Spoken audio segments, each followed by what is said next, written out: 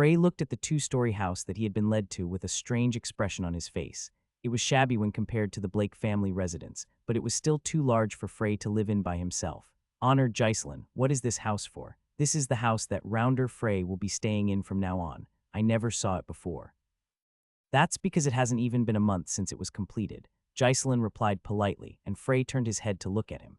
Giselin was one of the 3 Force honors of the Troman Rings, and he was currently walking the path of magic swordsmen. The Kungunil dagger, which hung at his waist, was especially noticeable. When Giselin noticed Frey's gaze, he stroked the dagger at his waist with a smile. The dagger given to me by Rounder Frey was incredibly helpful.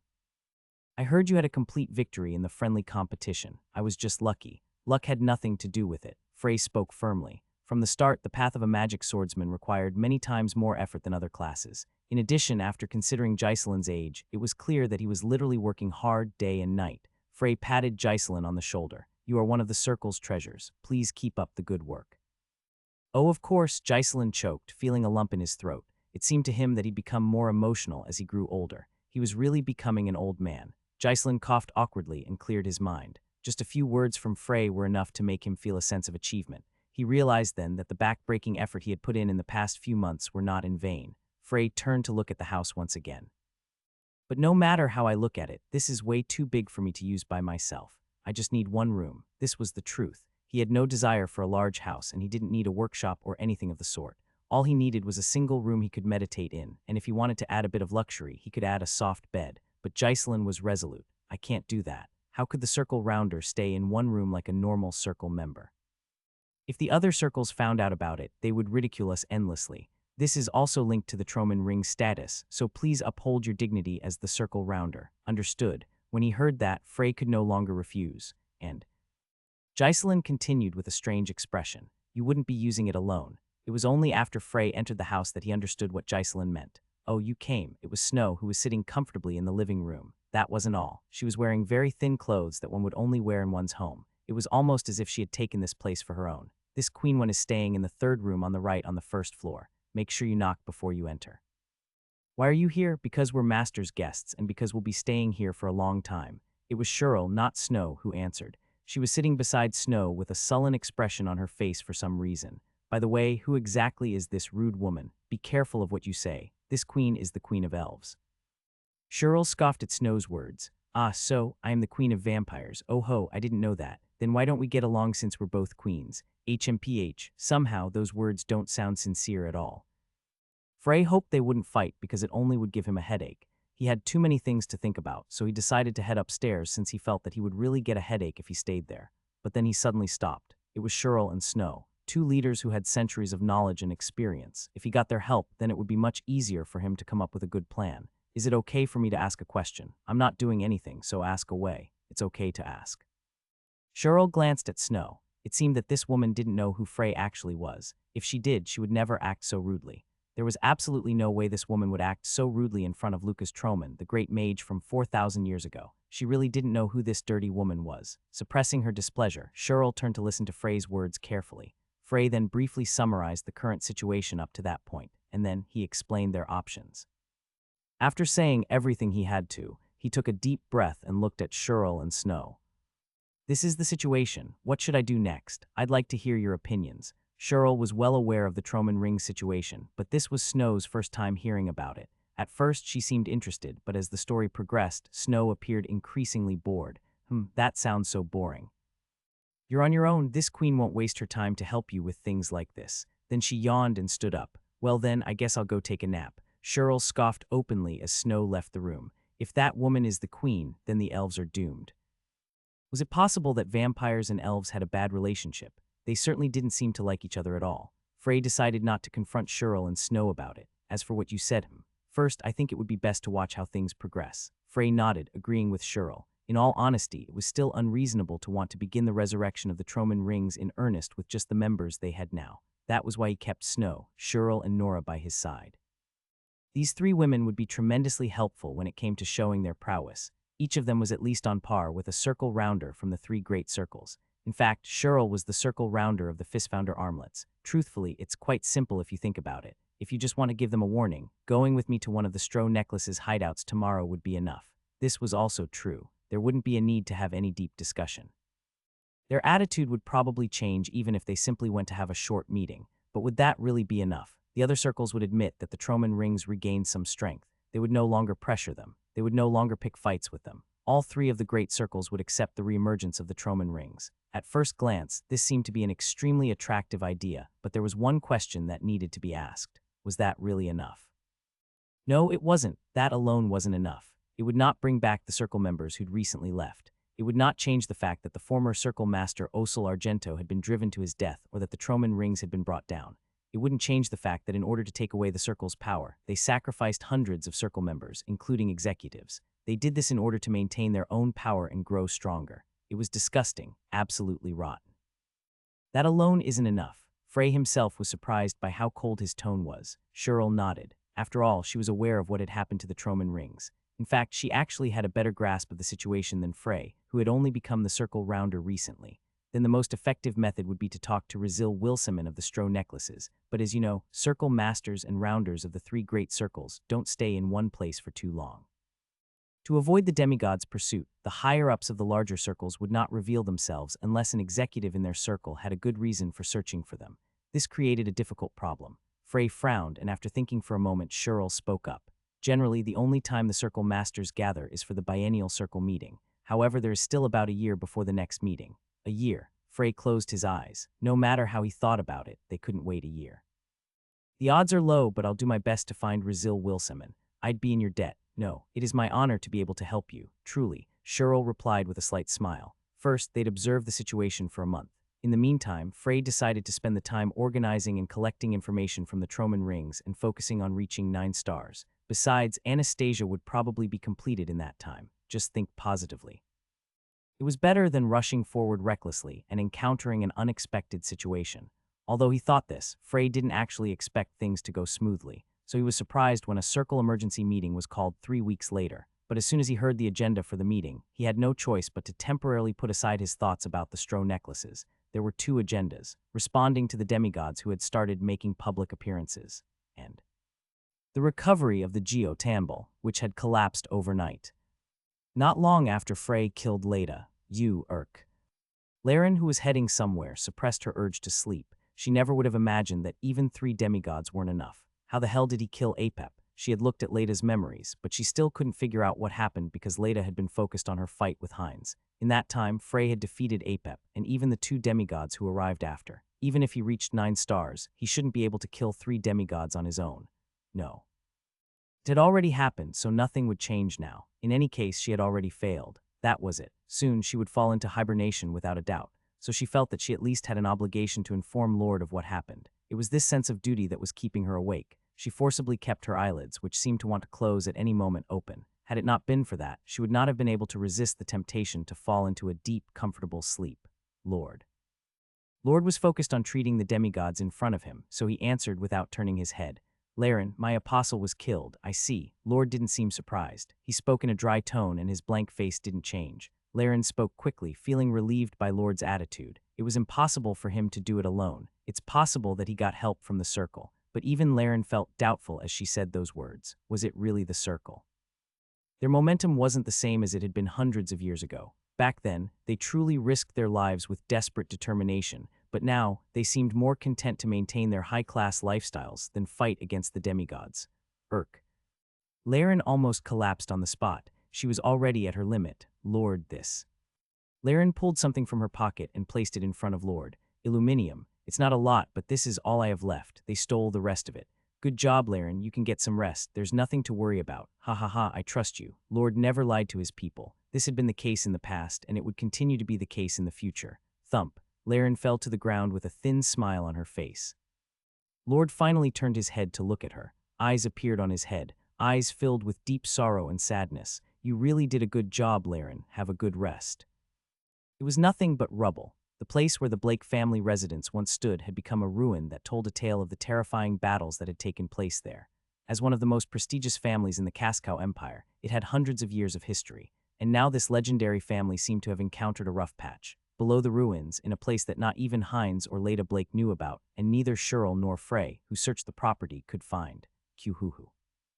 Laughter could be heard. He had lost everything in a single day. The power and authority he'd had all but vanished, and it was only through luck that he kept his life. Everything was gone. No, he'd expected this would happen. From the moment Laren had accepted Leda as her apostle, he had been relegated to a chess piece. He was too weak. Even being a 7-star wizard and the head of the Blake family had not been an assurance. He couldn't even remember the last time he'd had a good night's sleep.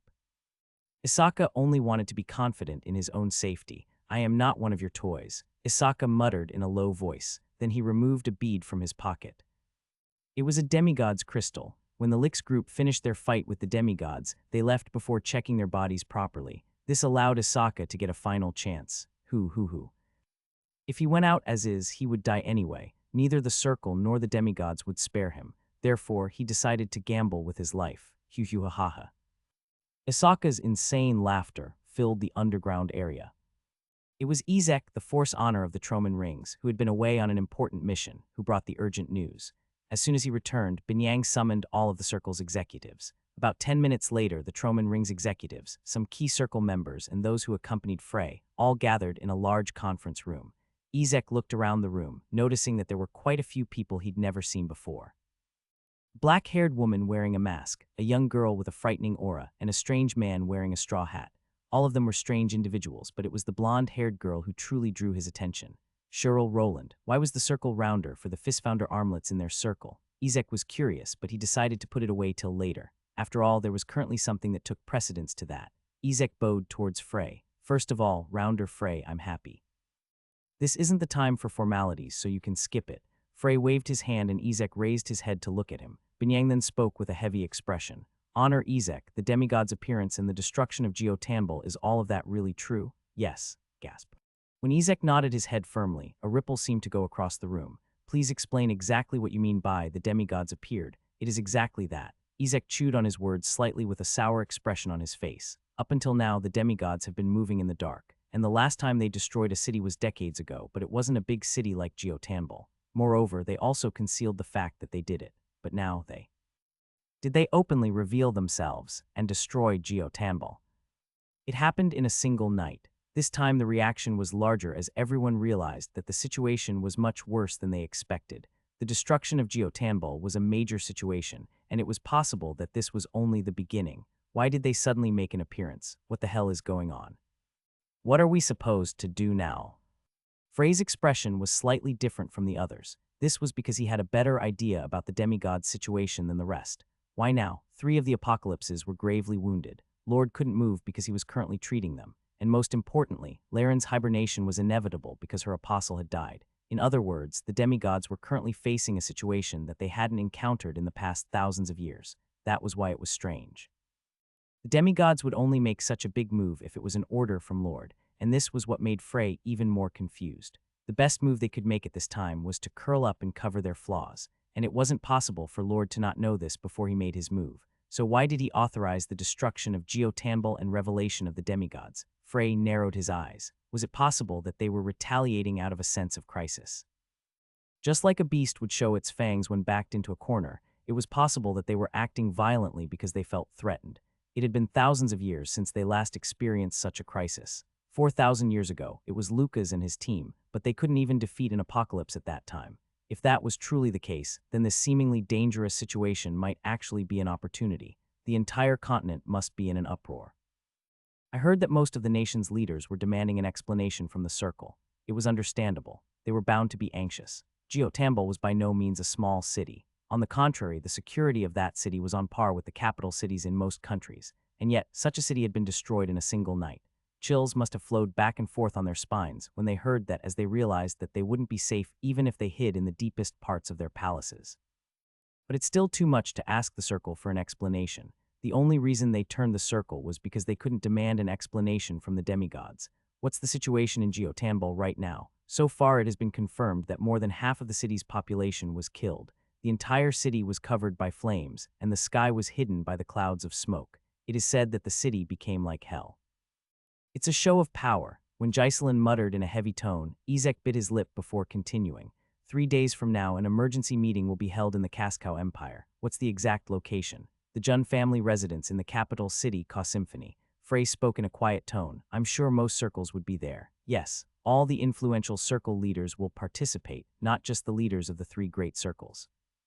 This was an opportunity that Frey had been hoping for just yesterday, an opportunity to show the world that the Troman rings had changed, but now he could no longer care about such things. This situation was many times more important than that. What is the minimum number of people that can participate in the meeting? There is no limit, but it shouldn't be too many. Also, circle masters and rounders must attend. Frey looked towards Binyang and said, Master Binyang, I know the coordinates for the Jun family residence. With warp, we would be able to arrive there in an instant. Then would it be okay to delay our departure? Yes, it wouldn't be a problem even if we leave on the same day. Binyang nodded happily. Understood, then we'll depart in 3 days.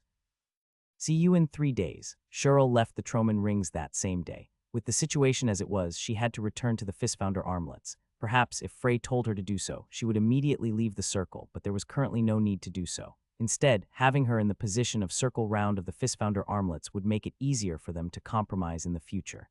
After sending Cheryl off, Frey went to find Hector.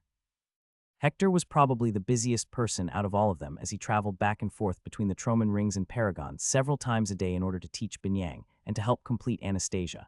Hector, how is the production of Anastasia going? Of course it's going great. But it will probably be delayed a little. Is there a special reason? Because you introduced me to Adelia. Frey tilted his head. As Hector said, Frey had introduced him to Adelia.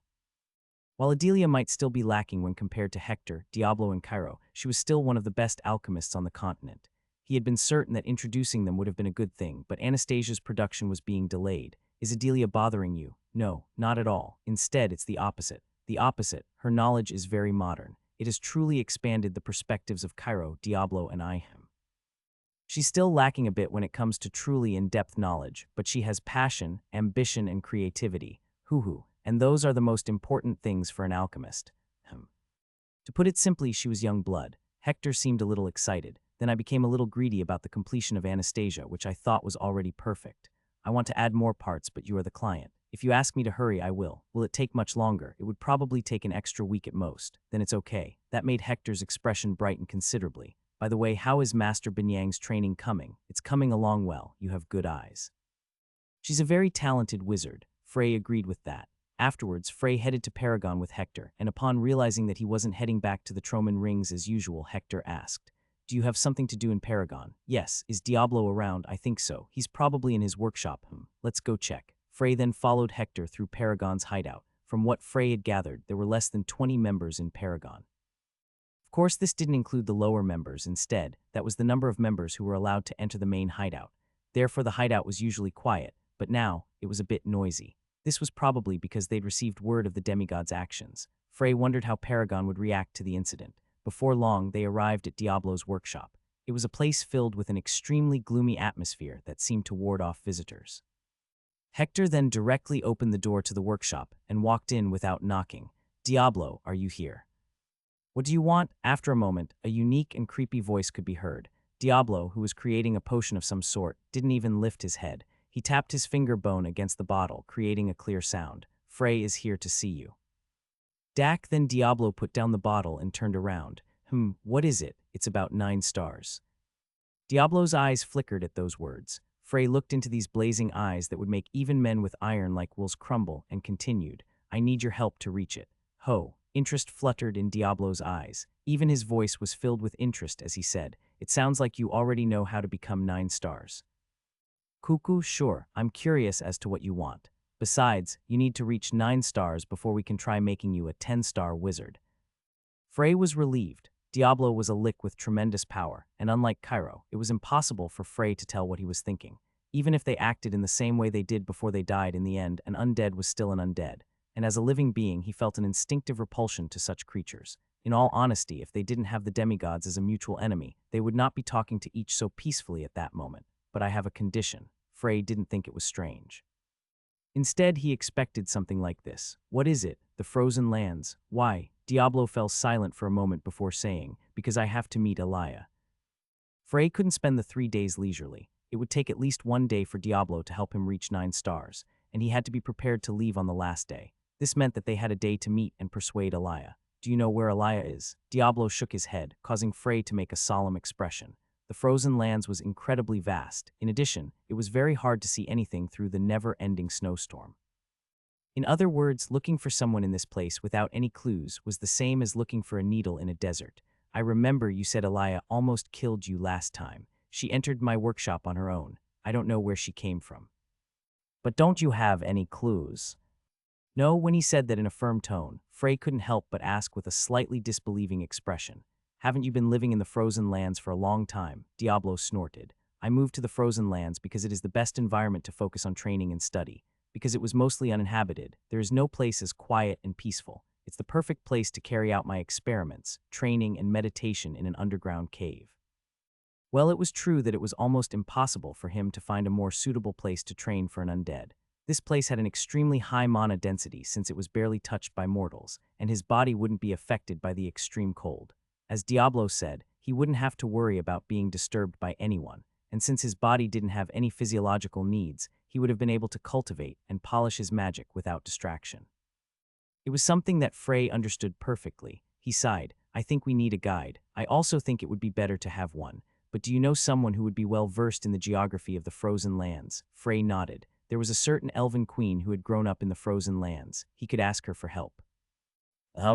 Snow didn't agree immediately after hearing Frey's request. Her normally mischievous expression had become serious. This expression reminded Frey of his first meeting with this queen. I don't intend to force you. At Frey's words, Snow shook her head.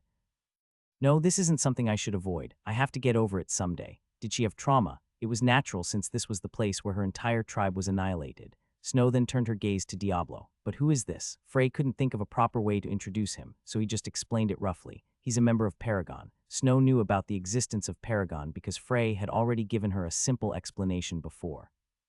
Of course, all she knew was the organization's name and a little about their goal. However, Snow kept looking at Diablo with a strange look in her eyes.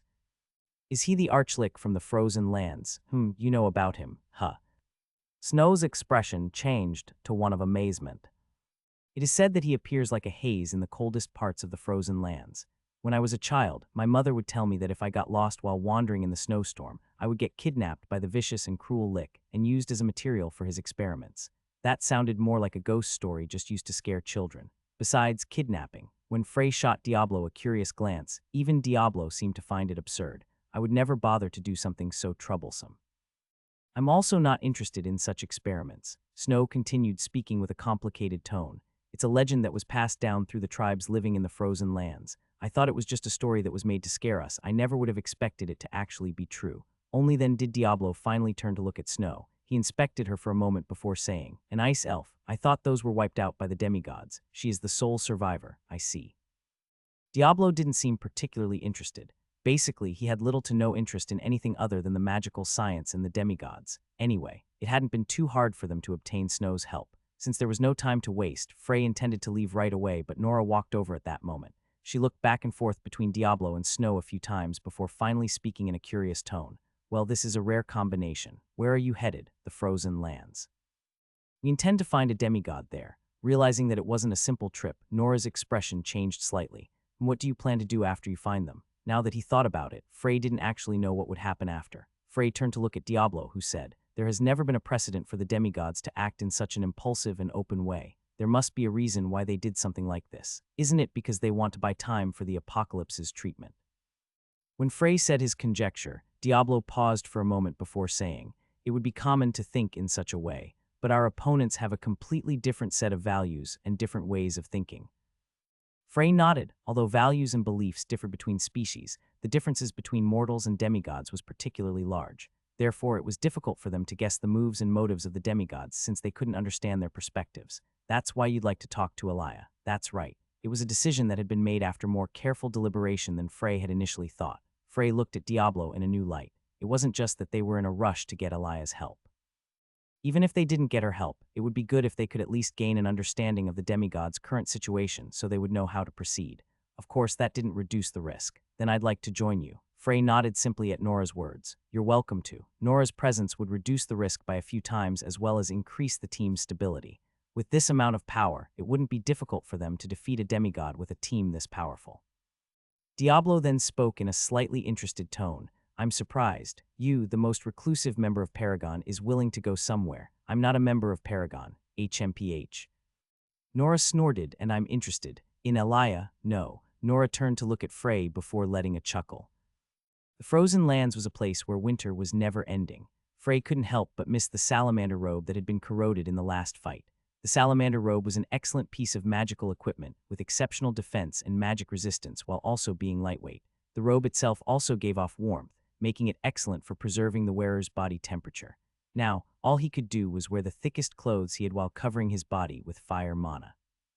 Although it was not the most effective, he didn't have any other choice. Snow and Nora seemed to have a bit of a resistance to the cold, maybe due to the fact that they were powerful martial artists, not to mention the undead Diablo. Hoo. This is definitely not a place where people could live. Snow chuckled at Frey's murmur. That's because this is one of the coldest areas even for the frozen lands. It's not this cold in the southern regions. As she said that, Snow's eyes dimmed a little. Just as she was about to say something else, Diablo spoke up. We have to hurry, we don't have time to chat. Frey nodded before turning to Snow. Snow, with every step they took, their calves would sink into the snow. Just this repeated action quickly drained their stamina. The raging blizzard was enough to paralyze anyone's sense of direction, and the loud noises made it impossible for them to hear each other even if they shouted. At first glance, it would seem like Snow was moving slowly, but Frey didn't express any dissatisfaction. However, after a few hours passed, he couldn't help but become a bit impatient. You have some idea where you're going, don't you? Are you looking down on this queen? Snow glared at Frey before sighing. This is an extremely cold place that even ice trolls with the thickest fur would be reluctant to traverse. It's not a polar region, yet it is a place that has a never-ending blizzard. I never really thought deeply about the reason, but if there really is a demigod named Elia here, then she might be the one influencing the blizzard. Snow nodded. And we're currently on our way to the place where the blizzard is the coldest and the fiercest. That's right. There is a very high chance that Elia would be at the center of the blizzard. Diablo also agreed with that. On the other hand, Frey was still a bit skeptical. Would she really be that easy to find? They could only continue forward step by step. With such a heavy blizzard, it would be incredibly hard for them to use the flight spell to search faster. It wasn't impossible, but the amount of mana that it would take to maintain their body temperature and their ability to see clearly while in flight could not be ignored. And they wanted to maintain their peak condition as best as they could until they met Elia. After all, they weren't sure how she would react. Even so, the physical fatigue is considerable. If Frey hadn't trained in the Warrior King's fist in his spare time, he was almost certain that his body would be frozen stiff or exhausted. They walked for a few more hours without bothering to waste energy communicating with each other. Then Diablo suddenly stopped, found her. Frey's eyes flickered, but he still couldn't see anything. Looking at Snow and Nora, it was clear that they also didn't see anything. But all of them could feel the overwhelming divine power that filled the area. Don't lower your guards. Everyone nodded at Diablo's words as they began walking once again. About 5 minutes after, they finally managed to catch sight of Elia. She looked like a young girl with white hair who was staring up at the sky. They couldn't see her expression as her back was to them, but it was still difficult for them to just start talking to her. Elia didn't budge as Frey's party approached, but it was obviously not because she didn't sense them. Just as they were prepared to say something, Elia turned to look at them. Her expression was so cold that it completely overshadowed the blizzard blowing around them. What do you guys want? Demigod Elia, we came here to ask for your help. Go away. The moment she said those words, the blizzard around them intensified by several times. Jigging. Frey cast a barrier, and the white snow hit against the barrier like hail. This isn't good. They couldn't even feel a strand of goodwill. They couldn't be sure why, but it was clear that she was angry. Elia's sharp eyes turned to Diablo. Now I remember, you're that lick I met before. Right, did you think I didn't kill you that day because I was weak? The anger in Elia's voice was clear. They had picked a bad time. She didn't seem to be in the mood to talk. But they didn't have time. Frey grit his teeth. Demigod Elia, I came to you because of Ricky's will. The blizzard stopped at that. No, to be precise, it was as if a membrane had formed that isolated Elia and Frey's group from the outside world. Frey quickly continued. Before he died, Ricky said that if there was any demigod in this world who would help me, it would be Y. Shut up, these words were harsh and cold like chewing a piece of ice. At Elia's words, Snow, Nora, and Diablo began preparing for battle, their auras building up explosively. Me help you, that guy still did whatever he wanted even when he was on the verge of dying. Haha, ahaha. In the first place, I never had any interest in the demigods or the circle. The survival of the demigods, Lord's orders. Ha, fuck that. The blatant disregard for Lord already showed that Elia was very different from the other demigods. Nevertheless, Frey's wary expression didn't relax in the slightest. Elia might not care much about the demigods, but it was the same for them. Crunch, cold air swirled around her hands. And you want my help? Sure, I'll help you. But first, you have to prove that you're worth my help. Elia's freezing eyes turned to Frey, especially you, human wizard. I heard that you had a part to play in Ricky's betrayal, so I want you to show me just how exactly did you influence Ricky too. A memory from the past came to Frey's mind. It was the time when they tried to subjugate Ananta. They had used their full power in the fight, but they still suffered a crushing defeat. They didn't even manage to do much damage before being forced to run for their lives. It was then that they'd realized that the demigods weren't all the same, that they were divided into levels, and those beings that the circle had nicknamed apocalypses were on a completely different level. Just looking at Elia now was enough to send shivers down his spine. It wasn't just the cold. Frey was certain. This woman in front of them was at least on par with an apocalypse. She's not stronger than Ricky, but that didn't make the situation much better. In the first place, if he were to use Ricky as the target for comparison, then every other demigod other than Lord would appear weak. He was truly the number 2 among the demigods, capable of defeating the other 4 apocalypses on his own. Frey looked around. A magic warrior, a knight, and 2 wizards. If a witch had come with them, they would have been the same as his team from 4,000 years ago. When he had that thought, Frey felt a little disappointed that Cheryl wasn't there. If she had been with them, the range of strategies they could use would have expanded greatly. The versatility of witches was definitely top class among the 5 jobs. Then it occurred to him that he could use this battle to make up for his failure in the past. Frey turned to Diablo. "I'll take charge." Those words made Diablo turn to look at him. "I am 9 stars, I know that. Are you saying you'd have a better perspective of the battlefield than a 9-star wizard? I wouldn't have brought it up if I didn't think so. Ho, I wonder where this confidence comes from, because it's the truth." Diablo fell silent for a moment. At first glance, it seemed he was embarrassed, but he was also a bit angry. "If I find that your orders are, I'll pass command to you immediately." HMPH understood. "Then take the lead, Frey Blake." Frey nodded before turning back to Elia. "The terrain isn't favorable for us. Elia probably had the power of ice. He wasn't certain, but he believed that to be the case since she was able to manipulate the blizzard at will. It was a very tricky ability. Cold caused the body to stiffen and lowered its capabilities, which could prove fatal for wizards and knights. Nora Snow, please keep the pressure on Elia." Understood. "This location is no good," Nora complained in a low voice. This was understandable since her small body was almost half buried in the snow. "I'll enchant you with fire magic." F-whoosh. Nora and Snow's bodies became covered in fire mana. It was difficult to expect an excellent effect, but it was better than nothing. Tot. Suddenly, Nora and Snow disappeared at the same time. They moved so quickly that it was almost impossible to follow them with the naked eye, but it was no problem for Elia. Clang, clang, clang. Dozens of small skirmishes happened in an instant, the sounds of which were mostly covered by the blizzard. Nevertheless, Elia did not move from her position. It was almost as if she was a spear of ice stuck in the earth to stop their advance. "Is this the power of ice?" Snow was dumbfounded. Her blade, which could cut through steel like it was paper, was being blocked by a mere chunk of ice. It would be a lie to say that her pride wasn't wounded by that fact. Nora's fist was also blocked by the ice, but since she was much stronger and more experienced than Snow, she was able to think of a way to overcome it. She looked down at her fist and then at the ice before putting her thumb in her fist. Then she tried again. Crash, her outstretched fist shattered the chunk of ice like glass, sending shards of ice flying everywhere. Elia's eyes widened slightly. What a sharp gaze. She managed to immediately grasp the nature of the ice. What was even more surprising was the fact that her body was strong enough to immediately target the weakness after she grasped it. This human is only a step away from becoming a warrior king, but that alone wasn't all. Crack, crack. The ground split apart at that moment, and thousands of hands popped out of it. These skinny, skeletal hands swayed. This was Diablo's personal spell, Grasp of the Dead. It was this very spell that held the demigods in place back at the Blake family residence. Elia's body lightly rose into the air, and the skeletal hands flew up after her before they all suddenly stopped moving. The simple cold air had blocked their movement. Spells below 7 stars won't be able to affect that woman. As he said that, Diablo began casting another spell. "It seems 8-star spells only have a slight effect. My spells wouldn't have much of an effect either. In this blizzard, the strength of fire spells would be reduced to less than half. As for ice spells, he didn't think they would have any effect. It would be like attacking Nozdog, who had the power of death with necromantic spells." Frey spoke briefly. "I think we'll have to fight blindly, Diablo." "What do you mean?" "We just have to cast spells until our mana runs out. The stronger the demigod is, the less decisive wizards should be in the fight. We just need to force an opening for Snow and Nora to take advantage of." "I agree, but it still sounds stupid when you say it aloud.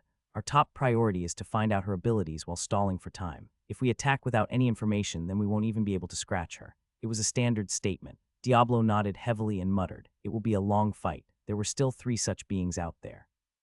Apocalypses, Diablo sighed. Fortunately, they were currently in critical condition. At least 2 of them need to die before the odds turn in our favor. Then Diablo put those thoughts aside and focused on the fight. Agni opened his eyes. "You're awake." Then he heard an eerie but familiar voice. When he turned his head, Agni saw Nozdog looking at him. Where? We're in the Livendak Mountains. Agni frowned as memories began flooding his mind. Ricky's betrayal, their fight against him, and their overwhelming defeat. He was a monstrous being who completely overwhelmed 4 apocalypses and even fatally injured 3 of them. If it wasn't for Lord, they all would have died. How long has it been? Cuckoo. It's only been a few months. Ananta gave his signature laugh, but his expression wasn't cheerful. Our injuries weren't things that could be healed so easily. Agni touched his chest. He remembered Ricky's power of the sword. Ricky had even been able to cut his body and soul without issue. For Agni, wounds on his body would be healed in an instant, but Ricky's attacks had almost killed him. Not only that, it had also been the same for Ananta and Nozdog, but now their bodies were fully healed. There were still questions he wanted to ask, but Agni looked around before asking. Where's Laren? She went into hibernation. The answer came from behind. There a crack appeared in the air from which Lord walked out. Then he spoke in a happy voice. You're all awake, my comrades. I sincerely welcome you back. Wait a minute. Laren is hibernating. What do you mean by that? Laren was the only one of you 4 to not be injured, and while I was treating you, she gave all her divine power to help you. Then her apostle was killed. So that's what happened. Such a shame. Ananta clicked his tongue and Nozdog nodded. At that moment, only Agni seemed unable to come to terms with reality. Just as he was about to open his mouth, Lord suddenly spoke up. I had a lot of time to think while you all were incapacitated. I thought about why we had encountered such a situation in the first place. I wondered why we should be bothered to rule over every species, and why we should be so concerned about their survival, development, and balance. And it turns out the conclusion is much easier than I expected. Suddenly, Lord and the other demigods teleported away. It was Lord's spatial movement. They appeared in the country closest to the Livendak Mountains, the desert state Silkid, and the place they appeared was none other than its capital city, Talhadun. What's going on? Who are these guys? They appeared so suddenly. Are they wizards? The warriors of Talhadun were shocked when the 4 transcendent beings suddenly appeared in front of them. At first, they thought they were wizards, but when they got a good look at them, their expressions hardened. That isn't that a lick. Their auras are strange. Why does that guy not have a face? Some of the more experienced warriors immediately put their hands on their weapons while gulping nervously. Ignoring them, Lord threw something to Nozdog. Nozdog, take this. Tack. Nozdog looked down at the little piece of metal in his hand. Aluminium, eat it, then clean the surroundings. When Lord gave the indifferent order, Nozdog immediately put the aluminium in his mouth while saying, understood, crunch. Then he made a weird shape with his fingers. Kugugu. Immediately afterwards, a giant skull appeared in the sky. The chin of the skull moved up and down slowly, and it gave off a bloody, red glow. Swallow. Gulp. Hundreds of people who were looking at the skull suddenly fell to the ground in unison. This wasn't because they planned to do so beforehand. Instead, it was because their souls had been absorbed, and all that was left was the shell. Hundreds of lives had been lost just because of one word from Nozdog. This is my conclusion. Did you finally decide to wipe out all of the bugs, our dear leader? As he asked this question, Ananta's voice had a pleased undertone. Lord responded simply. For thousands of years, the humans and other races have steadily developed their strength. We tried to dominate their growth, but our influence is only superficial. Meanwhile, they quietly developed even further in the shadows. They even created a group called the Circle. Accordingly, Lord looked down at his hand. Our strength has also weakened. Our strength doesn't change. To be precise, the range of our actions has decreased. Since we realized that the will of the world can destroy us, we became reluctant to act. They couldn't help but nod at those words. Since they'd confirmed the will of the world's existence, the demigods became hesitant to expose themselves and gradually retreated into the shadows, doing their best to control the continent with something other than force. That was a weak judgment. Think about it, comrades. Remember how we drove out the dragons, who fashioned themselves as the continent's mediators. Lord clenched his fist, his voice becoming more and more emotional. At that time, we prepared for casualties, because that was just how powerful the dragons were, and in truth, we did suffer some losses in the fight with them. I don't understand what you're trying to say. Lord shook his clenched fist as he explained to the confused Agni. From now on, we will acknowledge the humans and other races as true enemies, and we will face them with all our might. His gaze then turned to the crude castle built in the center of Talhadun. It was the great chief's residence. Although he realized what he intended to do, Agni had no intention of stopping him. Instead, there was still something that he needed to know. I don't care whether you want to destroy Silkid or not, but there's something I'd like to know first. What is it? Where is Laren? Didn't he already say she was hibernating? Ananta was the one who responded, but Agni shook his head. Then I'll change the question. Lord, why did you say everyone's awake when watching us come to our senses? Was that just a simple mistake? If not, isn't Laren there? Lord interrupted Agni's words, but Agni couldn't help but respond in a confused tone when he heard that. What do you? Agni realized that Lord was pointing at him, then his finger moved. She resides in your body, Ananta's body and Nozdog's body. Laren has become a powerful energy that's flowing through you at this very moment. When Agni heard that, he felt a lightning bolt strike his head. He forcibly stopped his body from trembling, and he slowly opened his mouth. No way, so we were able to heal so quickly. Lord finished in a flat tone. After I absorbed her, I gave her divine power to you. Stop. At Elia's words, Frey stopped moving. The same was true for the other three, but this wasn't because they were just obeying her orders. Instead, Elia's divine power disappeared at that moment as if it had been wiped away. Frey then spoke with a confused voice. What do you mean stop? I'll admit it. You guys are qualified to fight against the demigods. Elia's expression, which was even colder than the winds blowing around them, didn't change, but her tone became strangely gentle. Are you done testing us? Only a bit. If you weren't good enough, I would have just killed you here. It didn't seem like she was lying. The anger that Elia had shown was not something that could have been an act. Nevertheless, her ability to control her emotions so easily was proof that she was a transcendent being. Elia seemed to think for a moment before finally opening her mouth. If I were to give a proper evaluation, then the Lick and the Magic Warrior pass without a doubt. The two of you have already reached the level to be called heroes. And Elia's gaze turned to Snow. You were Ricky's apostle. That's right. How did you know I can't even use my powers? Elia snorted at Snow's surprised expression. HMPH. You probably watched Ricky's sword techniques too many times, so you subconsciously absorbed them. All of Ricky's habits are embedded in your swordsmanship. Oh, and say it correctly. What? It's not that you can't use your powers, it's that you won't. Ricky's dead, so you're not an apostle anymore. In other words, the divine power in your body is no longer borrowed. If you don't increase your strength and control, then the power in you will just become a nuisance. Snow's expression became solemn, but she didn't dare refute those words. This meant that Elia's words were true, but if I consider your potential, you pass. Ricky is dead now, so with his power in your body, you will definitely grow to a tremendous level. Now then, human wizard, did you say your name was Frey? Elia's expression somehow became colder. To be completely honest, I'm disappointed in you. You know, I had really high expectations for you, but what the hell was that magic? That was 8 stars at best. Something like that would only work against mortals. Plus, the divine power you're using belongs to Indra. Not to mention, Lord, you can't even fight Agni or Nozdog at your level. Frey's commands were flawless. Surprisingly, it was Diablo who came to Frey's defense. This was because he was completely surprised by Frey's analytical ability and clear judgment that he displayed in the battle just now. Elia nodded at those words. I agree. That's why I find it so strange. I don't think he's even been alive for 100 years, but it feels like he has a lot of experience fighting against demigods. Even though Diablo had been alive for more than 1,000 years, the demigods had already retreated to the shadows in his time. On the other hand, during Frey's time, 4,000 years ago, the demigods moved much more openly than they did now. There were times when he would have dozens of skirmishes with demigods in a month. Therefore, when it came to combat experience, there was no one in modern times who had more than Frey, so when he reaches 9 stars, he will be extremely useful. That's not as easy as you're making it seem, I know. Nevertheless, you still need to act as soon as possible, because your time is running out. Running out? You must have heard about the incident in Geotanbul by now, right? That was just the beginning.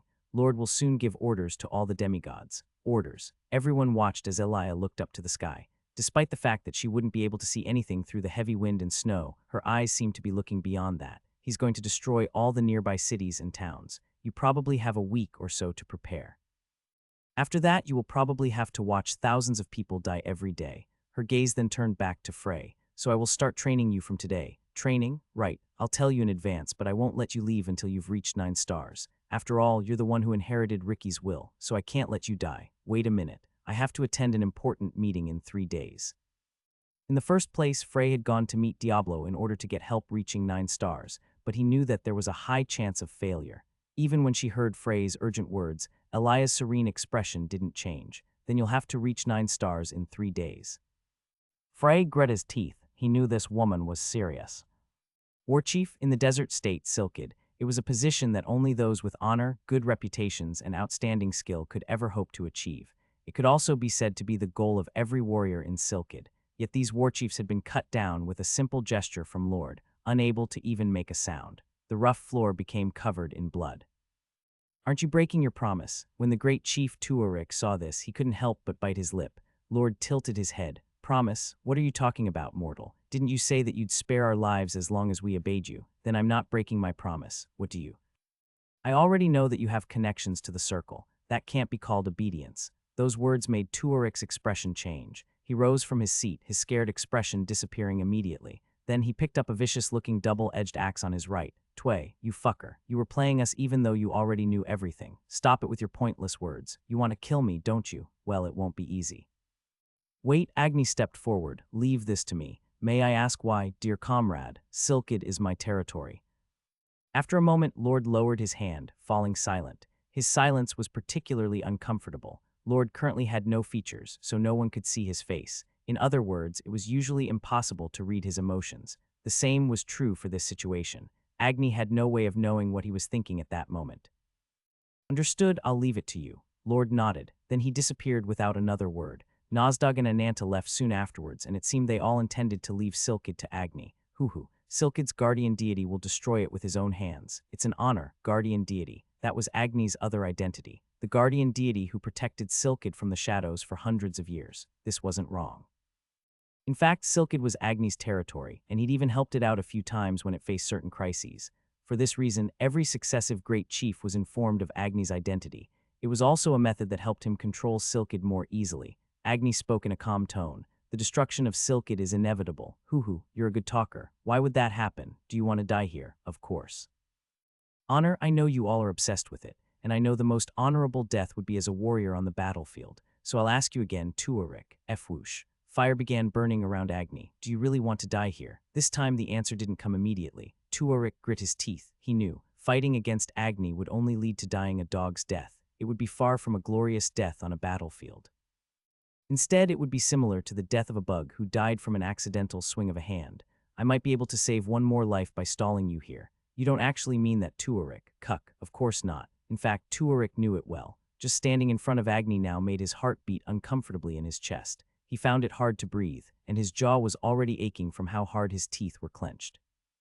His axe, which usually felt like a light branch in hands, now felt like one of the roots of the world tree. You are the great chief, not a war chief. What are you talking about? Choose. Will everyone die here, or will we maybe make a plan for the future? Tuarik blinked, not understanding Agni's words for a moment. Are you saying you'd let me go? Agni didn't respond, and Tuarik let out a laugh. Kuhuhu, you're asking a warrior to run away. I don't care what choice you make. He meant it. Agni was deciding their fate. It wasn't that he developed sympathy nor that he felt attached or responsible for them after protecting them for so long. Instead, it was just because there were some doubts bouncing around his head at that moment. Doubts about Lord. Before he realized it, Tuarik had left. In the end, he chose to act like the great chief and give his country a chance at survival rather than confront Agni like a warrior.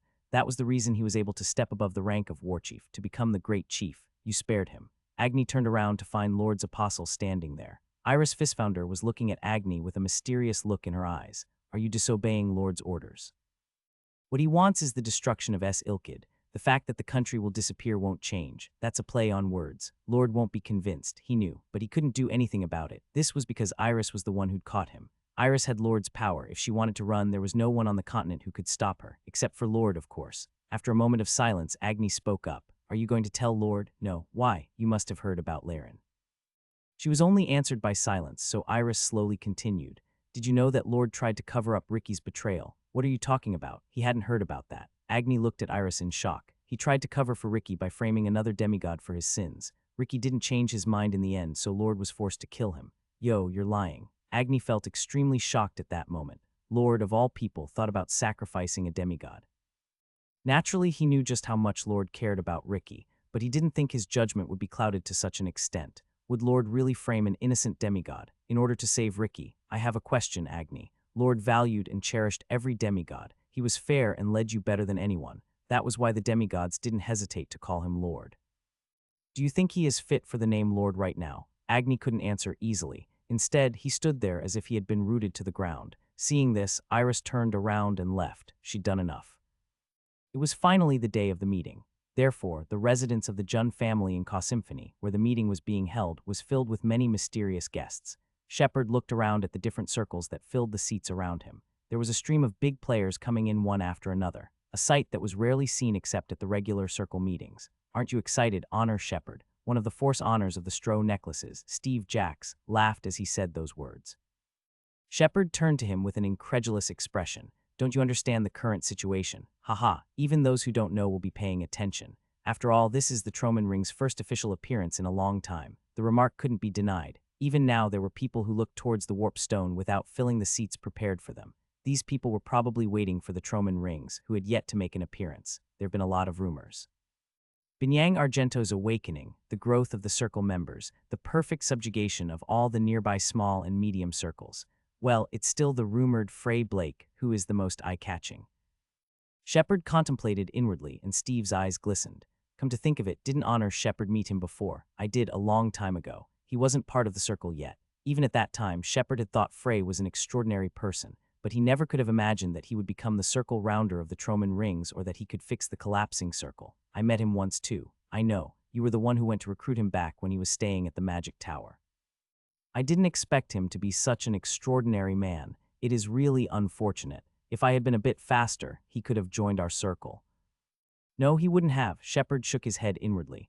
No matter how fast they were, Shepard didn't believe Frey would have entered any of the three great circles. I hope they come soon. Are they coming late on purpose? When he saw Steve giggling to himself, Shepard couldn't help but release the sigh he had been suppressing. Even in a crisis like this one, there was no feeling of urgency. Geotambul was destroyed, and the capital of Silkid was taken down.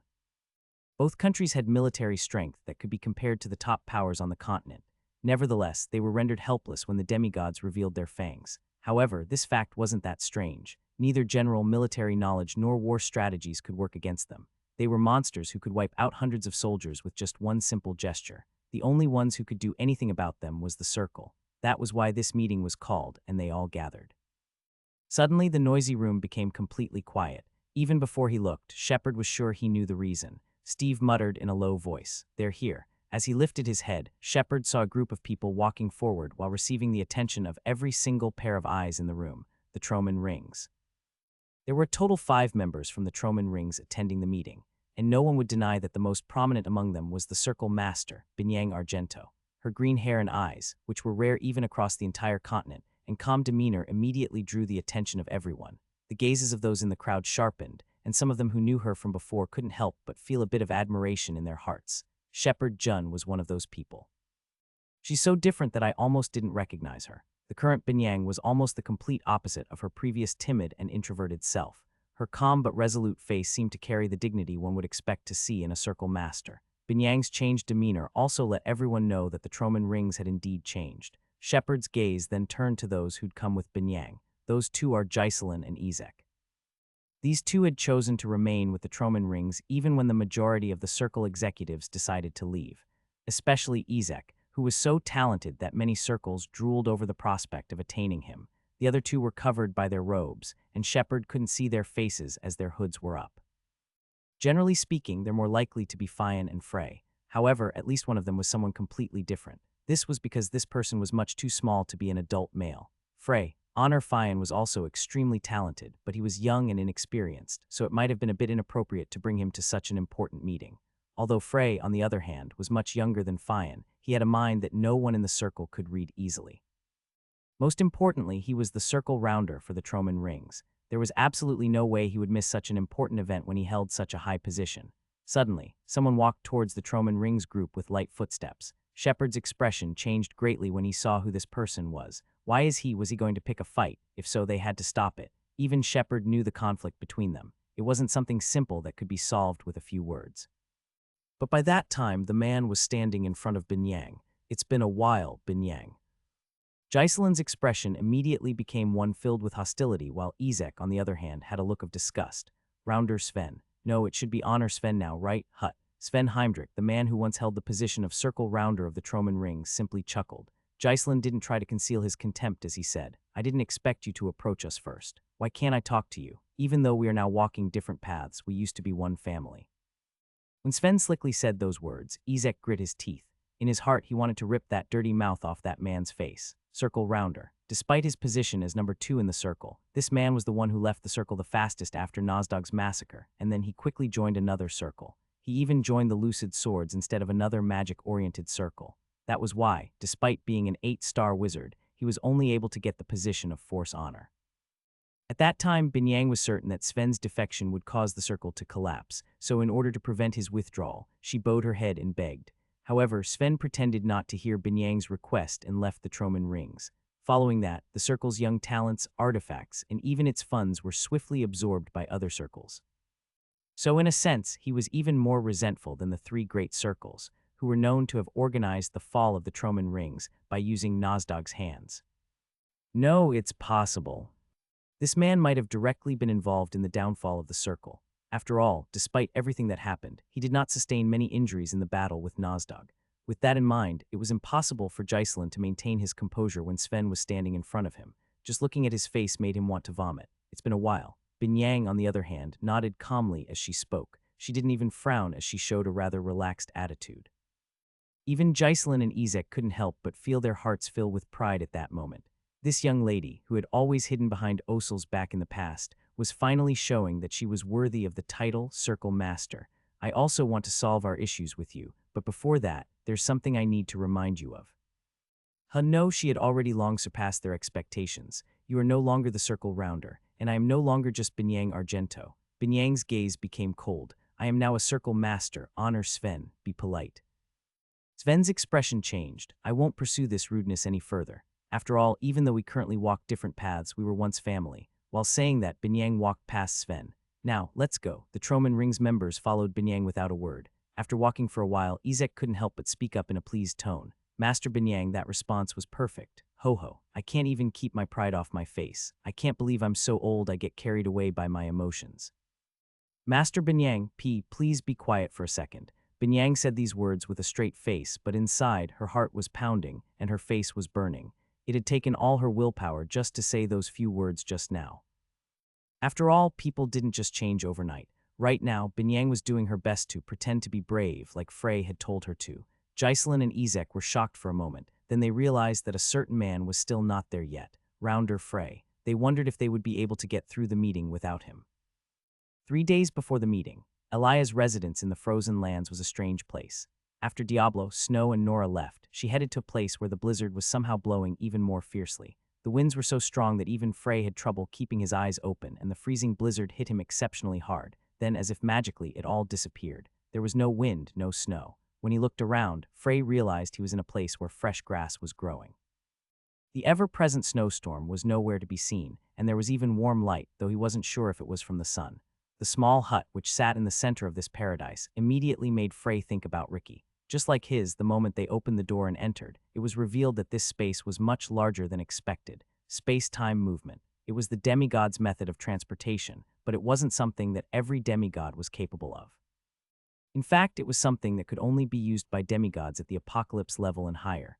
Of course, he had long known that Elia was an apocalypse-level demigod. The two of them sat at a table, facing each other. However, Elia didn't offer him tea like Ricky had. She didn't even open her mouth to say something first. It was as if she was pressuring Frey to do so. After all, he was the one who would be at more of a disadvantage as time dragged on, so he had to speak first.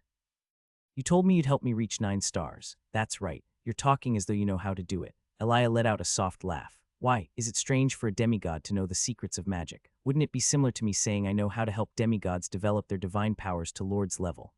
That's a good analogy, but there's something you overlooked. Have you ever heard of a normal demigod reaching Lord's level? Normal demigod. Frey looked at Elia while thinking that those words were said in a strange way.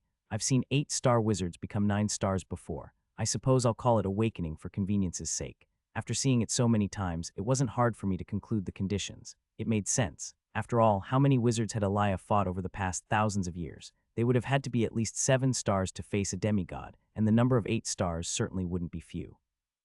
Otherwise, they would die before they could even make a demigod like Elia feel even a little strain. It was incredibly difficult for the average wizard to reach 7 or 8 stars, but 9 stars was even more ridiculous than that.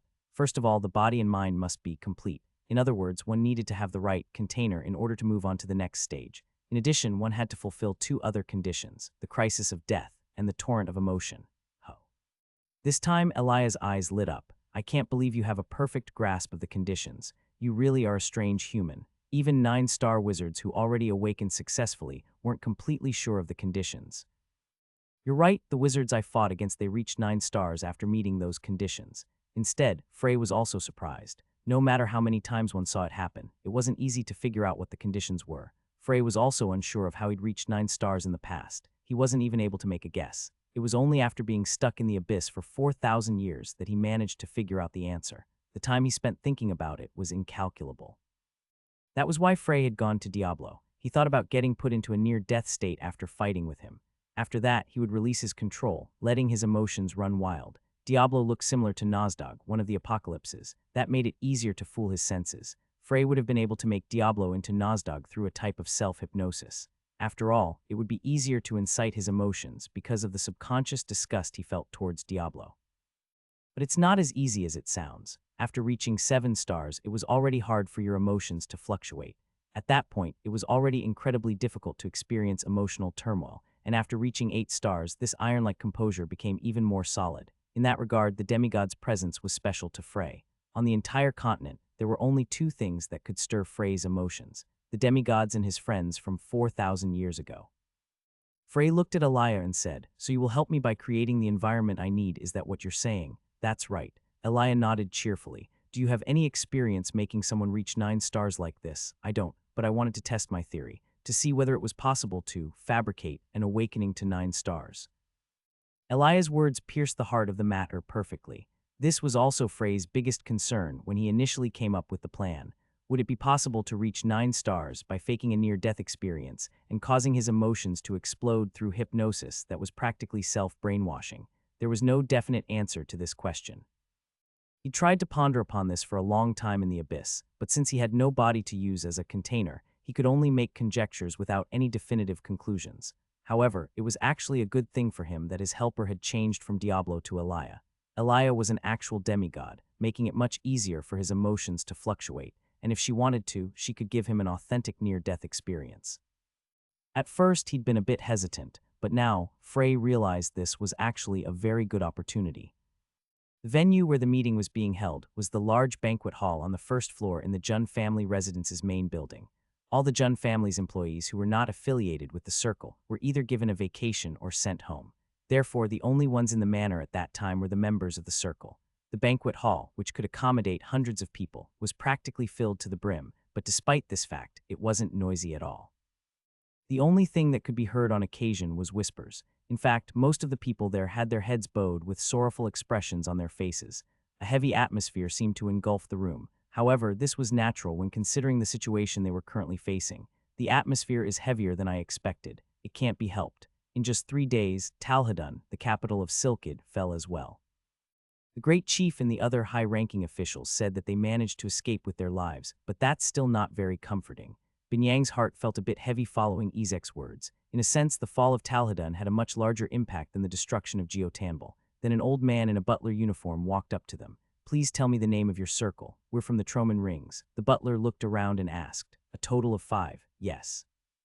After saying that, he turned around and began walking away. Ezek made a bitter expression upon seeing his attitude. It couldn't be considered rude, but it also wasn't very sincere. He felt bitter because it was far from the respect their circle gained in the past. Originally, our first priority was to change their attitude. Ezek shook his head, but this wasn't the time for that. They had to prioritize devising a plan against the demigods rather than showing off the new Troman rings.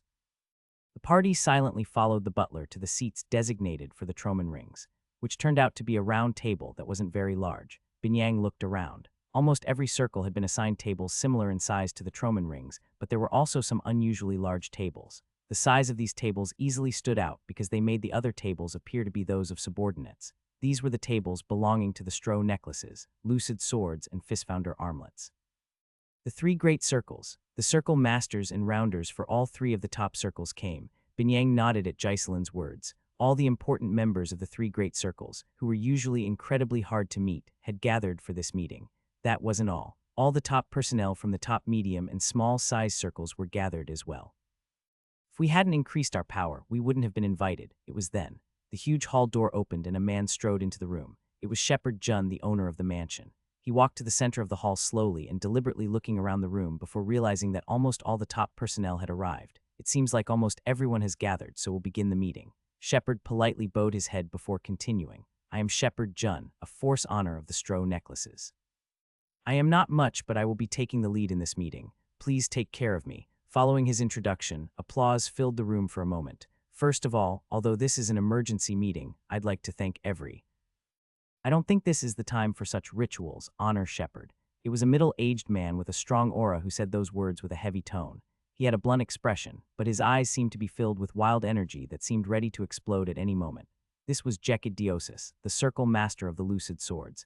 He was a swordsman capable of slicing through a wall with a simple, rusty sword, and knights respectfully referred to him as Sword Master Jekid. Shepard bowed his head at Jekid's words. "You are right, then I will immediately move on to the main point. Imagine mirror. Woo-woong."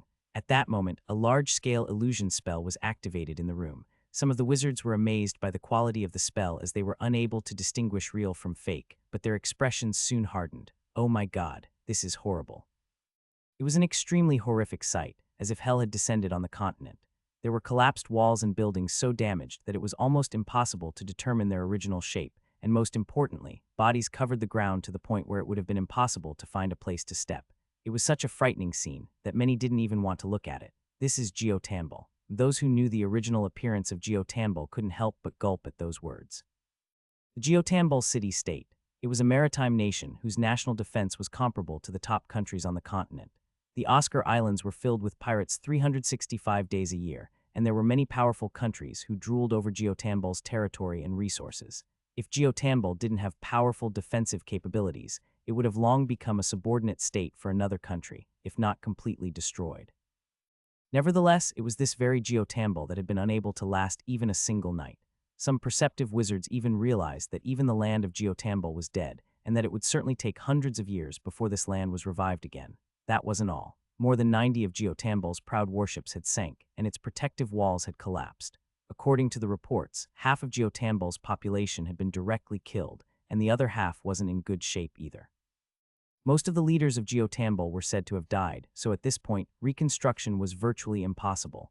The destruction of Geotanbul isn't something we could change. Not only that, as most of you should have heard, Talhadun, the capital of Silkid, was also captured. This made it clear. Shepard continued in a heavy voice. "The demigods are definitely revealing themselves." The only sounds that could be heard in the quiet room was the heavy breathing by some of the members. There wasn't even a buzz of whispers, of the sounds of clothes rustling from their movements. Nevertheless, the hearts of every member gathered were shaking violently. Shepard paused for a moment before saying, "They no longer have any intentions of hiding themselves. In fact, Circle members around the continent are receiving reports of multiple demigod sightings every day. This means they're no longer a potential threat hidden in the dark. That's not all." Then a cold voice suddenly sounded out.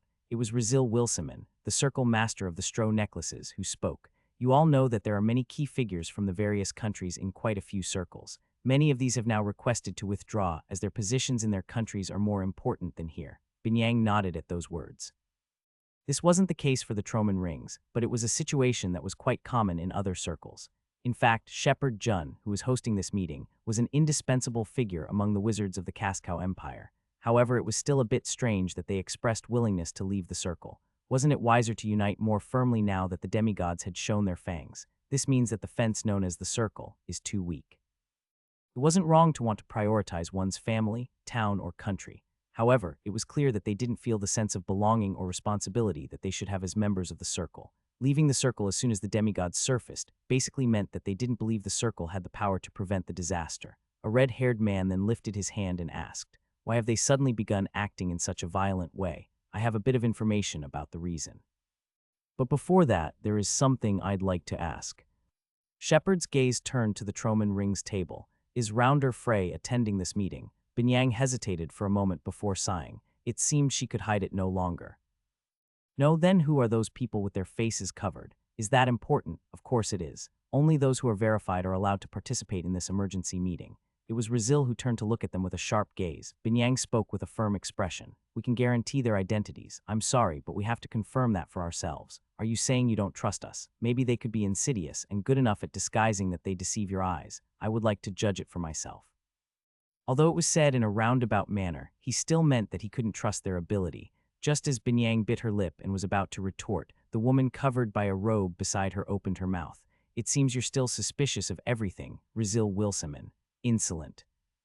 When they heard their circle master called by his name in such a disrespectful manner, the aura around the members of the Stro Necklaces became violent, but Rizil and a few other circle executives froze when they heard the woman's voice.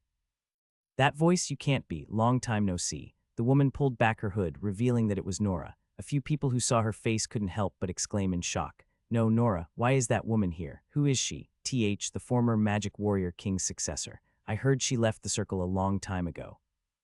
"Why is she with the Troman Rings?" Rizil's face was stiff as he said, How unexpected. I never expected you to return to the circle. I didn't return to the circle. Then why are you with the Troman rings? Nora answered in her usual light tone. Because I'm supporting Frey Blake, the circle rounder of the Troman rings. Whoosh.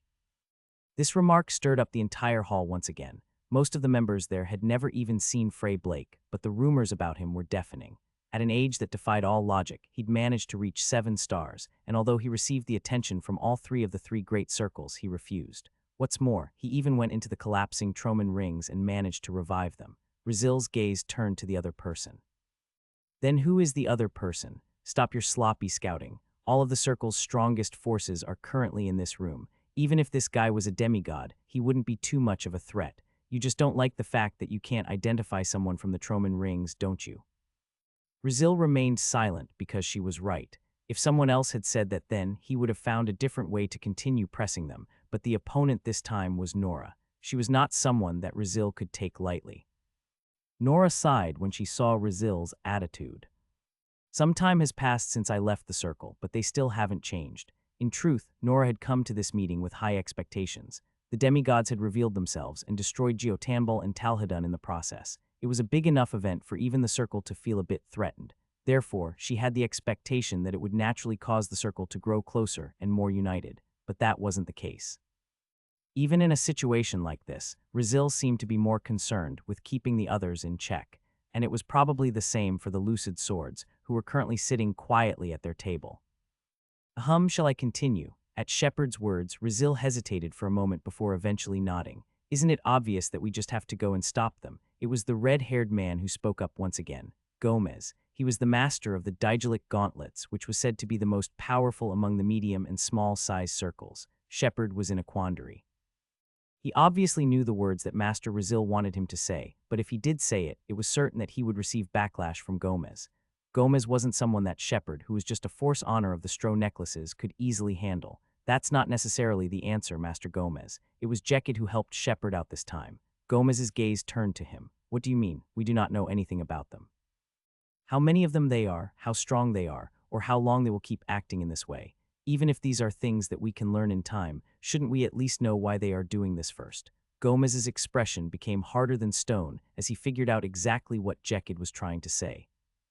So we should stay hidden until we figure that out. Is that what you're trying to say? I believe your words are a bit harsh. I'm just saying we should watch how things progress. Isn't that the same thing? You're really amazing. You saw what happened to Geotambal and you can still spout this bullshit tea. It's best to make a long-term decision. If the circle's power is reduced any further, then things will spiral out of our control. But to just watch innocent people die like this.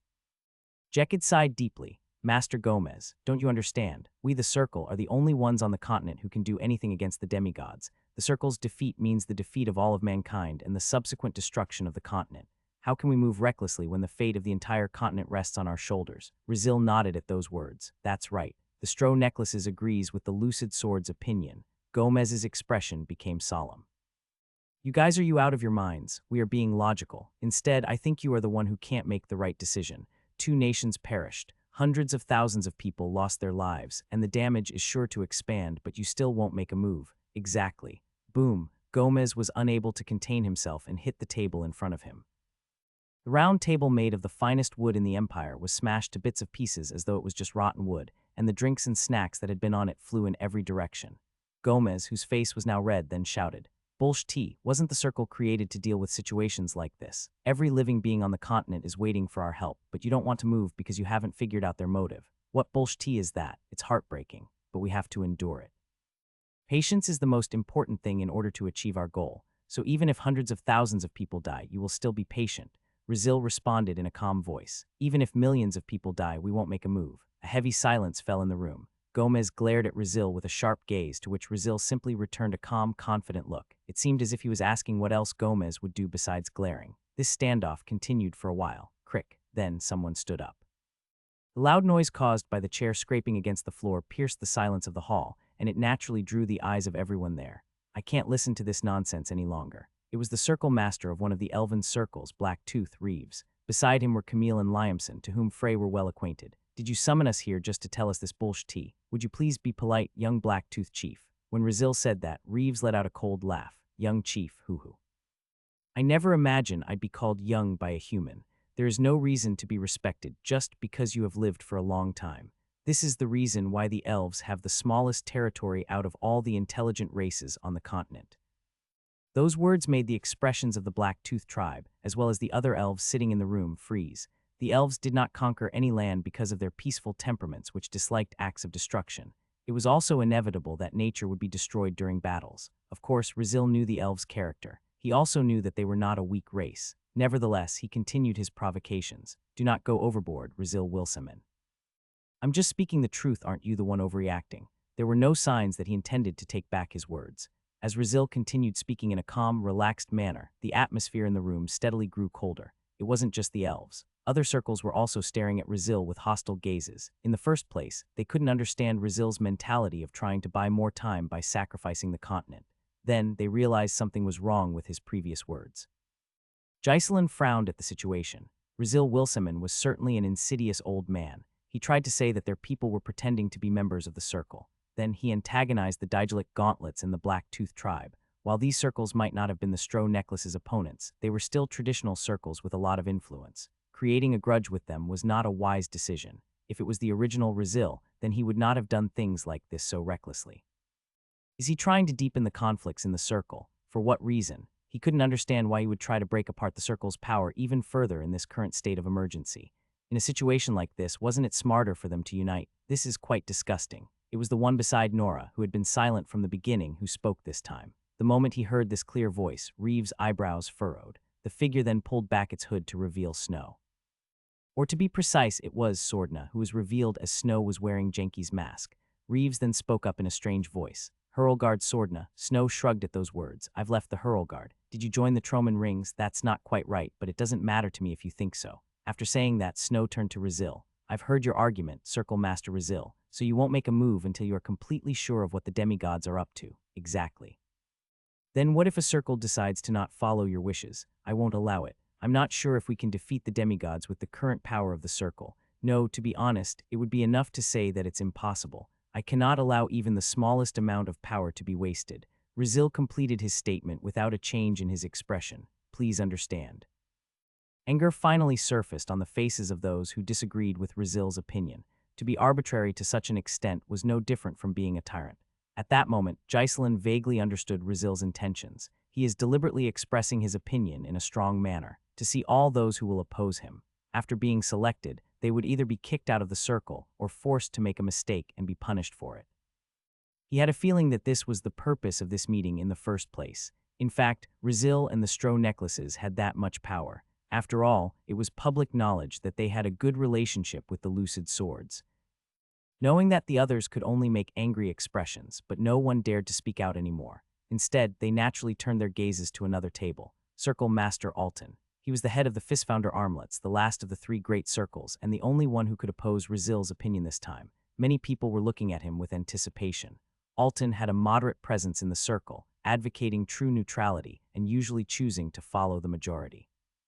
When the other two members of the three circles expressed their opinions, he rarely went against them. That was why Rizil didn't think much of it this time. So when Alton's gaze turned to Binyang, he frowned subconsciously. Binyang, what do you think? Rizil and Jekid furrowed their eyebrows at the same time. Was he asking Binyang's opinion instead of them, who were also masters of the three great circles? Alton, I think you asked the wrong person.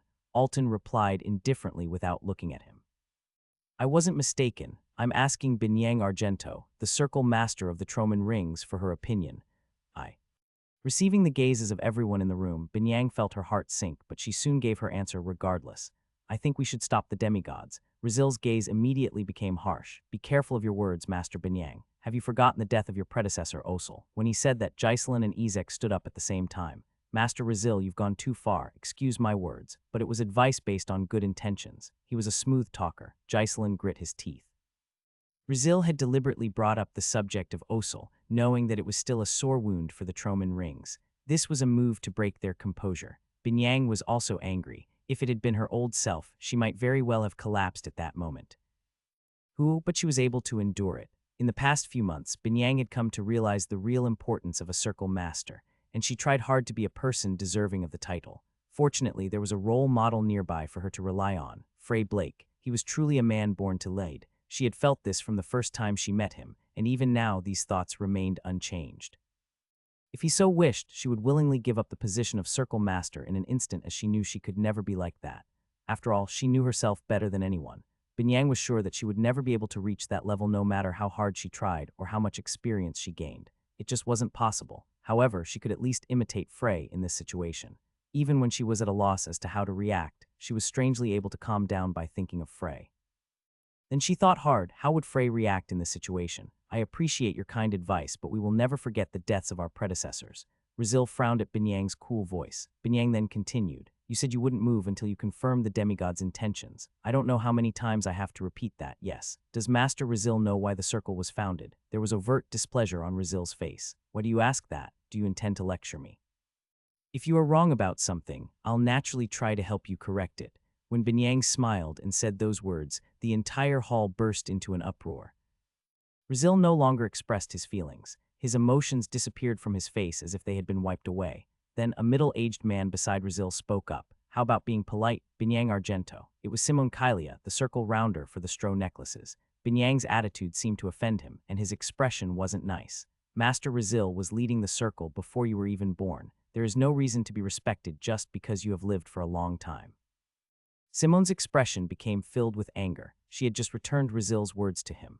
On the other hand, the elves in the room had cheerful expressions on their faces. Alton and the others also looked at Binyang with interest. Many of them remembered how Binyang was in the past, and looking at her now, they couldn't help but wonder. How could someone change so much? That is rude. Having the same position doesn't mean you are equal, Master Binyang. I'm not wrong, and I don't think I was being rude.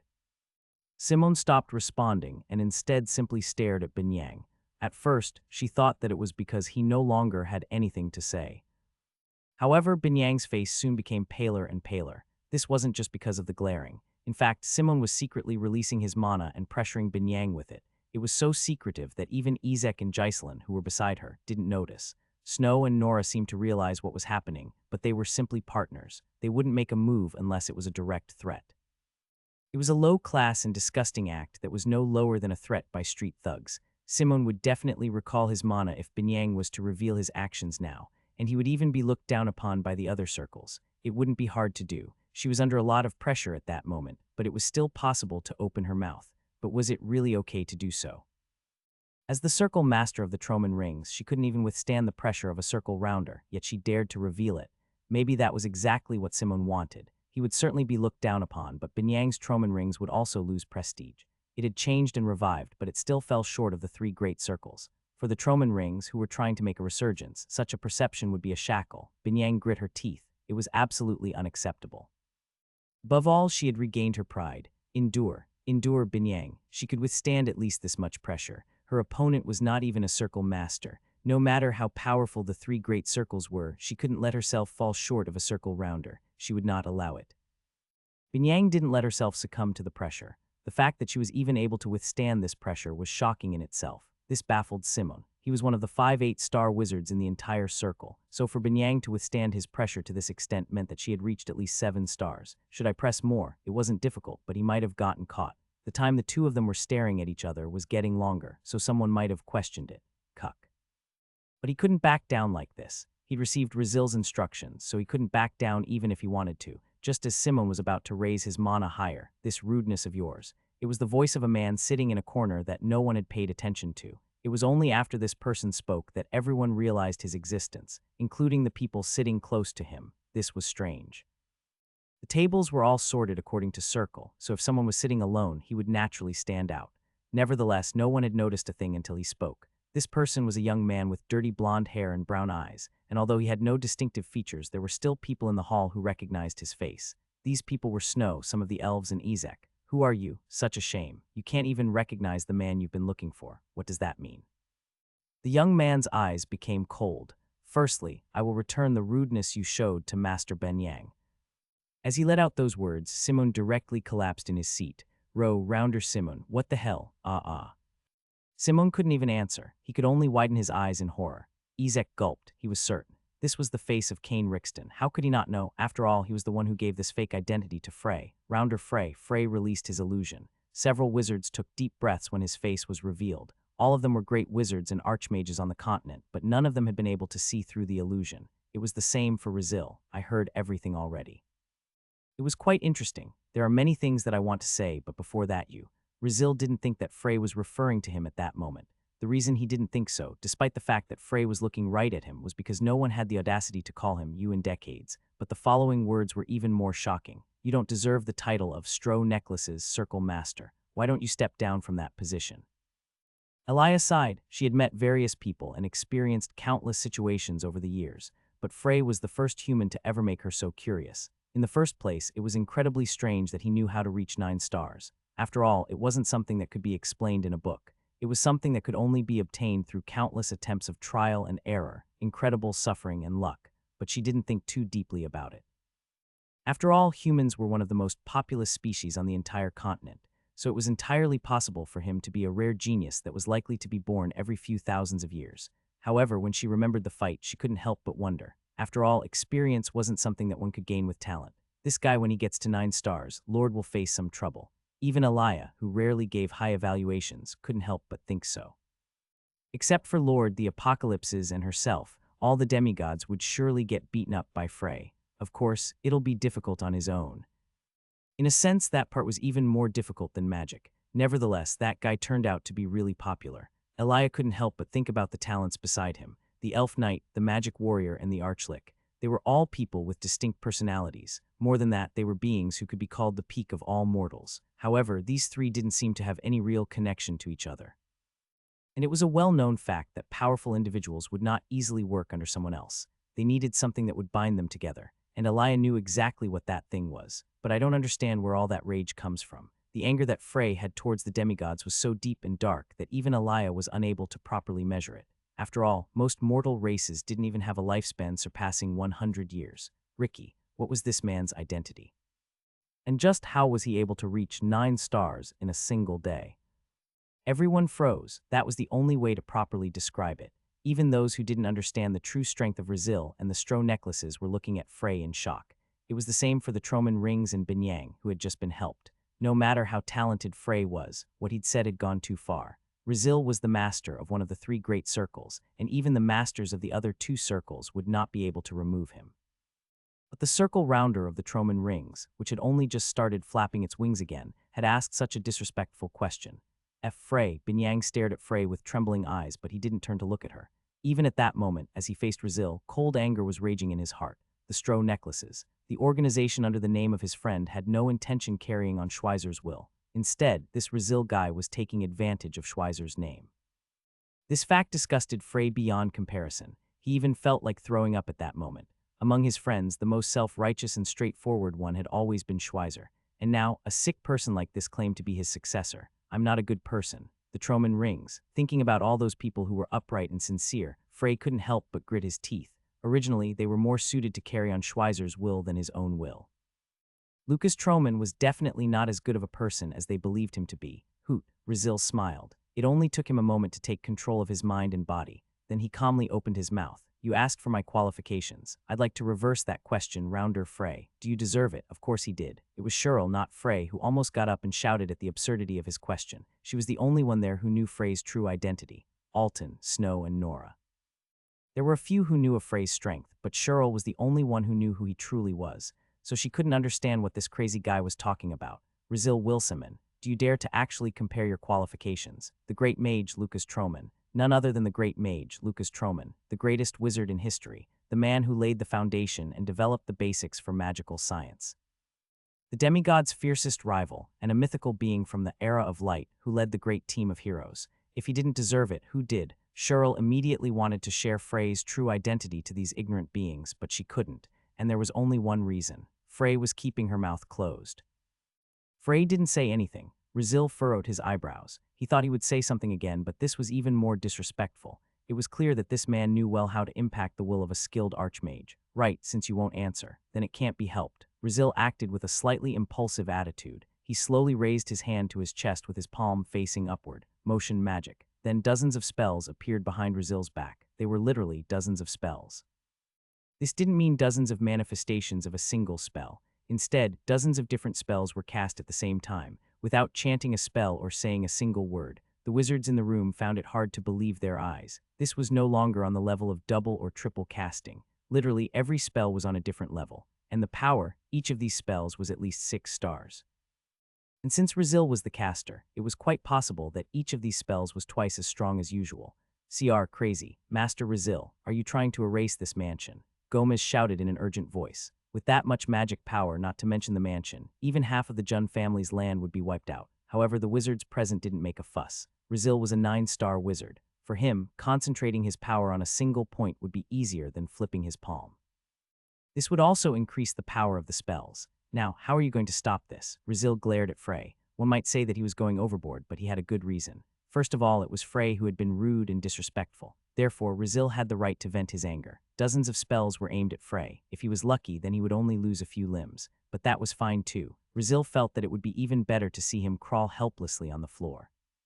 Then Frey lifted his finger. Rizil almost laughed at the action. Motion magic, was he feeling self-conscious? It seemed he had some pride after all. Rizil was about to laugh, but suddenly his expression hardened instead as he felt chills run down his spine. This was something he hadn't felt since he'd reached 9 stars. Emotion? No, this was a primal instinct. Frey straightened his index finger. It was a gentle and graceful movement, similar to the first stroke of a master calligrapher using the finest brush. And after that, time seemed to slow down. It was a strange sensation, as if that single moment had been stretched out, and the moment of the moment seemed as though it had been sucked into a black hole in space. No, was it the space that was getting sucked in, or was it him? So you're half too. Following the sound of an indifferent voice, a dark red light fluttered once. Sound disappeared, and no one could hear, as though everyone's eardrums had been destroyed. The first one to realize was Rizil, who had cold sweat running down his face. What a stupid thing to do, he could tell without looking back. The dozens of spells behind him had already disappeared. They had completely disappeared. Just like a wave crashing against a rock would shatter, the red light from Frey's finger had completely erased Rizil's magic. What the hell did he just do? Did he use a spell? He could feel the reverberation of the mana, but he couldn't tell just what Frey had done.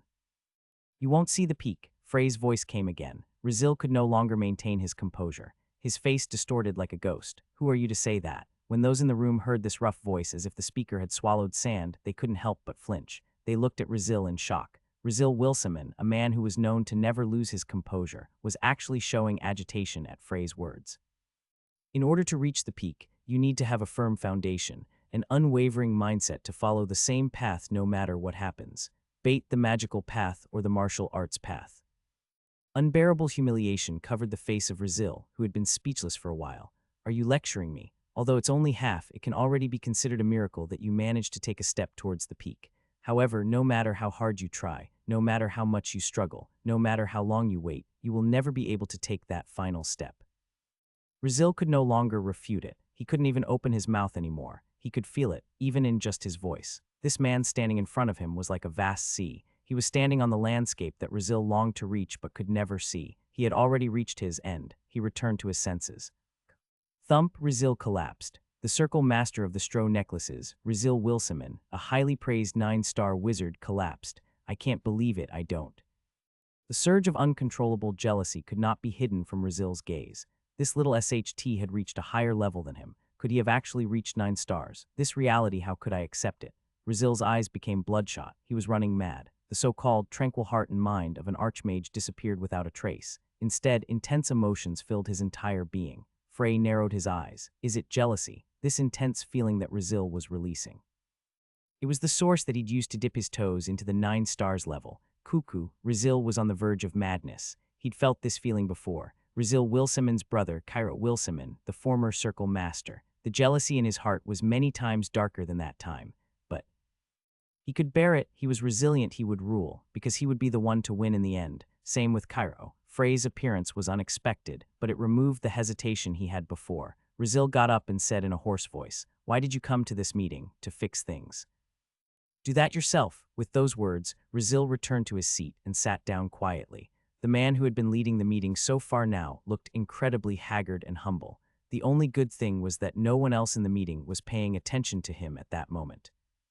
There wasn't even the sound of clothes rustling. Frey walked to the center of the hall with a calm gait. Shepard subconsciously backed away, giving up his spot as the host. Frey stopped and looked around. He could feel everyone's gazes on him. He could feel the gazes of all those who struggled and sacrificed for the circle. The circle. He still had vivid memories of that time. How happy he'd felt when he learned of its existence. But the more he got to know it, the more disappointed he became.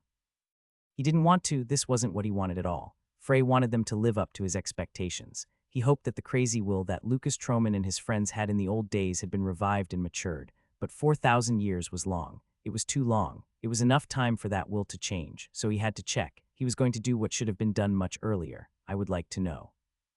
He wanted to ask them a mountain of questions, but there was only one simple question that filled Frey's mind at that moment. Why did you join the circle? To beat the demigods, the circle had to be completely united. There could no longer be such dispersed power. If they couldn't unite, they couldn't win. It wasn't easy, and Frey didn't believe he would be able to keep everything. That was why his decision to cut off the rotten parts remained unchanged.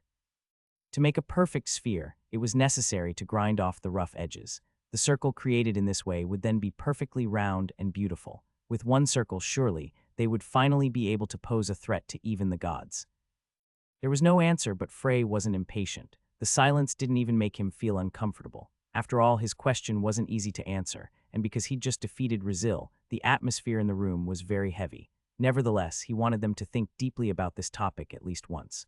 Rizil Wilson said the only thing that can stop the demigods on this continent is the circle. So the survival of the circle is paramount, and we can't afford to lose even a small amount of power. Even though his name was called, there was no response from Rizil. He simply stared at Frey with an unreadable expression on his face. He wrapped it up in a very reasonable way. Right, it didn't sound foolish at all. Rizil didn't know about the existence of Paragon, and even if he did know, he didn't know that its power was equal to or even greater than that of the circle. This was why he believed only the circle could do something about the demigods. In short, he is insisting that we survive till the end. The context is a bit different, but he's basically saying that by surviving, we would win. Rizil's eyebrows twitched, but that would just be limited to personal victory. Can we say we won if half of the continent is killed? The circle survived and the demigods showed their power, so could it be said that our chances of winning increased? Several of the members' faces changed when he said those words. Then someone raised her hand. It was Simone. She was still breathing heavily with a pale face, but she seemed to be in a much better condition than before, half the population. Is Rounder Frey suggesting that they would carry out a massacre of that scale? I don't have any intention of defending them, but they're not indiscriminate slaughterers. We might not understand them, but they definitely move in accordance to the principles of thought. You are making contradictory claims. If they're not slaughterers, then do you know why they destroyed Geotambul and Talhadun? Simone hesitated for a moment before responding. It could be a simple warning, a threat to the circle in order to encourage submission. Then I'll change my question. Do you understand the principles of the demigods' actions, who might have destroyed a country and a city as a warning? Frey looked at her with a cold face. The demigods act on principles that we don't understand. That is why they're so dangerous. We don't dare to understand them, but from a mortal's perspective, the demigods are nothing but a group of slaughterers. Frey spoke with a clear tone. The demigods and the other races living on the continent could not understand each other. Like mana and divine power, they could never be mixed. Nevertheless, Simone's dissatisfied expression didn't go away. Frey looked at her and said, "You don't seem convinced." "Fine, then show me how solid your thoughts are." "What do you mean? There should be circles from Geotambul and Silkid here, right?" Here too, some raised their hands. They looked incredibly depressed, with dark rings around their eyes and a dismal aura surrounding their bodies. They seemed very listless since their homes had been destroyed. Simone was quite shocked as well, because their hostile gazes were all locked onto her. "Simone Kylia, can you look them in the eyes and say those words again, that the demigods aren't slaughterers?" Simone couldn't open her mouth. Frey looked at her. He had expected the Stro necklaces to be wrought, but he never would have expected them to stoop so low. "Don't be afraid. We can win. Demigods aren't absolute beings. Isn't the reason they call themselves demigods because they know this fact too? Our enemy has appeared from the dark, so we should make our move too. War is inevitable." War. Someone from the Fistfounder armlets couldn't help but gulp at those words. "Are you saying that we're going to have an all-out war against the demigods?" That's right, everyone sucked in a cold breath at Frey's resolute words. The Troman Rings members, including Binyang, were all incredibly shocked. That doesn't sound like Frey. She felt a little strange, but she couldn't tell why. "Are you afraid of fighting? That." No, it was Alton. He had an interesting look on his face as he said, "The Fistfounder armlets will unconditionally follow Frey Blake's will." What? This was the first time that Alton, who had always remained neutral, had ever picked a side. His sudden remark shook everyone in the room once again. Rizil swallowed his shock. He was certain that Frey had already recruited the Fistfounder armlets even before the meeting began. What a meticulous man. He must have planned to hide in the hall from the start. First, he waited and observed how the meeting was going. Then, when Rizil took control, he appeared. He aimed for the moment when the attention of everyone in the hall had been concentrated on one place. And by overwhelming Rizil, he was able to bring that attention under his control. In the end, everyone in the room had no choice but to focus all of their attention onto Frey's every move. If he had appeared with the Troman rings, he definitely wouldn't have been able to gather this much attention. Moreover, those who had agreed to cooperate with Frey could not be looked down upon. Nora, the former magic warrior king's successor, not to mention the Fistfounder armlets, one of the three great circles. We will not accept it. Rizil was forced to open his mouth at the end. He looked at Frey with a burning gaze. Frey looked him in the eyes and said, "You won't fight the demigods, that's right. The Stro necklaces will not move until we fully grasp the demigods' intentions and abilities. Right. You said even if millions died, you wouldn't move." Frey nodded with an expressionless face. Then he turned his gaze to the lucid swords. "How about you? Will you obey Rizil's will?" Jekid glanced at Rizil before saying, "We'll follow the will of the Stro necklaces." That was better. That saved them from the worst. The atmosphere had been overturned by Frey, and the Fistfounder armlets had gone over to his side. But now that two of the three great circles had announced that they wouldn't participate, he couldn't act arbitrarily. Rizil saw disappointment spread across Frey's face. It quickly disappeared, but he was certain that he saw it. That face made him believe that things weren't going the way Frey had hoped. Rizil decided to be content with that. The meeting ended shortly after that. Of course, the emergency meeting wasn't over. After all, it wasn't a matter that could be easily concluded in a day or two. The meeting wouldn't end until proper countermeasures were decided. For the time being, the circle members would continue to stay in the Jun family residence. When he returned to his room, Rizil couldn't help but grit his teeth. It was supposed to be an easy meeting to lead. He closed his eyes and went over everything that happened. Since joining hands with the lucid swords, the circle had been as good as being in the palm of his hand. He could lead however he wanted, and he could get rid of the troublesome members as he pleased. He had no doubt that it would be the same that day. But the appearance of one man changed everything. Frey Blake. From today, the circle will be split into two factions. Perhaps everyone who had been in attendance felt this too. After the confrontation between Frey and Rizil, they would forever be incompatible. It was far from Rizil's intentions. He screened the opposing parties and then he tried to forcefully absorb them. It was a coercive method, but he did it in order to make the circle become one. But Frey was different. Somehow, he'd polarized the circle's way of thinking. Why would he do that? Wasn't it suicidal to want to fight the demigods with a divided circle? He was definitely not a foolish man who wouldn't even know something so simple. This is war. That's what Frey said. Rizil slammed his hand on the desk. War. It was an unusually radical decision, but he didn't even seem to be aware of it. How could he dare to say such a word? The higher the level, the more clearer you'd feel it. Those on Earth might not have known just how far past the clouds the sun was, but as you got closer to it, you would certainly feel it. It was a gap that couldn't be narrowed even if one traveled for a lifetime. The demigods were like the sun, and the higher a person reached, the more clearly one would realize this fact. One would realize the demigods' overwhelming presence. At the same time, a single conclusion would be reached. We can't win. Humans would never be able to defeat the demigods. Why couldn't he accept the simple truth? Circle, the power that fights against the demigods in the dark, protectors of the continent, bullshit. It was all bullshit. What could the circle do when they couldn't even beat a demigod? They would only be able to survive if they got a bit of recognition. It would be enough even if they only moved from beings that are easy to kill to beings that are slightly annoying to kill. At that time, perhaps the continent would be able to enter an unprecedented era of peace and prosperity. At least, all the petty fighting and war would disappear. Different races and countries would no longer have to fight against each other. It would literally be a paradise, a utopia. Why couldn't he understand this? It can't be helped. The choices had all disappeared due to Frey's appearance. The circle would probably bear its fangs towards the demigods and be defeated, and he had no intention of joining its mass suicide. Rizil's expression became frozen and his heart stilled. He called Simone into the room, and after he told her what he had to, she left. A group of people stood in the backyard of the Jun family residence. Rizil realized that all of the core members of the Stro necklaces, as well as many executives of other small and medium circles who promised to cooperate with him, had come. There were quite a few of them, at least 40. Each of them was either an archmage, a first-class warrior, or a master-class knight. Rizil opened his mouth. We will be leaving the circle today. This had already been discussed beforehand, so everyone nodded without panic. There were some executives who weren't completely convinced, but they still decided to join Rizil's group. One of these executives asked, "Where are we going? To where Lord is?" "By Lord do you mean the demigod's Lord? Do you have a connection to him?" "Exactly. He will accept us." It was unavoidable. Originally, he wanted to walk a bit closer to him. He should have showcased more of the circle's power. That way, the other side would have accepted his surrender more eagerly. Even Lord wouldn't want to participate in troublesome and drawn-out battles, so he would be useful. Still, it couldn't be helped, because saving his own life took priority at that moment. Frey Blake would soon launch an all-out war against the demigods. If he surrendered after that, there was no guarantee whether Lord would accept it or not. Rather, he might be wary of him, or even worse, he might torture him for information before killing him. Luckily, Rizil knew a lot of information that Lord would find useful. Today, we will be leaving this place, and we will abandon our circle's names as well. You mean we can't use the Stro necklace's name anymore? Right. What if the demigods give us a coercive command? We'll follow it. Any order, that's right. Rizil frowned. What was going on? That was quite an unseemly question. He had already discussed most of what was happening with those gathered here. There was no way someone would ask such a silly question unless they wanted to tease him. But when he turned and saw the speaker was wearing a hooded robe, Rizil felt a chill. It was as though a cold ice spike had been rubbed against his spine.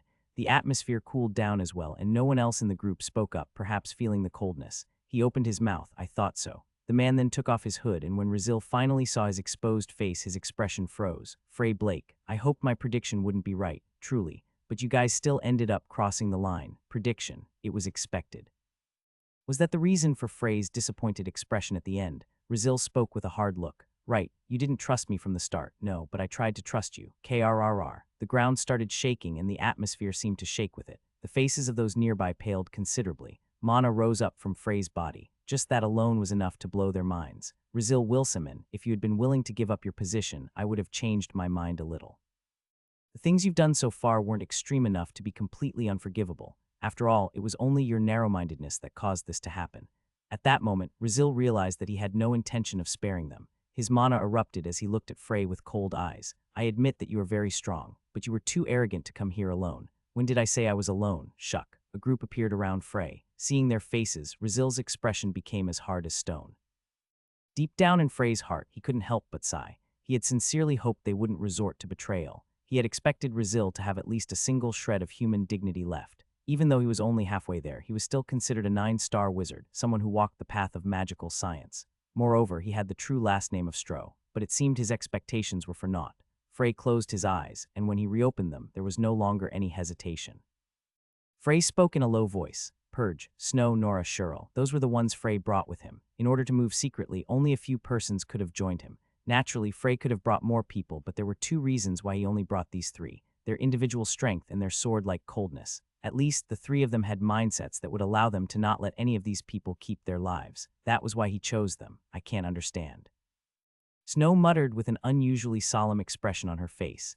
These were all senior members of the circle. It wasn't just the Stro necklaces. There weren't only members of the 3 great circles there either. There were also elves from the Hurlgard in the group. Snow looked at an elf with cold eyes. She couldn't believe there would be such degenerates in her race. Do you know what you're about to do? Cuck. Unable to answer, the elf stepped back. Right, they couldn't know. There was no way they would do something so crazy if they knew. Passing key information about the circle to the demigods was no different from trying to completely destroy the circle. After all, the biggest reason why the circle was able to survive for so long was because of secrecy. They had no way to win an all-out war, so they hid themselves thoroughly. In the case of the 3 great circles, they had dozens of hideouts scattered across the entire continent, and their key executives, including their circle masters and rounders, never stayed in one location for too long. But Rizil Wilsaman definitely knew most of the key information about the 3 great circles. Things like the locations of their hideouts or the usual paths and patterns of the traveling executives. If all of that information was handed over, the circle's power would cut by it. Cheryl's anger was as pronounced as Snow's, especially after she saw the faces of the many Fistfounder Armlet's executives in the group.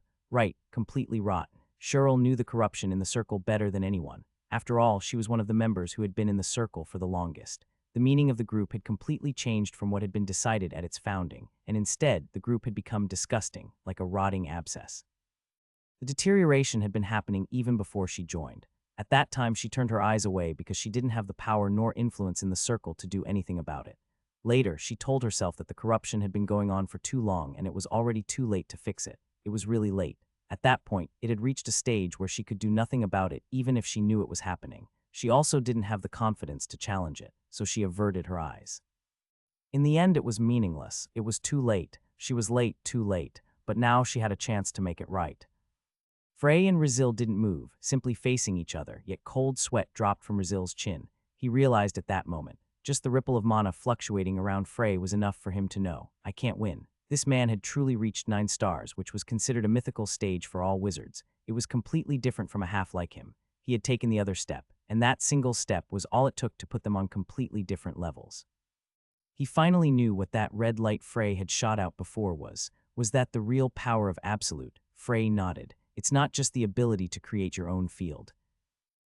Any power that is rooted in mana would instantly become useless. It's no different from an absolute death sentence. The manipulation of external mana was something that could only be done by those 8 stars and higher. Absolute field could only be used by those who reached 9 stars. The next stage was the dark red light Frey had shown. It condensed the absolute space and projected it as an energy body. It sounded simple when put in words, but Rizil couldn't even imagine how to use his power in that way. No, he wouldn't be able to do it even if he knew how to. You said the demigods weren't absolute. That's right. In fact, there have been many instances of defeating demigods in the Circle's history. But there is one truly absolute being. Frey immediately knew who he was talking about, so he simply said the name. Lord, I always thought my older brother was an unrivaled genius in magical science. I didn't think another such genius would appear in the next few hundreds of years, but you completely outstripped my brother when it comes to talent, so I want to ask, be honest, are you confident you could beat Lord?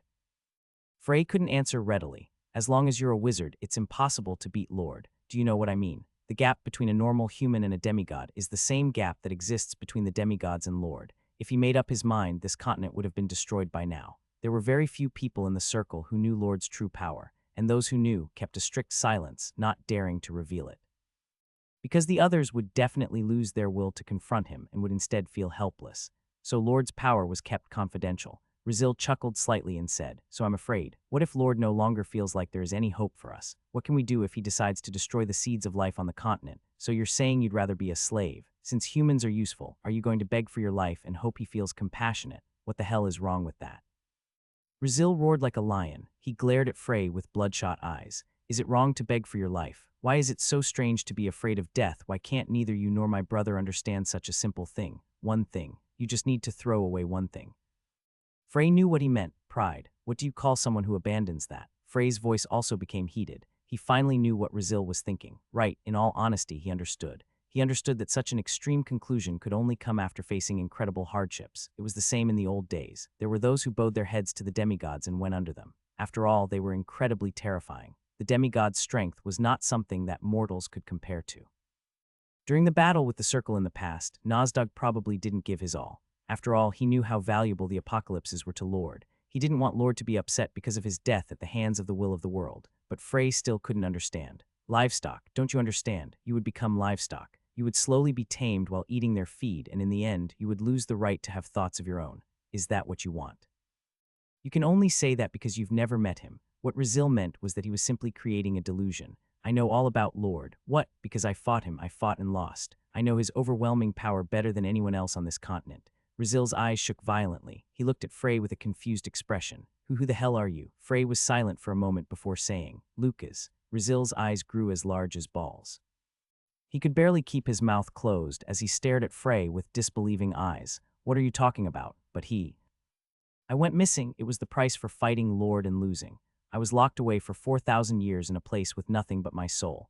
It was only because of a fortunate accident that I was able to keep the ability to think. I wondered how I'd get out of there and what I'd do after. What the hell was he talking about? Lucas. Did he say Lucas? Is this guy calling himself Lucas Troman? Not even the most arrogant wizard in history had ever claimed to be the great mage himself.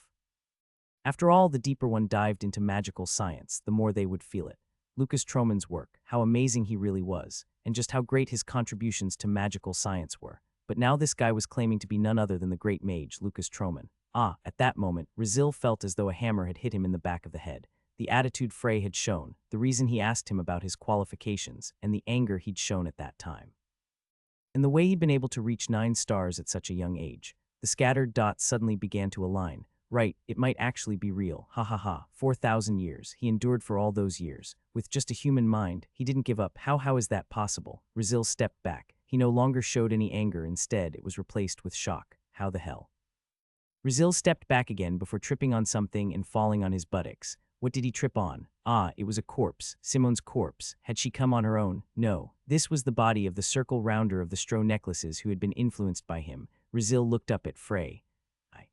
He was made aware of the demigod's existence. He learned magic. His talent was recognized. He entered the circle. Then he got a teacher, the circle master before his elder brother, Cairo. His teacher was a 9-star wizard. Rizil was no longer afraid of the demigods because of his teacher, the strength of his teacher and the straw necklaces. He thought that they would be able to drive the demigods from the continent as long as they were around. Then his teacher died. He lost his life to Lord.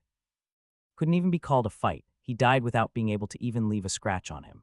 The circle members glorified his death and praised his bravery, but Rizil knew the truth. His teacher had died a dog's death. The sky fell. His teacher's position was then taken by his elder brother, Cairo Wilson. Rizil would sometimes ask his brother, "Can we beat Lord?" He never received an answer. He just needed some assurance. Even empty words would have been fine. Just one word would have been enough. "We can win, we can defeat Lord." Either of those would have been enough. With that, all his anxiety could have been eliminated, but no one answered. Those who didn't know anything would speak easily. "The demigods are nothing, we can kill Lord." Could that even be considered as comforting? They could only say that because they never saw Lord's power. Even if they only saw a tiny bit of Lord's power, they would never dare to speak in such a way again. They were all ignorant, but Rizil was even worse than they were. He was a coward. All he wanted was something that would allow him to nod his head to, despite knowing Lord's true capabilities. Someone who reached the legendary 9-star stage, if they answered with confidence. "Why now?" A cracked voice sounded out. Why was he here now? A little bit, if only he'd come a little bit sooner, if so he too. Huck, at that moment, as if he'd been hit by a bucket of cold water, Rizil awakened and looked down at himself. "Rizil Wilson, you are trash." What bullshit had he just been saying? He staggered to his feet. Dead bodies formed a pile on the ground. They belonged to those who had listened to his words and followed him, those who were scared of the future. They had all ended up becoming cold corpses, and they were all staring at him with empty eyes dripping blood. Hoo-hoo. So Rizil laughed. Rather, he smiled and looked at Frey. What was needed was to pursue the extreme righteousness, be rooted, in other words, to have an immovable mindset. Perhaps when speaking about belief, it was a difficult lesson, the advice of the great Mage. He stared at Frey with a calm expression. "I don't think I'm wrong. Humans can't beat the demigods. If we keep on going like this, we will lose, so I won't change my mind." Frey's expression changed as he saw Rizil's eyes. He understood what kind of end he wanted. Could there be corruption without reason? Rizil must have also been a young wizard, venting his anger at the demigods at first. However, he realized the reality, became frustrated, and in the end he decided to compromise. It was just a pity that he'd chosen the worst compromise. Worse than that was the fact that his past mistakes would never go away. No matter how much he regretted or repented, he would never be able to reverse what he'd done. Everything I did, the fact that he interfered with the defeat of demigods, drove thousands to their deaths, connived to sacrifice the continent, and planned to give the circle's information to Lord. He was definitely a filthy piece of trash, smelly enough to make someone want to puke, so he wouldn't reflect on it, he wouldn't regret it. Those who agreed with his perspective and listened to his words had already been killed, and were now staring at him with hollow gazes. "We are not compatible, Frey Blake. You shouldn't forget your purpose for coming here." "You're right." Red light once again shined from Frey's hand. "You will not have a pleasant death. That's exactly what I want, Juck." Rizil shed tears of blood. Then he looked at Frey Blake, from whose hand the red light was shooting. The scene seemed to be in slow motion, so he immediately realized. Frey lied to him. The red light was aimed precisely at his forehead. Hoot. In that way he would feel no pain at all. "It was an honor to meet you, great Mage." Frey had said that a man without pride was livestock, and he had finally understood what that meant. Sometimes it was necessary to put your pride before your own life. There were times when the body must protect the soul, even if it meant dying. I'll pretend. He would keep the last of his pride so that he'd die as a human being, not as human trash or livestock. Just before the light hit him, Rizil met Frey's gaze once again. He had a sincere thought at that moment. He hoped that he was wrong and Frey was right. Someone approached Frey, who stood still for a while. It wasn't someone he brought with him. He didn't promise to cooperate, but the man still asked to accompany him. It was Cairo Wilson. "I guess I was mistaken." As his eyes turned to look at Rizil, Cairo paused for a moment before walking over and looking at his brother's corpse. "I didn't know what effect Teacher's death had on him. No, I didn't even want to know. It was too much for me to handle myself. My vision narrowed. I shouldn't have done that. I forgot my duty to my brother." Cairo smiled bitterly. Frey nodded. He didn't ask for forgiveness in the end. He reflected and regretted his actions, but he didn't open his mouth to say it. Rizil died as the head of the traitors. He didn't let down those who had followed him. It was a twisted belief and twisted justice. He couldn't compliment him, but he couldn't curse him either. Frey looked around. Shiril, Nora, and Snow all suffered small and large wounds. After all, the people they fought were all executives in the circle. It was almost impossible to annihilate them without taking damage. Frey sighed heavily at that moment. It was a victory with only a few wounds. No, it couldn't even be called a victory. Knowing that didn't help him feel any better. He'd crossed the heavy mountain known as Purge, so he couldn't feel happy at that moment. Was this really the best option? Frey forcefully suppressed such questions. It wouldn't be too late to get sentimental after everything was done. Right, it definitely wouldn't be too late after the demigods were defeated. The circle master of the lucid swords, Jekid Diosis, sat in a small room lit by a single candle. The image of him lost in meditation with his eyes closed showed a distinct air that could only be seen from first-class masters. Jekid quietly opened his eyes and saw a man standing in front of him. Frey Blake, Rizil, dead, I see. Frey looked at the silent Jekid. He was a man who agreed with Rizil's will but did not take that irreversible last step. Of course, that didn't mean that all his evil deeds would disappear. However, he couldn't cut down the circle's power more than he already had. One of the 3 great circles had already been destroyed. The Troman rings could be used to take its place, but if another one collapsed, he would have nothing to fill the gap. The circle would lose its balance and would eventually collapse. He needed the lucid sword's reputation. What are you going to do now? You don't really intend to have an all-out war with the demigods. Why do you say that? Saying that you would do so at the meeting was simply to expose the traitors. Frey didn't deny it. If they were to really fight the demigods, even if there were less than 100 of them, the circle would lose. Nevertheless, he'd announced an all-out war in order to incite betrayal, and as Frey expected, Rizil was overcome with anxiety and made his move, leading him to be purged. I will announce my real plan at the meeting tomorrow. Right, so you came here to secure the lucid sword's cooperation tomorrow. No. Jekid tilted his head to the side when he heard Frey's firm tone. Then, are you serious? I don't need a puppet. He was serious. There was no one in the world who could say that all the choices they'd made so far had been right. Frey believed that he'd made the best possible decision at that time, but there were still things he might have missed, so he needed comrades. People who weren't unconditional yes men, but who could make up for his own shortcomings and help guide him to a better choice. After being silent for a moment, Jekid nodded. Understood, Rounder Frey. The next day, the second meeting began quite early. Before the sun had risen completely, people gathered in the hall and it was soon filled. Nevertheless, there were 3 circles that had yet to make an appearance: the Stro necklaces, lucid swords, and Troman rings. Shepherd Jun was silent, but his expression was heavy. Last night, he had also gotten the offer from Rizil, the proposal to abandon the circle and join the demigods, but Shepherd couldn't accept it. His last remaining sliver of conscience didn't allow him to. Of course, that didn't mean that his conscience was clear. After all, he gave the Stro necklaces a chance to escape. Shepherd was filled with self-loathing. After all, the most pathetic men were those who could be neither black nor white and had to settle for gray. What will happen to the circle now? No, it wasn't just the circle. What would be the fate of the continent? As an uncertain Shepherd sighed inwardly. Tap, tap. A group of people entered the hall, causing a bit of commotion from some of the people who saw them. Shepherd was confused. The lucid swords, didn't they leave with the Stro necklaces yesterday? Although some of the executives were missing, the circle master and Rounder were both present. The strong alliance between Jekid and Rizil was something of an open secret in the circle. Did the 2 circles change their minds? Something like that would be a miracle. Shepherd's puzzled expression became even more pronounced as the Troman rings walked in soon after. They crossed the hall with steady steps before seating themselves at the Stro necklaces table. Shepherd hesitated because of the unexpected action. Rounder Frey, that spot. Frey ignored Shepherd's mumbling and opened his mouth.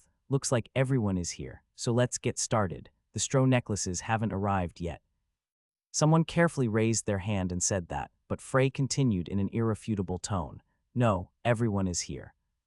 It's just one phrase, but it instantly caused the atmosphere in the room to become heavy. No one could easily open their mouths. Just like the day before, Frey walked to the middle of the hall. Then he looked at each of the empty seats before saying, the circle master of the Stro necklaces, Rizil Wilsiman, the circle rounder, Simon Kylia, and 8 others, 7 from the lucid swords, 5 from the fistfounder armlets, and 21 from the middle and small size circles. A total of 43 people. After the meeting yesterday, they expressed the desire to leave the circle and join the demigods, so they were killed. What was that? They're all dead, surely. The circle members looked at Frey with disbelieving gazes, and he could feel the subtle fear in them. Fear was one of the most effective ways to take control of a group, but it wasn't the way Frey preferred it. That was why he brought this matter up first. What was to follow would definitely cover the shock they felt from this news. Today, I intend to share with you the information I gained during my travels around the continent. I'm sure you will have a lot of questions, but please wait until I'm finished before asking them. Frey took a deep breath before continuing. The demigods are currently facing a crisis. What does that? Everyone couldn't hide their confusion. After all, those words sounded ridiculous. Frey spoke slowly. One of the 5 apocalypses is dead. The other has fallen into hibernation. Hibernation. When an apostle dies, the corresponding demigod goes into hibernation. While hibernating, the demigods are completely defenseless. Even an ordinary person would be able to kill them with just a knife. I don't believe it. Impossible. Frey pulled out Ricky's bead, causing the hearts of many in the room to shake. Demigod crystal. It's ridiculously large. I killed this demigod. It was a lie, so he was deceiving them, but it was urgent. There was no time for him to reveal all the circumstances and convince them. Therefore, this was the only method he could use, even if they might be a bit suspicious. The other 3 apocalypses were fatally wounded, and Lord was stuck in one place trying to heal them. Then they destroyed Geotambal and Talhadun. I'm not completely sure, but I believe that there has been some change to the situation.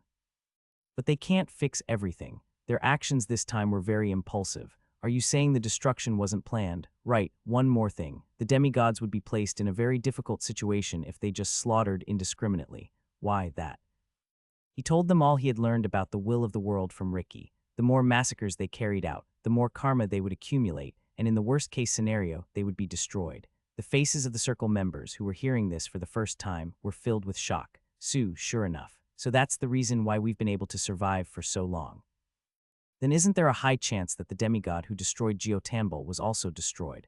No, there is an alloy called aluminium. If a demigod eats it, they would be able to trick the will of the world for a short period. But it's a very tricky thing to make, so they have to use it very sparingly. Frey didn't explain any more than that about aluminium. After all, the Blake family was deeply entwined with it, and we don't know how much aluminium they have left. The attack on Geotambal and Talhadun meant that they still had some aluminium left. This amount definitely shouldn't be large, as he had obtained the largest portions of it, but he couldn't be a hasty judgment. We have to kill the Apocalypse's apostles. Do you know who they are? I know 2 of them. In fact, Frey knew all of the Apocalypse's apostles, including Lords. Ananta's apostle was Genta, a man who appeared to be an assassin. Nozdog's was Kaltud. Agni's was Nyx's Lords. Frey shook his head, then he opened his mouth and said, an assassin named Genta and a demon named Kaltud. A demon? You mean a demon became a demigod's apostle? I can't believe it. Wait, by Genta, does he mean the King of Darkness? When the commotion subsided, Frey once again opened his mouth. We have to kill them somehow. If we can make 2 more apocalypses hibernate, then the chance to overcome this hopeless war might not be a fantasy. After all, they are demigods that Lord considers special. It was true, even when Frey was identified to have been in the Blake family's residence, Lord didn't come to kill him personally, instead choosing to keep healing the others. If they could make Ananta and Nozdog hibernate, they'd be able to restrict Lord's movement a bit more. 10 stars, the fantasy level that Cairo spoke about. He would need to avoid Lord until he reached that level. So the more restricted his movements, the better. Frey nodded at Jekyll's words. From now on, the Circle's members will be scattered across all the major cities on the continent. It'll be up to the Circle Masters exactly who to send to which place, but I hope you respect the Circle members' opinions as much as possible. If possible, it would be much better to station them in their own hometowns. In addition, the efficiency would be much higher. If possible, you should stay in cities that have warp stones, to prepare for the worst. Frey nodded. In addition, we should create a team that will search the continent thoroughly, because we need to find those 2 apostles. That was all he had planned at the moment. At that moment, a subtle air began flowing around the hall. It was a heat. The information Frey had given them was incredibly shocking, and it opened up the possibility for them to deal a blow to the demigods. I think that's good. Can we win? The mood improved, and Frey inwardly sighed in relief. In truth, their situation wasn't that good, so he had tried to convey as much positive information as he could. He controlled what he told them, and he mixed a few lies in. Frey felt a bit guilty for that, but he didn't have a choice. He couldn't let them think too much about the Stro necklace's betrayal. To do that, he had to give them something that would take their minds off of it. They would track down the apostles and protect the cities. He wasn't sure what the outcome would be, but at least they would not have any free time. It was the same for Frey. Agni. Frey had to defeat Agni. After all, he couldn't kill Nyx. He closed his eyes, settling his thoughts. He'd regained his 9 stars level, and although it had been done in a violent way, he had achieved the integration of the circles. He had also secured many like-minded partners. The goals he had set, big and small, were slowly being completed one after the other, pointing towards the ultimate goal. The real fight starts now. A fight that wouldn't end until one side was destroyed. The full-fledged war with the demigods had begun. The man named Genta is probably the King of Darkness. Frey tilted his head slightly at Jekyll's words. The King of Darkness, that's right. He's a legend in the underworld since he has assassinated not only high-ranking nobles, but even royalty. Although it was just a member of a royal family from a small country nevertheless, his techniques are so clever and tricky that they couldn't find any traces of him even after scouring the entire country. He sighed. If we didn't have the client's testimony and see the contract, we'd have treated the King of Darkness as a fictional character.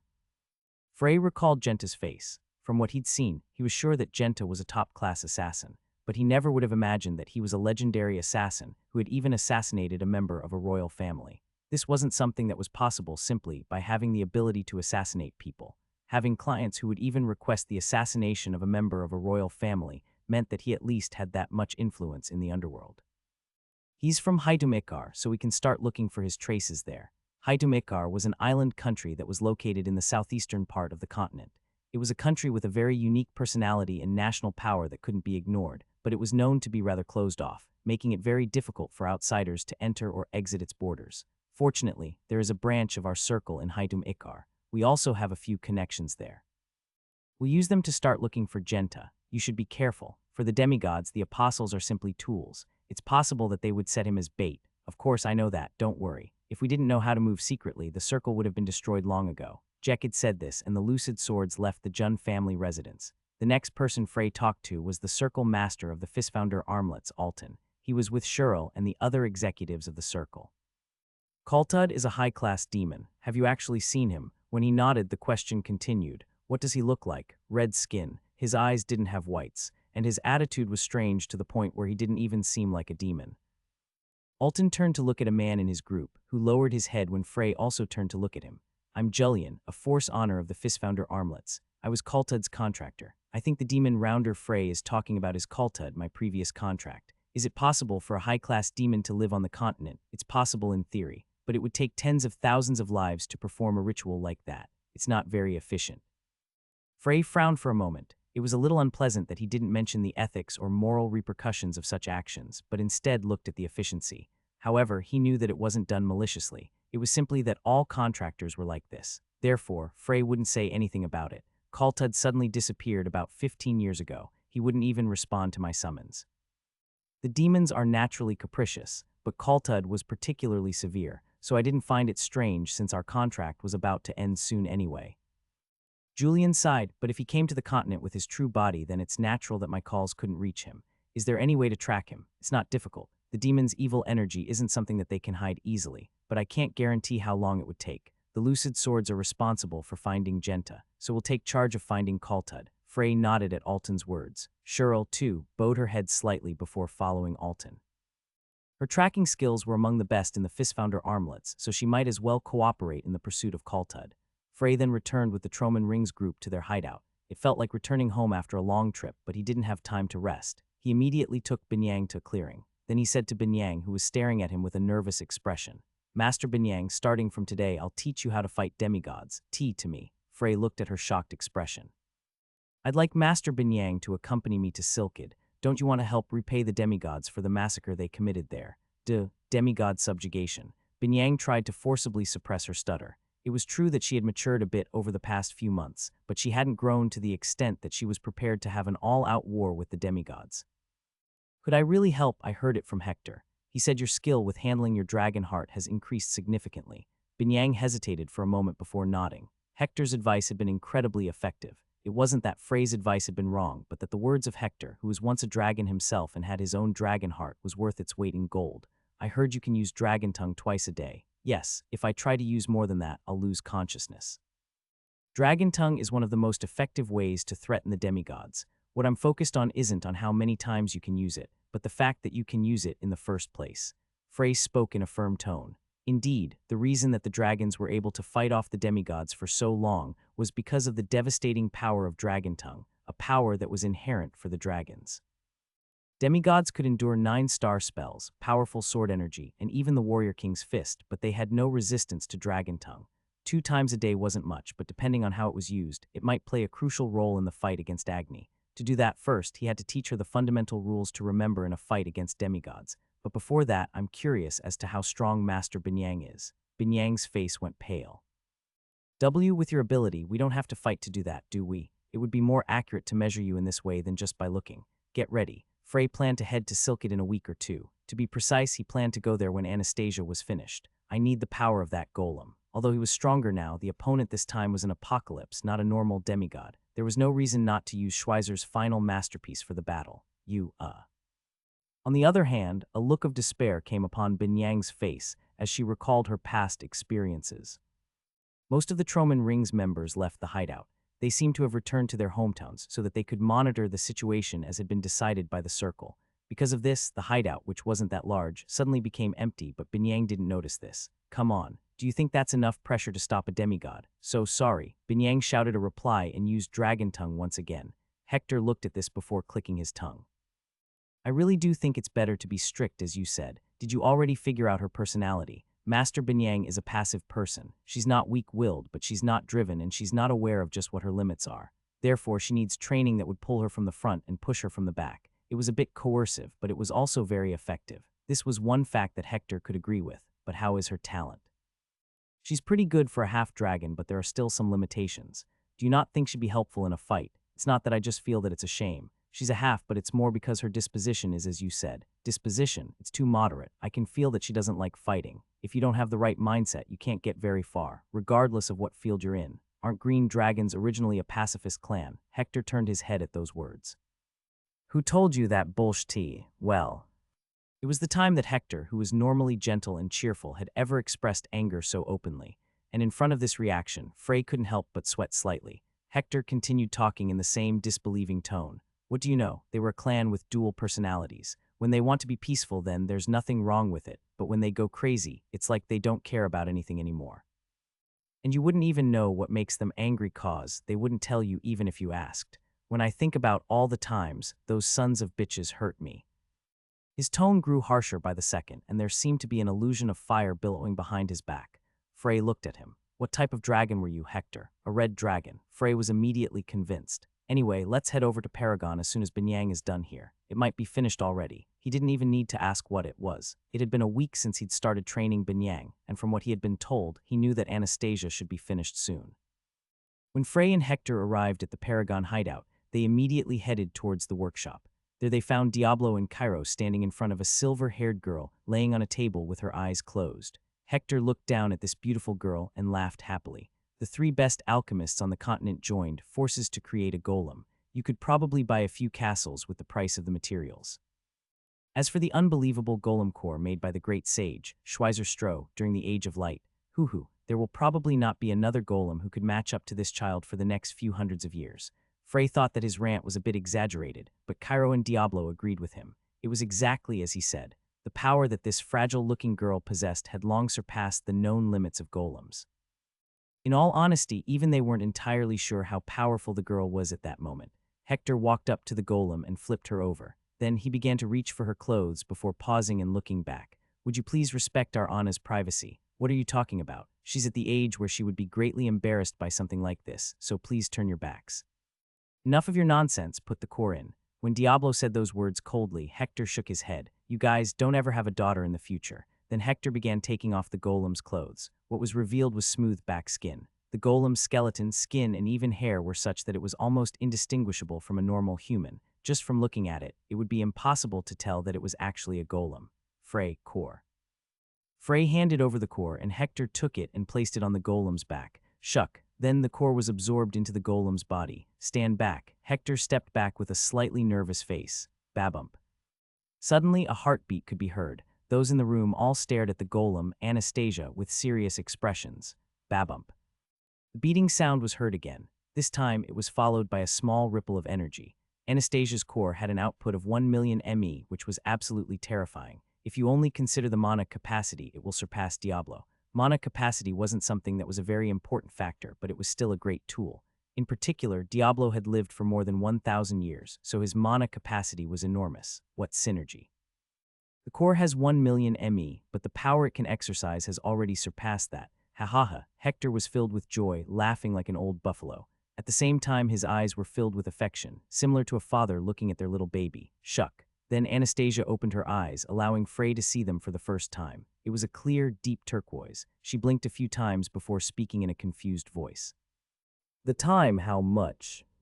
After going silent for a moment, she spoke once again. 4,000 years, 7 months, and 23 days. A lot has passed. She pressed a hand on her temple before looking to the side. Then are you the future generation who woke me up? It's a lot later than I expected, but I'm happy that mankind hasn't gone extinct yet. I have so many questions. What are you talking about? Who are you? Anastasia laughed and gave a shocking reply. I am Schweizer Stroh, Great Sage Stroh.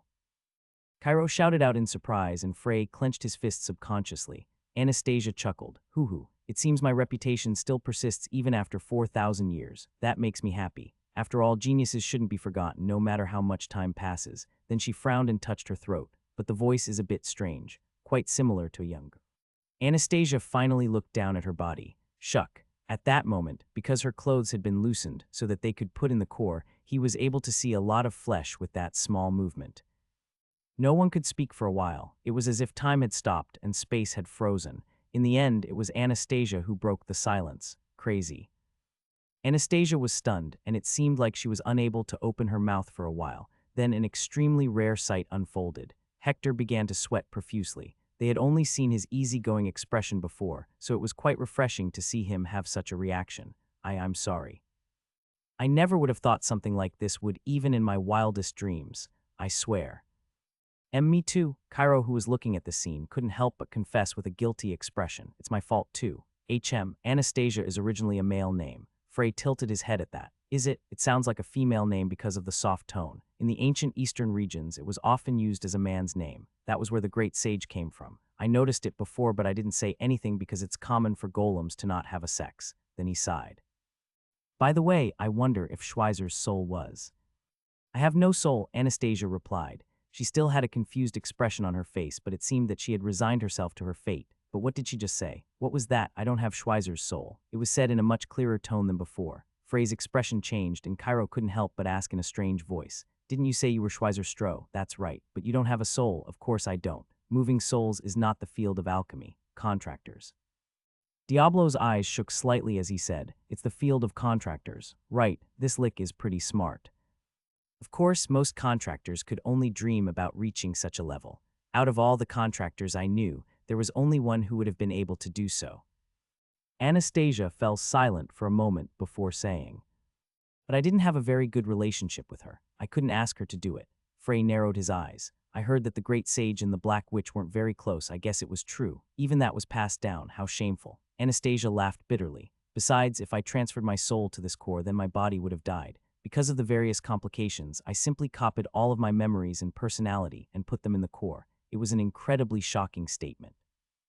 Copying memories and personality. Frey wasn't very knowledgeable when it came to alchemy, but he could tell from the faces of those around him just how ridiculous those words were. Is that even possible? Cairo spoke with a trembling voice. I was only half confident at the time, but seeing that I'm able to think and move like this, it seems my gamble paid off. I must commend you for your alchemy skills. It wouldn't have been easy to create a body capable of holding the core I created. Then, after inspecting her body once again, she said, though it would have been better if it didn't look like this. I thought it would have been good as long as it was humanoid, but this was out of my calculations. There was a brief cough from somewhere in the room, but Anastasia simply shook her head. It seemed she'd already realized what happened. After all, this was Schweizer. Right, I didn't even ask your names. Sorry. It's an honor to meet you. I'm Cairo Wilseman. Wilseman, is something wrong? No, it's nothing. Frey felt a bit strange. Though he didn't think about it too deeply, it appeared that Cairo didn't know that Wilseman was Schweizer's real last name. He doesn't realize that he is looking at his ancestor. Then was he from another line with the Wilseman name? Or, I have one question I'd like to ask. Everyone listened attentively. Then Anastasia spoke in a slightly cold voice. Who was it that found the core? Immediately, they all turned to look at Frey. Anastasia also turned to look at Frey. Her turquoise eyes seemed to comb his entire body, as if she didn't want to miss even a single detail. He knew why she was doing this. The place where Anastasia's core was kept was in the final room in Schweizer's dungeon, and in order to enter that room, one was required to answer the final question asked by Schweizer's hologram. Schweizer's real name. This was something that very few people knew. In fact, seeing that even Cairo, who was Schweizer's descendant, didn't know, it was possible that Frey was the only one. I would like to talk to him alone for a moment. Cairo hesitated for a moment, but Frey quietly glanced at him. Then he nodded, and together with Hector and Diablo, he walked through the door. Tack. The door closed behind them. The two faced each other. They were probably the only ones who had experienced something like this in the long history of the continent.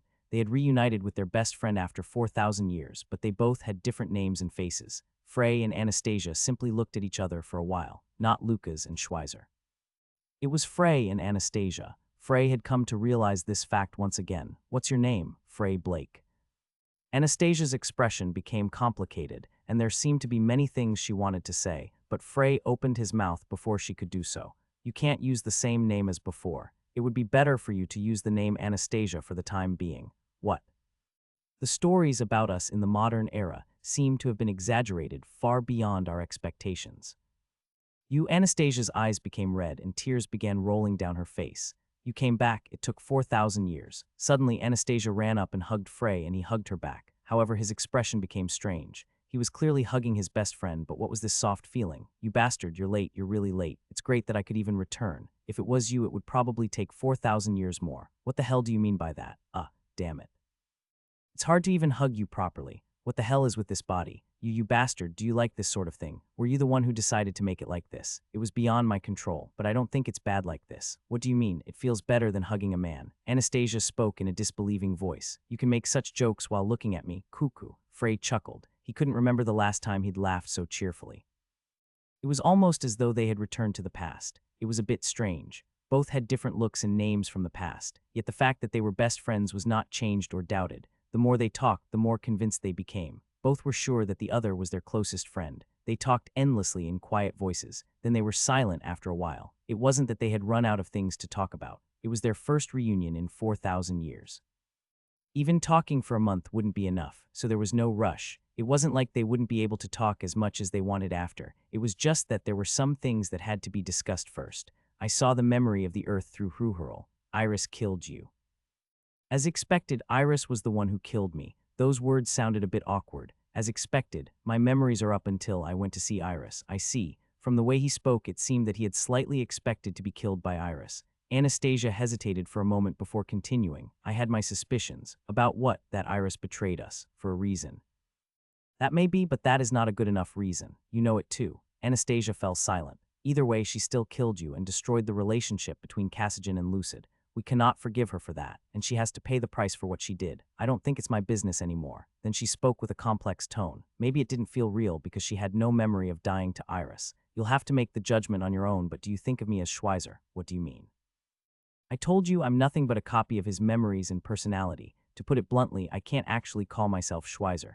Anastasia said this in a slightly uneasy tone. Nevertheless, Frey understood her troubles to an extent. She didn't speak about her feelings, but it was clear that she was unsure about her identity. This was natural. The situation she was in was quite special. Therefore, he spoke in a calm voice. That's something for you to ponder. I have a lot of other problems to think about, so roll that around in your head on your own. I don't know if I'd have the time to think about that in the first place.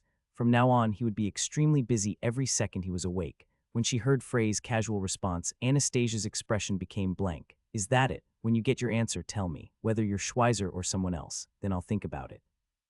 Haha, Anastasia laughed. Right, you were always like that. There are more things you need to know. I'll try to be as concise as I can, so listen carefully. I'm all ears. How the world changed, what was the continent's current situation, and how they would move in the future. Frey spoke for a long time. You did a good job today, great warrior. An orc bowed his head. Ivan roughly bandaged his arm while grumbling. I'm not a great warrior. You still say that. Give up. You are a warrior among warriors, and you have the charisma to lead the tribe. Without you, the monsters would have already wiped us out. It wasn't exactly monsters. Instead, they were actually demigod creatures. They were fast, strong, and tough. They were so powerful that even Silkid's greatest warriors were barely able to handle them. These creatures first appeared after the fall of Talhadun. After that, these creatures began appearing randomly all over Silkid and began an indiscriminate massacre. No city was considered safe from these monsters, as they came in huge armies, like ants. Ivan was wandering around Silkid looking for Cassian's items when he saw a group of creatures attacking this group. He couldn't pretend he didn't see them, so he saved them. But since then, these guys had been calling him Great Warrior and started following him. It hasn't been that long, but they've already grown a lot. At first, there were only around 20 people, but now the group had swelled to around 100. Getting food in itself was tricky, but the truly annoying part was word of mouth. Most of the war chiefs, the core forces of Talhadun, had died in the fall of the city. Fortunately, several war chiefs and other great commanders had survived, but the fact remained that they were few in number. Therefore, for the people of Silkid, rumors about Ivan would have the same response as the coming of the savior. A hero wandering around Silkid and gathering strong warriors. His fists made it seem as though the magic warrior King Cassian had returned. At first, it was just considered a silly rumor, but it gradually gained weight, and eventually, it sprouted wings and flew away. It took less than a week for that to happen, and from that point they began calling Ivan Great Warrior. Of course, Ivan loathed this title that had been placed upon him. It's rotten. Who cares about that? Ivan clicked his tongue as he had that thought. Then a centaur walked into his tent.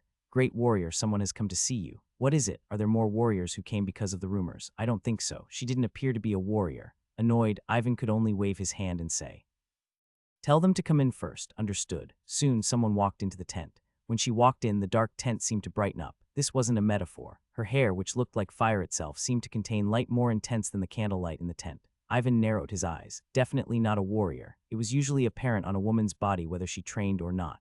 His teacher looked like a child, but under that fragile appearance, her condensed muscles were easily visible. In that sense, it was clear that this woman was far from a warrior. "Who are you?" "I'm called Torkunta." It wasn't the strangest name he'd heard. "Right, Torkunta. What is it that you want? I have something I'd like to ask." "What is it?" The woman, Torkunta, took a deep breath before speaking in a heavy voice. "Kill me." Frey told Anastasia everything that happened. It was literally everything. Frey didn't hide anything from her. It was probably the first time he'd been so honest to someone since he'd entered Frey Blake's body. Anastasia's expression became more and more serious with each story that she heard. Then she looked surprised at Ricky's betrayal. A demigod betrayed them, that's right. That's really hard to believe. It seems he was influenced by Lucid. Then Frey continued with a bitter tone. "He continued helping us even after death." Frey thought of Lucid for a moment. Since Lucid was the biggest contributor to Ricky's change of heart, it would be safe to say that his influence could be felt even 4,000 years after his death. So he put all the other apocalypses in a near-death state on his own. Can you not believe it?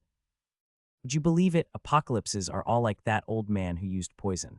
The demigods who were as powerful as him could probably only be counted on one hand. Frey nodded. Then Anastasia spoke with a ridiculous expression on her face. "It's really hard to believe, but if it's true, that's pretty amazing. Ricky was the number 2 among the demigods, both in name and ability. That was what made it even more unfortunate." As the fight against the demigods became fiercer, the greater the role Ricky could have played. If he was still alive, the war situation would have been many times better than it was now. However, this wasn't the time to be disappointed. Ricky was already dead, and while it was not completely guaranteed at the moment, they had gained another partner. "There is a demigod named Elia who helped me reach 9 stars. I guess the world really has changed a lot." We would never have imagined something like a demigod traitor back in our day. Anastasia's grumbling wasn't unreasonable. Even Frey had not fully believed it at first when he learned about Ricky's betrayal. After that, the countries known as Geotanbul and Silkid were destroyed. Right. For Silkid, only the capital city Talhadun disappeared. The great chief seems to have kept his life. After thinking to herself for a moment, Anastasia then said, "There is too little information." "I agree. We need to know why they destroyed 2 countries. Above all, it would be great if we could predict Lord's movements." Frey nodded. Lord was literally a walking natural disaster. And since he was not as predictable as a common natural disaster, and he was far, far worse, his space-time movement is troublesome. He was an absolute existence who had a risk-free means of transport to almost any location he desired. The fact that Lord could appear and disappear at will anywhere on the continent meant that preparation and defense were meaningless. Anastasia spoke after a moment of silence. "There's a way to monitor his movements. What is it? We can get help from Iris." What? Frey frowned deeply, but Anastasia continued talking as though she didn't notice her expression. "As you said, Iris is Lord's apostle. Since she can use Lord's power, she should be able to predict his movements to an extent. How are we supposed to trust her? You said she saved your life." Anastasia's words made Frey speechless. "When Ricky died, if Iris didn't appear to stop Lord, then you would be dead. You know that." There was nothing he could say. Frey hadn't thought deeply about this before. No, to be precise, he had intentionally avoided thinking about it. He wanted Iris to remain a traitor. "I didn't want this to get any more complicated." Realizing this, Frey sighed. "One thing is clear, Lucas. Iris is not someone who would ever betray you. She betrayed us." "Stupid, she didn't betray you, she betrayed us." Frey frowned. "It's the same. Betraying you means betraying me." "Who?" "I can't believe I have to explain this to the guy called the Great Mage." Anastasia awkwardly reached her hand to her chest, then as if realizing something, her hand fell to her side once again. "What are you doing?" "I don't have a beard." Stroking it helped me calm down. "Now everything's changed." "Would you like us to give you a beard?" Anastasia sighed. "Do you think I have good feelings toward her? We weren't really close even before she betrayed us." Really?" "Even though I've lived for such a long time, I never would have thought that I would take her side." Anastasia laughed for a moment before her expression became serious once again. "There is one thing that I can be certain about. Even if Iris betrayed the entire world, she would never betray you, unless her mind is controlled." "Relax, Lucas. I know how deeply you care for all of us, but now it's time to let go of your personal feelings." Anastasia was right. Frey suppressed his pent-up feelings. Maybe it was because he'd reached 9 stars. His emotions seemed to have become more intense than when he was in 8 stars. That's why this sensitive topic affected him so much. Understood. Good. So do we have any way to meet Iris? I don't, and it would be difficult to meet her openly. The demigods and their apostles are connected mentally. If they didn't use shortcuts like Nyx and Torkunta, there was no way for them to escape the demigod's surveillance. Maybe Iris had a way. As I listened to your story, I had a question. What is it, the dragons? Are they really dead? Frey shook his head after a moment. I don't know, there's no way to check. But the fact that there was a half-dragon means they were still active not so long ago. Right. In addition, there was also Hector who was trapped in a human body after losing his body to the demigods. The half-dragon probably wouldn't know much, so it would be better to ask Hector. Please call him here for a moment. I have something to ask him. It seemed Anastasia was thinking the same thing as she then spoke up. Frey nodded, went out, and brought Hector, who then sat politely in front of her with a pensive expression.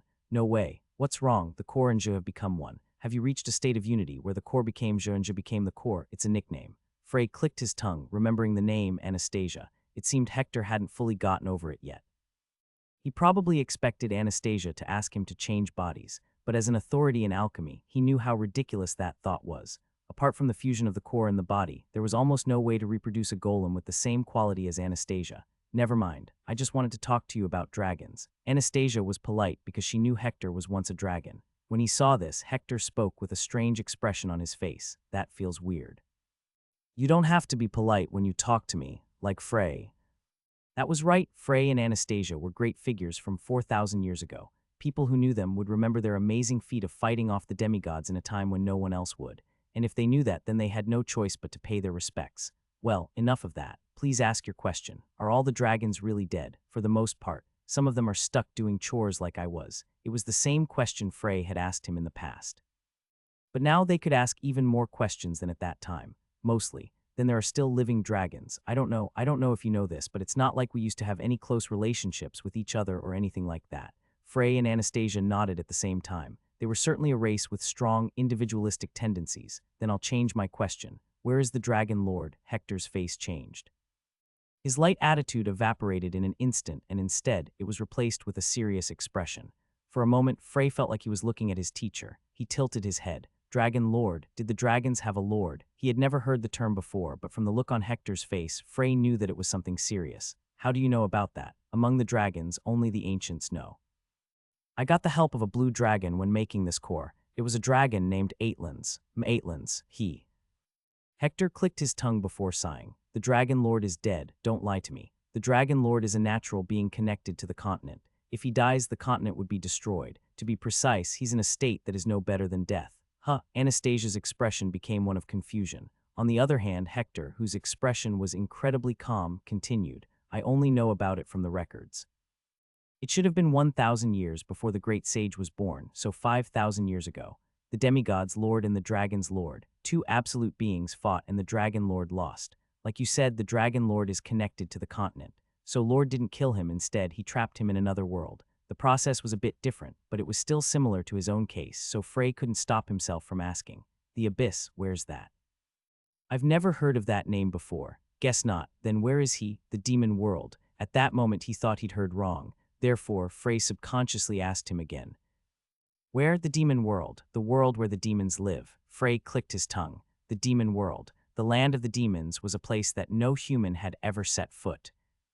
This is probably the first time in history. Iris looked back while feeling the hot, unpleasant breeze that she'd never felt before. Standing there was a pale young man. Though his appearance could not be seen clearly, she knew that this was Lucifer, one of the 6 archdukes of the demon world. He had been reigning over his domain, the corrupted hell, for the longest time among the archdukes, and many demons would readily open their mouths and proclaim that he was the true ruler of the demon world. In fact, even the proud Usra admitted that Lucifer was one level above him. Lucifer narrowed his eyes before saying, a human actually came to the demon world. Calling you a genius really isn't enough. It's unfortunate. It's really unfortunate. If you were born a demon, you definitely would have been equal to me, if not greater. Iris' expression remained cold. Lucifer couldn't even remember the last time she'd actually shown any emotion since her heart died 4,000 years ago. Maybe this was just a way to protect herself. After all, no matter how firm and strong-willed she was still human. There was no way she could have survived 4,000 without any changes in her mindset. Therefore, she suppressed her emotions, forgot her personal thoughts, and only focused on her mission. Lucifer felt that she was no different from a corpse. Perhaps she didn't even have a sense of self left. The end for people like this was usually quite miserable. Either they ran away or they collapsed. It was such a shame. The only person he'd signed a contract to and the only other existence he'd actually acknowledged would end up in such a miserable state. Where are you going? To where the Dragon Lord is. Lucifer, you know where Lord placed him. I do. But what are you going to do? About 5,000 years have passed since he was sealed. If it goes as I expect, he should be opening his eyes soon. Iris spoke with a cold glint in her eyes. I will stop him. They decided to put the Dragon Lord on hold for now. After all, even if they were sure he was sealed in the demon world, they couldn't reach him with their human bodies anyway. Should I ask Usra for help? Frey had this thought for a moment before he shook his head. He didn't believe Usra would accept such a troublesome and dire request. Even if they had a good relationship, he couldn't forget that Usra was whimsical. Their contract was also half-baked at best. First things first, Silkid. But before that, he would have to meet Nyx again. Frey was about to leave when he turned to look at Anastasia. I'm going to the Hispania Mountains. Would you like to go with me? I'd love to. When she nodded her head, Frey immediately used warp to carry them to the Hispania Mountains. Shuck. After feeling the warp, Anastasia nodded appreciatively. You're definitely 9 stars again. I told you that already. I still wanted to see it for myself. In any case, that's a relief. In fact, I think you're even stronger than you were in the past. Am I? You consumed a bunch of powerful elixirs like the frozen river from me, the drake's heart and the demigod's crystal, so it's natural. Indeed, to collect this much mana the usual way, one would have to devote oneself to meditation for decades in a place with high mana density and minimal distractions. In addition, after training his mind for 4,000 years in the abyss, it was safe to say he had long surpassed the Lucas Troman of the past. Anastasia looked at the mountains surrounding them with a deep gaze. It feels like this place didn't change much. It's been 4,000 years, so it definitely feels different. Well, for me, I just feel like I woke up from a very deep sleep. It still doesn't feel like 4,000 years have passed. From Anastasia's perspective, it was like she was just continuing from where her memories were cut off, so she couldn't really feel the time difference. The amount of time that passed was the same, but her situation was very different from Frey's. Frey went to the same rock where he sat last time and waited for Nyx. Anastasia looked around for a bit before saying she would go to the dungeon. Frey nodded because he didn't think he'd have to wait too long. An hour passed. As time went by, Frey couldn't help but get up from his seat. The last time he came here, Nyx had arrived in less than 30 minutes. Did something happen? In the first place, Nyx was placed in a very precarious position from the moment she was made into Agni's apostle. Therefore, he would understand if she encountered a dangerous situation, but he didn't believe she would disappear without a trace. As he was agonizing over this, Kiik. Someone hesitantly approached Frey. It wasn't a human, it was a monster. However, instead of a drake, it was a goblin with a large, protruding belly. It was much larger than ordinary goblins. With a curious gaze, Anastasia looked at it while saying, the size of goblins has really changed a lot in 4,000 years. The monsters here are larger than normal. I know that, but the Hispanian goblin I saw 4,000 years ago wasn't this big. Then, isn't it just mutated? The goblin opened its mouth while they were having their silly conversation. Gray-hair human Master's master came. The goblin looked at Frey with shaking eyes. It was clear that it was terrified. Master's master. By master it should be referring to Nyx. It seemed she'd become the ruler of the entire mountain range. And the Nyx's master was that referring to himself. What did Nyx want you to say to me? Mom, master said. A dangerous situation. Can't hold on. So we'll create a flaw for Master's master to take advantage of. He couldn't understand what it meant, and from Anastasia's confused expression, it was clear that she didn't understand either. When Frey pressed the goblin more, it only repeated those words with a terrified look on its face before finally saying just one word with a shaking body and a tearful expression. See, Silkid, Silkid, Silkid. He reluctantly sent the goblin back, and it hurriedly disappeared without any hesitation. Frey grew anxious. Dangerous situation. Agni should not have been able to move properly at that moment. Frey bit his lip. He had probably woken up. Frey's original plan had been to deal with him while he was in a weakened state, but if he had somehow made a recovery. I don't know anything else, but I do know where we need to go now. Frey nodded. They had to go to Silkid. He woke up but didn't open his eyes right away as he felt like dozens of loaches were wriggling around in his head. When was the last time he'd gotten a good night's rest? Ever since he'd come to the desert, he wasn't able to get more than 4 hours of rest a day. But he had no choice but to reduce his hours of sleep since he had to keep up his training regimen. Ivan sighed heavily before leaving the tent. The sky was bluish, and it seemed dawn was approaching. Ivan went to the warriors who were keeping watch and asked, "Is everything okay?" There were no problems. The night before seemed to have passed quietly. Ivan scratched his head while asking another question. The suicidal girl. It seems she left during the night. She didn't appear to be possessed. This was the first time a woman came to me and asked me to kill her. even in such a tumultuous situation. Ivan thought of the night before. A red-haired woman came and asked him to kill her. Ivan judged her as a madwoman and he promptly kicked her out, so she bit her lip and left. It looked like she had a lot to say, but she didn't open her mouth in the end. She looked like it was urgent and she was desperate. It was a rather strange story. A woman who was desperate to die. If she wanted to die so badly, she could have just hanged herself rather than come to him. Ivan suppressed his thoughts about her. He didn't have the time to think about something like that. The warriors began to come out of their tents one after another, and light slowly spilled over the horizon. The light soon covered the desert. They had made their camp on high ground, so they could see the surrounding area with ease. Naturally, this allowed them to see the swarm of monsters charging in from the east. It would have been pretty bad if I woke up 10 minutes later. It seems their numbers are gradually increasing. So disgusting. It looks like there are hundreds of them. Kurixar is in that direction. It was an orc warrior who spoke with a heavy voice. His name was Garrus, and he was the most outstanding warrior out of the 100 or so gathered there, not counting Ivan, of course. His analytical and physical abilities were both excellent, which was why Ivan remembered his name quickly.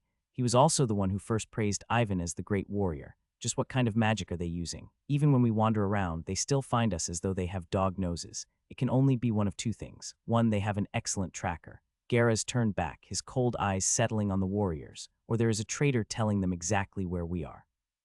The reason why Talhadun was able to become the capital of Silkid was because, before anything else, it was the location of the largest oasis in the desert. Now there were no longer any traces of warriors in Talhadun. Most of the buildings were either partially or completely destroyed. It was a terrible sight, as if a powerful sandstorm had swept through it. But the oasis had been able to maintain its original form, which was close to a miracle. No, in truth, it had nothing to do with miracles. There was only one reason, because Agni didn't destroy it. With his power, it was a very simple task to evaporate the entire oasis, but Agni didn't do that. What is it that you wanted to talk about? He turned around and found Nozdog standing there. Agni noticed that there was a bit of annoyance in his voice. Speak quickly. I'm also in charge of an area. I wonder what you think about Laren's disappearance. The answer didn't come immediately. Nozdog didn't have any expression on his face, but Agni noticed that there were no ripples in his breathing. Laren sacrificed herself to awaken the three of us. That's all. It's a simple story. That wasn't a sacrifice. It wasn't Laren's will. It was all Lord's idea to convert her into divine power and inject it into us. What's the difference? What? Nozdog seemed to sigh. The will of Lord is the will of all demigods. This might have happened while Laren was hibernating, but if she was awake, she would definitely have met her end with a smile. So would I, and so would Ananta. Nozdog's fierce gaze turned to Agni. Aren't you the same? Yes, it was true. If Lord asked him to sacrifice himself, he would do so without any hesitation. But Lord didn't tell us about the sacrifice. That was what confused Agni. Even after leading the demigods for such a long time, he never asked us to sacrifice ourselves. For the demigods, Lord was many things: a guide, a pioneer, a leader. For the demigods, the most benevolent being was their Lord. That was why it was strange for Agni, a demigod, to question why Lord sacrificed one demigod to save three. Something must have changed, but I don't think Lord did anything wrong. Why don't you trust Lord? There was hostility in Nozdog's voice. Agni fell silent for a moment before responding honestly. I'm not sure yet how to deal with Lord and why he was so agitated. Nozdog was dumbfounded for a moment before he spoke in a disbelieving voice. No way. Have you suddenly started respecting the mortal's stance and whatnot? No. Agni shook his head firmly without hesitation. No matter how many races other than demigods died, it had nothing to do with him. It wasn't out of sympathy that he spared Talhadun. It was because Lord's actions made him uncomfortable, and he wondered if destroying Talhadun would have had a positive effect on the demigods. He hated the fact that the thought, run away, kept popping up whenever he looked at Lord. All demigods were free, dignified, and equal. It was none other than Lord who taught them that. But wasn't the same Lord the one who wanted to sacrifice an innocent demigod to save Ricky? Agni wanted to bring this up, but he chose to keep his mouth closed. The source of this information was Iris, and since Nozdog hated her, he wouldn't have believed it even if he told him. I don't care as long as you don't step on the same path as Ricky. Experiencing fighting my own kind once was enough. That was the only consolation that Nozdog could give him. There's no need to ask Ananta's opinion. He would probably have the same thoughts as Nozdog. Agni wondered why he was the only one out of the three who was confused. The answer came easily. Laren's existence was particularly special to Agni. Her death saddened him more than anyone else. Nozdog, who was about to leave, suddenly asked a question. This might be a pointless question, but Agni, how are you managing your apostle? Managing Frey Blake. He was the greatest enemy of the demigods at that moment. After saying his name, Nozdog continued. He knows all of our apostles. That means he knows all of our weaknesses. He's also very cunning, so you should pay extra attention to your apostle. What did you do? My apostle is somewhere the humans would never be able to find. Nozdog laughed darkly. Ananta's apostle appears to be very proficient at hiding, and Lord doesn't have to worry about his at all. I have a relatively moderate method. Moderate? What do you intend to do? I was thinking of a way to get rid of this weakness entirely. Agni paused for a moment before continuing, and it matches well since my apostle is a phoenix. If I achieve the conditions, I will no longer need an apostle.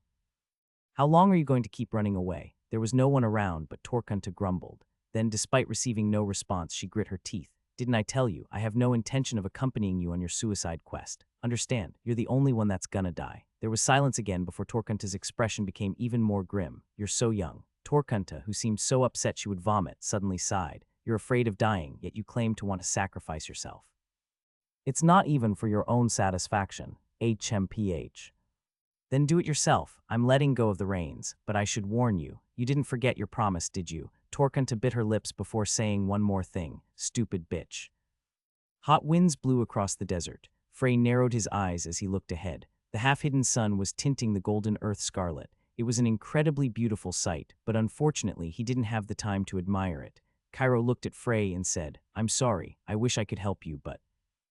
No, Frey shook his head. It was already enough for him to warp them there. The only reason he'd asked Cairo for help in the first place was because he didn't know Silkid's coordinates. Paragon was still busy with its own business. Cairo nodded. There is a warrior from Paragon in Arni. He and Nora are acquainted, and he should be able to tell you about the situation in Silkid. Cairo left with those words. Frey then turned around to look at the ones who'd gone to Silkid with him. Snow, Nora, and Binyang. Anastasia didn't come. Frey remembered what she'd said before they parted. I need time. What do you mean by time? Time to get used to this body. I don't think I can use it to fight the way I used to. Frey nodded. Although the golem's body could control mana, it was a body that was more suited for a magic warrior than a wizard. So like it or not, she would have to learn to fight with her body from now on instead of with magic, because it was more efficient. To do that, she would need to get rid of all the stereotypical combat methods and habits that she'd developed as a wizard. You want to train here? I think it's a good place. That's true, but how will you get to Silkid? He didn't think Anastasia's body could use warp. Anastasia laughed. There's a way. She tapped on her earrings that hadn't been there when they first came to the mountains. I brought it out of the dungeon. And this is for you. Then she handed him a ring. Keep it on. It'll tell me where you are. Both were magic items. Frey nodded and put the ring on. Understood. As soon as I get used to my body, I'll head over. Keeping my word is one of my ironclad rules. Anastasia nodded. Thus, Anastasia's arrival would be a bit delayed. The entire desert is covered in divine power. Even when seeing it for myself, I find it hard to believe. I can't believe the demigods are revealing themselves like this. Nora spoke in a calm voice, and Frey agreed with her. Divine power indeed covered the entire desert. It was like a beast deliberately marking its territory with its scent. Considering the size of Silkid, it couldn't be just one. This meant that they wouldn't be able to tell how many demigods were staying in the desert. Naturally, this meant that they had to move as stealthily as possible. Frey took out a map from his bag and looked at it. Arni, it's close. We'll go there to obtain information first. Then Snow spoke. Wasn't it said that creatures swept all the cities in the country? I don't think he would still be there. That made sense. I'll still check it out first. He then flew up into the sky using fly. When he got high enough, he was able to see the blurry image of Arni. From what he could see, the buildings were not destroyed, so from the outside it still looked fine. I don't know if a demigod is there or not. With all the divine power scattered across the desert, it was impossible for him to determine a specific source.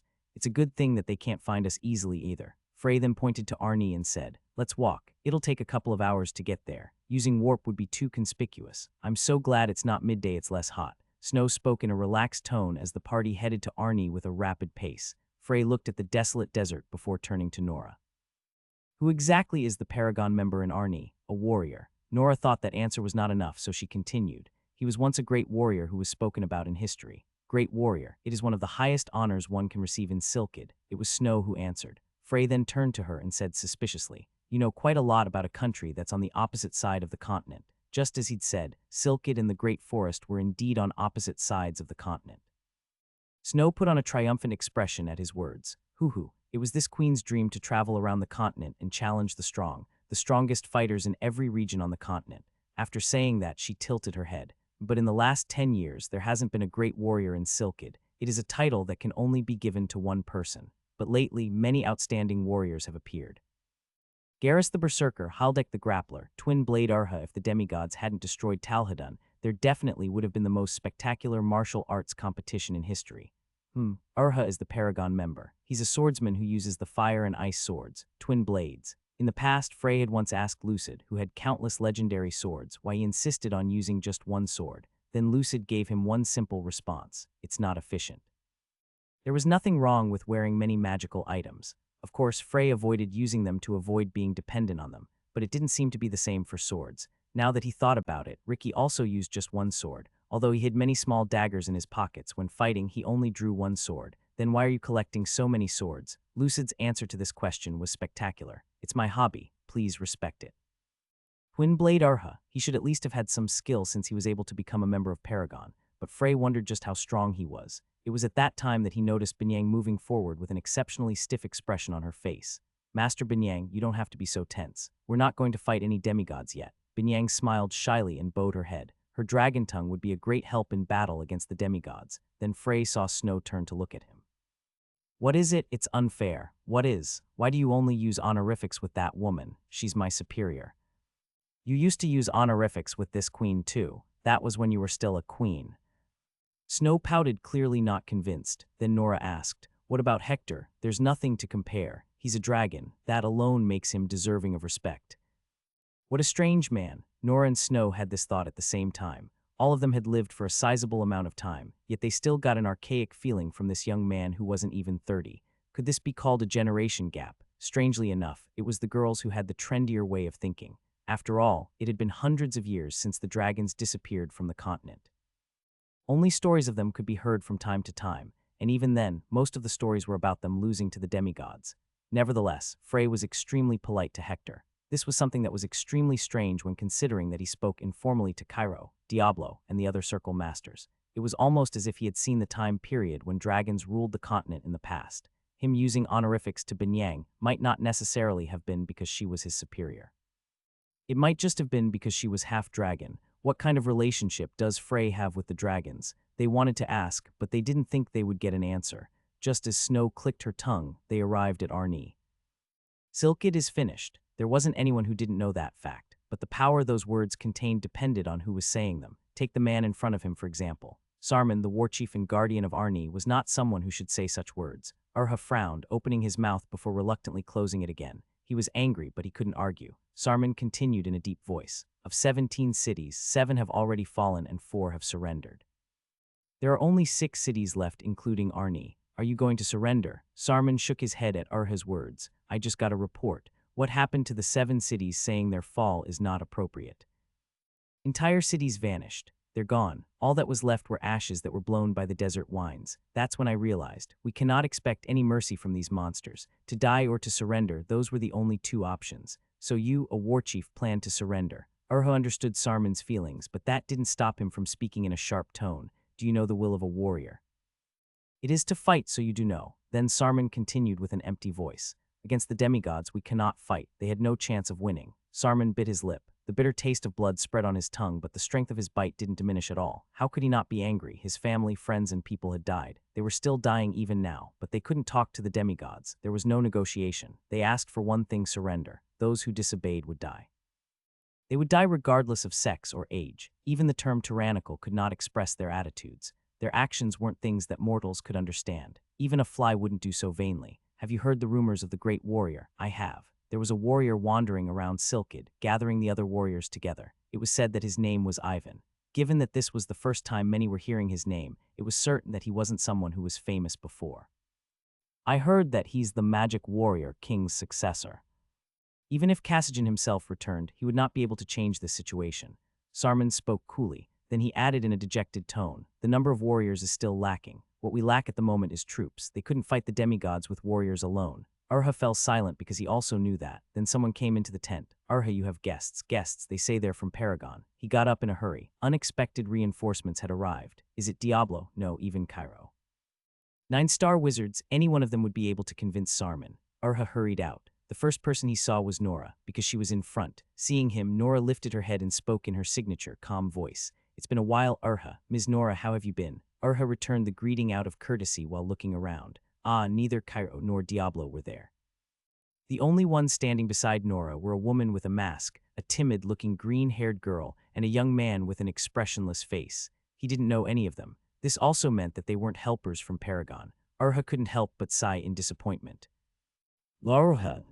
Ah, my apologies. Nora's voice woke Urha from his thoughts. Then he stepped forward and extended his hand towards the party beside her. This one is called Urha. I hope you can understand that I couldn't give you a proper welcome because of the current situation. I'm Frey and I understand completely. Is the situation bad? Frey, he'd heard the name somewhere before. Urha narrowed his eyes for a moment, but he came to his senses when Frey's cool hand touched his. They did a few perfunctory hand movements before releasing their grip. It's not good. Are you our reinforcements? Right, I'm from the Circle. The Circle, ah, it's you. The Troman rings young Circle rounder. Frey nodded. The Circle didn't even know about Paragon's existence, but Paragon had a good grasp on everything happening in the Circle. He'd also felt this during his conversation with Cairo. Of course, it didn't seem like he knew about the recent activities. Perhaps Cairo didn't have the time to spread the information. I've also heard of your prestige. His appearance wasn't quite what he'd expected. Frey looked at Urha. He looked to be about 30 or so years old, but he gave off a fragile feeling unbefitting of a desert warrior. His whole body wasn't filled with muscles like Ivan, nor was his aura as fierce as Ivan's, and his smile wasn't confident-like.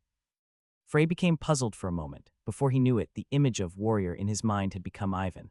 But he wasn't a warrior, he was a magic warrior. No, what exactly was the difference between a warrior and a magic warrior? I'm Binyang, Snow. Short voices sounded at that moment. Frey turned to look at Snow. You're using your real name? What's wrong with that? We're on the other side of the continent, and it's annoying to use aliases. Although Snow said this in a casual tone, Frey was certain that only the latter part of the sentence truly mattered. Nora looked at Urha and said, Urha, we want to know the current situation in Silkid. Urha nodded before turning around. Frey looked around as they walked behind Urha. You, Urk. Damn, hey, are there any more herbs? There was no one uninjured. There were those covered in bandages and groaning painfully, and those who had suffered severe injuries and seemed to be on the brink of death. One thing to note was the fact that almost all of them had been burned. They weren't hurt by a demigod. They were hurt by the creatures they created. How did you know? Frey's following words made him speechless. Because they're still alive. They soon arrived at a small barracks tent.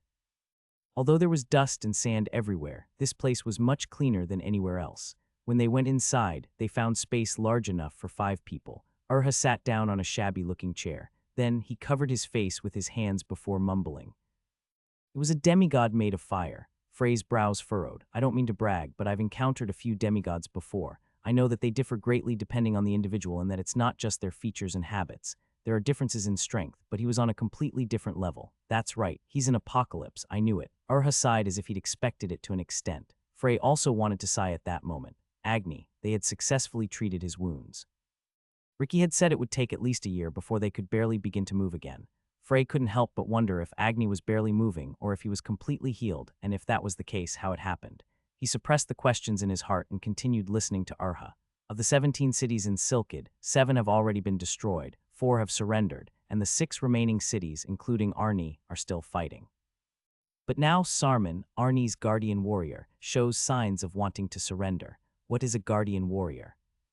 It is difficult to explain, just take it as the city lord. If one looked at the details, then the two were very different, but that was all he could say at the moment.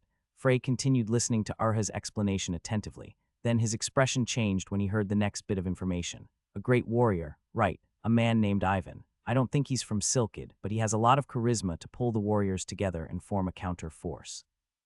It's probably the largest single force in Silkid at the moment, and it's still growing. Frey chuckled. He was a man who stood out no matter where he went. This wasn't unexpected. Ivan seemed to like being alone, but he had the natural aura of a leader and innate charisma. In times of chaos, it was natural for people to gather around a focal point. He's just like him. Nora's expression also changed, and she smiled softly as she thought about Cassijan.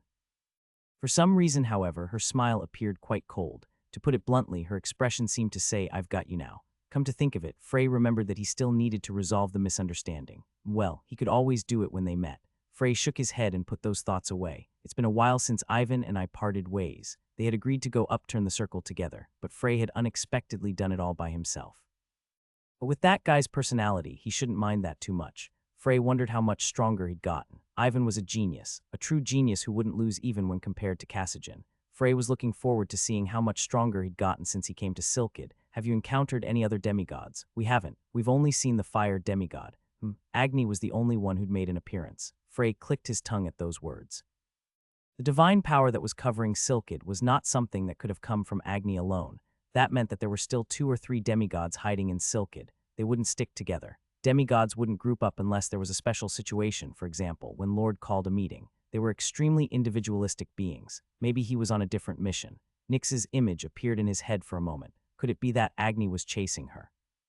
He can't kill her since she's his apostle. Did she think he was going to restrain her? It was possible. From Agni's perspective, it might not be good for her to keep wandering around as she pleased. Of course, this wasn't a good situation for Frey either. Anastasia was the only one who knew that she was Agni's apostle. If anyone else found out, it was almost certain that they would try to kill Nyx. So before that happened, he had to find Nyx first.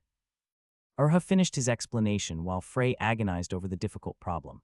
Have you ever heard about a red-haired woman? It was at that moment, Mr. Urha. The tent was suddenly opened and Warrior Lieutenant walked in. He had run so quickly that his entire body was covered in sweat. He spoke with a quivering voice. There's a raid. Urha immediately rose from his seat with a stiff expression. Tell me the situation. It's the demigod's creatures. How many? Then, report it properly. How many enemies are there? The man gulped. They cover the horizon. The dust cloud they're kicking up also makes it hard to see, so we aren't fully sure. Then he forcibly squeezed out a few words. But there are at least thousands of them. Urha sighed heavily. It was as if his soul had just left his body and his face became filled with despair. Thousands. If that was true, then it was over for Arni. What about demigods? A flat voice sounded out. It was Frey. The lieutenant turned to look at him and Frey once again asked in a calm manner, has the demigod's presence been confirmed? This warrior, who was seeing Frey for the first time, could not help but respond with honorifics as he was intimidated by his mysterious aura. It hasn't been confirmed, but there doesn't seem to be any demigods, so there aren't any. It was a relief but also a shame. Feeling a bit upset, Frey rose from his seat. Which direction are the creatures coming from? So, southeast, but that. Who are you? Frey walked past him with a brief response. Reinforcements. He headed southeast. A stone spire had been erected there. It was quite high. When he got to the top of the spire, he could see hundreds of kilometers in every direction. So naturally, he was able to see the horde of creatures galloping toward them, creating a large dust cloud. Frey narrowed his eyes and examined this group closely. It's still quite bizarre. They looked like fire spirits, beings whose entire bodies were covered in flames. These were probably creatures that Agni himself had created. Are you really going to stop that army alone? Urha couldn't erase the doubt from his voice. Do you think it's a joke? As far as I know, there are only 2 wizards in Paragon who could accomplish such a feat, Kairat Wilsaman and Diablo. Urha was shocked. Frey didn't turn around as he continued. You seem to have been hoping for them to arrive from the start. You noticed? How could I not notice when it was so obvious? Frey spoke simply, but Urha was shocked. He was confident in his ability to hide his inner feelings, and he had believed he'd hid his disappointment too quickly for anyone to notice. To correct one misunderstanding, I am not below them. What? Watch closely. Frey walked to the end of the spire with dozens of calculations spinning in his mind. They have spirit bodies, so they are bad opponents for warriors. It would require a lot of force to subdue them with physical attacks. Their firepower is also formidable. Their flames can even melt rocks. Urha bit his lip. Although their numbers are small, there are still a few wizards and sorcerers in Silkid, but their ice magic didn't really have an effect on them. That's natural. There are also classes among creatures. After all, they were made by the Apocalypse Agni. It depended on the individual, but he was sure that the strongest amongst these creatures were intermediate-rank spirits. That meant that any spell below 6 stars wouldn't really have much of an effect on them. Even I can't guarantee victory over 100 of them, but you alone. You're not very knowledgeable about wizards. Frey's words made Urha speechless. What is that? The number of enemies doesn't matter to a wizard. As long as you know their coordinates, it doesn't matter if there are hundreds or thousands. Pack. As soon as he was finished speaking, Frey's robe flapped. Originally, he intended to move in the shadows since he didn't want to be spotted by the demigod's spies that might have been hidden in the desert. But he'd changed his mind. Agni hadn't been seen since Talhadun, and the other demigods' whereabouts were unknown. But it was possible that he was chasing after Nyx. If so, then Frey would draw their attention. It didn't matter if the demigods came. It would be even better if Nyx came, and drawing attention was something that wizards were the best at. Roar. Urha stumbled back a few steps. What is this?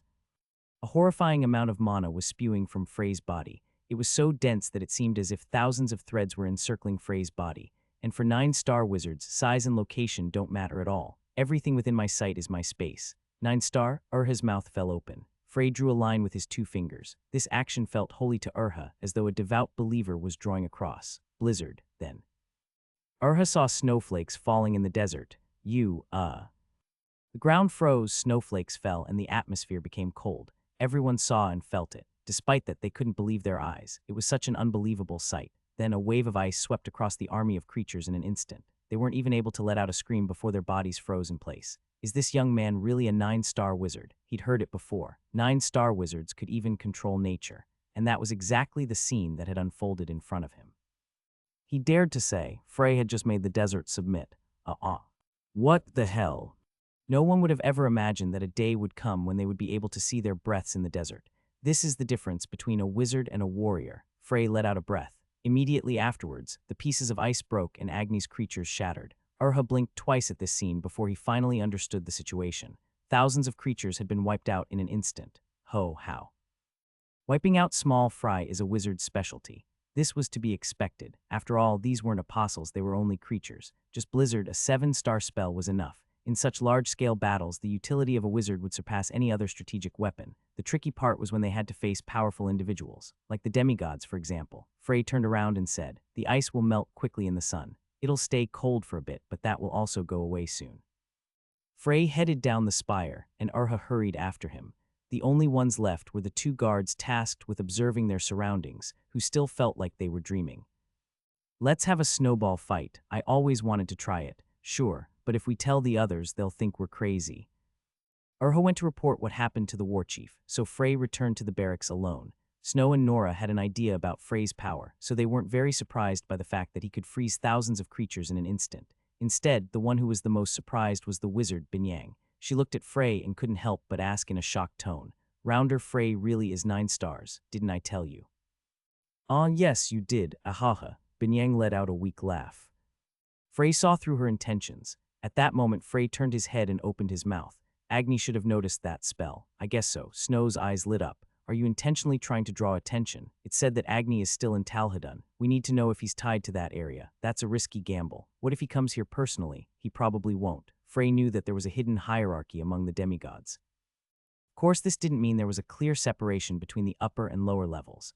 Basically, it was true that all demigods under Lord were equal. However, there was a bit of a line between them, just like Hydra, who Ricky had killed in the past. She was one of Ananta's subordinates. The 3 demigods who rushed to help Laren should be her subordinates, and perhaps the demigods who were currently in Silkid were Agni's subordinates. Rumors about me will definitely spread all over Silkid. Snowflakes appearing in the desert would certainly have such an effect. There was no doubt that news of this would reach Agni soon. Nora spoke in a calm voice. "What if a demigod comes? The damage could spread to this city. That's why I'm thinking about moving in separate groups from now on." Snow furrowed her eyebrows. "Please explain." "From now on, I will go around Silkid and attract as much attention as possible. I will deal with whatever demigod creatures I encounter at random, and if I encounter a demigod, I won't avoid a fight." Agni was the only exception. An apocalypse was not something Frey could deal with at the moment. "In the meantime, you will join Ivan, go to the great chief of Silkid, and try to propose to fight against Agni with him." Nora's eyes lit up. "Join Ivan. I like that idea. I'm not sure if the great chief will agree, as Silkid has lost a majority of its forces. We'll have to make him agree somehow. The great chief Tuorik was indispensable when it came to uniting the warriors of Silkid." Nora tilted her head. "But Frey, without you, it'll be annoying to deal with the creatures. It's gonna be tricky if we are unable to avoid a fight with a demigod." The presence of a wizard during a fight with a demigod was like the difference between heaven and earth, but Frey shook his head. "That worry is unnecessary. There is an excellent wizard right beside me." Frey's gaze turned to Binyang. She was visibly shaken. "Emmy, with the skills that Master Binyang has now, she is more than enough to take my place." "Boo, but..." Her eyes shook. Her hands, which were being clasped gracefully, began shaking. She seemed to be much more intimidated than when she was at the circle meeting before. Binyang's imposing appearance at that time took quite a toll, so he was disappointed. If Frey hadn't shown up, he was sure that her guts would have grown even more. Frey got up from his seat. "Master Binyang, yes, shall we go talk for a moment? Just the 2 of us. The 2 of us." Frey nodded and looked at Binyang's wide eyes. "Yes. The 2 of us."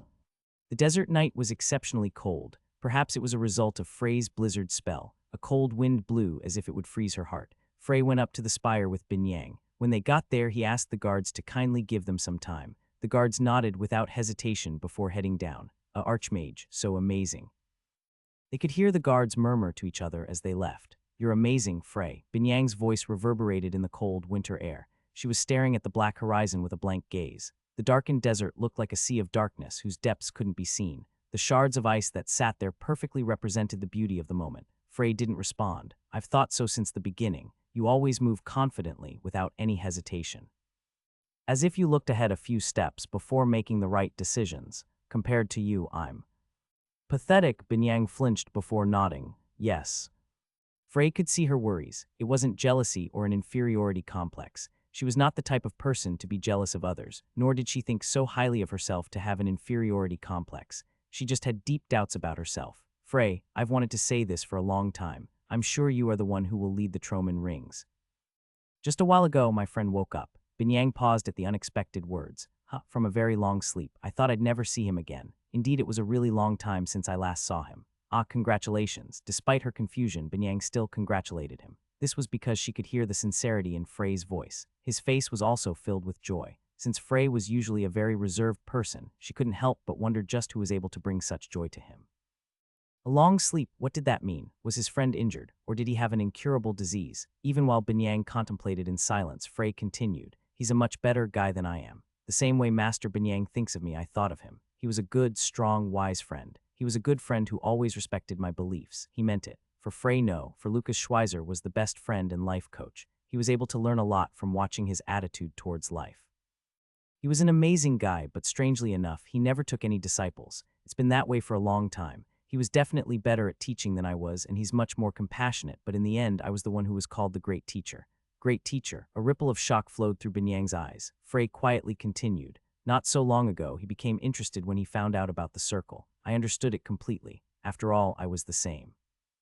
He was curious about how the younger generation inherited our will to fight against the demigods, and he was definitely the most interested in the Stro necklaces. That was natural, since it was a group that inherited his name.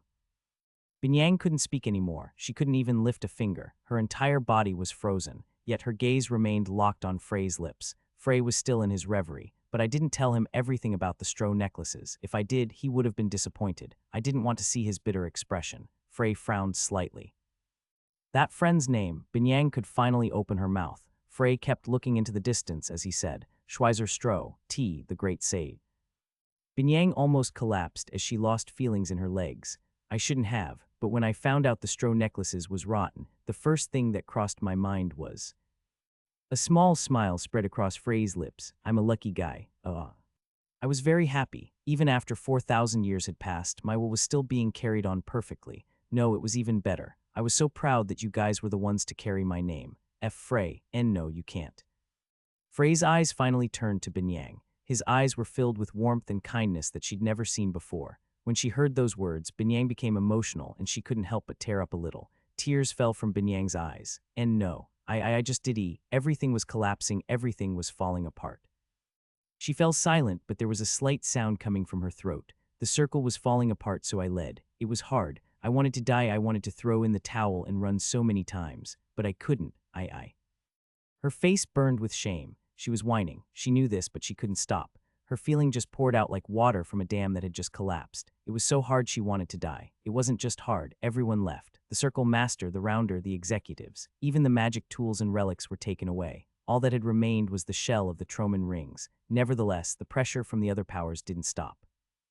Their few assets were continually taken away, and the talented members of their circle left day after day.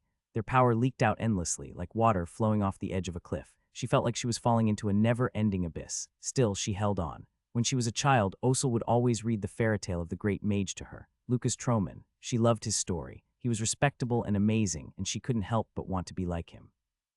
After the fight with Nozdog, those who remained in the circle were those who had similar thoughts. So she couldn't run away. She couldn't abandon the Troman rings. I know. Frey laughed as Binyang sobbed and blurted out her feelings. I see. Now she understood why she saw Osel in Frey, why she felt so relieved when she was around him. Just his presence was enough to fill her with confidence. She felt a cool touch on her head. I am truly proud of you. How could she accept such an honor? Binyang began to cry once again. It wasn't because she was sad. They were tears of joy. Frey stroked Binyang's head while saying, you did well, and you will do even better in the future. I trust you, Binyang Argento. What she needed wasn't teaching, nor was it a word of warning. It was comfort. Frey could see that. The reason he was called the great teacher wasn't anything special.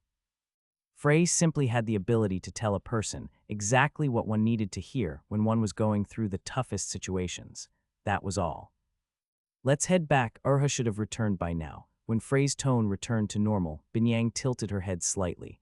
Yes. But you can speak casually. How can I, the circle rounder, speak casually to the master? Frey didn't answer her question, instead opting to just give her a quiet glance. Then their previous conversation came to her mind. You have done well, and I'm sure you'll do even better in the future. Right. Frey was asking her for the same relationship they'd had up to that point. She couldn't help but make a sound of discomfort. It hadn't been a problem before she knew who Frey really was, but now that she knew, it would be extremely hard for her to treat him the way she had before. Binyang asked carefully, "May I ask why you're hiding your real identity? If you revealed who you truly are, I'm sure there would no longer be any problems in the circle." "I'm not confident that I can play the role of Lucas properly." Frey spoke his thoughts honestly. If he were to reveal the fact that he was Lucas, the circle's morale would certainly soar. But that was probably the only positive thing that would come from that. After that, they would definitely have an infinite amount of expectations, and they would try to completely rely on Frey. This was not a good thing. Including the heavy burden that would be placed on Frey's shoulders, it would also not be a good thing for the circle. The current circle had entered a very important period of growth. Most of the rotten parts, including Razil, had been removed, and a new wind was blowing both internally and externally. This strong wind would make the circle stronger and stronger over time. After overcoming its current predicament, the unity and harmony within the circle would definitely become firmer. If Frey were to reveal himself at this time, it would do more bad than good. Of course, another reason was the fact that Frey didn't particularly like being looked up to. He knew that moving in the same way that he was currently was the most efficient way to make use of his abilities. It allowed him to have a wide and objective view, and it also made it easier for him to handle emergency situations. "So please look after me, Master Binyang." Yes. She never thought there would be a day when she heard those words from the great mage Lucas Troman himself. Binyang nodded, unsure if her heart was thumping because of joy, anxiety, or something else entirely. This was exactly the feeling of not knowing whether to laugh or cry. They then returned to the barracks tent and found that Urha had indeed returned. There was a middle-aged man standing beside him who bowed his head the moment he saw Frey. "I'm Sarman, the guardian warrior." His voice was filled with emotion. His gestures, speech, and facial expressions were all filled with goodwill. From his perspective, Frey was the savior of Arni, so his response was natural. However, Sarman was a guardian warrior, someone who only had to show respect to the great chief. Even Urha, who was a candidate for great warrior and a member of Paragon, would not be able to obtain such a level of respect from him. Sarman's polite speech was the greatest indicator of the respect and indebtedness he felt towards Frey. "I'm Frey Blake, circle rounder of the Troman Rings." When Frey stretched his hand out, Sarman immediately grabbed it. "Rounder Frey, that was an amazing spell. I humbly salute your great achievement." He spoke in a confident voice. "Your spell has firmed up my resolve. We will never give in." It seemed Urha's persuasion had worked perfectly. This meant that the next part would be easier. "Have you heard our plan?" "What plan?" Frey then told him the plan he'd told to Snow and Nora. As he talked, Sarman's expression gradually became brighter and brighter. "That's a great plan. But wouldn't Rounder Frey be exposed to too much danger? To run around Silkid alone in the current situation would be no different from suicide. There are a lot of demigods hiding in the desert at the moment." It seemed that Sarman didn't have a full understanding of Frey. As long as it wasn't Lord, Frey would be able to escape from the clutches of any demigod, including Agni. No need to worry about that. If so. After thinking for a moment, Sarman started speaking again. "I'd recommend you head north. Any special reason? Most of the cities there have surrendered to the demigods. In other words, it's the demigods' territory." Of course this means that you'd have to be extra careful. I heard the northern region has become a completely lawless zone." Frey nodded. "There's one thing I'd like to ask you." "Please ask." "Have you seen a red-haired woman about the age of 20? Sarman's expression became strange at those words. Even Urha's complexion became a few shades lighter. Frey's eyes lit up. It seemed that he indeed knew something. "It sounds like you're talking about the strange person from the rumors that have been circulating recently." "Rumors? A woman who wants to die." Frey furrowed his eyebrows. "A woman has been wandering around Silkid asking people to kill her. But then when you do try to kill her, she would scream crazily and unleash flames at whoever tried to do it, and no one understands why she does this. It's quite hard to believe it to be true." At that moment, some of Frey's questions had been answered. Nyx's sudden disappearance, the words of the goblin from the Hispania Mountains, and the words that Sarman had just said had allowed him to have an idea of what Nyx was thinking. Is she trying to use the fact that she's an apostle? It was efficient, but he had no intention of praising it. Perhaps it was because of Torkunta that she hadn't actually gotten herself killed by now. If it weren't for him, there was a high chance that she would already be dead. It couldn't be more ironic. Frey never would have imagined that he would have to owe the 1,000-year-old Drake anything. "This is all I know about her. I'm sorry. She's a very elusive woman." Frey shook his head. "It's enough." Alone, Frey left Arni before sunrise. He didn't say goodbye. This was because they would meet each other soon anyway. He wore a loose coat he received from Sarman together with a robe. He even put a turban on his head and used an illusion to alter his face. If he were to go around with Frey's face, it would be the same as advertising that he was an outsider. The most important thing was to make his skin darker. Then, after making a few other minor changes, the impression he gave changed completely. He even had a shamshir one at his waist to complete the look of a desert warrior. Frey took out a map from his bag. The nearest city. It was called Al-Tarha. It was about 3 days away by foot. Frey didn't use magic. He didn't know the exact coordinates, so he would be unable to use warp, and flying across the desert would be too conspicuous. While he could conceal his presence, there was no guarantee that he'd be able to hide from the demigods. Therefore, the safest way was to walk through the desert while pretending to be a silkid warrior. At first glance, it might have seemed like he was being very relaxed, but Frey knew this was the fastest, normal way to get to Al-Tarha. He had enough food and water, so he was able to arrive at Al-Tarha after putting one foot in front of the other for 3 days. Al-Tarha was a much larger city than Arni. Its walls were about twice as high, and the city itself was about 3 times bigger. Frey jumped over the wall and went inside, and he immediately became speechless when he saw the scene within the city. He then remembered the words that Sarman had told him. A lawless zone. It certainly was. There were people fighting randomly in the streets, and foul smells were coming from every corner from the carelessly thrown trash. The fights were also not honorable duels instead. They were dog fights filled with dirty intentions, and the people around them were cheering or enjoying meals as they watched. There was no one among them who still had the appearance of a warrior. Their dignity as humans had completely disappeared. In less than a month, Frey bit his lip. It was like this 4,000 years ago as well. Those who surrendered to the demigods quickly degenerated. After all, they chose to submit to an absolute being, or in other words, they chose to become livestock. Frey realized that Al-Tarha had basically become a large kennel. He was instantly struck with the urge to wipe out the entire city, but he shook his head. There was something that had to be done before that. He went back to the wall.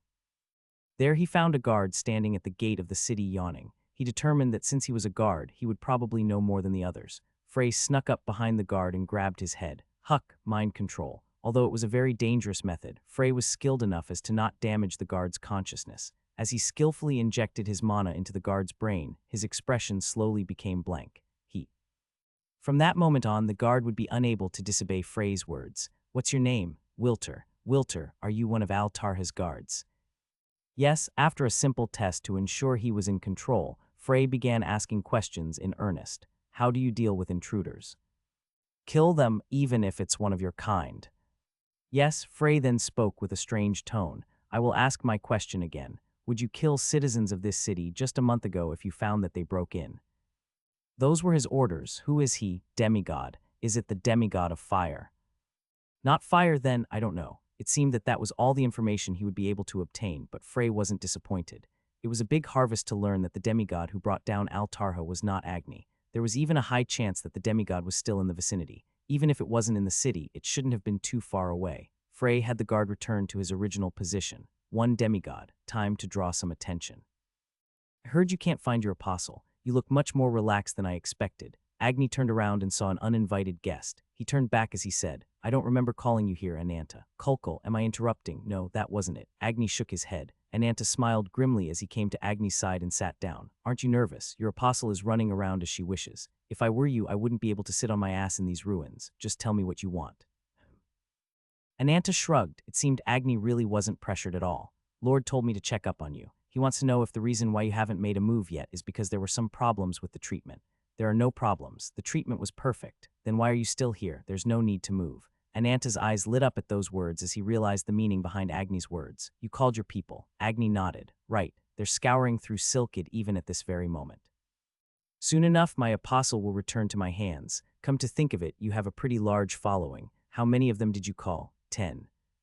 What? Ananta blinked his eyes for a moment, thinking he'd misheard, but Agni simply continued on with a calm tone. At the moment, there are 10 of my subordinates in Silkid. First of all, he needed to gather more information. The most important part of the fight was information. Just how many demigods were in Silkid, what powers they had, why Agni hadn't moved, Nyx's current location. There were many things he needed to know, but none of them were easy to find out. It would be a great help even if I just found out what powers they had. Anything that would point out their weaknesses would help. Although he had only been able to do it because she was barely alive after Ricky attacked her, the fact remained that he was able to do so because he knew her weakness. Did he say guardian warrior, the true ruler of the city? Arha said that it was a concept similar to a city lord. Therefore, he was likely to know more about demigods than others. Didn't Arni almost surrender simply because of Sarman's choice? After making his decision, Frey headed to a bar in Al-Tarha. The city had reached a state of lawlessness, but it hadn't evolved completely yet. There were still several open bars that seemed normal, but it was unclear how long this last bit of order would last. It was fine to grab guards and pull the information directly from their minds as he'd just done, but if he wanted to get a good grasp of the overall situation, it would be best to observe a large group. That being the case, bars were some of the best places to gather information. Creak.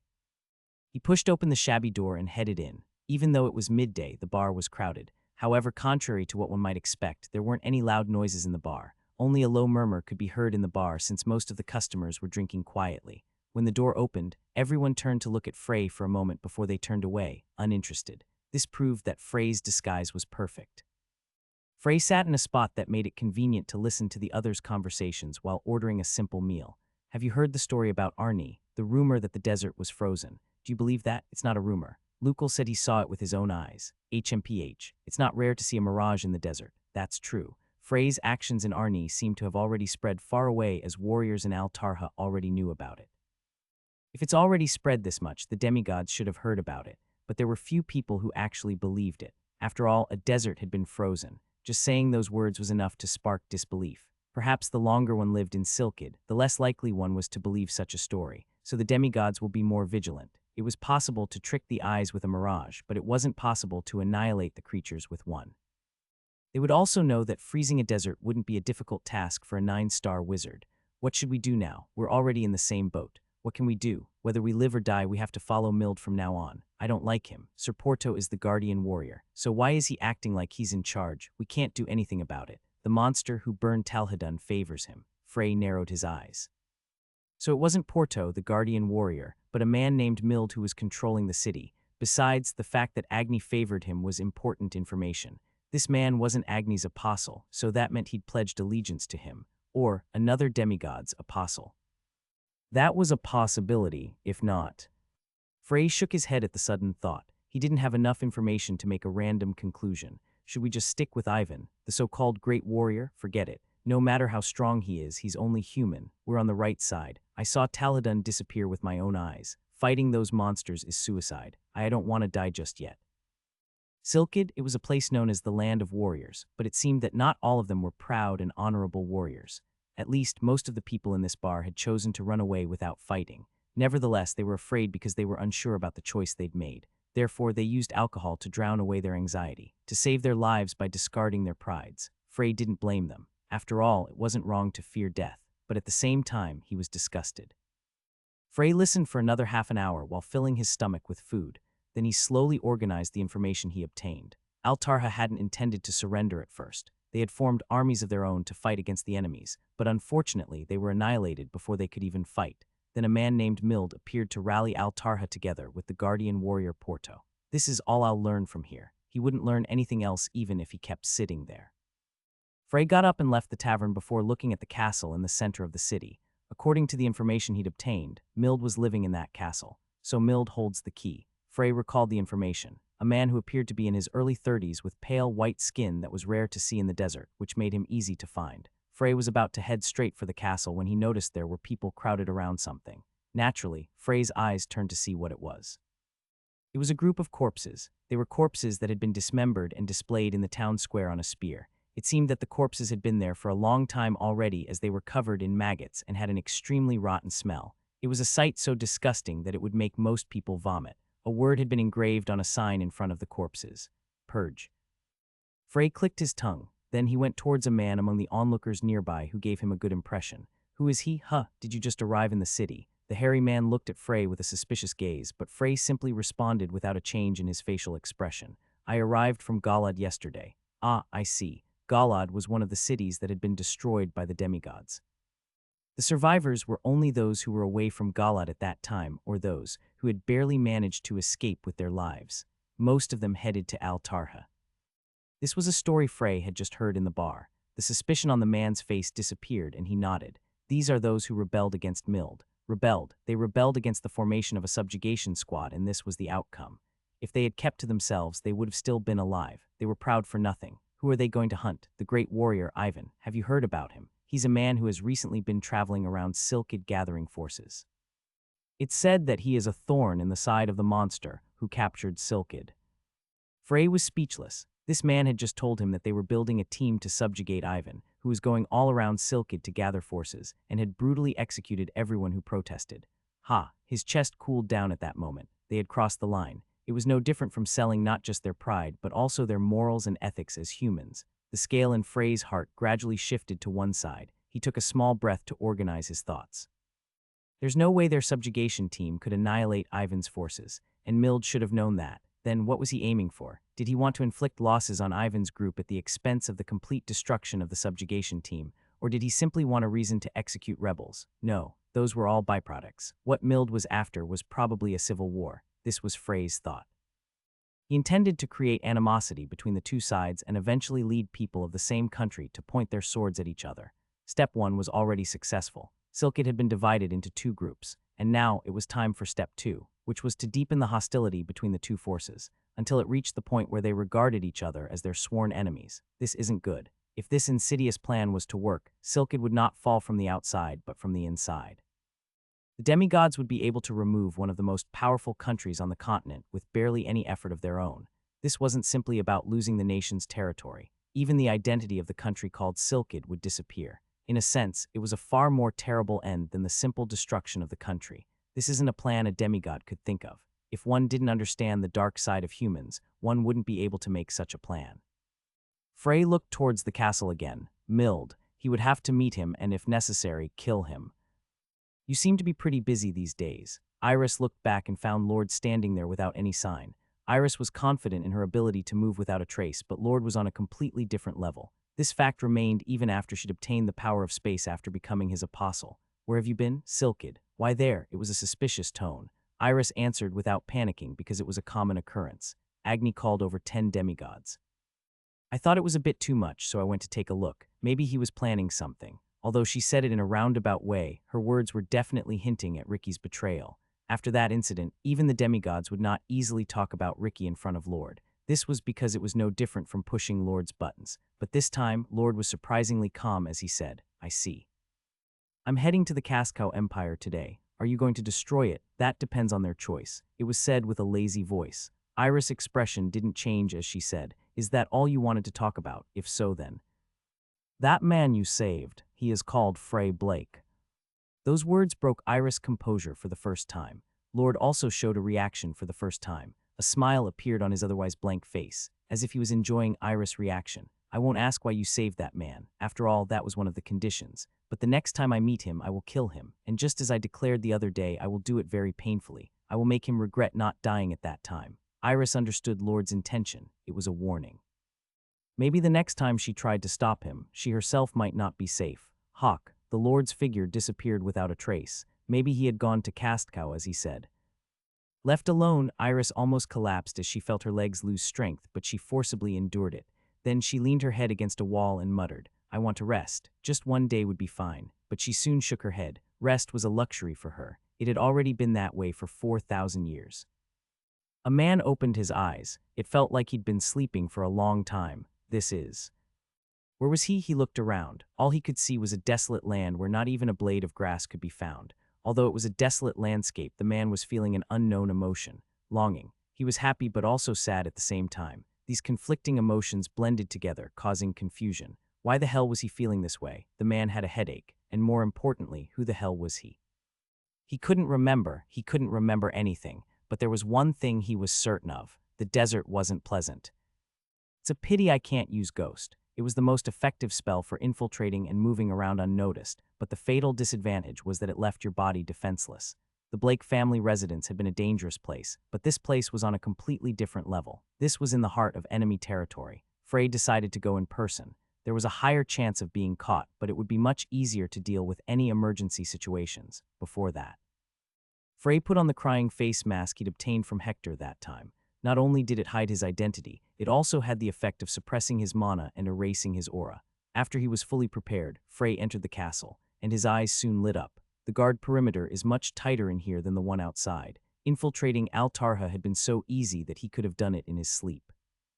The guards watching over the entrance were so relaxed that anyone would be able to break into the city if one wanted to. But this castle was different. Those who stood on the walls were all skilled fighters, and there were even patrol teams deployed to protect the castle more efficiently. There must be something here for this castle to be guarded to such an extent. Frey observed these guards. Then, he realized something else. Security was much tighter at the bottom than it was at the top. This meant that whatever was being hidden was below the castle. Why do they all like the underground so much? Frey inwardly clicked his tongue as he recalled his previous experiences, but that didn't mean he didn't understand. The basement was a good place to hide something. It was an enclosed space, and there was only one entrance. These two facts meant that not only was it difficult for intruders to break in, but even if they did, it would be hard for them to stay hidden. It would also be hard to escape after being caught there. Of course, all of these facts were irrelevant to Frey, who could cast the warp spell in an instant. Frey stopped just as he was about to head down the basement stairs, observing the dark entrance with narrowed eyes. Perhaps it was because of the setting, but that place felt ominous, like a devil's waiting mouth. No, it wasn't just a feeling. Frey could sense a powerful divine power coming from below. He hadn't realized until he'd got closer. The aura of divine power covered the entirety of Silkid, including Altarha and even this very castle. However, the divine power he was sensing from this basement far exceeded the divine power in any other part of Altarha. In other words, Frey had made the right decision. Frey lifted himself off the ground with the fly spell, and then he disappeared using invisibility. The mana consumption was immense, but it was the safest method. There was no one at the end of the basement stairs, only an old wooden door. As if the strict security that he had seen so far was a lie, there wasn't even a single guard deployed in this place. But Frey was unable to go any further. He just stared at the ground in front of him. It was as though there was an invisible wall in front of him. Up till here, if he moved even one step closer, he'd be discovered. Frey's eyes turned to the door. He could hear a faint conversation coming from within. The offices for Altarha's castle were located underground, and very few people were allowed to enter and leave this place. The owner of this office was a frail man who was sitting behind a desk and browsing through some documents. He slowly looked up at the man who'd come to report to him. This man had a large, well-trained body that was covered in many scars. He also had yellow gauntlets which wrapped around his large fists. This was Porto, the guardian warrior of Altarha. I hung the bodies in the square as you ordered. Were there any who protested against that? There were. Capture and execute them. Understood. The man nodded. Go back now. Yes, Lord Mild. This weak man was none other than Mild, who had become the de facto leader of Altarha in a month. Moreover, if anyone were to have seen this scene, one would have been lost for words. Mild couldn't even become a lieutenant because of his status as an outsider. But the guardian warrior was being extremely courteous to this man. What was even more surprising was the fact that Mild was acting like this was natural. Porto bowed once again before leaving the room. Mild looked at his back for a moment before lowering his head once again to the documents. Porto slowly climbed up the steps. The sun was setting and the sky was becoming dark. He then stretched with a frown. I'm tired. He was always tired, but he felt especially so at that moment. Porto headed home without bothering to make any additional stops. He closed the door and sighed heavily. He decided to drink a glass of beer, then fall asleep while clinging to the blissful feeling that accompanied it. There was no work to be done in the morning, so he should be able to enjoy a good night's sleep for the first time in a long while. But Porto wouldn't drink enough to get drunk. He would have just enough to get a pleasant feeling so that he would be able to fall asleep quickly. Crack. Suddenly, a hand stretched out from the darkness and grabbed his head violently. Right then, Porto felt as though he had been struck in the head by a thunderbolt, and his body slumped over. Then Frey showed up. He'd waited at the top of the stairs, and when Porto came out of the office, he followed him home. Frey pulled a chair over and sat Porto down on it. Then he stimulated his brain so that he would become semi-conscious. Porto would certainly have a strong mind, much stronger than the guard he'd dealt with earlier that day, so he could only pick apart his mind after stunning him. Who are you? Porto responded with a blank look in his eyes. I'm Porto, the guardian warrior of Altarha. Porto, was it your choice for this city to surrender? That's right. For what reason? There was nothing I could do to protect the people of this city. He had the same response as Sarman. It seemed he thought fighting against the demigods was no different from suicide. He's much worse than Sarman. In particular, it seemed this man had some part to play in the establishment of the subjugation team to keep Ivan in check in the execution of the rebels. Frey thought about the bodies in the square. He thought about just killing Porto right then, but he decided to ask him some more questions. What if you had partners? Would you not change your mind, even if someone who could threaten the demigods agreed to help you? That's right, I would not, Porto responded without hesitation. It seems his thoughts were different from Sarman's. Frey's expression became strange. Because you guys can never beat the demigods. It was a clear voice that responded. Naturally, it wasn't Porto's. Frey turned around and found a weak-looking man standing there. It was Mild. Frey immediately got up from his seat. How are you here? I knew you were snooping around outside, but it didn't seem like you were going to come attack me. Your senses are quite sharp. Did you realize I was a demigod? Right, he'd guessed that Mild was a demigod. Otherwise, the divine power he sensed was inexplicable. Frey grit his teeth. You used Porto as bait, and you fell hook, line, and sinker. I can't believe you're pretending to be human. I never would have expected to encounter a demigod like you. You can't believe it, cuckoo. That's a rather old way of thinking. Well, I do admit most of my kind hates mortals, and so did I, but time can change a lot of things. Mild let out a cold chuckle. As time went by, even ugly creatures like you began to look a little cute. Was the annihilation of Agni's creatures in Arnie your handiwork? You did a pretty good job, wizard. It's quite hard to eliminate that many creatures. I don't understand. You guys are supposed to be searching for Agni's apostle right now. Can you still afford to manage a city like this? Ho, it seems you're quite aware. Mild shrugged, because there are enough of us doing that. There are already 3 of my kind actively chasing after the phoenix. The last trace was found in Nempedal, so we should be able to find her trail soon. Mild then raised his hand. Well, that's enough small talk. Wizards are the most annoying to fight, and you're a 9-star wizard, the most annoying of all. If I kill you here, I'm sure Lord would be very pleased. Cuck shuck, Frey's figure disappeared. Warp, do you think you can escape? Pot. Mild also disappeared. He sensed the reverberation of mana left behind by Frey and immediately followed it. He hadn't run far away. Mild couldn't directly jump to other countries like Lord or the Apocalypses, but this much was fine. Shuck, there was no need for him to search. Frey was standing in the middle of the desert. Mild let out a dirty laugh. Did you realize running away is futile, right? I'll send you off comfortably as a reward for not being a pain. Frey didn't respond. Mild, who was smiling, narrowed his eyes at him. Then a calm voice sounded out. I didn't expect it to work so well. What was he talking about all of a sudden? The previously revealed panic was now nowhere to be found. Instead, Frey was staring at Mild with a cold gaze. I knew the range of your detection ability in the basement from the start, but I stepped into it on purpose. Why do you think I did that? Mild's expression changed. Are you saying you purposely revealed yourself to me? Ha, that's bullshit. Why would you do something like that? To lure you out, it wasn't a gamble. Frey had been convinced that there was only one demigod around Mild. There was no way that multiple demigods would be deployed to watch over such a small, unimportant city. It wasn't just that. This arrogant being had even given Frey the information that he wanted. Nyx's location, and the fact that there were at least 5 demigods currently in Silkid. A mortal actually dares to mock me. Unbearable anger was clearly visible on Mild's face. On the other hand, Frey appeared to be as calm as a lake. This sight made Mild even angrier, but he forcibly and desperately calmed himself down before looking around. You didn't set a trap. No one else is here. This means you intend to fight me alone. That's right. Mild's expression became strange as he heard Frey's murmur. 9 stars. The final step that a mortal can reach. Right after making this step, you probably feel like you've reached the sky, but you should have been more careful. There had never been a time when Frey didn't move carefully. He always searched for the most optimal solution. He didn't believe every choice he made was right, but he tried his best to make the best possible decision at every moment. This time was a far cry from his match with Apep. At that time, Frey had help from Shuril and even borrowed Usura's power in the end. But this time was different. He had no partner, and he had no intentions of using Usura's power. Nevertheless, he felt no uncertainty or anxiety. In fact, he was rather calm. I have to prove it. He would defeat this demigod on his own. Suddenly, a huge bow appeared in Mild's hand. A longbow. It was much larger than a regular longbow as its size easily surpassed 2 meters. Frey narrowed his eyes. He hadn't expected the demigod to draw a weapon at that moment. Is he a demigod with a power similar to Ricky's? For example, the power of the bow.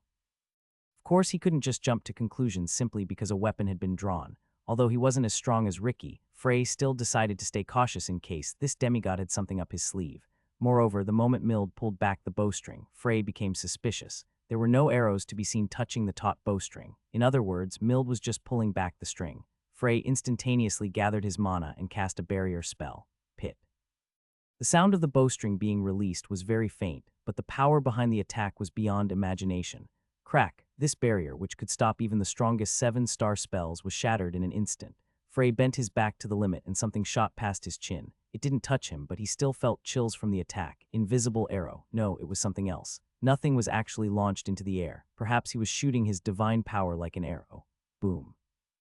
The sound alone was enough to send shivers down his spine. Despite losing some of its power because of the barrier, the invisible projectile still smashed the dunes behind him to pieces. He didn't look back, but he could already imagine how horrific a sight it was. Pot. Frey quickly reapplied his barrier while Mild smirked and pulled back his bowstring once again. Are you just going to keep using your barrier? Wouldn't it be better to use your absolute field? You're so meddlesome. I know what I'm doing, so don't worry about it. Cuckoo. Right, you wouldn't want to use it from the start. After all, even if you're a 9-star wizard with a lot of mana, you wouldn't be able to maintain Absolute Field for a long time. He knew about Absolute Field. That meant that he'd either fought a 9-star wizard before or he'd heard about it from someone. Most demigods would be the former, but it was possible that Mild was the latter. After all, he was a demigod who was unusually interested in humans. If that's the case, then there's a chance. There was a very large difference between something you were told about and something you experienced personally. Pipapit. The bowstring snapped once again. Frey was also concentrated on the sound, so he didn't miss the 3 separated sounds from the bowstring. Crack. Once again, his barrier broke. However, Frey had perfectly avoided the 3 arrows. In a way, they were much easier to avoid than the first. It was a small difference, but it was still noticeable. Mild's expression changed a little. He's a wizard, yet he was able to move so quickly. It was impossible to avoid his arrows so easily. The arrows he fired traveled at the speed of sound. There was no need to reload, and there was less wind resistance since the object that was traveling was just a mass of divine power without a real physical body. Even master-class knights or first-class magic warriors who had trained their bodies to the limit would not be able to easily avoid his arrows. At this sight, Mild couldn't help but feel a chill for a moment. What kind of human? The threat of the invisible arrows when they first appeared was beyond imagination. Even the vast majority of skilled fighters would lose their lives to the first arrow without knowing what happened. However, this man had been able to immediately grasp the fact that he had no arrows on his bow and deploy an omnidirectional barrier to defend against whatever attack that might have come. His instantaneous judgment and level-headedness were so surprisingly sharp and accurate that Mild was dumbfounded for a moment. Even at that moment, Frey's eyes were locked onto his bow. By looking at where the bow was being aimed, he was able to predict the approximate path that the invisible arrows would take. Then, with his barrier, he would be able to slow the arrow down enough, allowing him to avoid it. Composure, observation, and reaction speed. If even one of these was not up to par, then such a thing would have not been possible. With demigods, no. This guy is experienced in every way. A demigod who had lived for thousands of years was thinking this. This fact alone increased the man's danger level by several times. He had to kill him here. Suddenly, Mild's expression changed. From the tip of Frey's foot, ice spikes began shooting up. They were so powerful and sharp that even steel would be torn apart. The power of this spell, which was cast silently and without any prior warning, was extremely shocking. But Mild's response to it was simple. He lifted his right foot and he stomped on the sand lightly. Kakakang. This simple stomp shattered all of the ice spikes. Frey clicked his tongue. This was certainly a demigod. Not only his power, but even his physical abilities were beyond imagination. Although it wasn't easy to spread an impact over sand, he was still able to destroy the spell completely. Show me more, he could win. Thinking this, Frey called up his mana. The opponent was an archer. Although Frey had already shown the ability to crush the thought of archery, it shouldn't be forgotten that his opponent was a demigod. In any case, the important thing was that the man's main weapon was a bow. Therefore, this meant there were 2 ways to deal with Mild. One was an ultra-close range battle, and the other was to not give him the chance to draw his bow. And Frey, a wizard, naturally chose the latter. Pot. He spread both his arms wide, motion casting. Ice spread out from Frey's feet and covered the entire area. The night sky and the darkened ground also brightened up considerably. The sun hadn't risen. It was simply a rain of fireballs from the sky. Mild looked back as he felt a strong gust, only to find hundreds of hyperbolts pouring in from all sides, and his barrier is still up. Mild snorted as he saw this. He was operating 5 different spells at the same time. The power of this attack was enough to destroy the entire area, but this much wouldn't be able to kill him. He was sure this human knew that as well. These spells were probably just to deceive him. Perhaps the real dagger would be hidden among them. Mild then put his hand in the pouch at his waist before pulling something out of it. Frey drew a breath. An arrow. It wasn't an ordinary arrow. This was natural. After all, a normal arrow would not be able to handle divine power.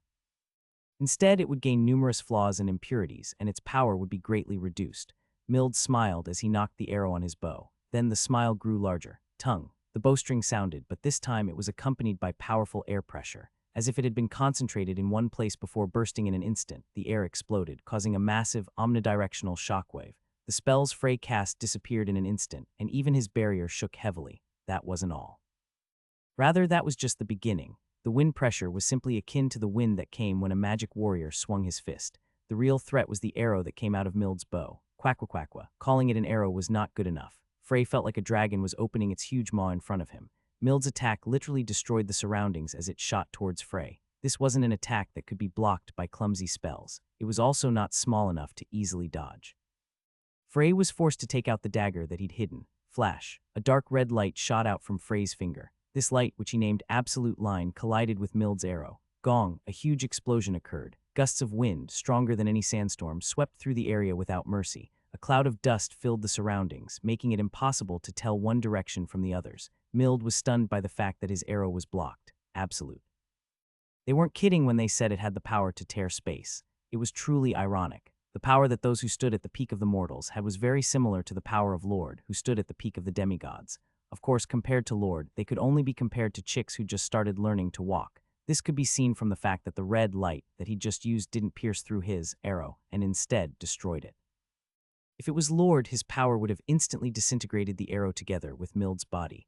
Of course, this fact didn't make Mild feel any better. After all, it meant that Frey's mana and his divine power were on the same level. I'll admit it. You're the most annoying human I've fought in almost 1,000 years. Mild threw his bag into the air. Charuk. At that moment, arrows poured out of the bag, neatly forming a line behind Mild. They looked like 100 majestic knights waiting for the Emperor's order to charge forward. As expected, the power of Absolute truly is amazing, but the reason why you're not constantly using that power is quite obvious. I'm certain that it must take a lot of mana to use, which is natural. After all, it's not easy for a mortal to use such power. Mild laughed happily. On the other hand, I've trained my powers for thousands of years. We're on completely different levels. As long as I drag this battle out, I'll win easily. You trained for thousands of years, haha. Frey laughed at those words. Enough of your bullshit tea. If you trained your powers for such a long time, the continent would already be in your hands. Demigods weren't hardworking. They just had the divine power they received from birth. They never tried to think about how to develop their powers further or how to use them more efficiently. That was at least one thing Frey knew about the demigods for certain. Frey grit his teeth. If you guys had the dignity to match your years, maybe this hatred I feel would not have existed. HMPH. Mild grabbed one of his arrows before knocking it and pulling the bowstring as far back as he could. Let's have a war of attrition then. Every arrow behind me is equivalent to the attack I just did. But you, how many times can you use that beam of light? Mild laughed as he said, I hope you can enjoy it at least a dozen times. Is that the only conclusion you've reached after our conversation? To push through with brute force, that's a pretty lousy tactic. Cuckoo, that's a pretty cheap provocation. Should I take that to mean this method is the most troublesome for you? Frey's eyes sank. Then the bowstring sounded. 9 stars was a completely different level of existence. Mana. Only by fully understanding this energy that formed the basis of magical science would one be qualified to handle the power of Absolute, which interfered deeply with space and matter. The precursor appeared during the period of 8 stars. By integrating their mana rooms, wizards would be able to interfere with a small portion of space, in which no one but the user would be able to use mana.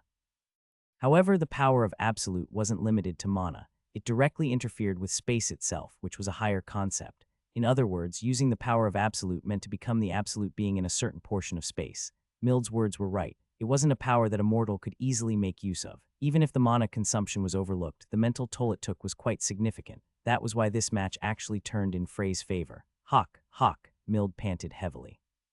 His bloodshot eyes staring at Frey. This can't be. There were times in the past when demigods were defeated. However, none of the demigods who heard about this ever thought they would join that group. Mild was the same. He'd heard that humans were being especially daring these days, but he'd never been wary because of this news. He simply thought that if they came to him, he would trample them, that was all. However, that turned out to not be the case. Frey's expression remained unchanged. He was still calm after using the power of Absolute a countless number of times. His powers were also beyond imagination. In the second clash, Mild realized that his hidden reserves had dropped by 30. Then there were the subsequent clashes, 3rd, 4th, 5th. By the 7th clash, Mild had collapsed to one knee. This couldn't have been any more ironic. Lord had imprisoned Frey in the abyss in order to break his mind. That was the worst punishment that Lord could think of at the time. However, Frey had escaped that hell. He had endured it, and in the end, that torture ended up becoming the fuel for his growth. Stop exaggerating. What I know what you're showing isn't your true strength. No matter how strong Frey was, he knew that he couldn't defeat a demigod in such an overwhelming manner. This meant that Mild was still hiding his power. No, it wasn't that he was hiding it. It was that he didn't want to reveal his true power. In truth, this wasn't surprising, as it was the case with most demigods. They considered it humiliating to use their full strength against a mortal. Mild was no exception. Frey could tell from his expression. His disbelief and suspicion had disappeared, replaced instead by fierce anger. Right, it's as Lord said. We shouldn't look down on you anymore. What did Lord say? He told us to admit that you were our enemies. Mild gritted his teeth as he spat out those words. I acknowledge the humans and other mortal races as our adversaries, and I will confront them with all of my might from now on. It hadn't taken long for Lord's shocking declaration to spread to all of the demigods, but most of them felt more curious than anything. Mild did too. Adversaries, the mortals. Ever since the dragons disappeared, was there any other race who could compete with the demigods? No, there was none. Mild was certain of this. Even if it was a fully enlightened human with a 1 in 100,000 or 1 in a million talent, they wouldn't be much of a threat. It was impossible to feel threatened by an insect who had simply stepped out of its shell. But now he was convinced. If there were dozens of people like this man in front of him, the demigods would certainly be threatened. I'll admit that you are certainly my opponent. Pot. Mild's figure disappeared. Frey furrowed his eyebrows. Space-time movement. He didn't run away. His range of movement was definitely much shorter than that of the Apocalypses, who could also use space-time movement. Mild simply increased the distance between them. Was he trying to improve his situation? If so, then I'll close it. Just as Frey was about to use warp, he felt a strong force from behind him. And as soon as he looked back, whatever it was had already come very close to him. Fast, Frey forcibly twisted his body, but he was unable to completely avoid it. Crunch, it was different from before. His barrier shattered like glass and he felt a hot pain in his left arm. Well, it wasn't right to say that he had been hit. It would be better to say that it had passed him. The problem was that in that instant, his entire arm had been broken, bent in a grotesque manner, and covered in blood. Both the speed and power has increased significantly. It's on a completely different level compared to before. It was obvious that the distance between them had increased, but the speed and strength of the projectiles had increased even more. Was it acceleration? He couldn't be sure. No, he wouldn't be sure. His opponent was a demigod. There was nothing strange about them having a bizarre trick. Frey forced his mind to think logically. Although it came from behind, he couldn't conclude that Mild would still be there. After all, he could use space-time movement. It wouldn't be difficult for him to go around Frey in all directions. Frey clenched his right fist. Perhaps this is Mild's true way of fighting, shooting to kill from a distance. No wonder he hadn't used this method from the start. Such a method was far from a head-to-head combat. In other words, it would be incredibly humiliating to the demigods who enjoyed trampling rebels with overwhelming force. Instead, it was the way of a hunter. Something was too much to use against the usually insignificant mortals. He couldn't be sure, but he believed Mild's pride had been torn to shreds by now. What should I do? He needed to find Mild first. However, tracking him wouldn't be easy since Silkid was completely blanketed by divine power. He couldn't pinpoint Mild's specific location since his scent was basically everywhere. I wouldn't know unless I was as close to him as when I was on the basement stairs. At that moment, Frey paused. Now that he thought about it, how did he sense Mild's presence at that time? When Frey was standing on the basement stairs, he was certain that a demigod was behind the door. At that time, the conclusion he'd reached was that it was because of the dense divine power that covered that place. He hadn't thought it through at that time, but it was definitely strange. Such a thing would have been impossible 4,000 years ago. No matter how close he got, he wouldn't be able to tell if one was present or not. Present and past. What had changed the most? Divine power? Right. Frey could use divine power now. He also had a vague understanding of how divine power was compared mana. Divine power boasted an explosive growth. The more you used it, the more of it you could handle, and the more your power would increase. But Frey rarely used Indra's lightning power after Ricky's death. He was also aware of the reason for that. He was reluctant to use it. After all, it would mean that he, someone who walked the path of magic, needed to rely on the power of an opposing force. Moreover, it was the power of his enemy, who he hated more than anything in the world. After reaching 9 stars, this thought had become much stronger. I only intended to use magic in this fight, but the pain in his left arm was telling him that the current enemy was one that couldn't be dealt with such a simple mindset. Buzz. Lightning began wriggling around Frey's body. All along, the clue to kill Mild was in his body. Wave of shame swept through Mild, almost making him lose his temper. How humiliating. In truth, if it hadn't been for Lord's declaration, he never would have used his full power against a human, even if he was to die. But the leader of the demigods had recognized the humans as enemies. So although he felt uncomfortable, Mild was able to adopt this method of fighting. That didn't mean his pride was undamaged, however. The humiliation inside of him quickly became rage and murderous intent. Mild's eyes shined with a fierce light. Just this one needs to be killed no matter what. Then everyone on the continent who knew of this humiliation would disappear. Of course, he didn't intend to give him an easy death. Since he had released his full power, he would make this man feel it properly. He would slaughter him to the point where even breathing was torture. He would make him regret looking down on a god. Crick. Mild pulled on the bowstring once again. There were 3 main types of arrows that he used. One was the energy bolt, which was made with his divine power. Since it was shapeless, it was the most suitable when it came to dealing with all kinds of opponents. But this arrow wasn't suitable for dealing with Frey. He was too composed, and his heart and mind were like a still pond. In fact, his composure, which did not gain any cracks regardless of the situation, was quite abnormal, just like at that moment. Although he was currently feeling the pain of having his arm almost torn off, all he did was furrow his eyebrows once. The other type was an arrow. Of course, these weren't ordinary arrows. They were arrows made from a type of wood called dry tree, which was especially good at accepting divine power. When Mild used these arrows, it was not hard to completely destroy the walls of a castle. And lastly, they were arrows that were also made from dry tree wood, but they were much longer than the others. There were also special patterns engraved on these arrows. Mild had drawn them himself. The distance between us is about 10 km. These arrows, when shot by Mild, could even completely remodel a mountain, and the speed they traveled at completely exceeded human perception. By the time they noticed, the arrow would already be right in front of them. Crack, crack, crack. Once again, an arrow was fired. Even the sand dunes cried out as their bodies were scratched. Just as he was about to pull the bowstring again, Mild noticed something strange. Suddenly, he could no longer sense Frey. To be precise, his mana had disappeared. Pulling on the bowstring, Mild frowned. What's going on? The lingering mana aura, which he could sense even with his eyes closed, had suddenly vanished without warning, almost like it had evaporated. It was an incomprehensible phenomenon, but that wasn't all. Boom! A lightning bolt suddenly struck the ground in the distance.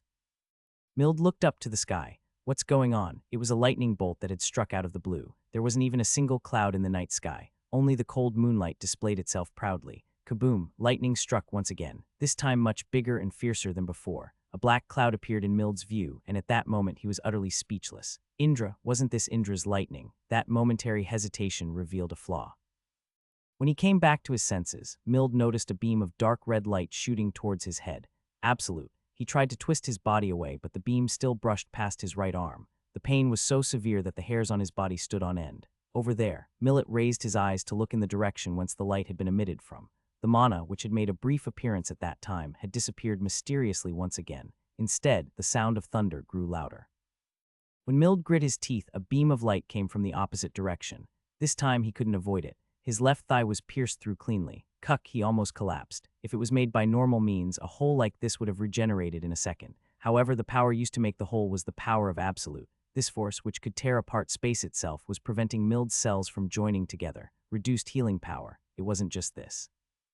Even before he revealed his true power, he gained many large and small injuries. As a result, his entire body was crying out in pain.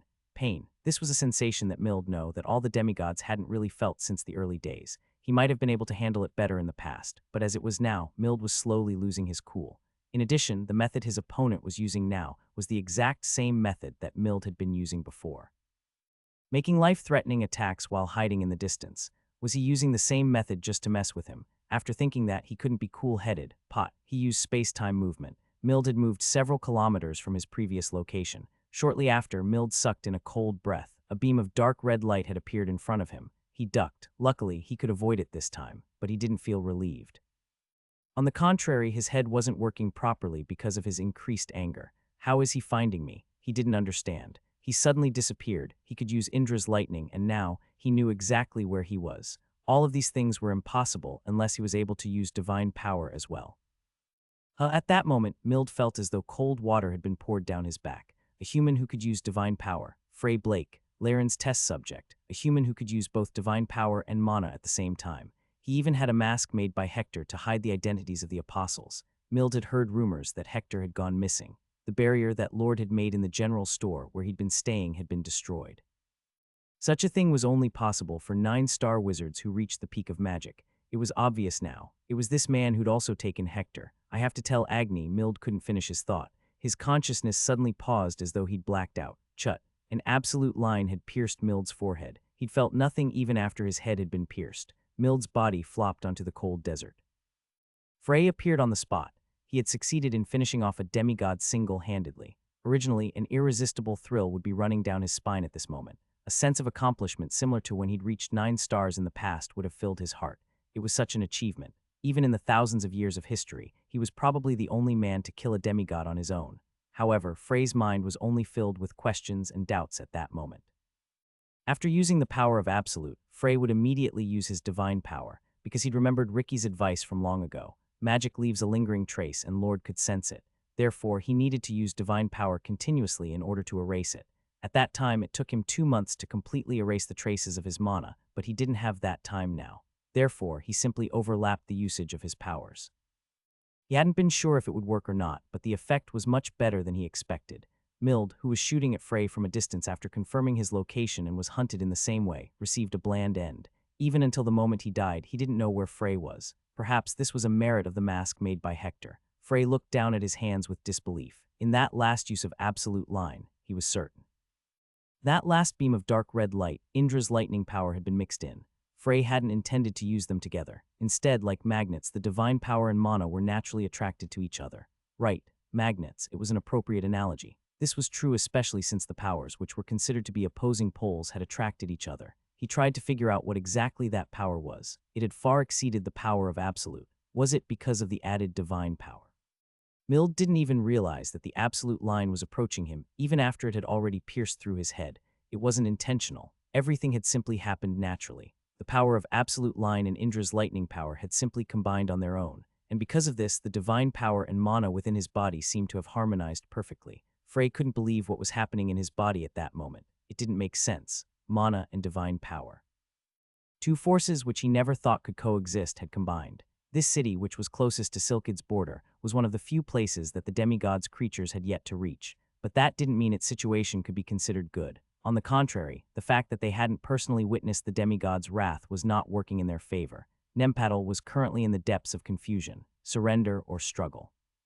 The powers of the two factions who were shouting these conflicting arguments were very similar, and the city's guardian warrior, who could make a decision independently, was absent. Several of these bad situations overlapped, and Nempatl was currently on the path to the worst result without ever making a decision. Of course, this wasn't a bad situation for Torkunta, who was currently on the run. She currently sat in a noisy square with a robe covering her body. While feeling the texture of the rough leather, she couldn't help but have this thought. It was annoying enough to have to wear clothes, and now she even had to wear a robe around her entire body. As a noble Drake King, she really didn't like it at all. These low-class races don't have any confidence in their own flesh, so they have to cover it up with clothes. Torkunta couldn't help but recall her past body. Scales that flashed like countless jewels and eyes that burned so red they seemed to contain magma. Not to mention the elegantly stretched tail and the wings large enough to cover the sky. It wasn't even enough to say that it was an absolute beauty of a body. She once again became depressed after thinking about the old days, especially because of the current situation. Torkunta stroked her arm slightly. Her skin was so soft, her body so fragile that even if she were to just touch it with a fingernail of her past body, it would be destroyed. I don't want to die. Torkunta muttered softly. She wasn't talking to herself. She received the answer in her head. I know, it was Nyx, the woman who had become Torkunta's soulmate literally. Torkunta clicked her tongue softly and said, if I help you die, you'll give me this body. You mean that, right? Despite her threatening tone, Nyx's voice remained the same. So what if I didn't? Do you intend to refuse? Cuck. Her tone made her angry. This young phoenix was just making fun of her every day. She wanted to put her in her place, but if they were to really fight, she would never be able to win. This couldn't be helped. Torkunta couldn't be more aware of this now. After all, this body belonged to Nyx in the first place, and she was just an uninvited guest. In fact, if it wasn't for the current situation, Torkunta would never have gotten an opportunity to control the body. Right. If it wasn't for this special situation of them running from the demigods, I don't understand. Do you really intend to give your life just to help that wizard? Sacrificial lamb. A lot of humans I killed in the past were like you. Those who wanted to give their lives to save the rest because they couldn't kill me. Do you want to know what I thought when I saw that? Nyx didn't respond. It wasn't a question that required an answer. Torkunta continued with a snort. They were still the same. What was the point of living if you would just die so foolishly? Nothing is more precious than yourself. I don't know for sure, but they must have shed bloody tears of regret before they died, because they made a foolish decision. I don't know why you're so cynical. Did something happen before? Torkunta couldn't help but be speechless. Did something happen before? Had there been anyone who had ever asked her such a question? No, there hadn't. When she reigned as the monarch of the mountain range, there had been few intelligent individuals in the first place, and even those who could express their thoughts would never dare to ask such a rude question. Most of them were just pathetic guys who would pee themselves if they ever met gazes with Torkunta. I will not die. Torkunta muttered again, evading the question. But soon she couldn't help but sigh. How long will I be able to hold out in this city? She knew that the demigods sent by Agni were currently chasing them. She didn't know how many there were or what abilities they had, but there was one thing that she could be certain of. They'd succeeded in their pursuit. They knew that she was currently hiding in this city, and now they were slowly closing their encirclement around the city. There was no escape. This left her with just two options, be captured or die. So why did you decide to do something so conspicuous?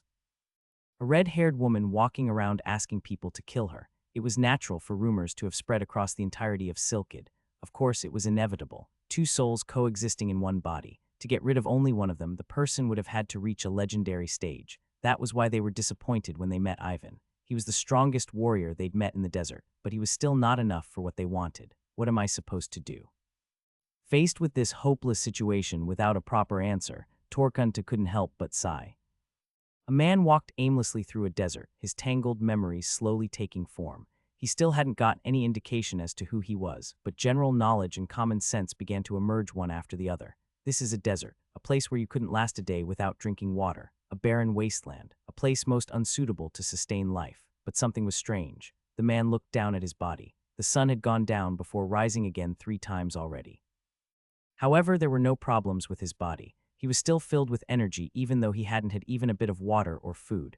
Does this mean I have no physiological needs? Taking in nutrients, passing out waste, sleeping. He didn't feel the need to do any of these things. Moreover, he had been walking nonstop for 3 days already, but he didn't feel tired at all. What was going on?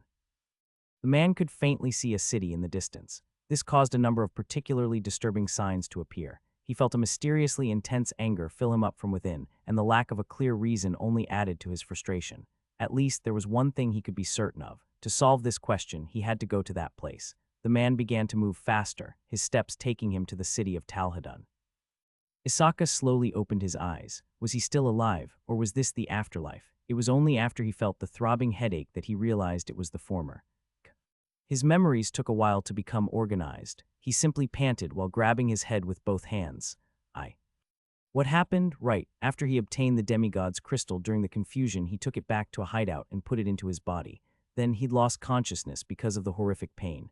After having this thought, Isaka hurriedly looked at his chest. Babump. His entire body seemed to be pulsing. In the center of Isaka's chest, a demigod's crystal was embedded in a hideous manner.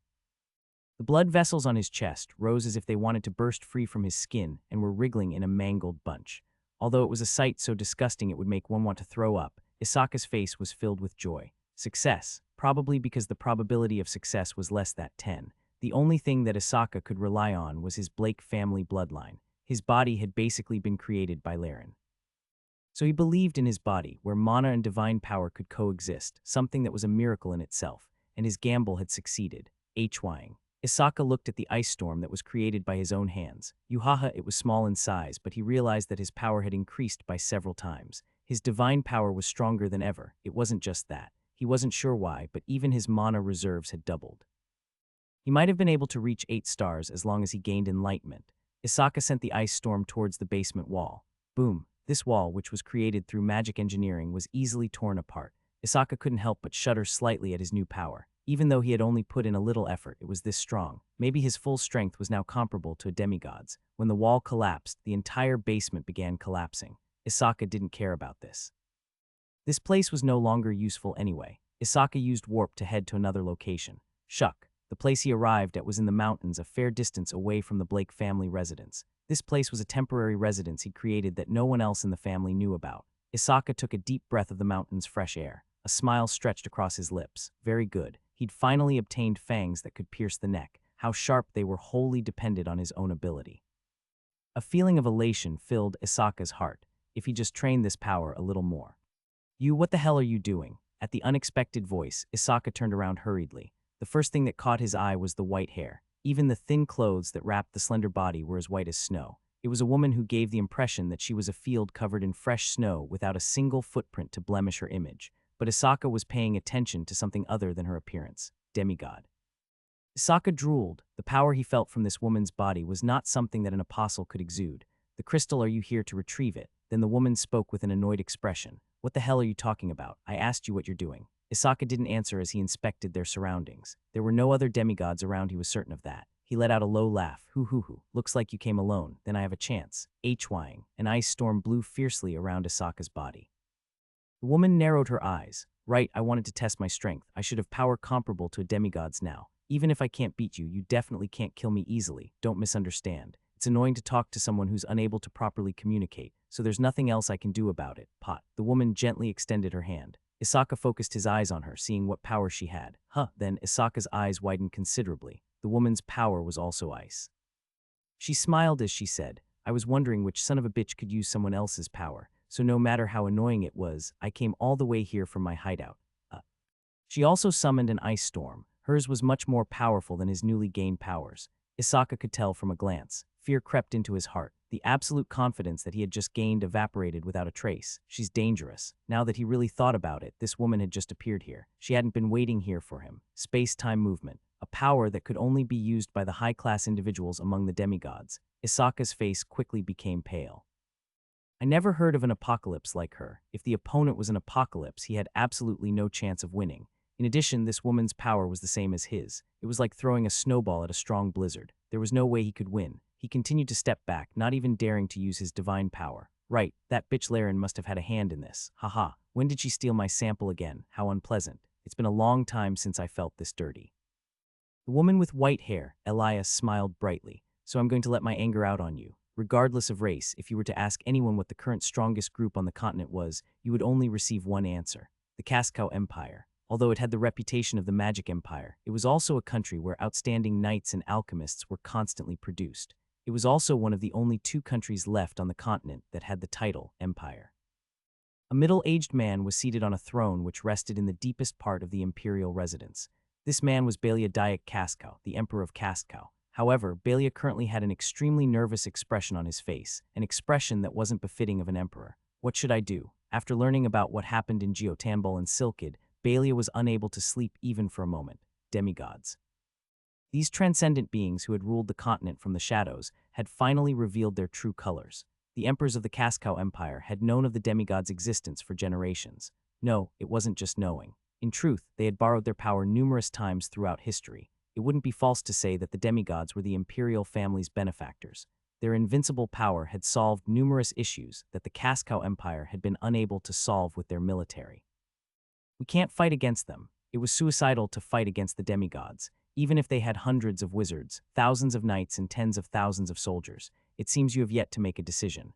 Balia's heart almost stopped for a moment, his face quickly becoming pale. The imperial residence was surrounded by a barrier that the great wizards of the empire put their minds and souls to create.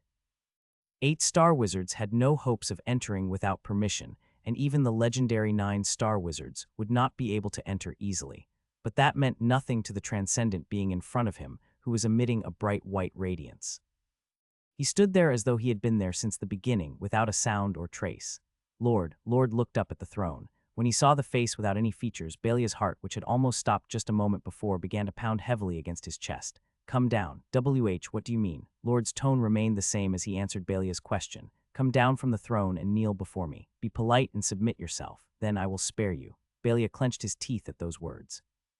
Get down on his knees and submit. That was what Lord had just told him to do. He understood what it meant immediately. After all, he'd always felt that it would happen someday. I can't accept that. Emperor Balia refused. He had no choice but to. If he, the emperor, kneeled, then that would mean the entirety of the Cascow Empire had fallen into the demigod's grasp.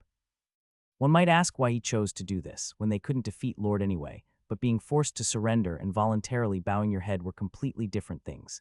In addition, he had to maintain the pride of Cascow. Even though Geotanbul had been destroyed and Silkid was currently still fighting. In such a situation, the Empire could not be the first to raise the white flag. If they surrendered, then it was highly likely that other countries would jump to follow them. This wasn't something that would end with just the Empire. Balia knew that. That was why he shouted out in a voice filled with rage. Why did you begin to act like this all of a sudden? If we continued our symbiotic relationship, the continent would still be at peace. Balia stopped because Lord burst out laughing. What's so funny? Symbiosis means to live together and exchange mutual benefits. It's not suitable to describe our relationship. The Empire has never violated your orders, and that's why your country hasn't been destroyed yet. Those words made Balia speechless. He would have snorted in disdain if anyone else had said those words, but the one before him was Lord himself. Lord waved his hand once. Then Balia suddenly sprang up from his seat. Yo, your majesty, hu huck. Those who suddenly appeared in the room were none other than the emperor's family members. Lord let out a laugh. Balia roared as the anger he felt at that moment covered the fear in his chest. What the hell are you, shhh? But his anger seemed to evaporate as Lord spoke once again. As soon as he heard Lord's voice, his head cooled and his entire body became covered in sweat. I worked pretty hard to find all of them. One thing I envy about you is the fact that your race continually increases, even if you don't try. We don't have the means to increase our numbers. Lord fell silent for a moment. Then the atmosphere in the room changed. That's why I cared so deeply about every one of my people. It was a quiet voice, but those who heard it almost collapsed to the floor instantly. Some of them couldn't even breathe under the sudden pressure. In the past few years, members of my race have been wiped out one after the other. Do you understand what I'm talking about? It means that I can't see nearly 10 of my people ever again. It's also not possible for me to reverse time. The Empire did nothing. We had no involvement in the fight between you and the Circle. You did. I know you've been neutral for hundreds of years. My presence today is closely related to that fact. What do you mean? Don't you already have an idea? I'm here to change your neutral standing. Balia grit his teeth, a change of their neutral standing. It was clear what Lord meant. He was demanding that Balia swear allegiance to him. He also wasn't just speaking to Balia, but to the entire imperial family. He was asking for the loyalty of the entire Cascow Empire. I won't do it even if you kill me. Balia glared at Lord openly. The fact that he didn't look away till the very end was deserving of applause, but Lord laughed as if he expected such a response. I see. Lord snapped his fingers. Pop, and then they heard a popping sound. Balia couldn't understand what just happened. He saw it with his own eyes and felt the sticky substance covering his face, but his brain was still unable to process what just happened. Or perhaps his brain refused to accept it.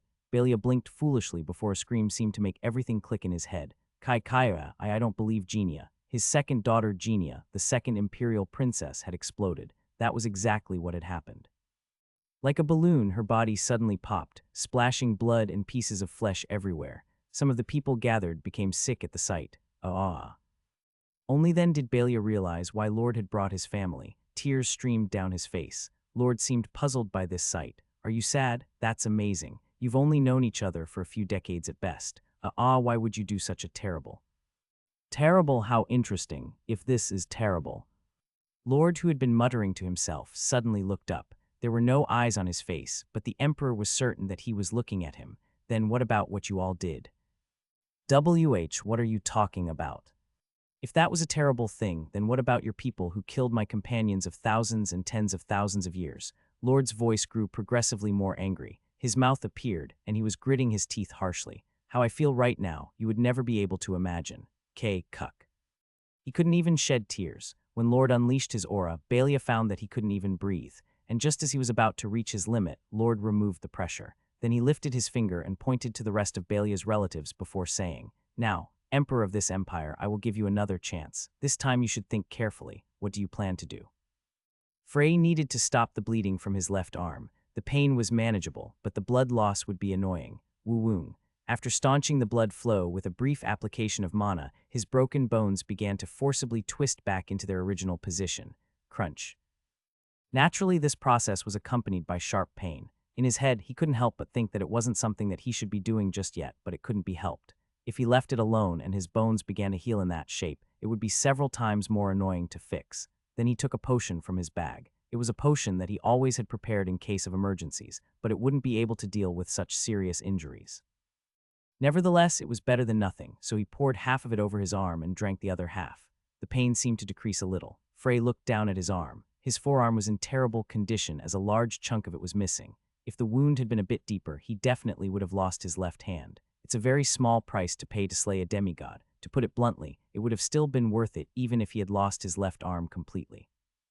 Losing an arm wasn't too big of a loss for a wizard like Frey. Frey glanced at Mild's body. It was time to retrieve his crystal. Mild's body had already transformed into a pile of ashes, similar to Ricky. Frey pulled out the crystal that was buried in the pile. Mild's crystal shined with a color that was very similar to sand. Frey still wasn't sure of the most efficient way to use a demigod's crystal. Should I ask Elia or Schweizer? Ricky had given him his crystal, so Frey intended to use it someday. Crack, Frey looked down at his hand before his expression hardened. The crystal was currently stuck in his palm. Frey hadn't done anything. It was the crystal that moved on its own. Like a worm burrowing into the skin, it dug itself into Frey's palm.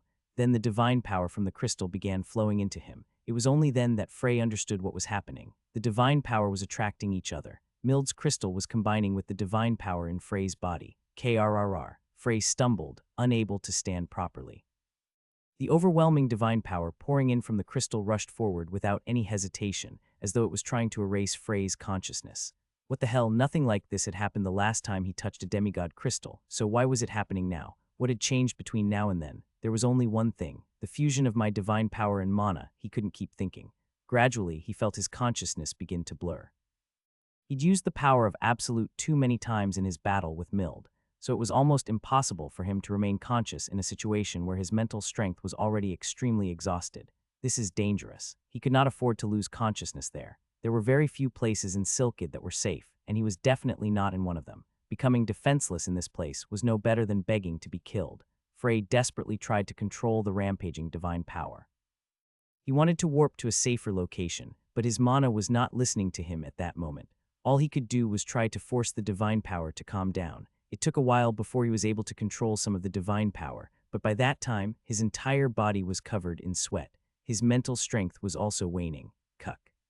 Frey collapsed to his knee with a soft groan. He struggled to hold onto his remaining strand of consciousness, but it was no use. Pack. He eventually lost consciousness and collapsed onto the sand, unmoving. Whoosh. A cool breeze blew. After an unknown amount of time, a man walked up to the place where Frey had fainted, his gaze slowly settling on Frey's immobilized body. The man's expression became complicated. He frowned, seemingly struggling with something. After standing there for a long time, the man approached Frey. Then, he simply lifted him onto his shoulder and continued walking. Ivan looked at the item in front of him. It was one of Kassajan's legacy items, the Giant's Belt. This belt could be said to be his reason for coming to Silkid before everything started. It's really a miracle that no one found this in 4,000 years. He'd heard from his teacher that it was somewhere in the Amakan desert, but he never thought he'd actually be able to find it. Disregarding the miraculous coincidence, Ivan wasn't entirely sure that this was really Kassajan's belt. This was because the belt had no distinguishing features. Of course, he'd heard of the appearance of the 3 items from Nora, and the appearance of the belt was truly consistent with the one that Ivan had found, but he'd thought that there would be some kind of reaction when he finally found it. But nothing had happened at all. This just seemed to be an old belt, no more, no less. He'd even worn it around his waist to test it, but nothing happened even then. How annoying. There's no one who knows about magic items nearby. Ivan couldn't help but lament the fact that he was surrounded by nothing but muscle-brained warriors. Of course, if the belt was truly over 4,000 years old, then it was certainly amazing that it was able to retain its original shape. But that was it. In truth, Ivan had been expecting to find some clues about the secret or even killer moves of the Martial King's fist. Come to think of it, didn't Frey said I had to collect all 3 items? He wasn't quite sure how Frey knew that. After all, it didn't seem like even his teacher knew this information. Just as Ivan began to ponder this conundrum, someone entered his tent. It was Garaz, the orc warrior who had become Ivan's right hand. You have guests. It's been a long time. Is it the creatures or the traders? Recently, the cities that had submitted to the demigods began to send raid teams after Ivan, so he couldn't help but ask in an unpleasant voice when he heard what Garaz said. Garaz shook his head. No, this time they're real guests. It would even be okay to consider them as reinforcements. That's good. Despite his blunt tone, Ivan was being honest. Of course, they had also suffered some losses. The forces he had now were only about half of what he'd had at the start. They're from Arni. The Guardian Warrior and 45 other warriors are willing to join us. That much, I hope they're all good. Garaz smiled confidently. The warriors of Arni are well known throughout the desert for being honorable and strong. You don't need to worry about that, then that's good. Sarman would like to meet you. What should I do? I'd like to meet him too. Tell them to come in. Garaz nodded, and after a while he returned with Sarman. He wasn't alone. There were 4 other people. Even Ivan, who was not that interested in women, couldn't help but notice the 2 beautiful women beside him. One with green hair and the other with black hair. While Ivan's expression became a bit strange, Sarman approached him. Nice to meet you, great warrior Ivan. I'm Sarman, Arni's guardian warrior. I'm Ivan. Did he grease his mouth first? Since he'd only heard the harsh words of the warriors since he'd arrived, he was not accustomed to getting such a compliment. Ivan nodded and looked at the people beside Sarman. This guy was a bit better. Ivan couldn't help but smile to himself as he had this thought. He couldn't believe he'd grown to like blunt speech. Urha was looking at Garaz with a bit of disbelief. I never expected you to join this force, Garaz. Is it surprising? I always thought you were the type of man who would never bow your head to another person. Garaz chuckled. Ivan is a man who is good enough to have me bow my head and follow him. You'll find out soon enough. Since it's coming from you, I'll look forward to it. That's enough gold plating. Who are the women beside you? Everyone was a bit surprised as Ivan spoke in his blunt tone once again. These people. Sarman started introducing them, but Ivan's eyes fell to the black-haired woman wearing a mask once again. She looked familiar. In fact, he didn't think he could forget this mask-wearing woman. I'm sure you are. Do you know each other? No, but I think we've met before. This queen's appearance certainly is a bit common. In any case, my name is Snow. I look forward to working with you. Snow. Snow was also the name of the elven queen. He'd met the queen before when he was moving in the great forest together with Frey. Is she reluctant to reveal her true identity? Snow had winked at him through her mask. Ivan clicked his tongue. Snow's ethereal beauty had a profound effect on the mind of whoever saw her face directly. He knew that this was not intentional, but Ivan couldn't help but feel dirty because of it. Perhaps all martial artists who reached a certain level would feel uncomfortable when they saw her instead of admiration. Do you know her? No, he shook his head when Sarman asked again. If he was to reveal that she was in fact the Elven Queen, it would certainly create nothing but trouble. Still, when the gazes filled with suspicion didn't disappear, Ivan quickly changed the subject. By the way, who's that guy that's covered in the robe? You don't need to be polite, but covering your face here is a bit dirty. Ivan couldn't help but click his tongue when he didn't receive a response. Perhaps it was because of the unpleasantness that he'd just felt because of Snow, but the next words that came out of his mouth were not nice. I'm curious as to how amazing the face that you're hiding is. Hey, you brat, pull back your hood. Let's see what you look like. You didn't bring your daughter to go to war with us, did you? Of course he didn't. Why don't you think before you talk? The moment he heard the voice, Ivan felt the goosebumps that he was familiar with but could never get used to. He never wanted to experience them again. Fear, terror. Ivan's survival instincts began to blare loudly in his head, but it was too late. After pulling back the hood, Nora's face was revealed. Ma, master. First, shut your mouth. There's a lot that we have to discuss. Nora cracked her knuckles. Her tiny, fragile-looking body exuded an incredibly monstrous pressure. Snow and Binyang were shocked to see Nora, who usually spoke in a laid-back tone to everyone, suddenly speak in such a violent manner. But the words she spoke next with a smile was even more shocking. But before that, I'm going to hit you, you son of a bitch. Frey slowly opened his eyes. Then he was shocked when he found that he was resting on a soft, comfortable bed instead of the rough desert sand. Where? He quietly raked his eyes across the room. There was only a small amount of furniture in the room, including the old, shabby bed on which he lay, and he could hear the sound of bustling about coming from the floor beneath him. He could also smell the scent of cheap beer. Perhaps he was in an inn. No one else was in the room with him, but he was certain that he wasn't imprisoned there because he couldn't feel the presence of mana or divine power anywhere around him. Nothing was done to my body. Ah. His mask was gone. Frey realized this as he touched his face, but there was no need to panic. This was because the missing mask was sitting neatly on the table beside the bed. There were many thoughts flowing through his head at the moment, but he wouldn't be able to solve anything by laying there. Frey got up from the bed and headed downstairs, so it is an inn. As he approached the counter while looking left and right at his surroundings, the innkeeper nodded at him. You're up. After a moment of silence, Frey asked, Where is this? This is an inn named Desert Scorpion. No, I meant the city. The innkeeper made a strange expression but answered anyway. Naturally, it's in Al-Tarha. Al-Tarha, this was the city Frey had stayed in before his fight with Mild, so I'm back here. After he fought Mild, he'd lost consciousness. Then he unconsciously returned to Al-Tarha, got a room at an inn, took off his mask, and laid on the bed. The probability of such a thing actually happening was almost zero. Frey shook his head as the innkeeper spoke up once again. Ah, your companion has been away for a while. Companion, that's right. I'm not sure where they went, though, because they left without saying anything. Ah, but you don't need to worry. They already paid your bill. I think I can give you at least a meal since I was paid enough for it. Would you like to have it? Please, as he said this, Frey sat down at the counter. Of course, Frey knew he didn't have any companions. Was it a traveler who met me by chance? That was the only plausible reasoning that he could come up with. Of course, it was still very surprising that there was such a good person in this lawless zone. This was because there were many things on Frey's body that appeared to be quite expensive. Anyone with eyes would be able to see the great sage's staff bracelet on his wrist, the ring he got from Schweizer, and the subspace bag that hung from his waist. If they took these, it would have been easy for him to find them, but things would have become a lot more troublesome. Making a fuss would have been an inevitability, and for Frey, who wanted to move in secret, it would be the exact type of situation that he wanted to avoid. He was lucky. While thinking this, the innkeeper brought his meal.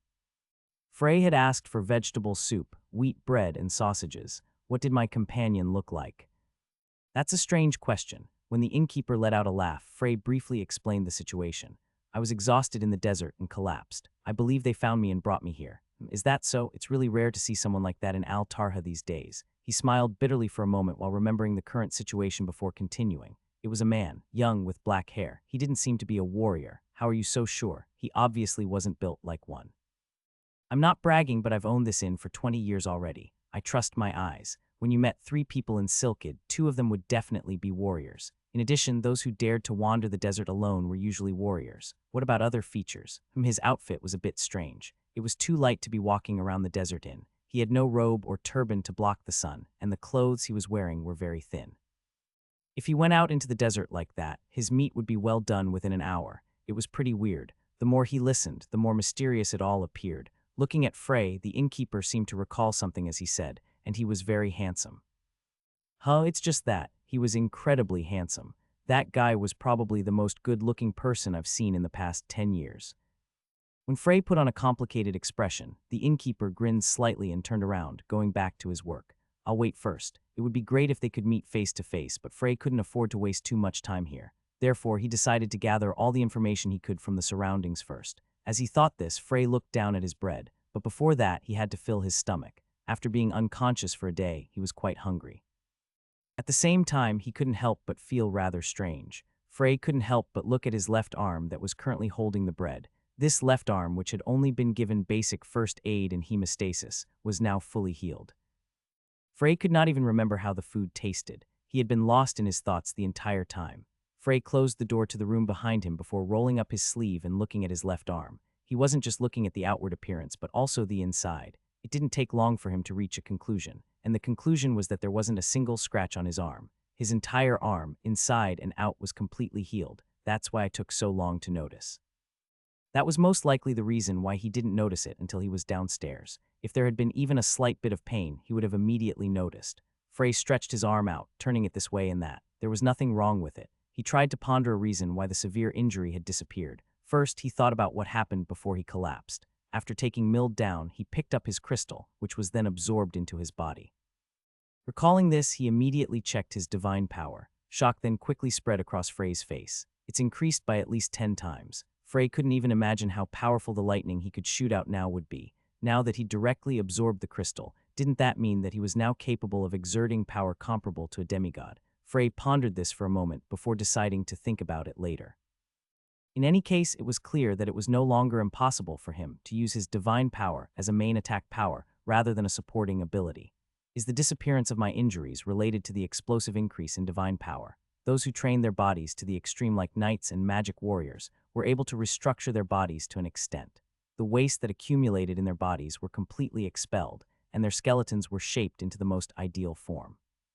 It was said that if certain phenomena were to occur, it was possible for those with disabilities, incurable diseases, and even those who'd gotten their limbs severed would be able to recover completely.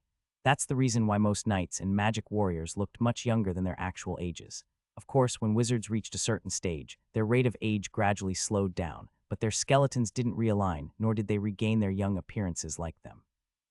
In a way, divine power was also a type of energy, so it was possible that an explosive increase in divine power could affect his self-healing ability, but Frey shook his head. He'd found no signs to show that his body had been reconstructed. This meant that there was only one possibility left. The man with black hair who had brought Frey to the inn. He had done something, but Frey knew just how serious his injuries were. Those wounds were caused by divine power.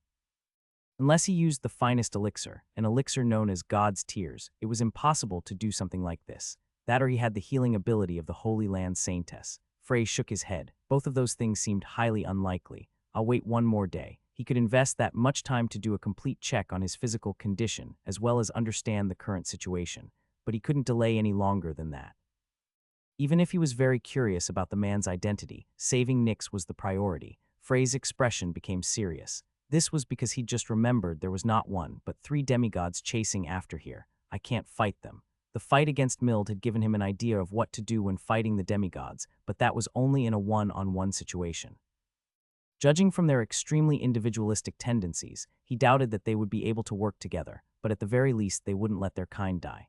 If Nyx lends me a hand, he was unsure of what Nyx's exact strength was now that her body had been reconstructed, but he was sure that she was at least among the top level on the continent. If she used Agni's powers then, he was sure that they could fight against 2 demigods. Frey clicked his tongue with regret.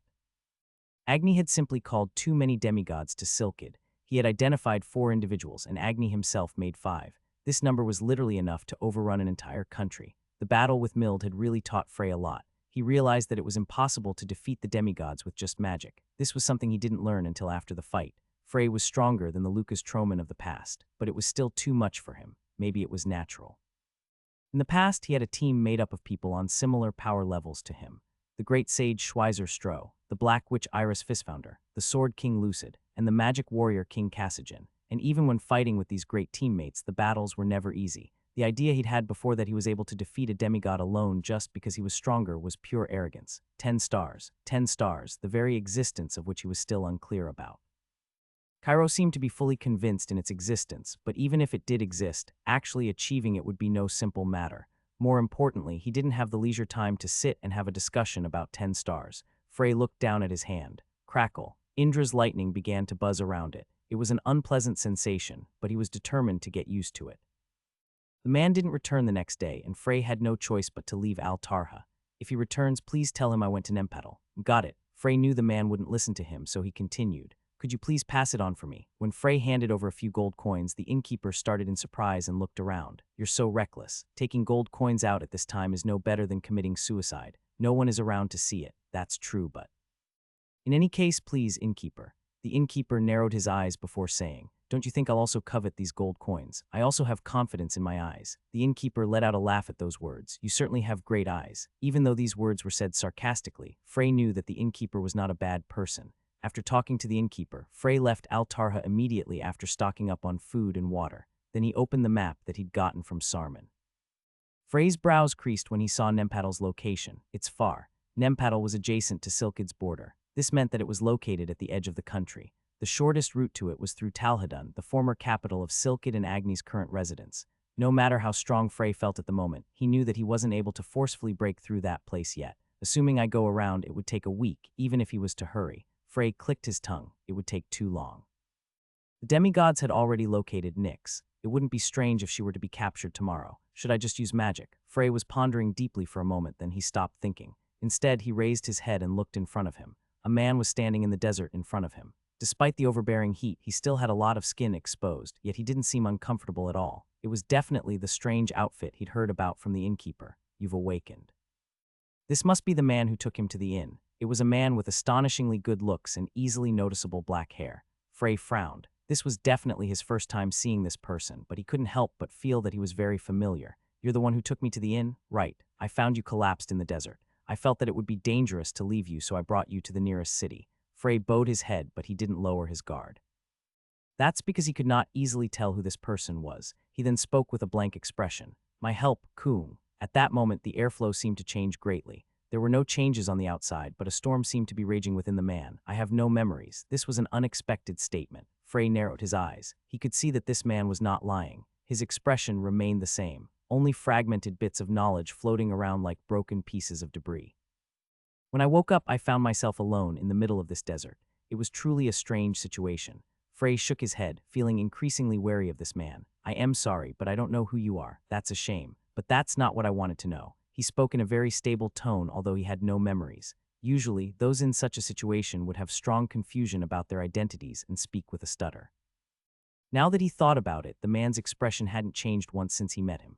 Then what is it? It's about the disgusting presence in your body. Disgusting presence. Right, the disgusting energy that's covering this desert like a mist. Frey's expression hardened. You mean divine power? Is that what it's called? Divine power? The man muttered to himself a few times. Right, I think I remember. Divine power. And those who use it are called demigods. He even knew about the demigods. No.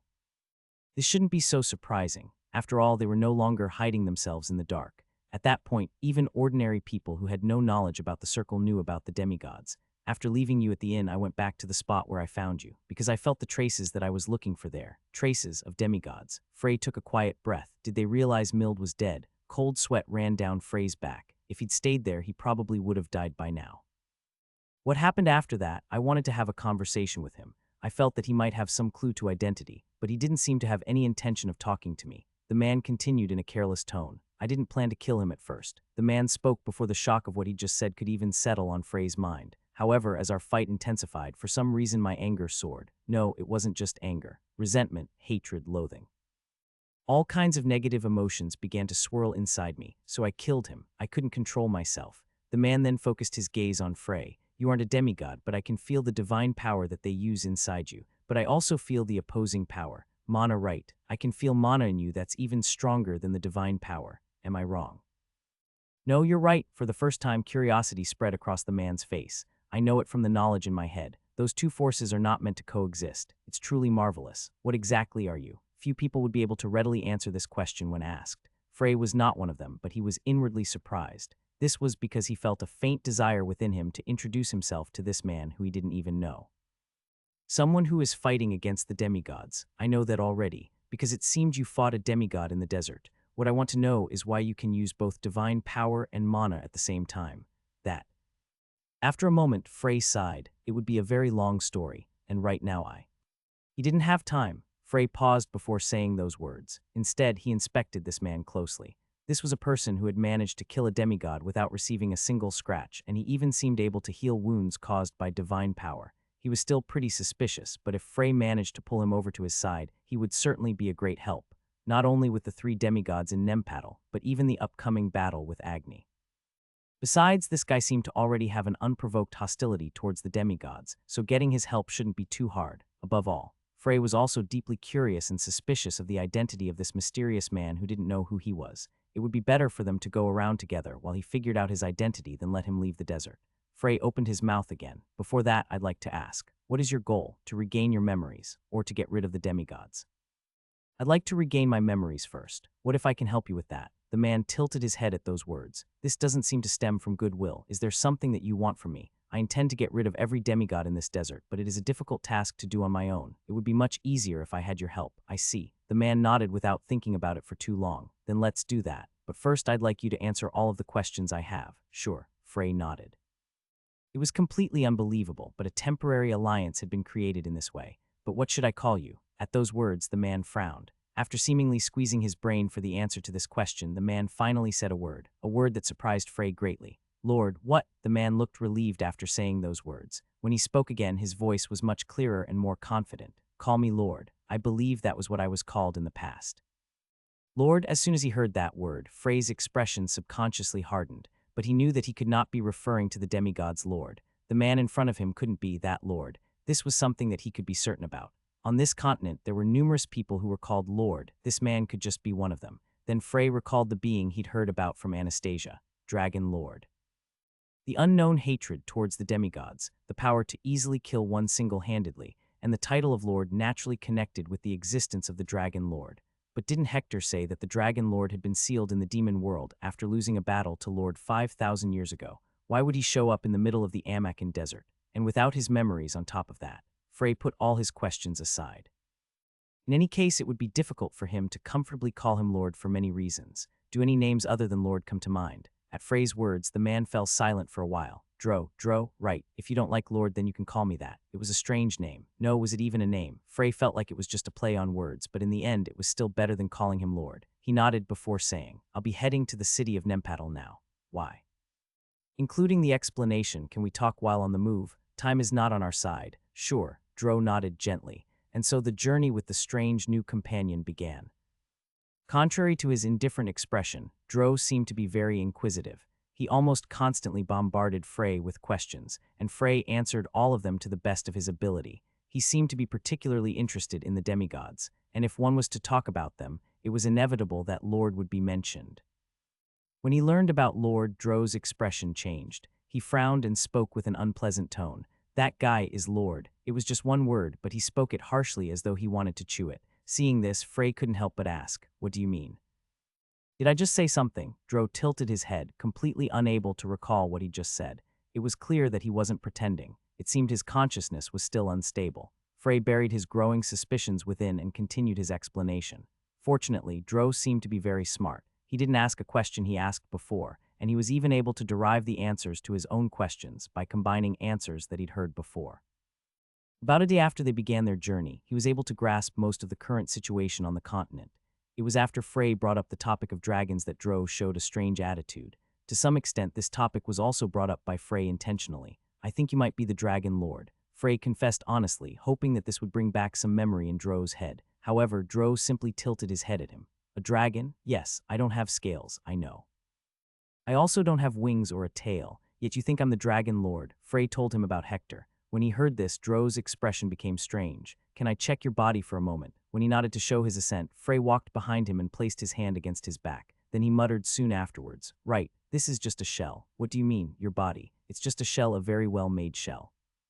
It was concealed so well that Frey would not have been able to tell if he hadn't been touching him directly. There was an enormous power resting within Dro's chest that was constantly pulsating. Dragon heart. He could feel a power that the half-dragon Binyang could not compare to, but it wasn't enough to say that it was the power of the Dragon Lord. At best, it barely reached the level of an adult dragon, and to put it bluntly, it didn't reach the level of an ancient.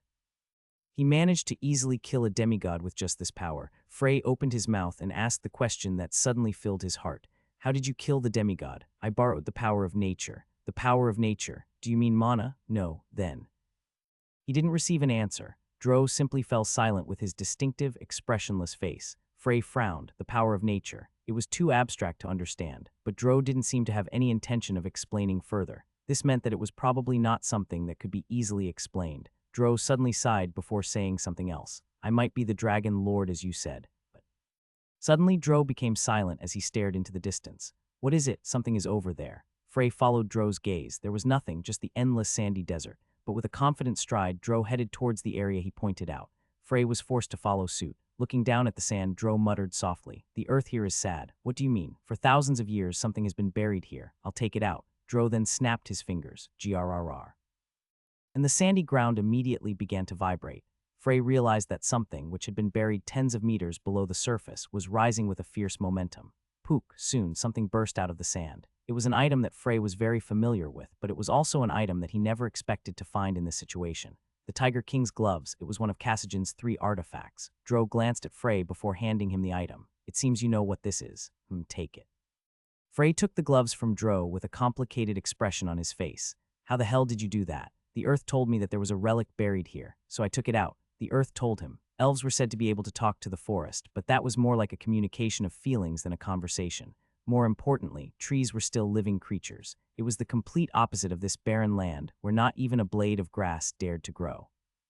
He wasn't Hruhurl, who was connected to the land, but the earth told him that an item was buried there. It was at that moment that Frey recalled Anastasia's words. The Dragon Lord is organically connected to the entire continent. If he dies, there will be unforeseen destruction throughout the continent. A being who is organically connected to the continent. The Dragon Lord. Did it have something to do with those words? So the strongest demigod in Silkid is Agni. Those words woke Frey up from his thoughts. Dro had already lost interest in the Tiger King's gloves. Frey put the gloves into his bag before saying, He is one of the strongest demigods. Then wouldn't it be better to kill him first? It's not so simple. He's much stronger than the other demigods. To what extent? Well, the only apocalypse that Frey had ever personally fought was Ananta. And although it was a long time ago, he remembered it clearly because of how desperate a fight it was.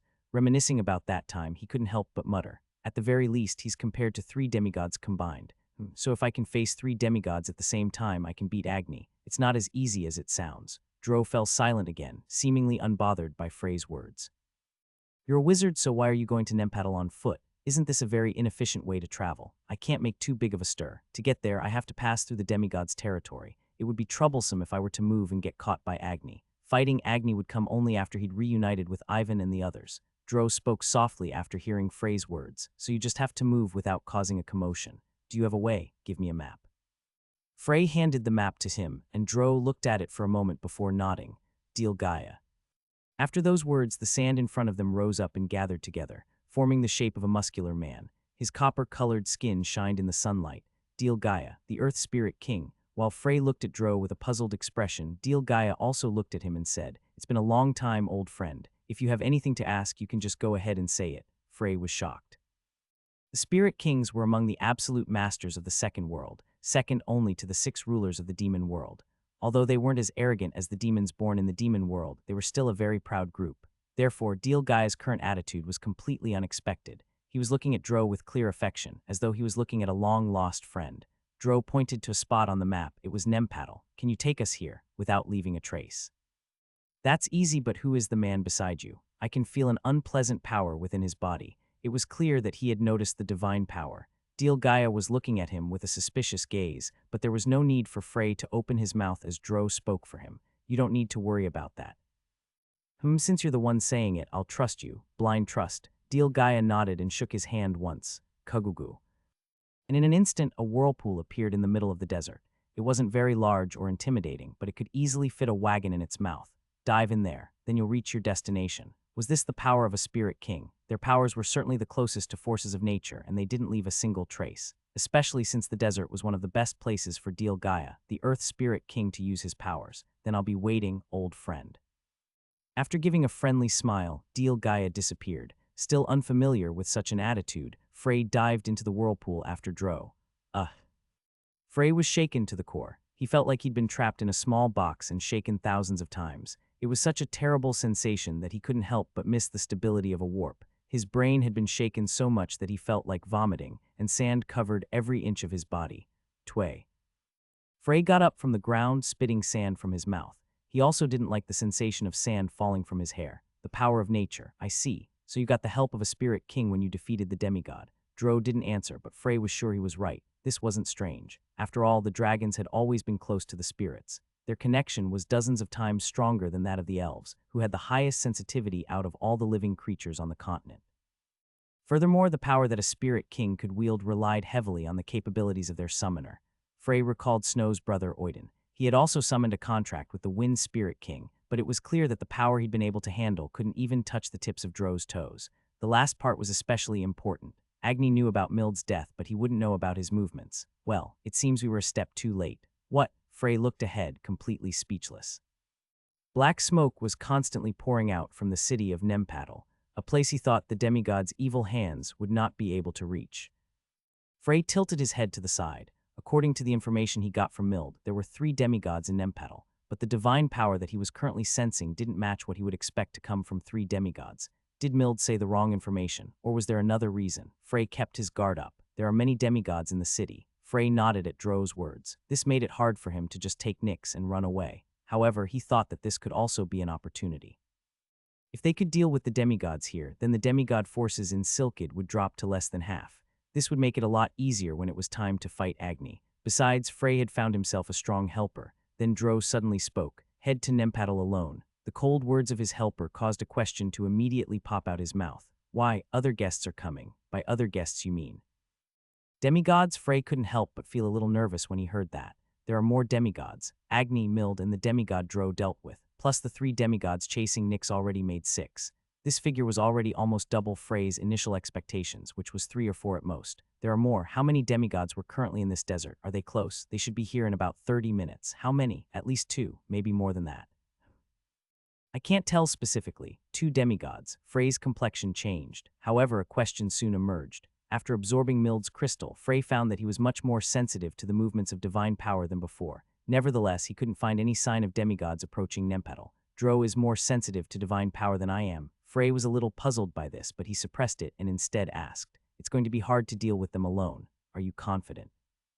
I can't guarantee my victory over the demigods. I understand that now. Frey nodded at that. The demigods had very independent personalities, and their individual abilities varied greatly. It was none other than Frey who had explained this to Dro. Just because he had managed to defeat a demigod without taking a single scratch didn't mean he was invincible. He didn't know what the demigods he would face were capable of.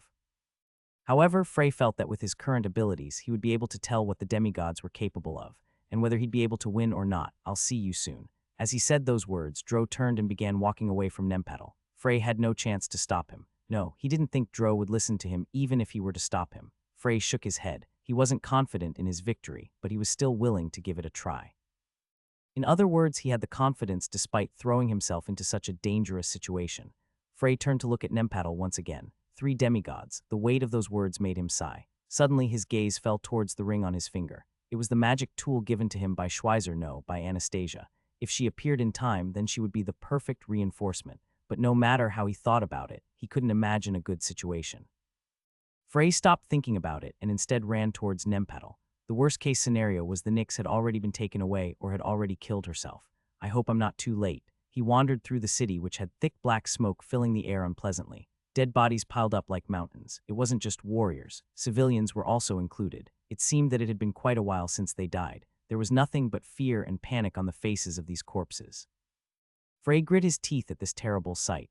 Though he'd been traveling down this long street, he hadn't yet found a living person. This meant that at least half of the city's population had already died. Bastards. Frey forced himself to swallow his anger. Nempattle was currently a perfect example of what a world ruled by demigods would be like. This was the future for those who surrendered to them. The demigods did not care about any creatures other than themselves. They had slaughtered thousands of people just to find Nyx, but he was certain that they wouldn't feel anything because of it. It would be the same afterwards as well. Just because you bowed your head and submitted yourself wouldn't mean that they'd favor you more than others. They would kill those who surrendered to them without any remorse or hesitation as long as they thought it was necessary. Whoosh. Suddenly, a huge flame spread its wings to the sky, giving the sky an enchanting red glow. Frey stopped and looked at this scene. In the next moment, Frey's eyes widened to the size of saucers as he saw a bloodied red-haired woman fall from the sky and another person follow her down. His body had already moved before his mind could even begin to process it. Frey's figure disappeared. For the first time in a long time, Nyx was actually controlling her own body, but she didn't have the time to feel moved by that fact. In the first place, she had given Torkanta control in order to escape Agni's clutches. Since the situation had already reached the point where it didn't matter, it was better for her to move around herself, even if it wouldn't be for very long. That didn't mean the situation was good, however. That's a pretty intense flame. Huh, don't you know how to talk? A phoenix is a spirit, it should have intelligence. Nyx responded to this demigod, Verdendi, for the first time. The people in this city had nothing to do with this. Huh, why did you kill the people here? At those words, Verdendi looked around. The first thing that appeared in her sight was the appearance of Nempattle, which had been devastated. Only then did she seem to realize what Nyx meant. No, I didn't really intend to do that. These humans were just unlucky.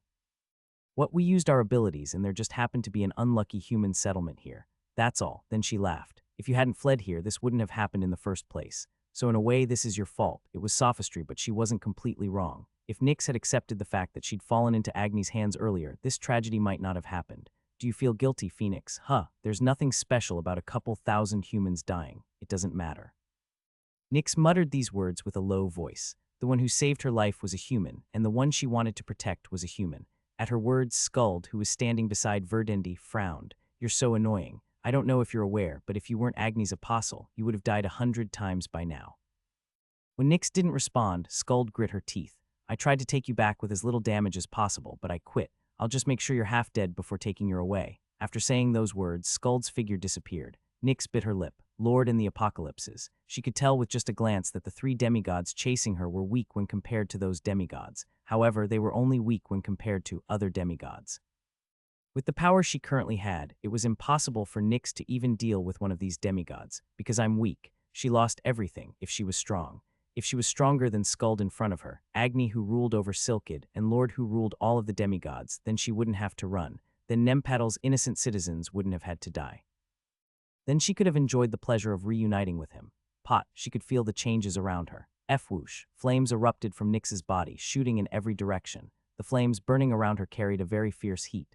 Skuld appeared in the distance once again. She wasn't running away, she'd simply stepped down. She had to. There was no need for her to push herself too far in this situation. He spoke while holding a sword in her hand. The flames of a phoenix combined with Agni's power.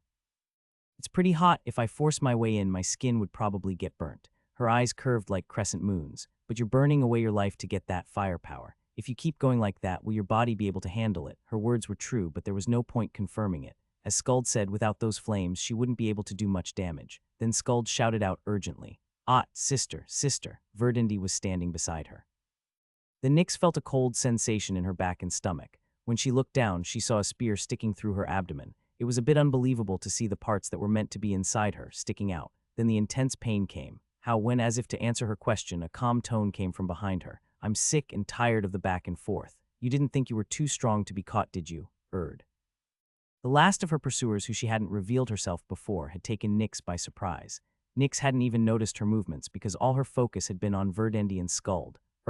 Nyx vomited blood as her body fell helplessly to the ground. Sister, you said you'd leave it to me. I'm afraid that Agni would get upset if we made him wait any longer. Oh ho ho, stop fighting. Let's just collect the phoenix and take it back. Then what about this city? Let's just get rid of it.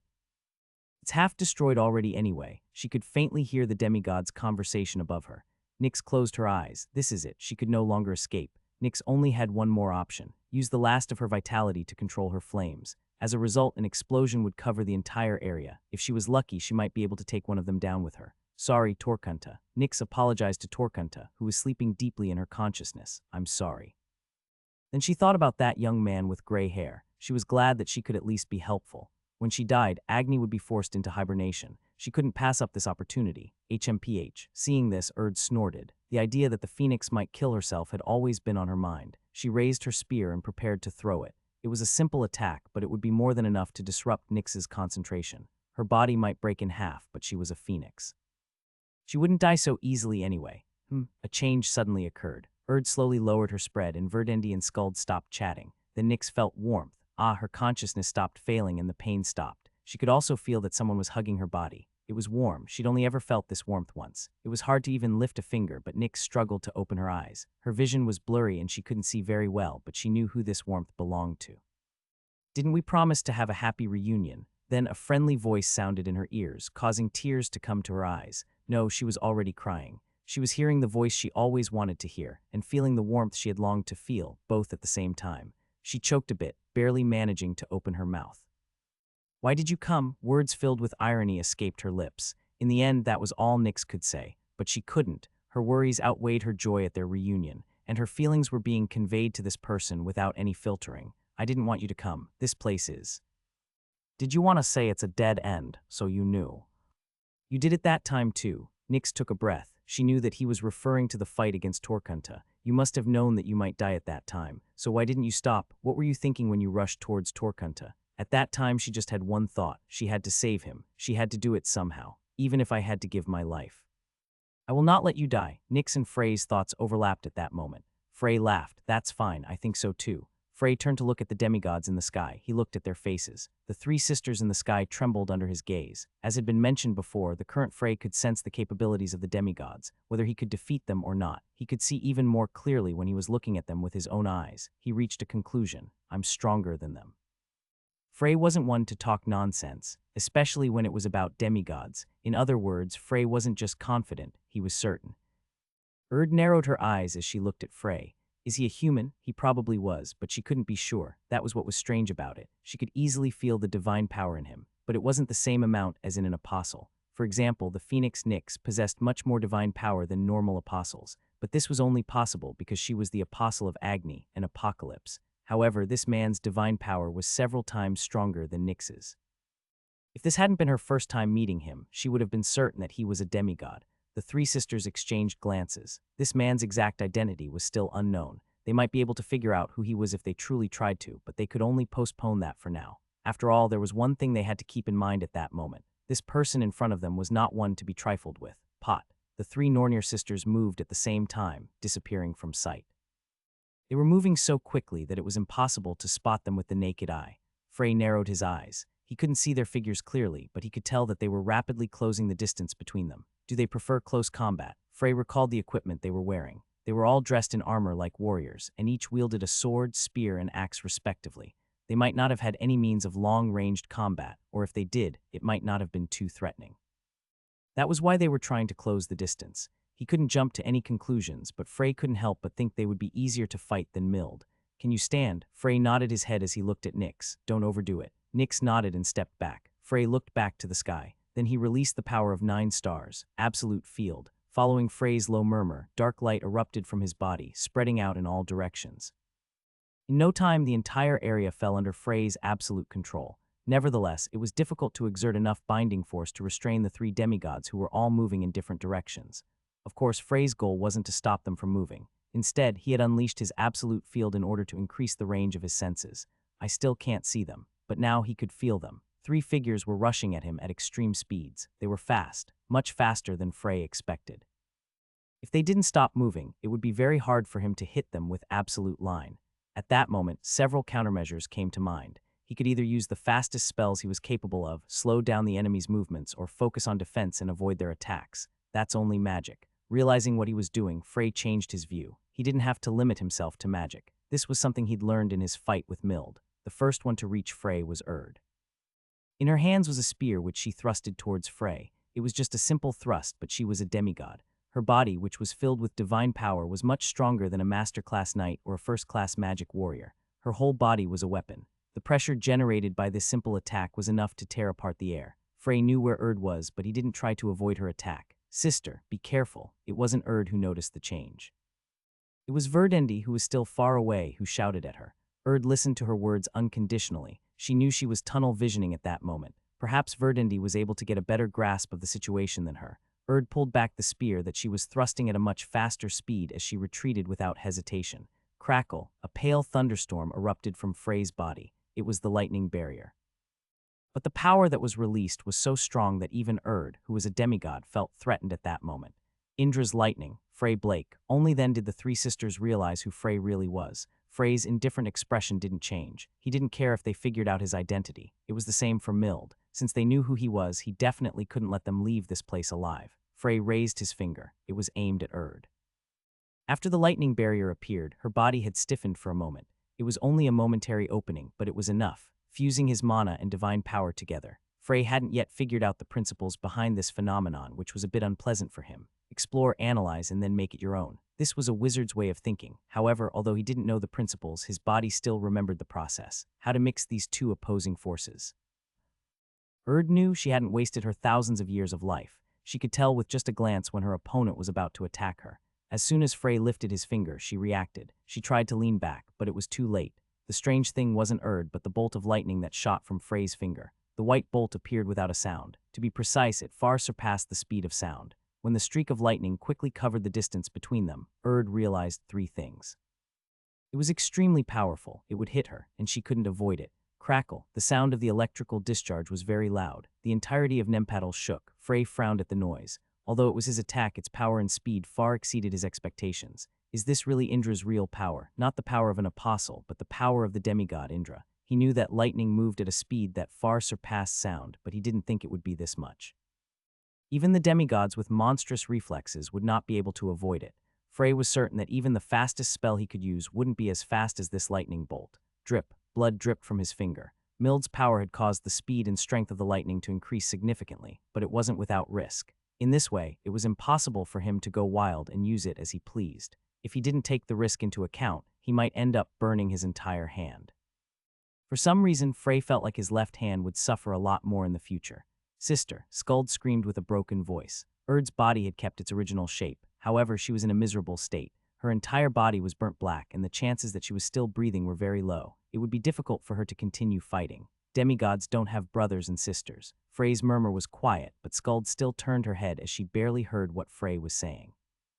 You despicable human, what do you know about us? I know that you're quite shameless. You destroyed hundreds of families in the city today, so it's really disgusting to see you acting like victims. Shut up. Skuld lost all her reason and rushed forward. She was filled with emotion, so she charged straight at him without any tricks, fast but predictable. These demigods were certainly easy to deal with. Pit. The absolute line pierced through Skuld's eyebrows. Her body collapsed without any suspense. Unless it was Lord, absolute line would be fatal to any demigod. There was a hole in her head, which could be considered a vital point, so Skuld was as good as dead. Nyx stared at this sight and blinked a few times, still unable to process what she saw. She didn't even have the time to heal. By the time she realized what was happening, 2 demigods had already died in front of her. Of course, these 2 were weak when compared to other demigods, but they were still transcendent beings. But now, Frey had overwhelmed them. On his own. Amazing, Nyx couldn't help but stare at Frey with admiration. But Frey didn't let down his guard. It shouldn't have been this easy. It was true that he had become stronger. It was true that the power of Indra's lightning exceeded his imagination, and that these 3 demigods were much weaker than he expected. Nevertheless, this was still too easy. Except from the small wound on his index finger, he had no other injuries, and even that was caused by the backlash of his own attack rather than an attack from them. Verdandi was silent. Both of her sisters had died, but she still stood there with a cold expression.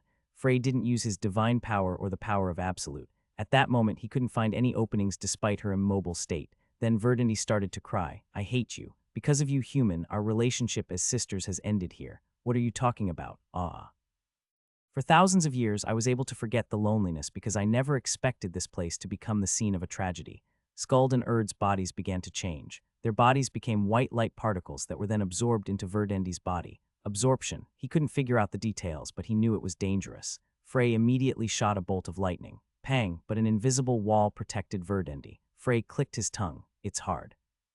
With the power of Frey's lightning bolt, even Mithril would be pierced easily, yet this invisible barrier didn't receive a single scratch. Nevertheless, he wouldn't simply watch with his hands at his sides. This time I'll use my full power. Just as Frey was about to use his lightning once again. Clang, Verdandi's entire body became frozen. This wasn't a spell, and instead, spine-chilling cold seemed to appear from nowhere. It was divine power. And from what Frey knew, there was only one demigod with the power of ice. Turning around, he found Elia standing behind him. She smiled at him and shrugged her shoulders. Ah, I killed her. Does this mean my identity as a traitor is confirmed? Are you here? What are you talking about? When Frey asked back a question instead of listening to her, Elia's expression crumpled. There's no time to explain. Or would you like to see Lord face to face? Can you handle that? Frey's expression changed when he heard that. Lord is coming to Silkid. Why, how would I know? In any case, hurry up and make your decision. We're running out of time to erase our tracks. Frey nodded as he swallowed the rest of his questions. Then he turned to Nyx. Nyx, come with me. As Nyx nodded and walked closer, Elia clicked her tongue. An apostle, Agni's apostle. Huh, then why haven't you killed her yet? Didn't you say there's no time to explain? That's true, just as Elia was about to activate space-time movement. Wait, there's one more person you have to take. You're really getting on my nerves. I don't think they're in this city. Where are they? Should be southeast from the city. Frey recalled the direction Dro had walked in. Elia clicked her tongue and they headed over there. After heading southeast for a little, Frey looked around. He couldn't see anything. That was what was strange. There was no sign of Dro, let alone a demigod. Not only that, there were also no signs of a fight. There were only the hot winds blowing across the desert sand. Elia narrowed her eyes. You said he was here, didn't you? There's no one here. No one? Right. Frey frowned and muttered. He said that at least 2 demigods were coming from this direction. A lot of time hadn't passed. No matter how strong Dro was, it was impossible for him to destroy 2 demigods in an instant. Elia suddenly closed her eyes. She stayed that way for a moment before reopening them. Then she looked back and said, there are no demigods around here. What? Frey's expression stiffened at Elia's words. To be precise, there aren't even any traces of other demigods. The only traces of divine power that I could find in a 10-kilometer radius comes from you and the Nornir sisters. Are you sure you didn't hear it wrong? Shortly after arriving at Elia's hideout, Frey saw something that made him speechless. It was someone he had never expected to meet again. Isaka Blake, he was still alive. Isaka turned to look at Frey before looking away again. It seemed he was in a bad mood. Frey wasn't sure what happened, but Isaka's entire body was a mess. There was even a bright bruise on his face. You don't even call me father anymore. Well, it was also the same back then. Isaka smiled deprecatingly. Ignoring his words, Frey turned to Elia. Why is he alive? No, more than that, why is he here? I brought him here. I think he could be useful in the future, don't worry. By the time I've finished training him, he won't dare mess around. Isaka shuddered at the word training. Recalling his power, Frey couldn't help but tilt his head. You want to make him your apostle? I have no intention of making an apostle. Elia snorted as she said those words. Didn't you want to make Diablo your apostle? Do you think he's comparable to that lick? He wasn't. This was something Frey could be certain of. He didn't even have a good estimate of how powerful Diablo truly was. Frey turned to look at Nyx. She looked exhausted. She really needed to rest. It's safe here, so you can get some rest. Then I'll just rest for a little bit. After giving a stiff nod, Nyx went to a corner and crouched. Her posture reminded him of an animal sleeping. Frey took off his robe and covered her body before turning around. Isaka was still ignoring him. Frey looked at Elia and tried to say something, but she beat him to it. Did you hear about the Cascow Empire's surrender? No, Frey was forced to swallow his words. As someone who had attained the stage of a heart and mind as calm as a lake, he wouldn't react violently no matter what happened. In fact, it would be strange if an archmage like him could lose their composure easily. Did the Empire fall? It didn't fall. In fact, it didn't receive much damage at all. It wasn't like Geotambul or the few cities in Silkid that were annihilated. We could say it was just eaten. I heard that it was officially declared at dawn yesterday. In that country, the Circle is no different from pagans and fugitives. It had surrendered without suffering much damage. Frey frowned. Lord moved personally. It means he's finally become serious. Congratulations. You're the first person I've seen to make Lord so angry. Elia's soulless compliment made Frey's heart feel heavy. There was a large number of circles staying within the Cascow Empire, at least a third of the entire circle. As it was called the Magic Empire, it was natural for many people from the circle to have come from there. However, the empire they risked their lives to protect was now turning its back on them. The circle's members would not be able to accept this fact easily. No, that wasn't the only problem. Every circle member currently staying in the empire was in danger. After all, it was an imperial edict declared by the emperor himself.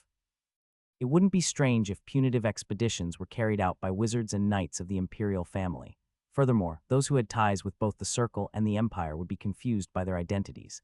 There was even the chance that they would betray the circle. The chaos that would spread from this would soon shake the entire circle. In a sense, this situation was much worse than if several cities in Cascow had been destroyed. How did you know Lord was heading to Silkid? I heard about it. From who? He didn't say it out loud. There was only one person who could read Lord's movements. Anastasia had said it, and Frey agreed. Iris. Elia didn't answer. Frey could only let out a heavy sigh. It was a name that always came up when he wanted to forget it. And you believed it. I didn't believe her at first, so I tried to read Lord's movements myself. Looking at the situation, I guessed that he had a 90 chance of going there. Well, it felt like she intended for me to think that. Elia wrinkled her nose. It was an unpleasant conversation. I felt like I was being led around. That was to be expected. It wouldn't be enough even if you called Iris' eloquence excellent. Even the most eloquent speakers would not be able to read Iris' intentions and would just dance in her palm. But he didn't expect it to be so effective against Elia, a demigod, as expected of Iris. He had the urge to say those words with a wry smile. Frey shook his head because he knew he couldn't do that. Why did Lord go to Silkid? To help Agni completely conquer it? If so, the situation would become much worse than he expected. He didn't have the confidence to defeat Agni at that moment, but if Lord was to join him, then they would inevitably fail. Even if he became twice as powerful as he was now, he wouldn't succeed. But Elia shook her head. That's impossible. Why? Because Silkid is Agni's territory, so he wouldn't try to touch it, because it would be like touching Agni's pride right in front of him. He probably met Agni and asked for his understanding before he moved to Silkid, even though he's Lord, especially because he's Lord, because he has to respect the rights and pride of the demigods as much as possible. Frey almost snorted at those words. Respect their rights. That was the same as saying Silkid already belonged to Agni. Iris said he went to look for something. Went to look. Frey didn't know why, but the missing drow came to mind at that moment. However, there was no conclusion to his suspicions since he didn't have enough information. There were too few leads. Then Lord will leave after he's finished his business. Probably. I need to know exactly when he leaves. There's nothing to worry about. Iris said she'd tell me. Frey's expression stiffened. Tell you how. She will come personally to tell me. Why nothing? Didn't that mean that Iris was coming here? He didn't like the thought of that. This was proof that he was still reluctant to accept reality, but it couldn't be helped. Instead, it would be better to treat this meeting as an opportunity. I can't keep avoiding it. He had to talk to Iris at some point. As for the Nornir sisters, I froze. Sisters? Hearing the strangeness in Frey's voice, Elia scratched her cheek. Demigods don't really have family. We're each individual entities. We're not related by blood. Well, it can be argued that we were born from the same parent, but it's true that we don't have any brothers or sisters. The will of the world, if it could be considered a parent, then Elia's words made sense. Frey already knew the story. Ricky had told him. Elia continued in a slightly strained tone. That woman was a bit of a strange case. She was originally a single demigod, but she separated into three. That's possible, perhaps. She was the only one who managed to do it, so I'm not sure, so she was unique. Frey wasn't completely convinced, but he understood what she was saying. This also explained why they were particularly weak compared to the other demigods, so when I go back to that place, she will be much stronger than she was, that's right. But I don't know just how strong she would be. I also don't know what power Norn has. So it's Norn. I froze her with my power, but it won't last very long, a day at best. Frey clicked his tongue. A day was too short, but he couldn't complain, even if Lord returns to Cascow. If Norn, who's returned to her original form, joins Agni, the fight in Silkid will be hopeless. Frey nodded. It was a cold statement, but it was the truth. In fact, it could even be called a fairly positive outlook. The worst-case scenario would be the complete annihilation of the rebel forces before they were able to escape Silkid. If that happened, then it would be over for the continent. You have to kill Norn before she joins Agni. It's not going to be easy, but just as Frey was about to continue, Elia cut him off. I can't help you. I had to run away today just to keep my life. I don't want that. Rather, the help you've given me so far. Frey hesitated for a moment before saying what he wanted. Makes me wonder. Elia gave a light snort at his words. Can I ask you something? What is it? Why are you helping us? Elia fell silent. Frey spoke with a quiet voice. I heard the reason Ricky betrayed the demigods directly from his own mouth. It was a reason I could understand. The doubts he'd felt during his fight with Lucid, Lord's interference, and the inner changes he experienced. Those all made sense. But what about Elia? He only knew of one reason why she was helping them. Ricky's will. Is that really enough to stand by us? Ahaha! Elia burst into laughter. There was also a soft smile on her lips. Frey became speechless for a moment because it was a smile she'd never shown before. You are so dense. What? Frey fell silent at the unexpected remark. Elia smiled and said, so ridiculously dense. I wonder if you could be a little sweet even to a woman you're in love with. What are you talking about all of a sudden? Elia was no longer looking at Frey. While seeming to look somewhere far away, she muttered, that was all I needed. She shook her head for a moment, then she seemed to come back to her senses as she said, Lord might find Norn trapped in my ice. He will know I've betrayed him, but he won't be able to melt it. Ice that even Lord couldn't melt. It was a statement that hinted at Elia's powers. The ice will melt after a day. By then, it's likely that Lord will have left Silkid, so you can return tomorrow. One day, a day in which he could do nothing. Frey felt an itch in his throat. Perhaps because the situation was urgent, a day felt like an eternity, but he decided to change his thoughts. In other words, this meant that he had a free day. He could not let it pass in vain. I have to take down Norn. As soon as the ice melted tomorrow, she had to be removed before she could join forces with Agni. It wouldn't be easy, but he'd managed to find a lead. It was his divine power, Buzz. Frey felt a gaze as he began combining his power of lightning and his power of absolute. It was Elia. Is that a combination of divine power and mana? Right, how? I don't understand the principles behind it yet. I'll probably have to carry out concentrated research for a year before I can even begin to understand it. And that was just his minimum estimate. Your divine power has also increased by several times, because I absorbed Mild's crystal. Elia frowned. You absorbed his crystal. Right, Elia's expression became serious. Then she gestured to Frey. Sit here. I need to take a look at your body. Frey listened to her. He also wanted to ask for advice on how to use divine power. After all, there were no beings more adept at using it than the demigods themselves. He sat on the chair and took off his coat. Elia's hands, which rested on his bare back, felt so cold that he almost mistook them for pieces of ice. This shouldn't be possible. Elia's muttering could be heard. After a while, Elia lifted her palms with a complicated expression on her face. Laren really made something amazing. What do you mean? Your divine power and mana are coexisting in harmony. Well, it appears to be stable at first glance, but you're in an incredibly dangerous state right now. Elia's serious expression showed that she wasn't joking, but Frey tilted his head. It doesn't seem dangerous. It was his body, so he knew its condition best. At the moment, Frey's body was in an extremely stable state. Using the combination of mana and divine power had a bit of risk, but it wasn't enough to be life-threatening. But Elia's meaning was a little different. The root of your power is mana, that's right. Even when he was trapped in the abyss as Lucas, his thoughts remained on mana, and when he acquired Frey's body, this focus didn't change. Therefore, calling mana his root was not wrong. The two powers in your body, mana and divine power, it doesn't matter if mana is more powerful, because that is your root. But if it's the other way around, you've never had more divine power in your body before, have you? Frey nodded. Although his divine power grew rapidly, it was not enough to threaten the supremacy of his mana. Right, until recently. The moment he had this thought, Frey's expression changed. Is this about the rapid growth of my divine power? I'm not sure about the details, but if you absorb another crystal, the balance will be broken. Your divine power will surpass your mana. Elia glanced at Isaka. Isaka was only 7 stars, so it didn't really matter much at his level. He didn't have the power of absolute, so he didn't have to be wary of his divine power, but Frey was different. His mana had reached 9 stars and had manifested the power of absolute. His divine power was silent now, because it knew it was too weak. But if it found that it was powerful enough to consume the mana, if you absorb even one more crystal, the balance will be broken. What exactly would happen if the balance broke? As if she could read the question in Frey's expression, Elia continued. At least, you would become a being that could no longer be called a wizard. It felt like it had been a long time since they'd met. When he had this thought, Agni couldn't help but feel a bit strange. It hadn't even been a month since he'd last spoken to Lord, and for demigods who had eternal lives, a month was not a long time at all. Still, Agni couldn't help but feel that this month had been quite a long one. Nevertheless, he hid his thoughts and asked, "What are you doing here, Lord?" "I'm sorry, Agni. Do you know I wouldn't just move around in your territory for no reason?" "Of course I do. Something must have happened. I'm just curious. What exactly was it that brought you to Silkid?" Lord did not have the time for idle chat. At the moment, he was dealing with the elimination of the Circle and the subjugation of the mortal countries, including Castcow. His territory was also several times larger than Agni, Nozdog, and Ananta's, especially after he took control of Laren's territory. "I came here to look for something. Agni couldn't imagine what it could be. He tilted his head. "Did you find it?" After falling silent for a moment, Lord finally said, "No, that was unexpected." Lord didn't manage to find what he wanted, but Lord continued in a disinterested voice. "But I don't care too much. There's only a limited number of people who could do it. Well, it seems you already have it under control." "That's right. I just need to wait till their tail is long enough to step on."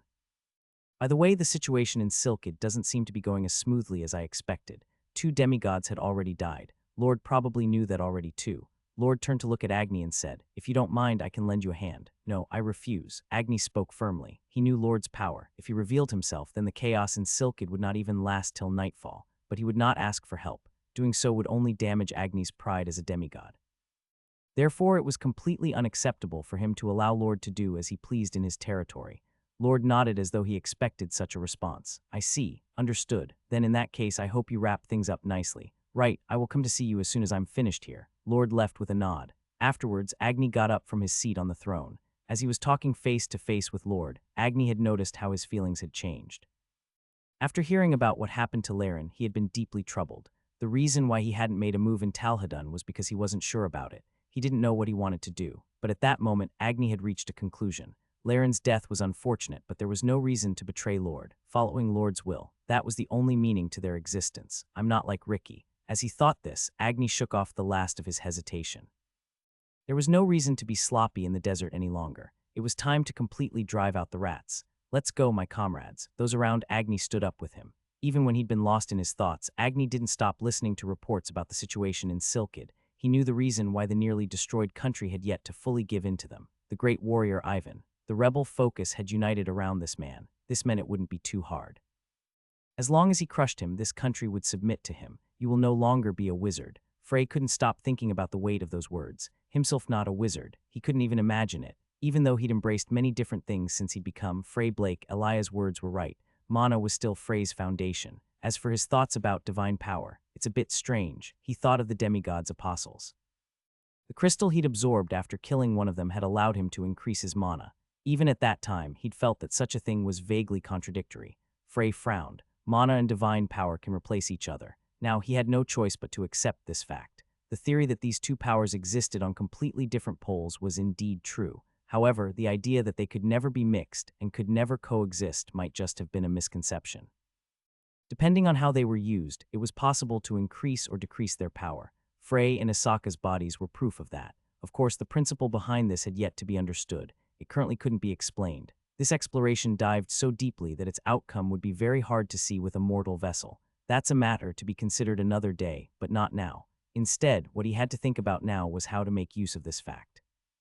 Frey recalled Ricky's crystal, which was still in his bag. The divine power contained in that crystal was probably beyond description. After all, he was the uncrowned number 2 among the demigods. The divine power of that being, who was at least a half step stronger than the other apocalypses, was contained in that small bead. If Frey were to absorb that bead, he'd certainly become stronger. It was possible that his lightning power would even surpass Indra's. However, as Elia said, he might lose his identity as a wizard as a result. It was possible that he would even lose his identity as a human.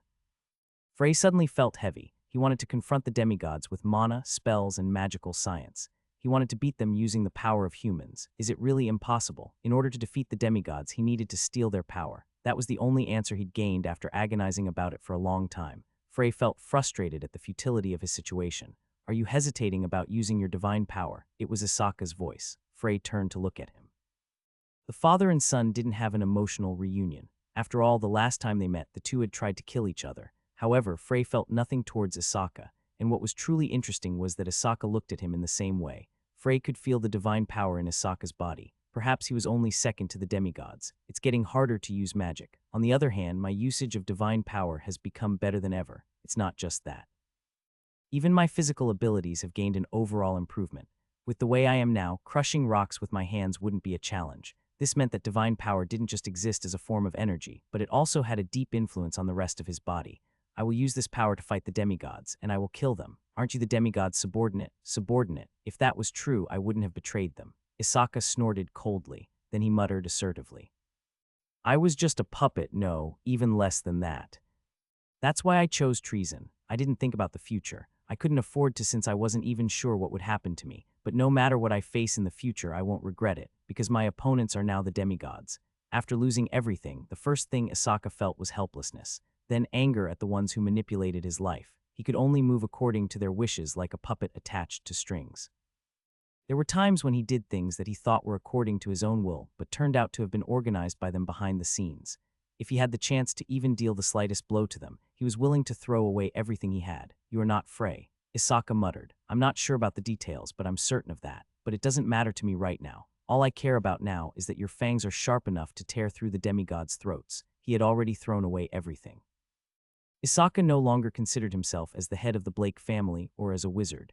It also didn't matter to him what Frey's identity truly was. He didn't even care about the death of his wife, Leto One. If you intend to subdue the demigods, I will help you. After saying that, Asaka left. Frey sighed. A day had passed. After another hour, the ice surrounding Norn would melt. It was at that moment when Iris arrived. She looked the same as when he'd last seen her, and when she saw Frey, she didn't show any reaction. Frey couldn't help but feel that she was intentionally keeping her distance because of him. In fact, Iris didn't turn her eyes away from Elia. Lord is gone. Did he find what he was looking for? No. Iris shook her head. What the hell was Lord even searching for in the first place? Elia was the one who asked the question, but Iris turned to look at Frey instead. You would know. Those words made Frey think of Dro. The thought that he was the one Lord was looking for became more pronounced. Is he with you? Iris lowered her eyes for a moment. Then she turned to Elia and said, I'd like to talk to him for a moment. Elia looked a bit displeased, but she soon sighed. Go ahead. Only Iris and Frey were left in the room. It was Iris who opened her mouth first. Do you trust me? Frey would never have imagined that those would be her first words. Iris didn't rush him. She wasn't even looking at Frey. Instead, she kept her eyes on the floor. Frey had a lot on his mind. The things Iris had done and her current attitude began to blend and form an indescribable feeling in his chest. I don't know. Frey decided to avoid the question. Iris fell silent for a moment. She seemed to have forgotten everything she wanted to say. At least until she lost her composure, Frey would be unable to know what she was thinking. It was then. Summon me. Frey heard a heavy voice in his head. It had been a long time since he'd heard this voice. It was Usura. He never contacted Frey first unless it was for a good reason. Iris looked at Frey and said, I kind of miss him. Usura, I can't believe you signed a contract with him. Hoo-hoo. In the old days, I never imagined. At that moment, Iris' eyes became filled with emotion. But when that happened, Iris suddenly stopped talking before falling back to her originally cold attitude. It seems he has something to say to me. I think so. He's asking me to summon him. I don't mind. Unlike when she spoke to Elia, Iris was using a softer tone. Frey summoned Usura, who appeared in a moderate size. It's been a while, Usura. That's right. But I didn't come here to reminisce about the old days with you, Iris. Usura looked down at Iris with a curious gaze. What exactly did you do in the demon world? What are you talking about? Don't pretend to be innocent. Do you think I wouldn't notice you running around with Lucifer? Frey was surprised at those words. Demon world, dragon lord, Dro. Those three words began aligning themselves in Frey's head, and he looked at Iris with a firm expression. Was she the one who took Dro to Silkid? But I want to know what your goal was. You just dug up the ground before leaving. Weren't you after the thing buried there? Frey turned to look at Usura, who continued with his seemingly curious tone. I'm talking about the giant dragon. I can't believe I got the chance to see a dragon in the demon world. I can't even begin to imagine how long it's been buried there. Lucifer is probably the only one who knows. The dragon's corpse is still there. Usura looked at Frey and shook his head. It's wrong to call it a corpse. It's still alive. What? The words Usura said next were even more shocking. We even had a short conversation. Then it fainted back into hibernation again. Confusion blossomed on Frey's face. He even spoke to him in the demon world. Didn't that mean the Dragon Lord hadn't been fully released from the seal and awakened but was still there? If so, then who was the black-haired man he met in the desert? I don't know what you're talking about. Her tone was natural, but her face remained expressionless. Usura snorted. I'm sure that even across the continent, no one has been exposed to divine power as much as you have, except for the demigods. I really want to cut your body in half just once to see how it looks inside. Usura was right. Only he knew just how long Iris had been in contact with Lord. Even if she had only accepted his divine power for a few hundred years, her body would have reached a state that was no longer human. Is that all you wanted to say? That was the main reason. I wanted to see your reaction. But since you're holding it in, then I have nothing more to say. You're not the type of woman who'd talk after being threatened. Then the other reason. Black smoke flowed out of Usura's mouth. A warning. Don't mess around in my territory. Smoke spread out in all directions, enveloping the entire room and causing the atmosphere to become heavy. A ruler of the demon world. The power of his manifestation was limited, but his overbearing aura was the same. I have respect for Lord Lucifer, and since you were my old contractor, I have some good feelings towards you. But that doesn't mean I'll let you do as you please in my place. It was a warning not to do what she'd done in Barbados' despair hell in his territory. Usura meant those words. He would definitely not allow people to come and go as they pleased in his territory without his permission. I know, Usura. You don't think I'd do something like that, do you?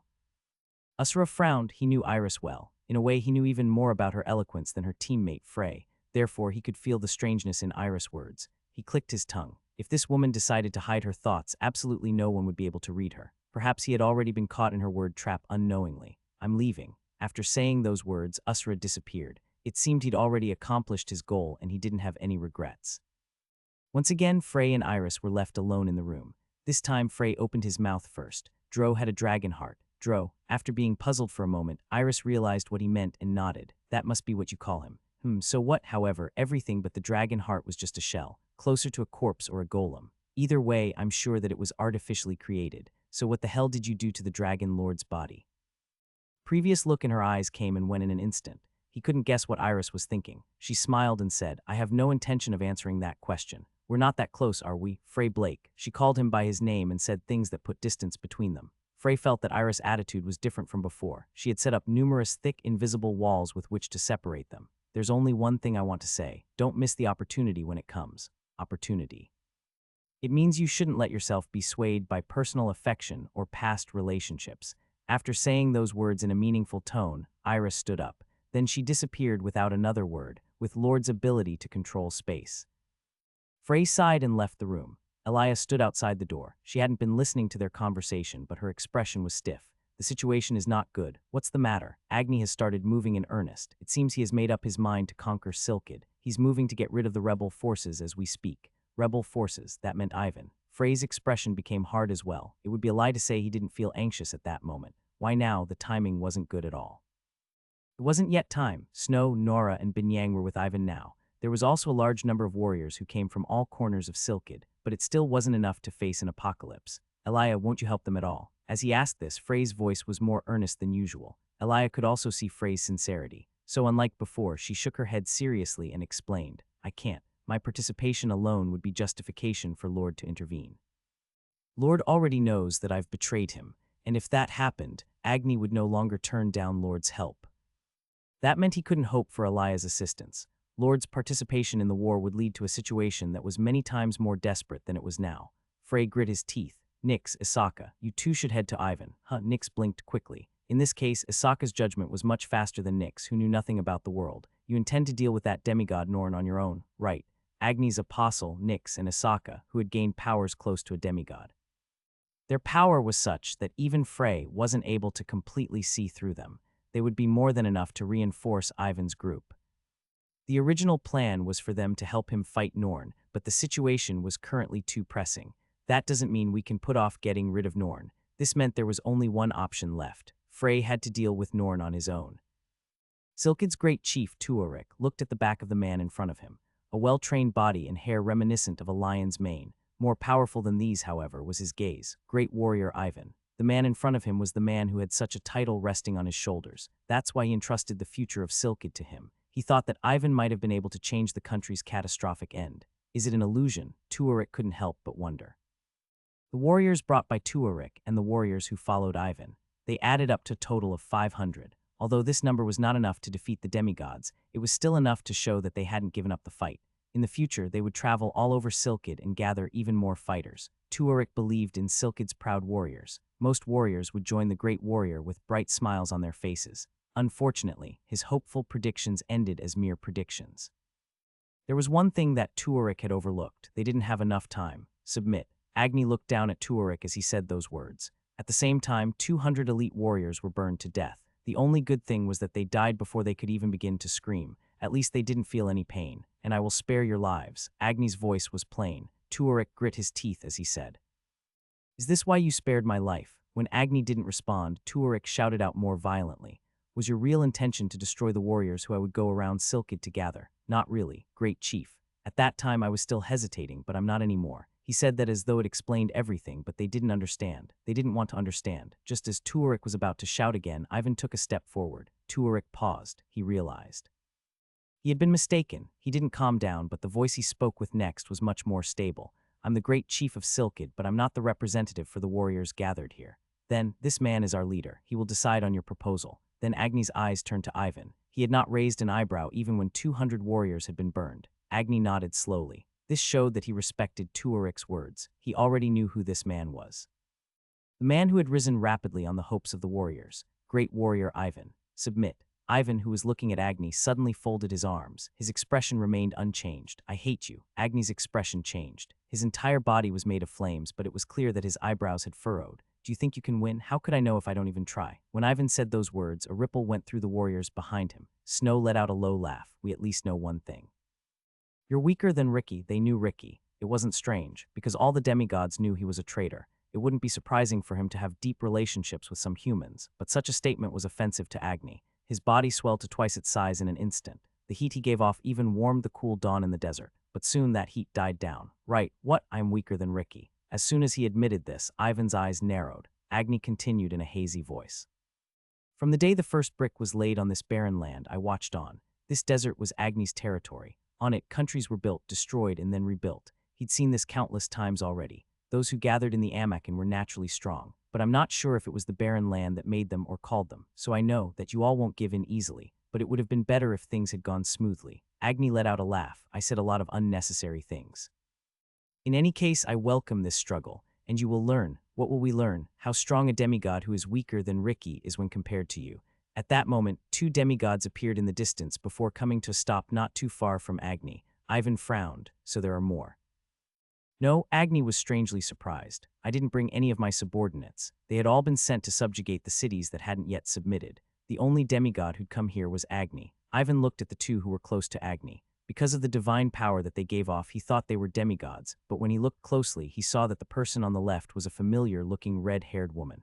The girl who wanted to die. And the man on the right was also family, and an old Frey. Isaka's expression became unpleasant as he heard those words, but he kept it in as he recalled why he was here. We came here to help you, Ivan. Who are you? Reinforcements sent by Frey. Then what about Frey? It was Nyx who answered this time. She spoke with confidence. He'll be here soon. The ice around Norn's body began to melt and crack. Frey was standing in front of her. If he broke the ice now, then he could kill Norn. This childish thought appeared in his mind for a little, but he knew it wasn't true. Instead, it would only let Norn out ahead of time. Norn, the true identity of the three Nornir sisters. Even Elia didn't know how strong she was. He didn't think she was, but if she happened to be on par with an apocalypse. Frey recalled Ricky's crystal that was still in his bag, as well as the question Isaka had asked him. Are you hesitating about using your divine power? He was hesitating, but the fact that he still had to add it to his options remained unchanged. He had to win. Losing here was completely unacceptable. He'd sent Nyx and Isaka to help Ivan, but he didn't think they would be able to defeat Agni. To kill him, he also had to be present. I have to win on my own. Suddenly, as if it noticed his thoughts, Frey noticed a sign in the sky. That's. Frey's eyes shined. Frey noticed something that left a long trail like a meteor. To be precise, it wasn't a meteor, but something that was moving as fast as a meteor. Bang, it slammed into the ground with a loud sound. Of course, the actual range of damage wasn't very wide. It was small in size in the first place, and it wasn't like it was descending from orbit. Where are you headed like that? Frey was unable to stop himself from laughing at the sight of a girl walking towards him, covered in dust. Anastasia brushed the dirt from her body. Then she turned to Frey and asked, Am I late? No, crack, crack. At that moment, the ice that surrounded Norn was completely broken. You're right on time. Norn didn't understand what happened. She only felt the pain after flying dozens of meters away and colliding heavily with the ground. And when Norn uttered her first sound, Anastasia, who had hit her, had closed in on her once again. Anastasia clenched her fist. Anastasia's fist was as small as one would expect from a girl her age, but the power contained within it was beyond comprehension. Papa, Anastasia's successive attacks sounded like claps of thunder. The ground was upturned as if it was continuously hit by cannonballs rather than blows from hands and feet. Norn's body was like a small sailboat being swept around in a storm. It was only as she was about to receive the 26th blow that she came to her senses. Hwick, she dodged. Seeing this, Anastasia clicked her tongue. She felt that her fun from the surprise attack had come to an end. She looked at Norn, who stood in the distance with a blank expression on her face. At first glance, she looked like a total mess, but that wasn't actually the case. Anastasia's attacks didn't seem to have much of an effect on Norn. The martial art technique she used was the Warrior King's fist, and her skill level wasn't low. Moreover, her power output of 1 million ME was more than enough to make up for any clumsiness in her actions. What was unusual was the demigod's abilities. She preferred close combat before merging. Anastasia tilted her head as she heard Frey's voice. Before merging, she was originally split into 3. This is the first time I've heard of a demigod being able to do that. It's true. Elia, who was also a demigod, had said it was something that had never happened before. Frey looked at Norn, who was still standing there blankly, and said, Those punches just now weren't your full strength, were they? Right, but I need time to use something stronger. And that doesn't mean the power of my attacks would double. Anastasia shrugged. That means I'll have to build it up. It's not my style, but I guess I'll take on Cassigen's role. No, get the thought of replacing Cassigen out of your head. Lucid is the one you should imitate now. She shouldn't use Cassigen's style just because she used the Warrior King's fist. That man's violent fighting style was built almost entirely on one's instincts, and it was not something that was easily imitated. Even if it might be possible to do it when fighting 2 against 1, in a one-on-one situation, such a thing was impossible. But Lucid was different. He remained level-headed regardless of the situation. As long as he had Indra's lightning and the power of Absolute, they had enough firepower. All they needed was defense and pressure. Anastasia began laughing. Haha, how interesting. Using Lucid's style together with Cassigen's martial arts. Don't complain for just 2 people. I have to take on the role of the Great Sage and Black Witch as well. Cuckoo. That shouldn't be a problem for the Great Mage. Frey and Anastasia met each other's gaze. It's been 4,000 years since we fought together. What's the plan? Don't overdo it. Go into battle with the thought that if you die, the formation will collapse. Anastasia snorted. You don't need to scare me. Even if one of us dies, it's not the end. Things are not as bad as they were back then. No, it's the same as back then. She was silent this time. Right. If one of them collapsed, it would mean total annihilation. She gave a bright smile. I'll keep it in mind then. Let's do it. Following the sound of her feet tapping against the ground, Anastasia quickly closed the distance between herself and Norn. She stretched out her fist. It was quick and merciless. This time, it was a single blow, not a series. In fact, both the strength and concentration placed in this blow were completely different from the previous ones. It had the power to instantly shatter even the well-trained, muscular body of a magic warrior. Norn simply avoided this fist.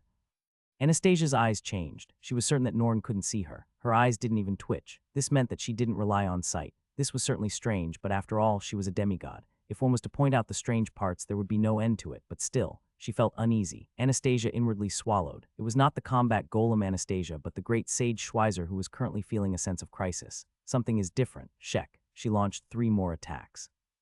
Every time she attacked, the unease grew stronger. It didn't make sense. She couldn't land a single hit. To put it bluntly, she didn't come close to touching her even once. In the meantime, the thing that was bothering her was the fact that Norn's eyes were still blankly staring into space.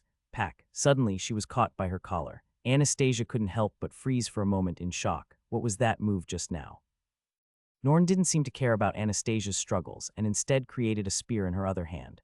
Crackle. Norn quickly stepped back. A flash of lightning then appeared between the two of them. Frey narrowed his eyes as he looked at Norn, who appeared in the distance. She avoided my lightning. The bolt of lightning from Frey's hand moved at a speed that was much faster than the speed of sound. When Norn avoided the lightning so easily, an unpleasant premonition flashed in Frey's mind. From what he could see, the difference in physical ability between Norn and Anastasia was not large. However, Anastasia was not doing well despite being so close to her. He was at a distance, so he was able to see what was going on more clearly.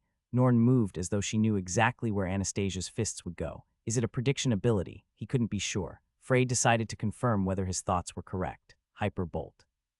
He used the 6-star spell that was a strengthened and reinforced version of an energy bolt. It might have been insufficient to deal with a demigod, but it wasn't a spell that was intended to kill Norn in the first place.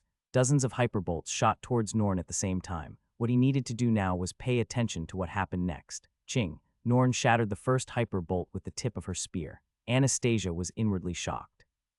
While it was certainly just a 6-star spell, these hyperbolts were still cast by Frey, the 9-star Great Mage. Yet Norn had broken this spell as if it was just a snowball flying towards her. But that was just the beginning of Norn's performance. Papapat. Norn's movements began accelerating. Frey's expression hardened. It wasn't an illusion. Her movements were definitely getting faster. She neither used any technique nor concealed her power before. The situation was much worse than that. She's adapting. Perhaps Verdandi's consciousness was slowly accepting the newly formed body of Norn. That wasn't good. At first, she stood still and blocked all the hyperbolts that he sent to her, but now she was moving a little. Her pace was also becoming faster and faster, and before he knew it, she disappeared. In the blink of an eye, Norn blocked all the hyperbolts and greatly shortened the distance between them. Cuck. Anastasia was forced to step up once again and engage in close combat with Norn. Frey stayed back and kept his eyes on Norn's movements. It's not prediction. In order to predict your opponent's movements, it was necessary to keep your eyes on them. Their overall gestures, hand movements, and the movements of their muscles were all important factors. However, in order to understand the true meaning behind your opponent's actions, it was necessary to pay attention to their faces, especially their eyes. The more skilled the martial artist was, the more they would be able to see from their enemy's eyes, and the better they would be able to distinguish between true and false movement. This was a rule that not even Ricky, a being who stood at the peak of demigods, could escape, but Norn was different. She continued to stare at nothing, yet she was able to predict her opponent's movements even better than Ricky. Dozens of hyperbolts, each with their own attack patterns, were unable to even touch her. It's not prediction. Frey had this thought once again, but he wasn't sure exactly what ability she had. He had to find out more. Woo-woong. Frey took out the Great Sage's staff. Since she could even avoid Indra's lightning, then even if he used the absolute line, it would be hard for him to hit her. So first, he needed to figure out just how large the range of her defense was. The Great Sage's staff. It was a magic tool that made his spells more powerful, but it could not affect the power of absolute. That was why Frey didn't use the staff during his fight with Mild. Step back a little. There was no need to shout. With Anastasia's hearing, she could easily hear this murmur. When she heard Frey's order, she nodded and moved away from Norn. Hell's Rain. With just this soft whisper, an 8-star spell was cast. Kugugu. Blood-red clouds formed in the sky. From these clouds, red droplets that were highly acidic and incredibly toxic would begin to fall. It wasn't a spell that could kill demigods outright, but it also wasn't something that they could just ignore. He'd deliberately chosen such a large-scale spell that was difficult to avoid. How will she deal with this? Frey paid attention to Norn's movements. Just before the rain reached the ground, Norn bent her knees slightly. Tot. Then her body bounced up like a spring. Frey's expression became one of shock. It wasn't just him either, as Anastasia made a similar expression. Pot, divine power burst out from Norn's spear. This divine power then crashed into the blood-red clouds. Whoosh. Her divine power completely shredded the red clouds to pieces. These were artificial clouds that had been created with mana, but now they had been destroyed before the liquid in them could even be released. Frey was several times more shocked than when she had blocked his hyper bolts. How? Norn had just perfectly destroyed his Hell's Rain, ripping the clouds apart before the blood-red rain was even allowed to fall. It was the only way to block Hell's Rain in advance. This wasn't something that could be learned just from having experience fighting wizards. Moreover, neither Erd, Skuld, nor Verdendi had shown any familiarity to magic the day before during their fight with Frey. Nevertheless, Norn had just moved without hesitation, as though she already knew the weakness of Hell's Rain. Frey was suddenly struck by a thought. No way was Norn's power. She could see information about the past, present, and future constantly flowed in her head. At first, this information was mixed up, so she didn't know how to handle it, but she was gradually getting used to it. She could see what movements her opponent would take, and in the future, she would become stronger and stronger. If she could control this power perfectly, it was possible that she would be on par with Agni. But Norn still shed tears. The feeling completely could not cover the feeling of losing her family. What was more, she was afraid of the loneliness that she would feel in the future. Her eyes turned to the gray-haired wizard. This was the only person in the world on whom she could vent her negative emotions. Frey Blake, she would never forgive him. She can see it, this was Frey's conclusion. He wasn't sure about the details, but he was certain Norn saw Anastasia's attacks and what spells he would use before they were cast. Can she see the future? Or was it a similar ability? Although it might have been possible to read Anastasia's movements, Hell's Rain was much harder to predict. This was a difficult opponent. They were completely unable to even scratch Norn with normal attacks. In terms of physical ability, she was on par with Anastasia, but the problem was that Norn was getting progressively faster. The moment she became accustomed to her strength, the delicate balance they'd created would be broken, and Anastasia's defeat would certainly mean Frey's death. Crack, cuck, Anastasia grunted as a spear stabbed into her shoulder. She frowned and grabbed it. Norn opened her mouth for the first time. You're struggling. She lifted her spear. Like a fish stuck to a harpoon, Anastasia went with it. Then she was slammed into the ground in that state. Bang, the ground was made of sand, but that did nothing to cushion the impact. With an unimaginable scream, Anastasia coughed up a mouthful of blood. Suddenly, absolute line shot out from Frey's hand. Combined with Indra's power, this attack moved faster than anything else. Nevertheless, Norn dodged this attack without even looking at it. She made it seem easy to avoid the rays of light that surpassed the speed of sound. I have to limit Norn's movement somehow. What could he do? The opponent was a demigod who was probably only a little below the apocalypses. The higher her level, the higher her general abilities were. Their body's durability and resistance were no lesser when compared to monsters. No spell below 7 stars would work. That meant he had to use 8-star spells. Hell's Rain failed once already. There was no need to use it again. Another Sun, Tornado, Ice Age, Mantle Rage. Most 8-star spells had monstrous ranges. Not only would Anastasia be included, but even those still in the city would be in danger. There might still be survivors in the city, so he wouldn't willingly endanger them for no good reason. Frey suddenly had a thought. If the range was too wide, why not shrink it? I'll condense it. Whoosh. Ice started forming on his palm. Norn looked at him for the first time. Then she threw Anastasia away and rushed towards Frey. Do you think I'd let you go so easily? Anastasia rushed after her. The wound on her shoulder had already healed completely. The formidable amount of me in her magic core healed the damage almost instantly. Some energy would be lost as a result, but this was a golem body created by the best alchemists on the continent. It's unbelievably efficient. Even if her body pierced 100 times, she would be able to recover instantly, even while using magic martial arts and imitating Lucid. Anastasia remembered Frey's advice. She couldn't move exactly like Lucid. All she could remember was the reassurance she felt whenever Lucid stood in front of her. Wizards were usually full of flaws when casting spells or planning strategies. It couldn't be helped. There were moments when they had to desperately focus on making a plan, especially in the middle of fierce battles where one couldn't even predict what would happen next. But Lucas, Schweizer, and maybe even Iris never had to worry about their flaws, because Lucid was there, because they could be completely confident that he would stand in front of them and protect them. I have to let him feel the same. She had to assure Frey he was safe. Only then would he be able to make use of his abilities more perfectly. The moments when the great mage, Lucas Troman, stood out the most was when he could display his resourcefulness and tactical capabilities on the battlefield. Anastasia believed in Frey, so now she had to make Frey believe in her too. That was her sole responsibility. P-whack. Suddenly, an explosive chill hit Norn. Anastasia couldn't help but look at this scene with a blank expression. That spell, she was certain. The range was much shorter, but this was without a doubt the 8-star spell Ice Age. Anastasia couldn't help but give an absurd smile, modifying a spell that was already created. This was none other than an 8-star spell. Hundreds of wizards would have been needed to modify it. Yet on this battlefield, in the blink of an eye, he'd boldly carried out such a risky modification and succeeded perfectly. Ha ha ha, as expected. We needed you, Lucas. Norn didn't avoid the cold. Instead, she gathered her divine power at the tip of her spear. It was the same method she used for Hell's Rain. She once again planned to destroy Frey's spell head-on. 8-star spells, which looked like forces of nature at first glance, were just miracles created with mana. However, they could be destroyed with a higher concentration of divine power. In truth, Norn's judgment was correct. Unfortunately, there was something she overlooked: Anastasia. To be exact, she overlooked the power Anastasia was hiding. After all, even she, who could see the future, could not make decisions instantaneously. Anastasia suddenly accelerated. Pock! For the first time since the surprise attack at the beginning, she managed to land a blow. Norn's brain shook violently because of the attack. She was stunned for a moment, but her resilience as a demigod showcased itself at that moment as she quickly came back to her senses. However, Frey's Ice Age was already upon her. Check. The Ice Age that shot out from Frey's fingers froze Norn's body in an instant. The rage of Norn, who had been frozen once again, erupted like a volcano. You can't freeze me again. It wasn't possible. Not unless he had Elia's power. But he'd still tied her down. That much was unavoidable. Pit. The attack pierced her, but Frey clicked his tongue. She had twisted her body to the limit just before it reached. Originally, he had been aiming for her heart, but he only managed to pierce her left shoulder instead. Of course, it was still a meaningful blow. At least it meant that she wouldn't be able to use her left arm for the rest of this battle. Nevertheless, it was a shame. That power isn't something you can handle. The ice broke following Norn's outraged roar, but Anastasia prevented her from acting impulsively and charging towards Frey. Frey also realized that Anastasia's movements were much lighter and faster now.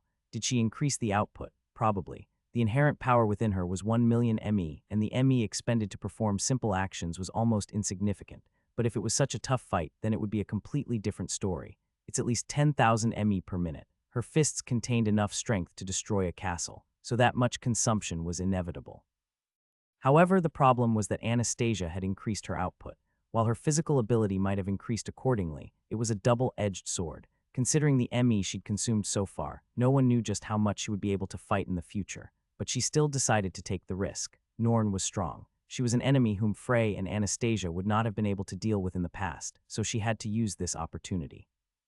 At the moment, she was still not completely used to her body, so this was the perfect chance to take the upper hand. Anastasia's judgment was correct. Bam bam bam. Norn and Anastasia engaged in a brutal melee battle, one with her fists and the other with a spear. They destroyed the buildings around them like they were simply sandcastles. Despite the dust cloud they created, Frey could see that Norn was at a disadvantage. This was inevitable. She had to deal with Anastasia's sudden increase in power, her left shoulder injury, and Frey's harassment. This is our chance to win. All that was left was to find a flaw. After using his spells to disturb Norn's concentration and force an error, he would be able to use Absolute Line to end the battle. He was certain that he wouldn't miss this time. His instincts screamed, "Puck," but a dagger stabbed him in the back before he was able to fully register what was happening. Luckily, he'd managed to twist himself in order to make it miss any vital spots, but his back was still wounded. Frey stumbled. That wasn't all. He felt something approaching him. It wasn't Norn. She was still locked in combat with Anastasia. Crackle, electricity was released from his body, forming a membrane around him. Something hit his lightning barrier immediately after. Frey took a deep breath while looking at the man who had appeared. The man pretended to brush dust off of his clothes as he said, "You're pretty amazing for a human. Did you sense my divine power at that moment?" "Are you also a demigod?" "That's right." He was a strangely small, ugly-looking boy, probably not more than 100 centimeters tall. His back was hunched and his nose was long. His eyes were long slits. His appearance was more similar to that of a demon or an imp rather than that of a demigod. The demigod smiled and said, "You're probably the core of the mortals. Lord's judgment wasn't wrong. Lord, he brought me to this desert." Frey looked confused, but the demigod, Sunsir, didn't feel like elaborating. He was a being who could move in the shadows, and even other demigods were unable to find him. On the continent, Lord was the only one who could see through his cover. Even Agni didn't know that Sunsir was in the desert. Sunsir looked at Frey. He was definitely extraordinary. At the final moment, he had sensed his divine power and managed to avoid the fatal blow. This was something that even some demigods were unable to do. Originally, his dagger would have been stuck right in his heart. Sunseer was Lord's most covert weapon, his hidden dagger. In fact, most demigods didn't even know of his existence, so at first he wondered, should he reveal his presence just to kill a human? He felt it was a bad choice. However, when he saw this human for himself, that thought quickly disappeared. This guy is dangerous. Norn had returned to her original form.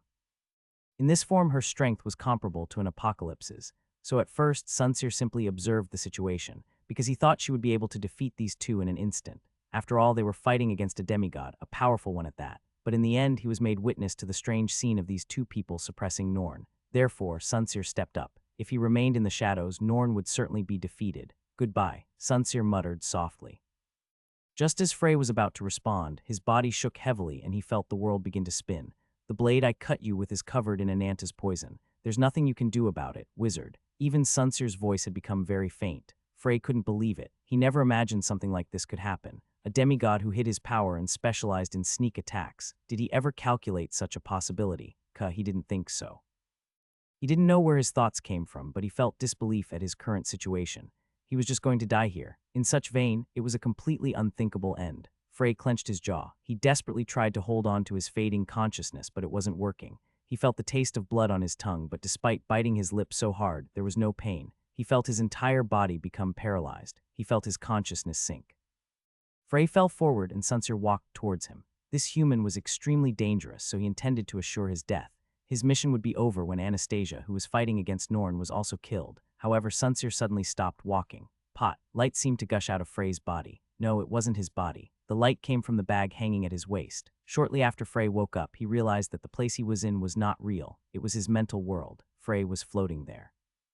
You've reached your limit, then he heard a voice. Turning around, he saw a man with shining blonde hair and a beard. He'd seen this face before. Right, he'd only seen the face. This was the demigod Indra, whose head Ricky had brought and shown him. He was currently looking at Frey with a cold smile. You worked pretty hard for a human, however.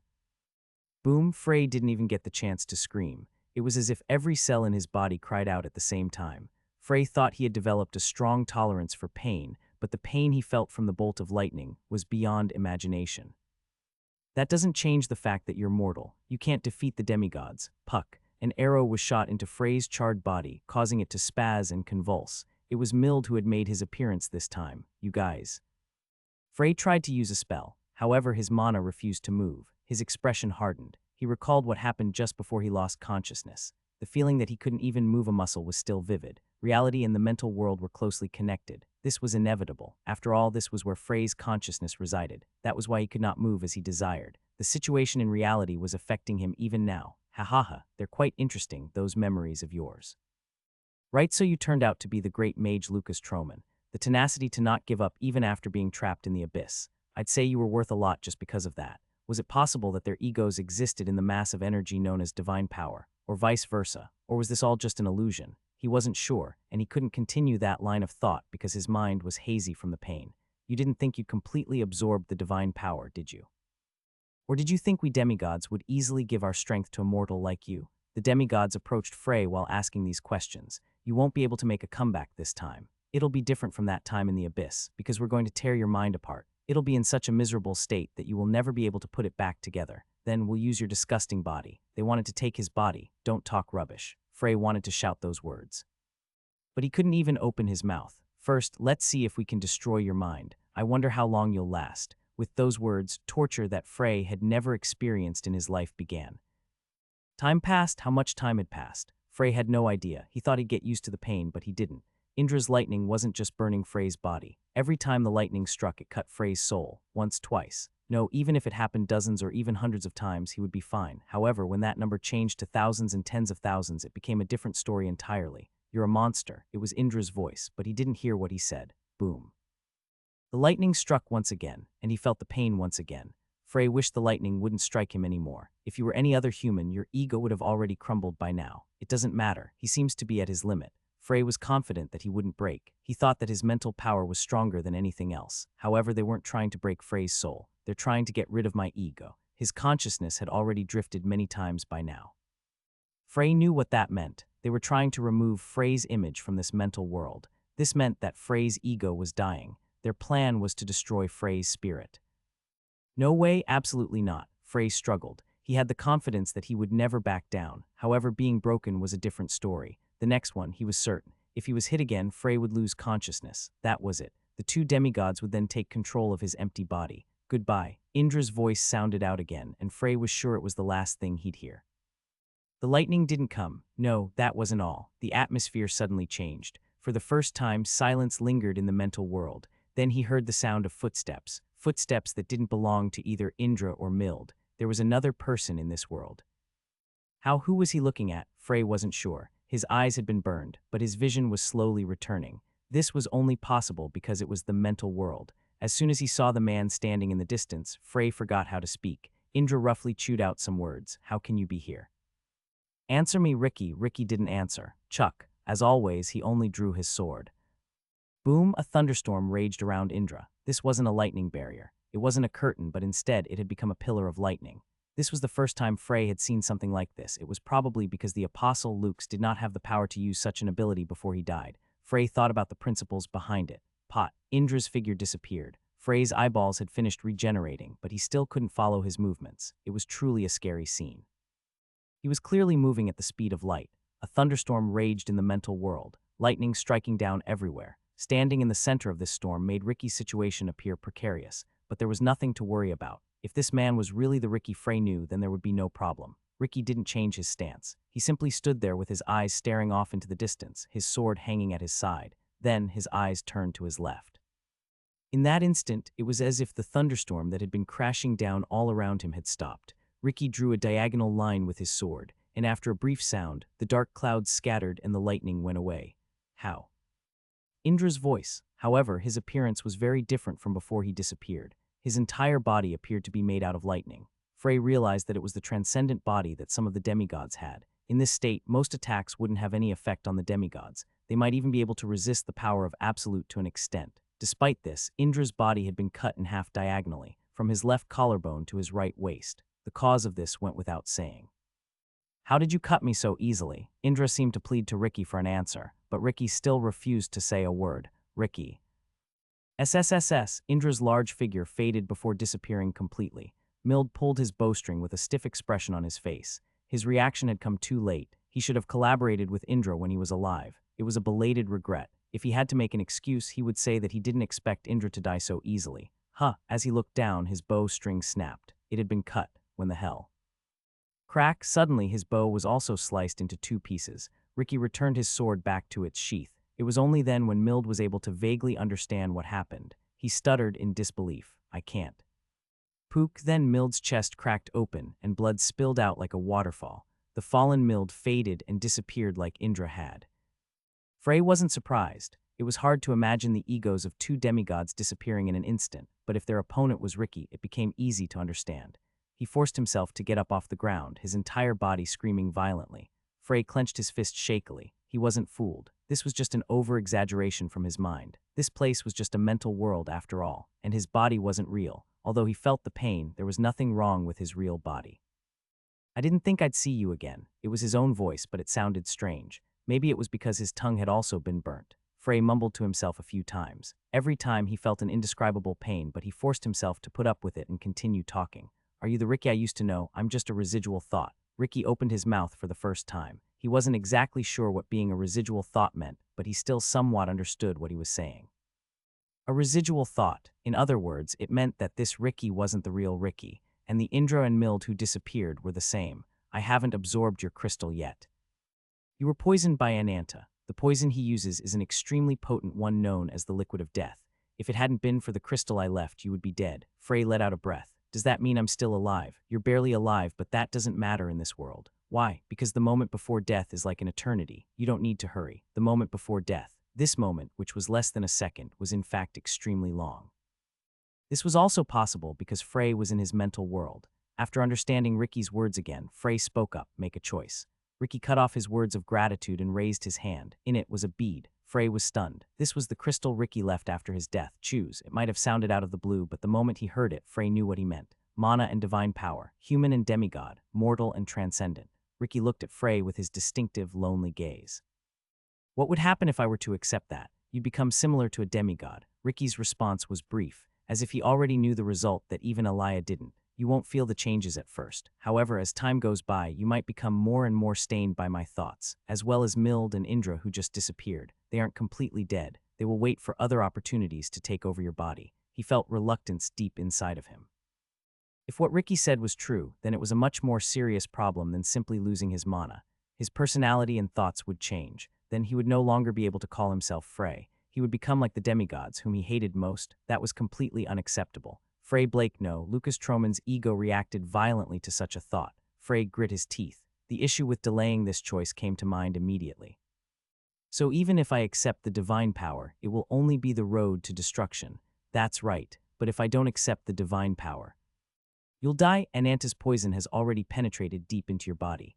You cannot drive it out with your current divine power or your mana. He didn't even have a choice. Frey almost collapsed. He knew the crystal in Ricky's hand was not the real crystal. It was just symbolic. However, if Frey was to accept the crystal, his real body would also fully accept Ricky's crystal. Frey's body would be filled with an enormous amount of divine power, several times more than ordinary demigods.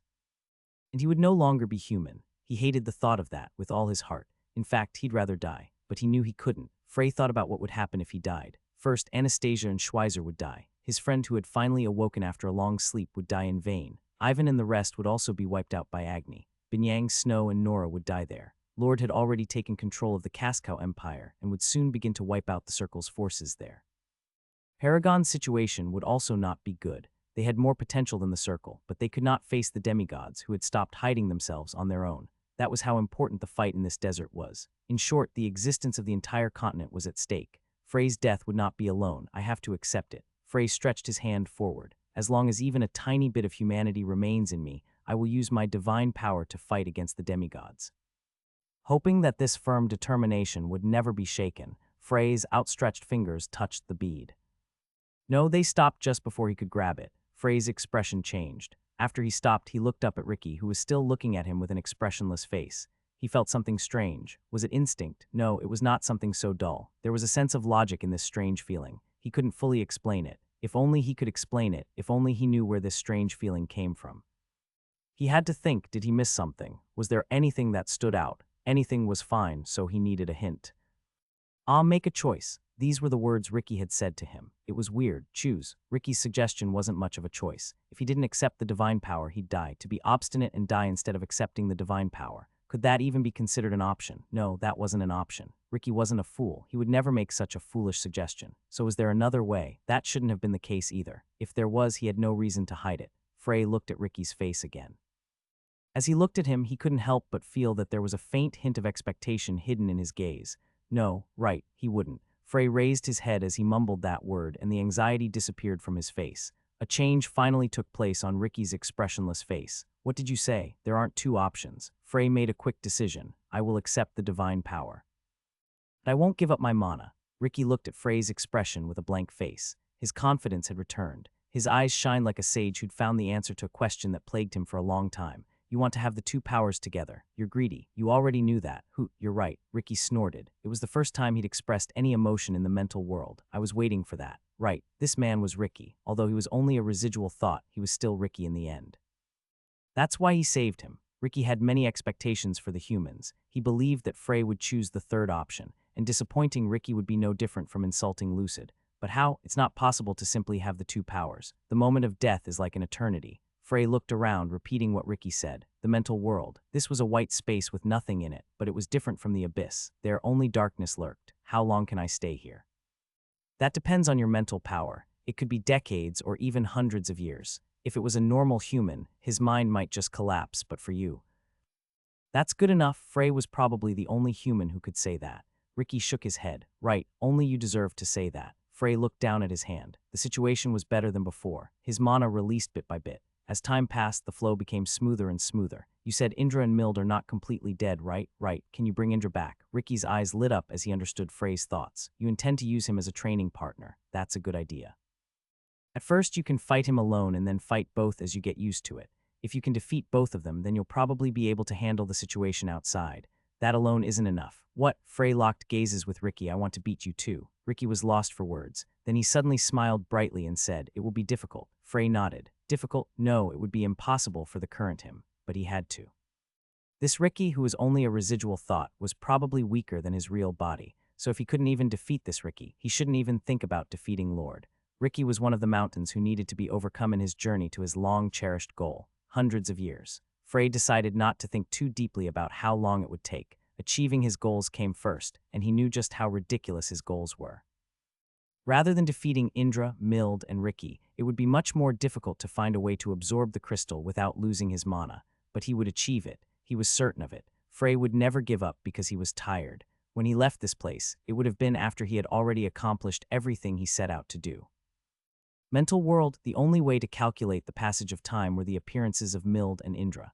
Ricky, you guys I'll never forgive. The bodies of the two demigods disappeared in a shower of blood. They glared at Ricky before they died, but there was nothing they could do. Ricky muttered, "It's a week." "What do you mean? How long it takes them to reappear?" At Ricky's words, Frey couldn't help but ask with an incredulous expression, "How did you know that?" "Because I was counting." "What?" "We should keep track of how much time has passed. There may be some errors, but this is the mental world anyway. There's no need to be perfect." Frey looked speechlessly at Ricky, who simply sheathed his sword without saying anything else. Frey also turned his head, because this wasn't the time to be distracted by other things. "I can't defeat them in my current state. I know, focus on what you're doing. I'll handle them for now so that they don't get in the way." Ricky crossed his arms as he said those words. Frey knew he wouldn't have to worry about Indra or Mild anymore. Even if he didn't pay attention to their appearances, Ricky would take care of them. He would protect him. Frey sat down in the white, empty space and closed his eyes. He could feel the mana in his body, but it was faint. It was strange. Even though his body in reality couldn't even move a finger, Frey's spirit was extremely stable at the moment. Even if he couldn't use it freely, he should still have been able to use his mana to a certain extent. Or, after a sudden thought, he tried to call upon his divine power as a test. Crackle. Indra's lightning power responded immediately. Its strength had not diminished at all. Frey's expression changed. Divine power is also affected by mental power to an extent. It wasn't to the same extent as his mana, but there was still a bit of influence. Only then did Frey understand the situation in his body. His mana couldn't be used because he was on the brink of death. It was also possible that it had something to do with Ricky's crystal. Perhaps his body had already absorbed a part of it, and as a result, the balance Elia had told him about had been broken. This would explain why it was so difficult to use his mana. So the problem was his mana. He couldn't do anything with the small amount he was sensing. So the first thing he had to do was increase the amount of mana he could draw upon. He had a clue, and surprisingly, this clue was actually his divine power. Depending on how it was processed, it could be used as a material to create an elixir which increased his mana capacity. In other words, divine power could be converted into mana. In fact, a similar phenomenon was currently happening in his body. The first thing that Frey noticed was the change that was taking place within him. His weak mana was slowly flowing towards his divine power. The divine power then violently swallowed the mana, and after convulsing a few times, the mana would begin to change its properties, becoming part of the divine power. This was a characteristic of the energy known as divine power. It was particularly aggressive and ferocious towards his mana. That was why Frey always thought mana and divine power were poles apart. But that didn't seem to be the case. It seemed that divine power would not tolerate any other type of energy other than itself. So even if it was a type of energy other than mana, the divine power would react in the same way. What Frey paid attention to was the process of the mana turning into divine force.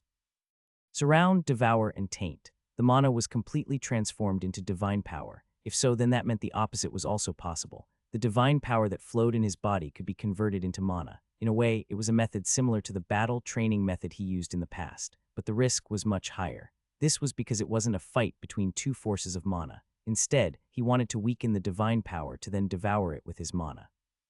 However, his divine power was not so meek. It ran around violently as it pleased. It wasn't as obedient as his mana and seemed to have no intention of changing its nature. That was because that was one of the properties of mana. Even when the mana in Frey's body was stronger than his divine power, it didn't try to devour it. However, as soon as his divine power gained dominance, it immediately started to devour his mana.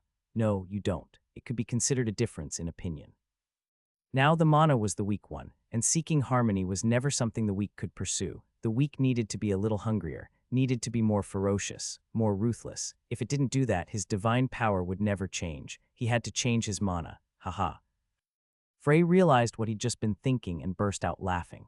This was because the thoughts he'd just had were extremely amusing. He was thinking about changing the very nature of mana itself. Had there been anyone in the history of the study of magical science who had dared to think in such a way, he wasn't even sure if it was possible or not. In other words, the odds of him succeeding were incredibly low. But if he could do it, if he could change the very nature of mana itself, perhaps that would be the first step towards the mythical 10 stars stage.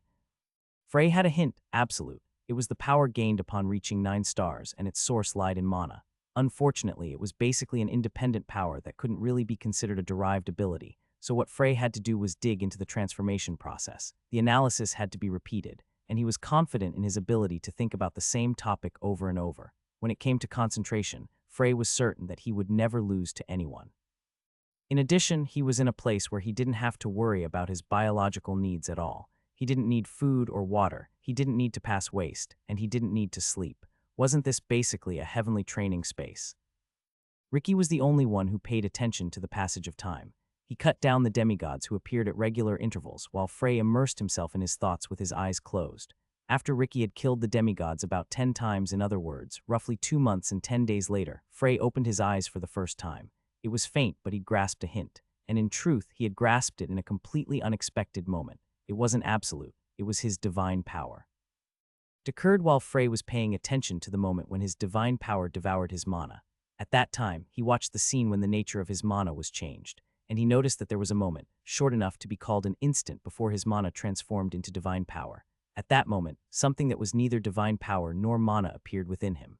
It wasn't something that could be explained in 1 or 2 words. Frey wanted to examine this power more closely.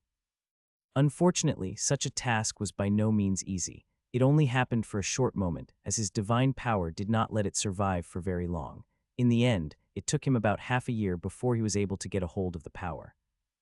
As he inspected it, Frey couldn't help but wonder how he could describe this power. It was neither divine power nor mana, but it had the properties of both powers, the ferocity of divine power and the harmony of mana, divine magic power. Frey decided to temporarily call it this name. This is it. It was this power. He was certain. This power was the key to gaining control over both divine power and mana. The only problem was that it was still scattered.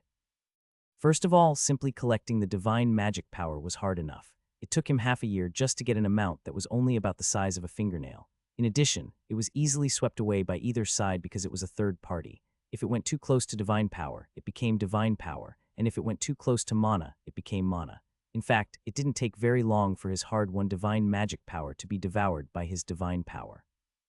When a half year's worth of effort disappeared in an instant, Frey couldn't help but feel a burst of helplessness. I have to be more careful. Frey settled his mind and began to work on it once again. Since he'd accomplished it before, it was much easier the second time around. It took him about a month before he could once again get his hands on divine magic power. He definitely wouldn't let this one disappear in vain.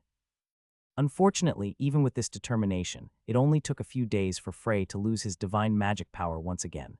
This wasn't because his concentration was lacking. He didn't make any mistakes. It was simply because the divine magic power was extremely hard to deal with. Frey knew there were many types of energy, including his mana and divine power, but he was certain that there was no energy as sensitive as that one. Good. This thought gave him a burst of fighting spirit. But despite his thoughts, Frey decided to relax a little. He still had a lot of time, and as he worked with it, Frey felt that he was becoming more and more familiar with it. So this time, he would certainly be much more efficient and faster than last time. Let's do it. No matter how long it took, he was going to make the divine magic power his own. This ever-changing power which could be used as either divine power or mana. If he got this power under control, he wouldn't have to worry about the worst-case scenario, or, in other words, transforming into a demigod. At some point, Frey stopped counting dates. Originally, based on the cycles of Mild and Indra's appearances, he could calculate the time, but there was no room for such things in his head. Instead, he concentrated so much that all of his hair turned white, and before he knew it, his divine magic power, which was minuscule at first, had become quite large. The divine magic power was like a snowball. When it was small, it broke easily and melted, but after it grew bigger, you didn't really need to worry about it anymore. What was even more surprising was the aggression displayed by the divine magic power. This power was much more aggressive than divine power, and after confirming this fact, Frey decided to change his actions. Instead of extracting the divine magic power after feeding his mana to his divine power, he decided to make the divine magic power fight against the divine power directly and conquer it. And so, a full-fledged war began. Even this was not an easy task. It took a very long time. Sometimes his divine magic power lost, but it won many more times. And eventually, Frey was able to transform all of his divine power into divine magic power. The power in his body right now was ferocious, yet harmonious. It was completely under Frey's control. He had suffered a lot to reach this stage. Frey was only human. Even if he had experience in the abyss, it was natural that he would also get tired. but what was important was to never break, to never give up. Step 1 is complete. The minimum preparations had been completed. Frey turned to Ricky. He had started training in earnest and hadn't even bothered to talk to him at all. It must have been quite boring. Frey didn't say anything. He simply looked at Ricky. All he'd done this whole time was cut down the demigods who appeared every week, but today he was going to lose even this job. This time I will fight. Ricky nodded as if he had been expecting this. Defeated, it couldn't even be called a fight. His divine magic power to be called very obedient, it wasn't wrong to say this, but it seemed that this only applied to peaceful situations. As soon as he entered battle, the divine magic power began to rage so violently that it absolutely could not be compared to its docile state. He'd obviously thought about summoning lightning, but he'd received mana instead. Conversely, when he tried to cast a spell, he received lightning power. The divine magic power was shaken like a reed in a storm, unable to showcase its power even slightly.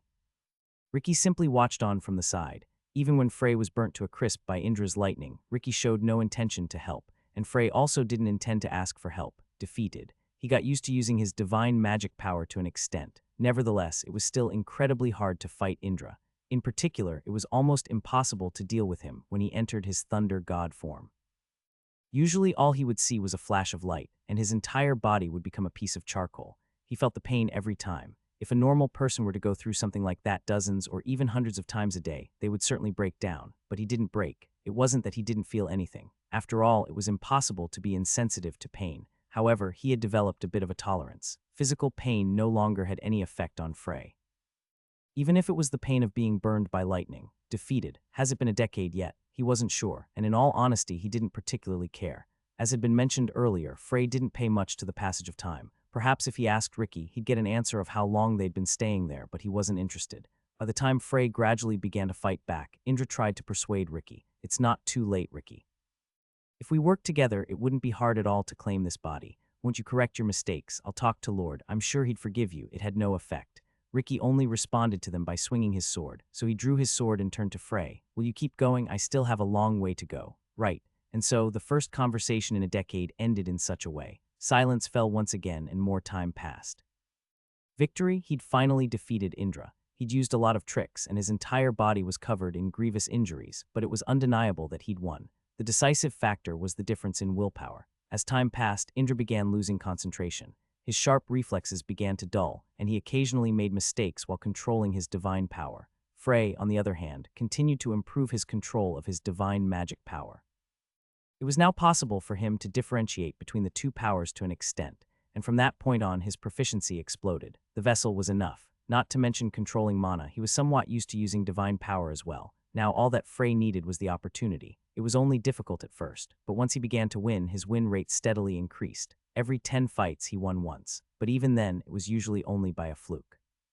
But as time went by, the winning percentage went up. 2 out of 10, 3, 4. Soon his winning percentage exceeded half. Indra took a step back. Impossible. This was the mental world. Indra had viewed Frey's memories here and found out he was Lucas Troman, the great mage from 4,000 years ago. Not only that, he'd also seen memories of the time Frey spent in the abyss. What's going on? At first, he only thought Frey was pretty good for a human. That was it. But it was different now. Indra couldn't help but feel that he was lacking when compared to Frey's mental power. Is this human's mental power really stronger than mine? It was unacceptable. Even with all the evidence in front of him, Indra refused to believe this fact. But it was also true that he was thoroughly shaken now. His divine power didn't move as he wanted it to. This was the best proof that his composure had been broken. What was more, Frey was even learning his abilities. Indra knew that he used the power of lightning, but in the eyes of the true master, Frey's abilities were not much. Sure, the technique which combined the lightning with the power of absolute was powerful, but that only utilized the speed of the lightning. But that wasn't it. The true power of lightning wasn't just limited to speed. Simply by having this power, Indra could rank among the top demigods. He's dangerous. Indra could no longer pay attention to stealing Frey's body. If this guy completely mastered this strange and unknown power that he had, and if he learned to use the power of lightning as well as Indra himself, it wouldn't be a joke. He would become the worst enemy the demigods had ever faced. Indra didn't even feel this sense of crisis when they fought the dragons in the past. Therefore, Indra went all out in his fights against Frey. He no longer looked down on this opponent because he was human or mortal, but it was already too late. Frey had become completely obsessed with divine magic power. He'd fallen in love with divine magic power as much as he loved magical science in the past. In a way, this could be considered the first time Frey's true talents had been revealed since his return. It was different from magical science. He wasn't walking down a path he'd already pioneered long ago. Instead, he was once again traversing into unknown territory. Divine magic power was a completely different realm. New theories were established through analysis and research, and inefficiencies were constantly found and fixed through his fights with Indra. And because of this, he was able to grow at an astonishing rate. What is this? Indra knew that ridiculous geniuses would sometimes appear among the humans. Every few centuries, there would be some who could even threaten the demigods, but they only survived for a short time, a century at best. That was why no demigod ever feared them, but Indra was different. He was currently feeling deep horror because of Frey's talent. Frey's loss percentage had reached 10, and it had been a long time since it had reached this stage.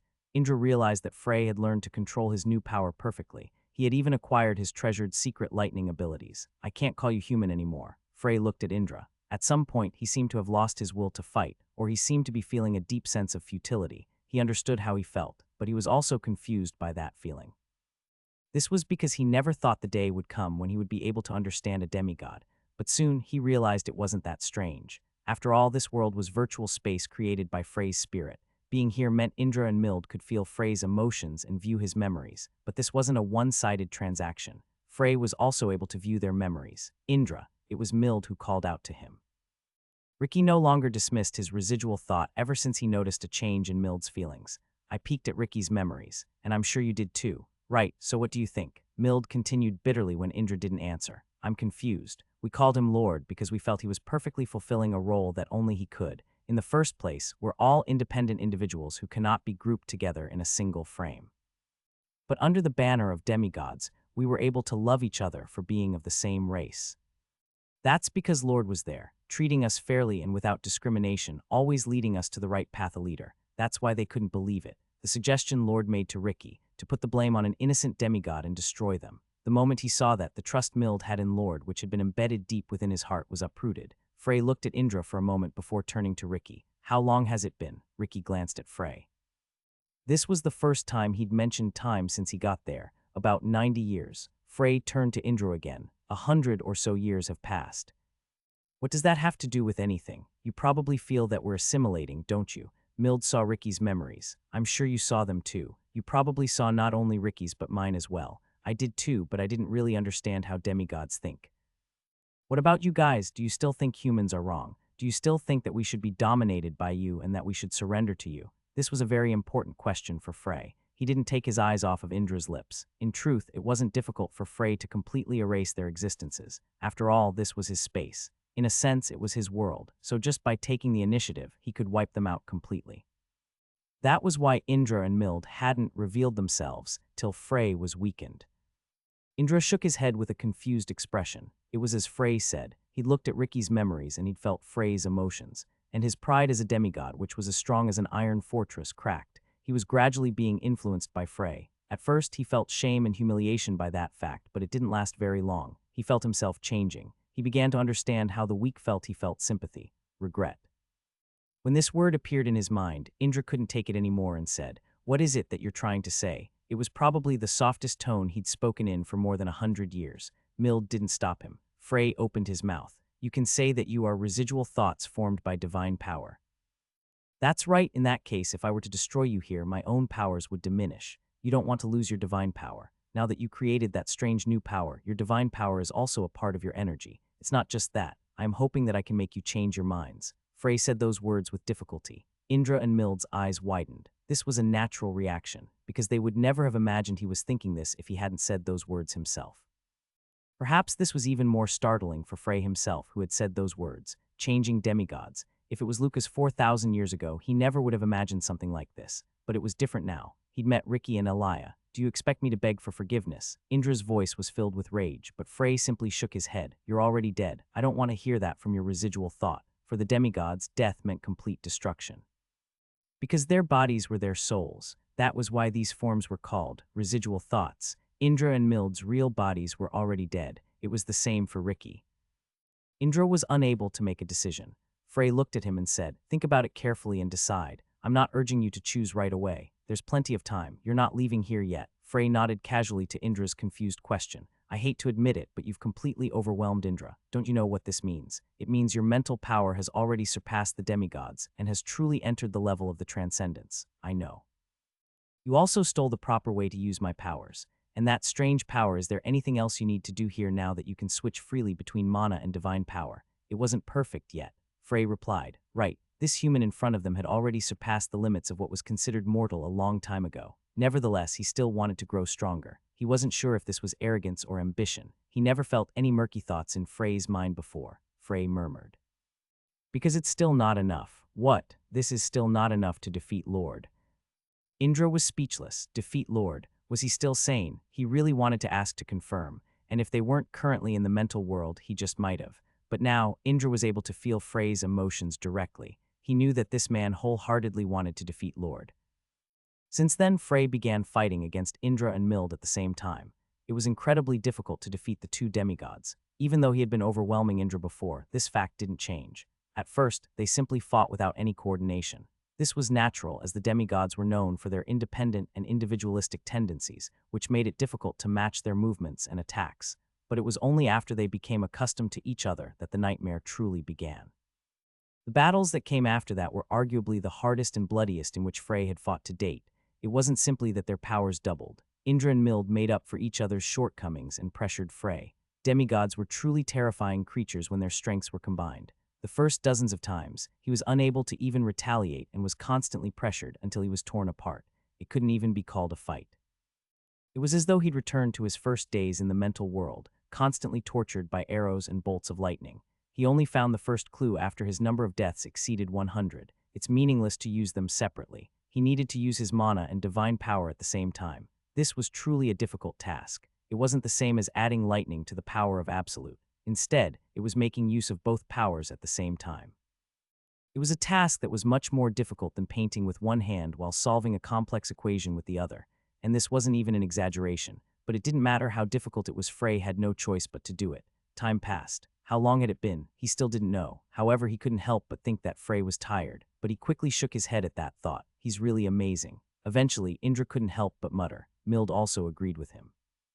Their eyes were locked onto Frey. He didn't look fine, but he also didn't appear to be too injured. It was clear that Frey had won this fight. I admit it. You are stronger than the two of us now. Indra and Mild, two demigods, bowed their heads towards Frey. Frey felt strange. It couldn't be helped. After all, an unbelievable sight was unfolding before him. Even if they were just residual thoughts, they still had the self-awareness that they were demigods, transcendent beings filled with pride and arrogance. It was these beings who bowed their heads. The bodies of the two demigods broke into small pieces before flowing into Frey's body. He accepted them without hesitation. Frey realized what these particles were. It was the divine power that formed Indra and Mild's residual thoughts. What Frey had absorbed was the foundation of their existence as demigods. It wasn't forcefully injected. Instead, the memories of these demigods, who willingly split themselves, flowed into Frey. There were no side effects. After all, they were no longer hostile towards Frey. That fact alone didn't mean much for his ego. If it had been a normal person, these memories would have made him go crazy, and he wouldn't have been able to accept them. But it was no problem for Frey. His mind was fully capable of digesting the memories of two demigods. By accepting these particles, he was able to gain a better understanding of their powers. He learned how to use them as though they were his powers from the beginning, not someone else's. His body felt an absolute sense of fulfillment, but it was too early to be satisfied. A mountain still remained, and it was also the highest mountain. Just looking up at it made one want to give up. Unsheathing his sword, Ricky said, "You won't be able to defeat Lord with just that power. That's just a clue." He knew what Ricky meant by that. Did you know about divine magic power? No, but I understand what kind of power it is. Frey nodded. Ricky had borne witness to everything that happened there. This naturally meant he'd been able to observe the divine magic power for a long time as he used it. Even if he couldn't identify the essence of it, he would still have been able to understand some of its characteristics. He was also the person who had the most accurate understanding of Lord's power. Therefore, he would be able to determine whether Frey's power had reached that stage or not. Then what should I do? When Frey asked this question honestly, Ricky gave him an answer. Subdue me. If you have my power, you will be strong enough to threaten Lord. You mean the power of the sword. Obviously, Frey knew that Ricky's power was amazing, but it wouldn't be very suitable for him as he had no talent in that field. Ricky shook his head as though he could see the true meaning behind Frey's hesitation. You're not wrong, but more precisely, it's the power to cut anything, even the space Lord creates. Ricky looked at the places where Indra and Mild once stood. they decided to help you. In the future, their residual thoughts will no longer appear, and you will have to learn how to completely control Mild's power as well as Indra's lightning. Mild's power, clairvoyance. It'll be difficult to grasp it right away, but it will definitely be useful in the upcoming fight. At least you won't have anything to lose if you can use it perfectly. Ricky's words made sense. In short, he had to make the powers of the two demigods his own. He didn't have to think too hard about it.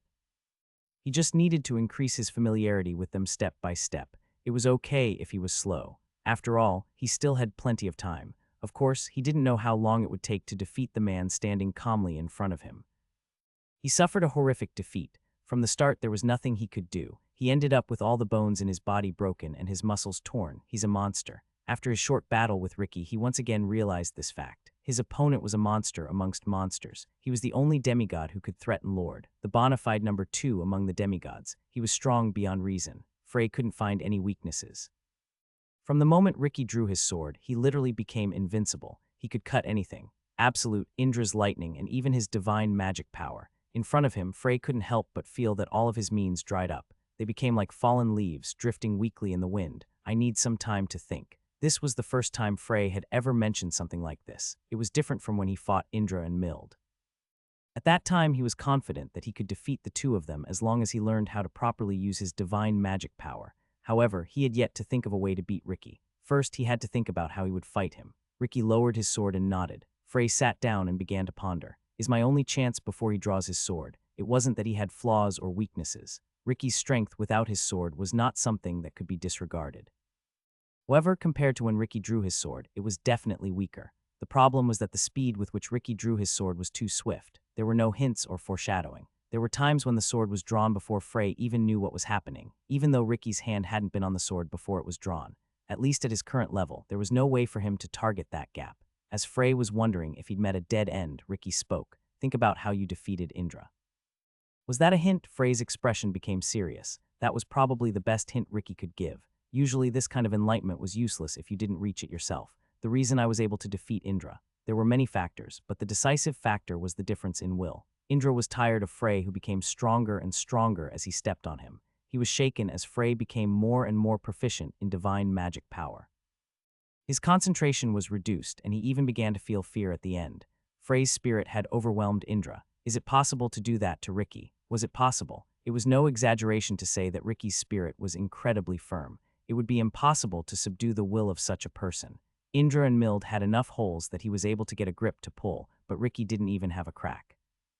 He thought about it for a long time, but he still wasn't able to make any conclusions. He thought.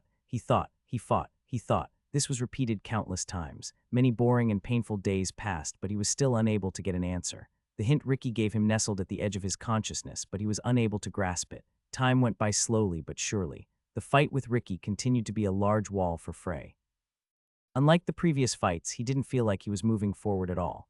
At least a few decades had passed since his first fight with Ricky, and there had been no improvement in that time. He still lost unconditionally. He didn't even have a way to fight properly, let alone win. This was not an easy fact to accept. He wasn't being conceited, but Frey had been able to overwhelm two demigods at the same time. In addition to that, the Ricky before him was just a residual thought who was not even as strong as the real Ricky. If even a weakened Ricky is this strong, then Lord Frey shook his head. He decided not to think negatively. There would not be any change to his determination to destroy Lord someday. He would never despair again, and his will would never be shaken. Wouldn't be shaken, Frey's expression changed. He was weaker than Ricky in every way. Attack, defense, speed, situational awareness, and reaction speed. However, there was one area in which he wouldn't lose: belief. The ingrained will that he wouldn't lose, even to Ricky. Right, that's right. Everything begins with one's own will. It didn't matter whether it was mana, divine power, or divine magic power. He felt like a fool for taking so long to realize this. They would move according to his will and become stronger. So it's like that. He now understood why Ricky's power was so strong. This was because his belief was stronger than anyone else's. His spirit, which had been honed to the limit, had taken the shape of a sharp sword. Haha, Frey burst into laughter. His clogged breath could finally flow freely. He'd finally found a path up the mountain he'd thought was insurmountable. It was impossible to determine the height of this mountain, which was so tall that it pierced through the clouds, but he'd found a way to climb it. He knew where to go. That was enough for now. Now, all that was left was to do it.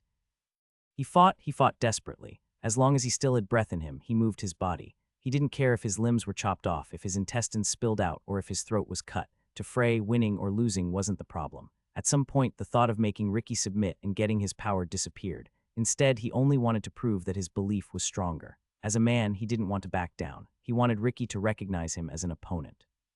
He constantly let out violent cries. His emotions burned like undying flames. He even forgot the flow of time. It wasn't immersion, it was drive. He forgot his purpose, he forgot his opponent, and he even forgot himself.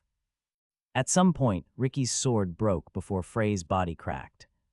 Ricky looked down at his broken sword before he suddenly lowered his hands. It's my defeat.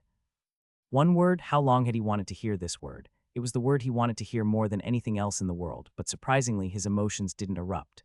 Instead, he was rather calm. You can still fight, that's what he said. Only a sword was broken. There were no major injuries on his body. On the other hand, Frey was severely injured, but Ricky shook his head firmly. You don't understand. This place is different from reality. In this world, the sword is the holder of my belief. So what does it mean if it's broken? Your will has broken my belief. Ricky smiled softly. So you finally managed to accomplish everything you wanted. The moment he heard that, Frey realized the fact that his long training had finally come to an end, and the fact that the time to leave this world had come. Don't forget the memories here. Ricky's body began to fade. Similar to Indra and Mild, he would also be absorbed by Frey. Ricky looked at Frey and shook his head lightly. There's no need to feel sympathetic. Did I show it? No, but I can feel it. Right, he could feel it, because this was such a world. I'm not disappearing, Frey. No, Lucas. I want to be of help to you, even if it's just a little, like Indra and Mild. Frey muttered. There was so much he wanted to say. Without you, I never would have been able to accomplish all of this. He meant it. Ricky shook his head. Stop with all the awkwardness. Right, I'm not used to stuff like that either. Then, after a brief silence, they both began laughing. This wasn't a separation. His residual thought might have disappeared from this place, but they would still be connected. They laughed because they knew that. Ricky was almost completely transparent, and his voice sounded distant. After you wake up, you'll have to hurry. He didn't even have time to ask what he meant. Frey's consciousness began to wake. KRRR. The mental world began to collapse, and the things he'd experienced there began to flash in front of his eyes like a kaleidoscope. It was only then that Frey found out how long he'd been in this space. It had only been a second in reality, but after spending 832 years in his mental world, Frey opened his eyes. And then he realized what Ricky meant when he said he had to hurry. And make sure to read on Whoop, click here. She could no longer feel the presence that had always been behind her up to that point. What happened to Lucas? What happened? She stared at Norn. She couldn't afford to look away. Doubts filled her head for a moment. She became nervous. She wanted to look back, but she was in a situation where such an action was inadvisable. Doing such a thing would be akin to suicide, as the gap between the two sides was minuscule. Even while she was contemplating deeply in her head, Norn was still attacking fiercely. Damn it. There was no finesse to her attacks. They were simple spear thrusts and swipes. However, sheer strength did not need skill. Even if it was a seemingly useless attack, it became a different story when the power behind it was enough to pierce a mountain. At that point, even a simple thrust became a lethal attack. Dangerous attacks poured in like heavy rain from a passing cloud. Anastasia was forced to defend, so this is close combat. Anastasia laughed inwardly, lucid and Cassigen. The faces of these two men who stood on the front lines flashed in her head. They were also this fierce. Compared to them, her skills were mediocre. Even with her double output, it was becoming difficult for her to hold on. Moreover, she didn't have a lot of me remaining. Norn, on the other hand, was becoming faster and faster. It was too bad. If she'd gotten a little more used to her body, she would have been able to end this little game much earlier. Almost as soon as she had that thought, she shook her head. It was just an excuse. Suddenly, Norn pulled back her spear and stepped back. Anastasia couldn't help but panic a little. Naturally, she didn't do anything. Rather, it could be said that her situation was a bit dangerous. If that confrontation had lasted a bit longer, the momentum would have built up to her disadvantage. She hid those thoughts deep within and glared at Norn. What's the matter? Getting tired. Hoot. Norn snorted and gestured behind Anastasia with her chin. Wasn't it a trap? It shouldn't have been. Demigods wouldn't use such low-level tactics. She could at least trust that point. But she was still nervous. The thought of not wanting to look back flashed in her mind, but she simply shook her head and looked back, and she couldn't help but tremble at the scene that unfolded before her eyes. Lucas, Frey was down, and an ugly-looking boy was standing in front of him. It seems to be one of our kind. This is my first time seeing him. Sunseer's existence had been completely hidden by Lord, so it was also Norn's first time seeing him. However, she could tell at a glance that they were of the same race. She could also tell that his appearance had turned around what was slowly becoming a losing battle. Norn smiled, completely relaxed. Your foolish struggle has ended. She was smiling, but her voice was still filled with anger. But Anastasia's eyes were still locked onto Sunseer. She saw him walk towards Frey. She couldn't be certain, but his intent was obvious. He wanted to kill Frey. They were thinking about killing Lucas Troman once again. Ha, got him it. Anastasia unexpectedly swore. It seems he'll be dying a second time. Ignoring Norn, she charged towards Sunseer. It was an incredibly impulsive act. Norn seemed shocked by the sudden action, but she didn't miss the flaw that appeared. She could feel Norn lunge towards her like a snake striking its prey, but she didn't react to it. She ignored the attack and continued to move as fast as she could. She would endure the attack. Kujik, there was a terrible sound. As she hadn't taken any defensive maneuvers, her right arm had been torn off by the blade of Norn's spear. But Anastasia didn't even flinch. She got in front of Frey and turned to face Norn and Sunseer. She had sacrificed her right arm for this purpose. It's been ripped off, so you won't be able to heal easily. Norn spoke in a cold voice. To be precise, she couldn't afford to regenerate it. She needed to use her ME to stall for time rather than to regenerate one arm. There's something I don't understand. What is it? Though faint, the odds of your survival were obvious. For example, if you had run away after losing your right arm, I might have lost you. But now it's different. You can no longer escape. You'll die here. Anastasia didn't deny it. This seemed to affirm what Norn said, which caused her to not understand even more. Then do you have a way to cure that man? No. In any case, even if she had the ability, they wouldn't simply watch her do it. So the only reason you sacrificed your arm was to reach that position. Right. You pointed it out perfectly. Anastasia smiled. Norn looked at her with a puzzled expression. What do you mean? As you said, my goal was to reach this position, to stand right here. Sunseer gave a sinister smile. You're just one more obstacle. Or are you saying you'd like to die first? She threw away her arm just to die first. It was a way of thinking that they couldn't understand. Norn was confused. She couldn't understand why someone struggling to live just a moment ago would suddenly make such a choice. Hoo-hoo. Anastasia chuckled because she quite liked those words. Die first. Right, this time she would die first. Are you watching, Lucas? Everything was different from 4,000 years ago. Anastasia went into the stance for the Magic King Fist and said, this guy's gonna get up soon. That's nonsense. He was poisoned with Ananta's poison. It's impossible to drive out his lethal poison with his human body. Ananta's poison. She knew full well how dangerous it was. It was a condensed poison that could make an entire forest rot with just one drop. But Anastasia still grinned. You can only say that because you don't know who my friend is. There used to be a saying that it was impossible to fight against the demigods, but Lucas didn't accept it. He ignored it and kept moving forward. Then he made the impossible possible. So what if they said it was Ananta's poison? He wouldn't have returned 4,000 years later if he was meant to die. Anastasia could feel it.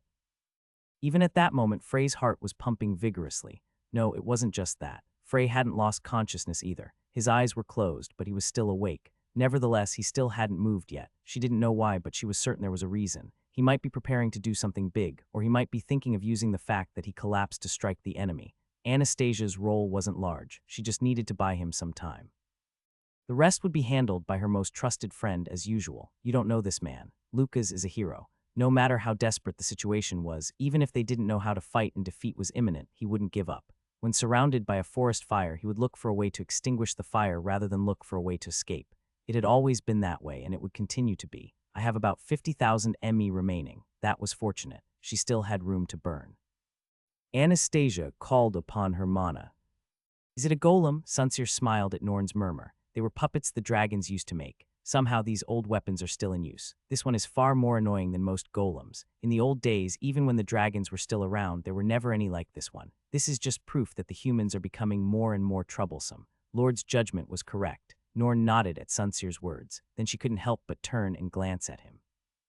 No matter how much I think about it, I can't remember you, but I'm certain you're one of my kind. Just forget about me. Is that Lord's will? Right.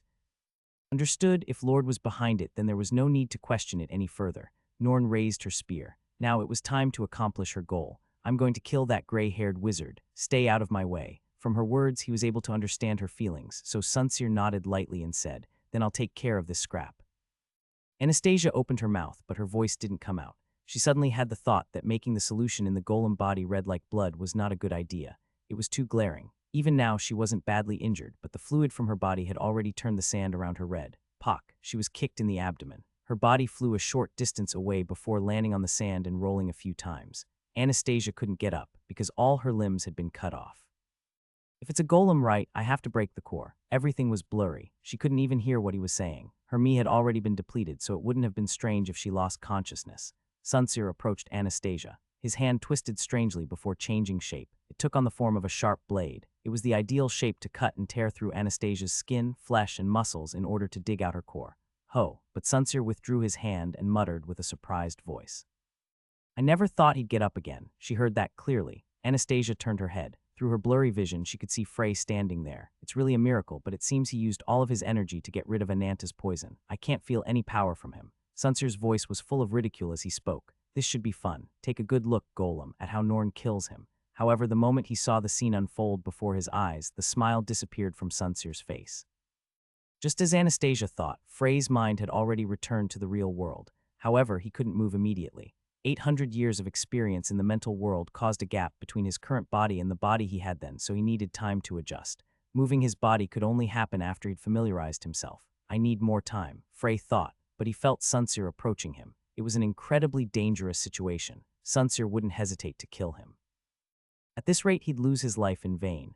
As soon as he began to worry about whether he'd have to force his body to move or not, Anastasia made her move. He had not said a single word since he'd come back. They hadn't even made eye contact. Nevertheless, Anastasia came to stall time as though she knew what he needed most at that moment. Schweizer. Right. This was only possible because it was Schweizer, because it was his best friend. Then Frey felt it. Anastasia's fight with the two demigods. No, it wasn't a fight. It was a one-sided act of brutality. She threw up blood, her skin cracked, her bones broke, and her limbs were torn off. Nevertheless, Anastasia didn't even let out a single pained groan. She knew Frey was awake. Although she didn't know the details, she still noticed that he was doing something, so she swallowed her groans because she didn't want to break Frey's concentration, and in the end she fulfilled her task. She did a great job. She had become a wreck, but she had prevented them from touching Frey.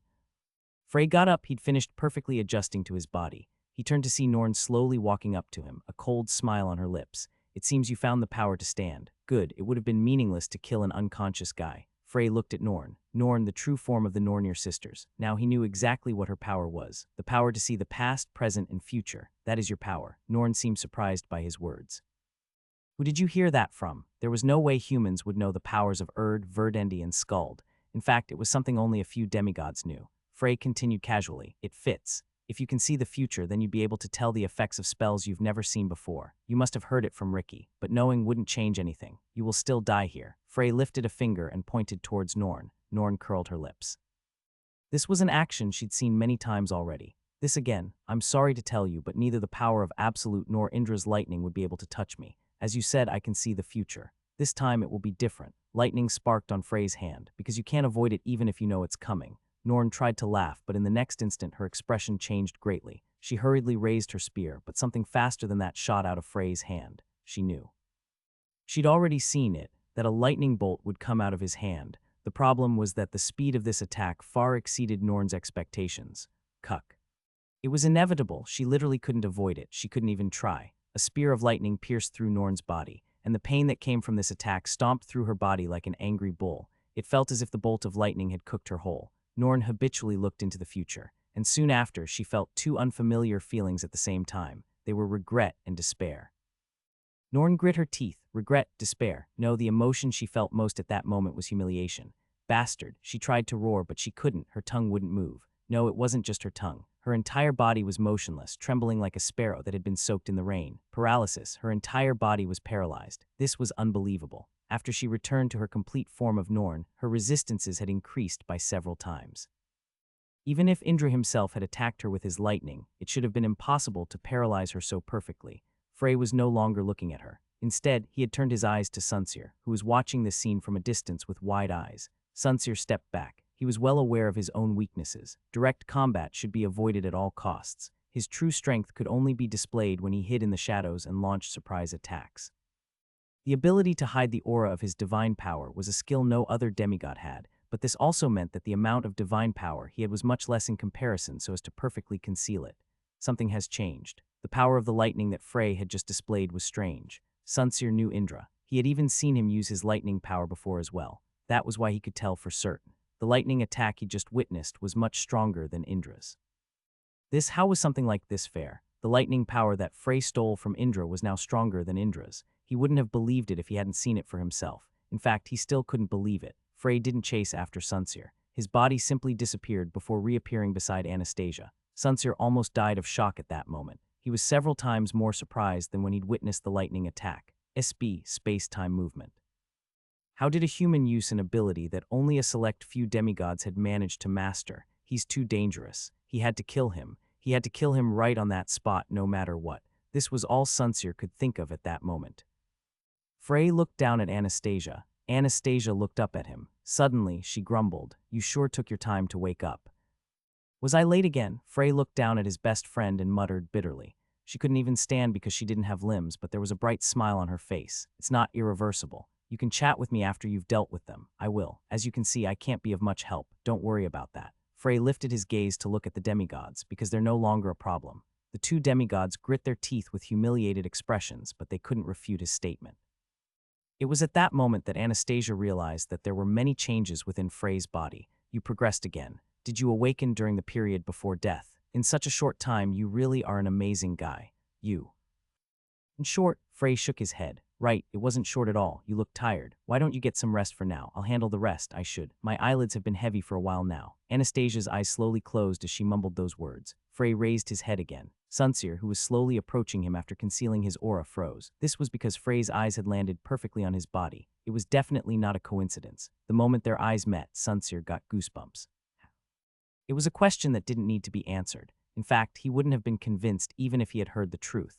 That Frey was using Mild's clairvoyance. "Yua," Norn suddenly roared. She'd finally overcome the paralysis. However, she was well aware that the crisis had yet to end. If Frey had wanted it, she would have already been dead. "How dare you show mercy on me?" It was completely unacceptable for her. To receive the mercy of a human was much worse than being annihilated. She never expected that she would feel such a sense of humiliation after returning to her true form. "Calm down, Norn." Sunseer hurriedly tried to get Norn under control. She would definitely not be of much help if she were to get lost in her emotions. It took some time, but he finally acknowledged Frey's strength. "From now on, don't treat him like a human. Right, it would be better if we treated him as something even stronger than the dragons." He used the name of the only creatures who could be considered their opponents in the past. Norn grit her teeth, but she had no choice but to accept his words. This man might not be a dragon, but he was far more threatening. "Do you have a way? You just have to actively use your power." There was one more poisoned dagger that he'd brought as insurance. Of course, he knew that this man had driven out Ananta's poison once, but it had taken a lot of time to do so. If he could create this gap once again, he would no longer drag his feet, and he would immediately end his life this time. Understood, this was not an easy decision to make. Because they were demigods, no matter how powerful an enemy was, they never joined forces. But Norn looked down at her trembling hands and steadied her resolve. As much as it would damage her pride, this man had to die. Then she read the future.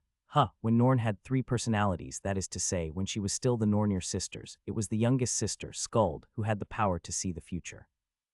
Throughout her long life, she'd seen many futures. That was why she knew. The future was not set in stone. It was fluid. It constantly shifted and constantly changed. Of course, the subject was always herself. Every time she made a judgment, the future changed. That was why Norn had never seen such a future before. It was completely dark. Then she saw a pure white light that contrasted with the future vision Norn had seen swallow her. It didn't pierce her, it swallowed her. It was different from the lightning spear from before. The size, power. No, the light wasn't even lightning. When the light disappeared, Norn's upper body was gone. The lower half that was left then fell to the ground with a thud. Even up to the moment she died, Norn didn't realize that the future she saw was an inevitable death. Frey looked down at his fingertips. There was no problem using his fingers like he had before. He liked the fact that there were no side effects. He had simply expressed his will to the divine magic power he just released. At a speed that no one can perceive, eliminate anything it touches. That's what he thought, and it actually happened. If it hits something with a stronger will than me, it won't make it disappear. As he had this thought, Frey turned to look at the remaining demigod, Sunseer. He was staring at Frey in disbelief, his entire body trembling. When his eyes met Frey's, a thought seemed to suddenly pierce through his fear. "Lo, Lord." In that instant, Frey's face overlapped with Lord's. It was ridiculous. It was utter nonsense. How could he see Lord's shadow in this mortal? Sunseer was shaken by his own insolence. No, Sunseer buried his fear with anger. Then he charged towards Frey. Sunseer didn't have the ability to see the future. But as the distance between him and Frey narrowed, he seemed to see his final moments. He'd killed 2 demigods in an instant, yet Frey didn't feel proud of this in the slightest. He knew he would win even before the fight started. At that moment, Frey realized he'd transcended the 9-star stage. Is this 10 stars? He wasn't sure. However, the power he had now was no longer limited to the field of magic. What was it truly like to reach 10 stars in the first place? Frey knew that Cairo and Diablo held some clues regarding this matter. So he decided that he'd go find out some more details after dealing with this situation. He could see the crystals left behind by Norn and Sunseer. These were already things that he no longer needed. The thing that had the greatest influence on divine magic power was the will of its wielder. No matter how powerful he was, even if he somehow gained infinite power, he would not be able to use it if his mind was broken. It would be better for him to devise a way to strengthen his mental power than to increase his divine magic power. However, it was too dangerous to leave the crystals lying in a place like this, so he'd collect them for now. Then he looked down at Anastasia. Seeing how thoroughly her body had been destroyed, Frey couldn't help but feel a little guilty. Eventually, he let out a heavy sigh. Because of your appearance, I really feel like it would be a crime to let you die. It wasn't that he would have done so, but if Anastasia still had Schweizer's appearance, Frey wouldn't have felt so guilty. He couldn't help but hate Hector a little. Fortunately, her core was still intact. This meant that as long as she had sufficient ME, she could heal herself. Wooing 1 million ME. It was an almost unbelievable amount. Even for Frey, it was quite a burden. Anastasia didn't regain consciousness immediately, but her wounds started to heal. At the rate she was healing, it seemed she'd be in perfect condition in only a few hours. He got up from his seat. It wasn't over yet. Agni. Frey said the name of the most threatening being in the entire Amakan desert. Then he recalled Ricky's advice. He'd told him to hurry. At first, he thought he was talking about Anastasia, but now it seemed that he wasn't talking about just her. Frey suddenly got an ominous feeling. About an hour earlier, it's hard to breathe, Ivan thought, gasping. One of the most basic of basics for the Warrior King's fist was breathing control. Also, it wasn't easy for Ivan, who had almost reached the stage of Warrior King, to lose his breath. But even if a Warrior King were to participate in the fight, they might not have been able to keep their breath under control. The soaring pillars of flames, melting sand, and rain of fire from the sky all contributed to create a truly hellish scene. The others can't even stand here. In fact, as soon as this happened, half of the warriors who survived the first attack collapsed, and their defenseless bodies were covered by the flames and turned to ashes. Incoming, someone shouted. Then he saw a giant fist of flames soaring towards him. Boom! He threw himself away to avoid it, rolling a few times because of the force of the impact. His skin was burning. He was sure the attack didn't touch him, but it didn't feel like he'd avoided it. We can't endure this much longer. His thoughts felt drier than the desert. He had sweated too much. As a creature who relied on the moisture in its body to live, he would not be able to survive more than half an hour in this hell. Ivan grit his teeth.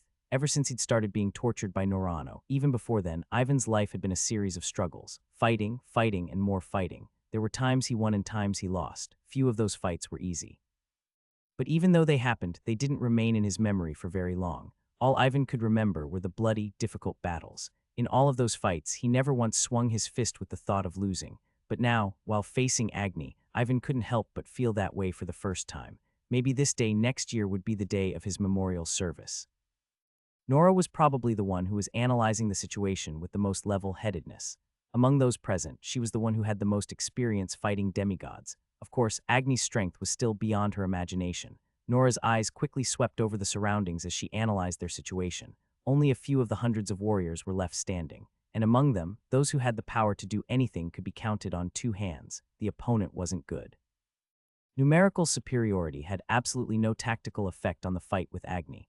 The power of Agni's ranged attacks was particularly formidable among the demigods, and when he utilized his power, he basically changed the landscape, transforming the battlefield into a chaotic, hellish scene. In all honesty, there were times when even Nora was almost caught up in the chaos. The only reason she and the others were able to move around freely was because of the 2 reinforcements Frey had sent. Whoosh.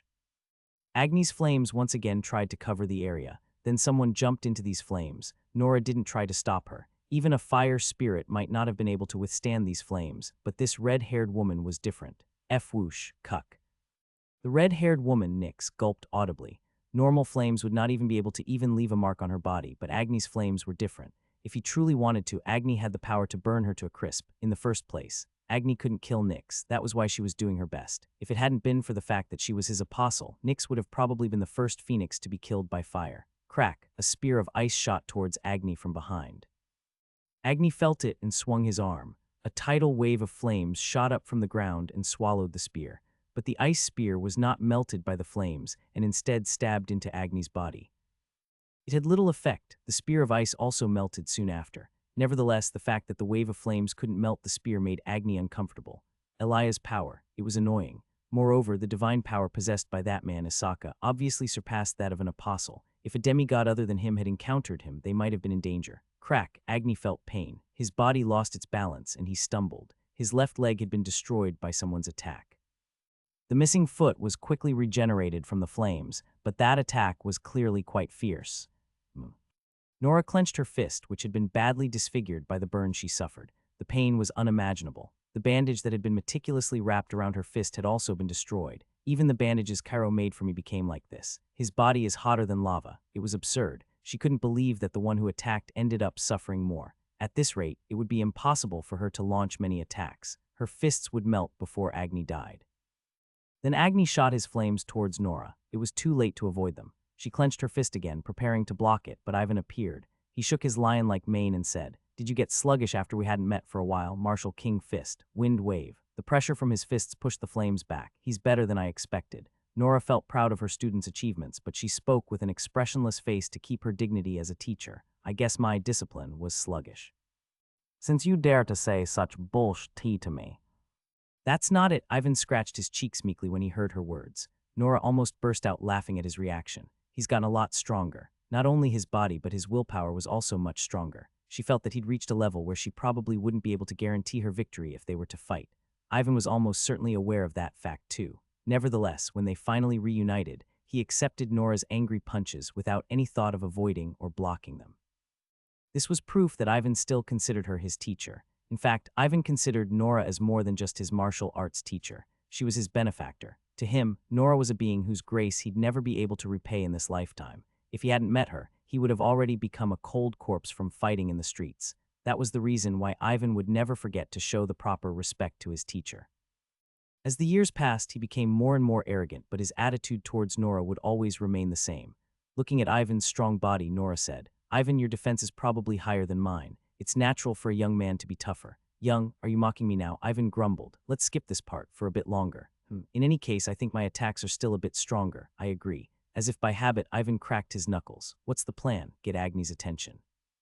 I'll try to attack his core." "Will that work?" "His regenerative powers are enough to make a troll cry. It wouldn't be hard for him to create a new flame body. This is a good opportunity. I'll show you the secret of the martial King Fist, so make sure you keep your eyes peeled and look carefully."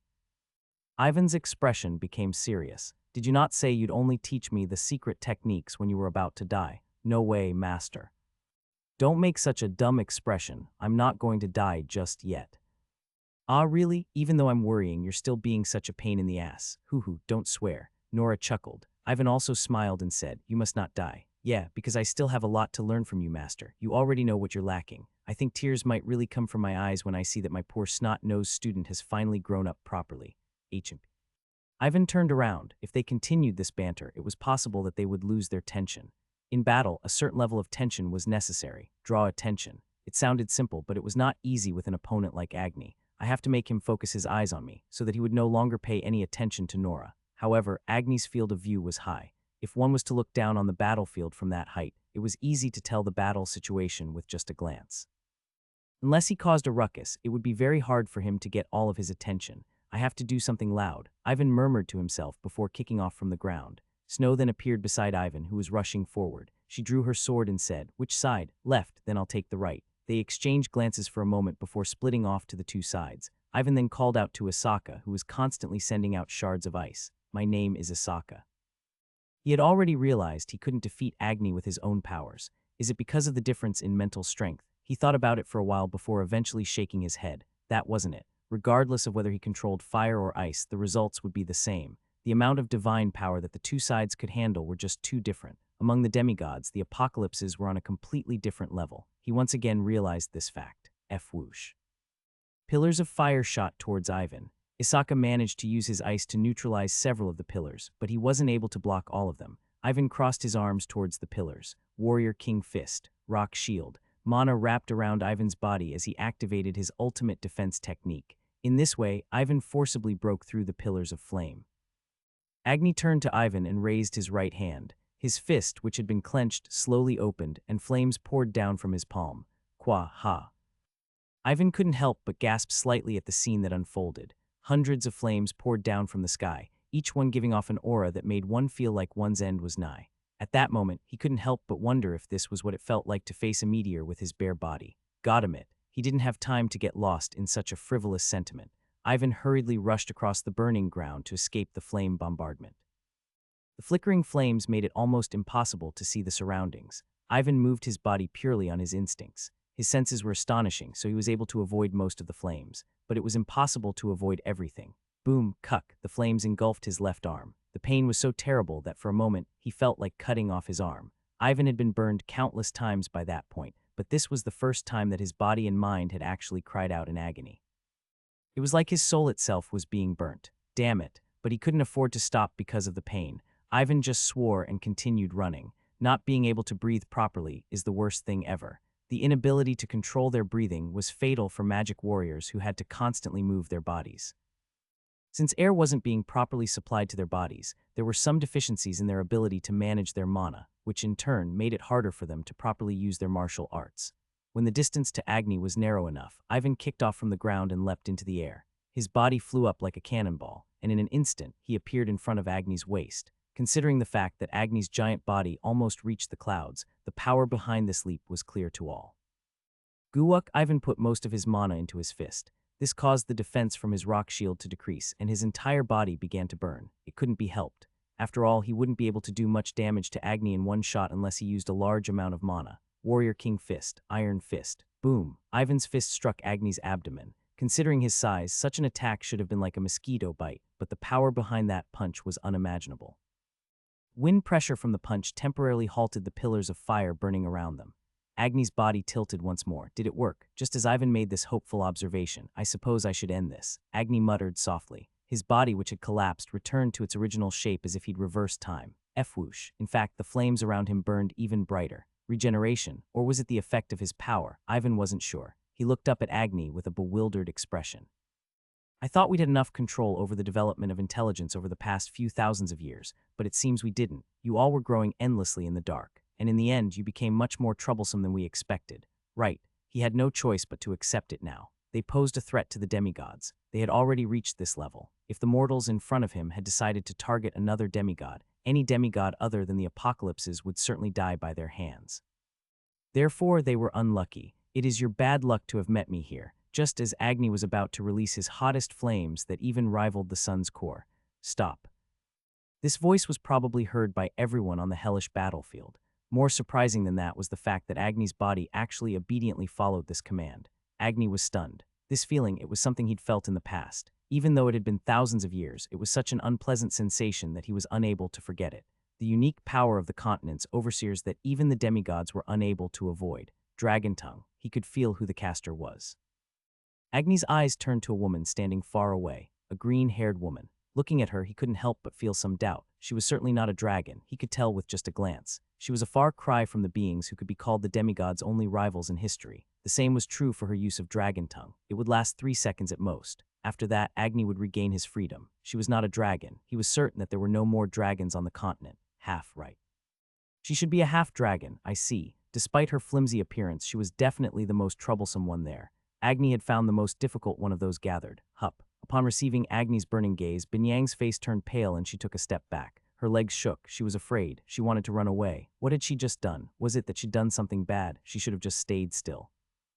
Binyang froze. She felt a warm sensation in her head. It was the warmth she'd felt at that time. That voice. Those gentle eyes. He said he believed in her.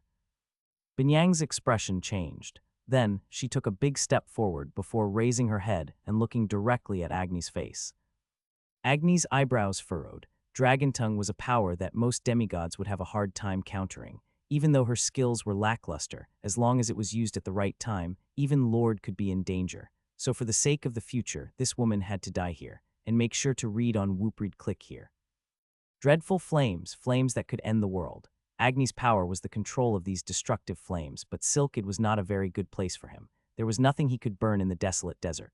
Most of the buildings were made of stone or sand, and trees or buildings made from wood were extremely rare. However, this didn't mean that Agni's powers weakened. His flames would continue to burn even if there was nothing to burn. Tot. He heard the sound of someone kicking off from the ground.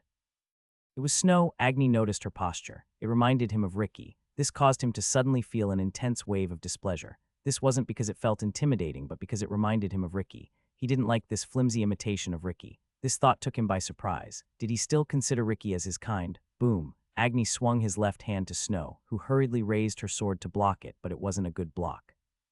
Without being able to negate the force of the attack, she was sent back to the ground at a much faster speed than her leap. Boom. Snow's body crashed into a watchtower. After that, the momentum kept carrying her as she bounced and rolled across the floor a few times. She only managed to stop after rolling over a dozen times. Smoke rose from her body. This was proof that each and every one of Agni's attacks was accompanied by terrifying heat. He's a monster, Snow grit her teeth.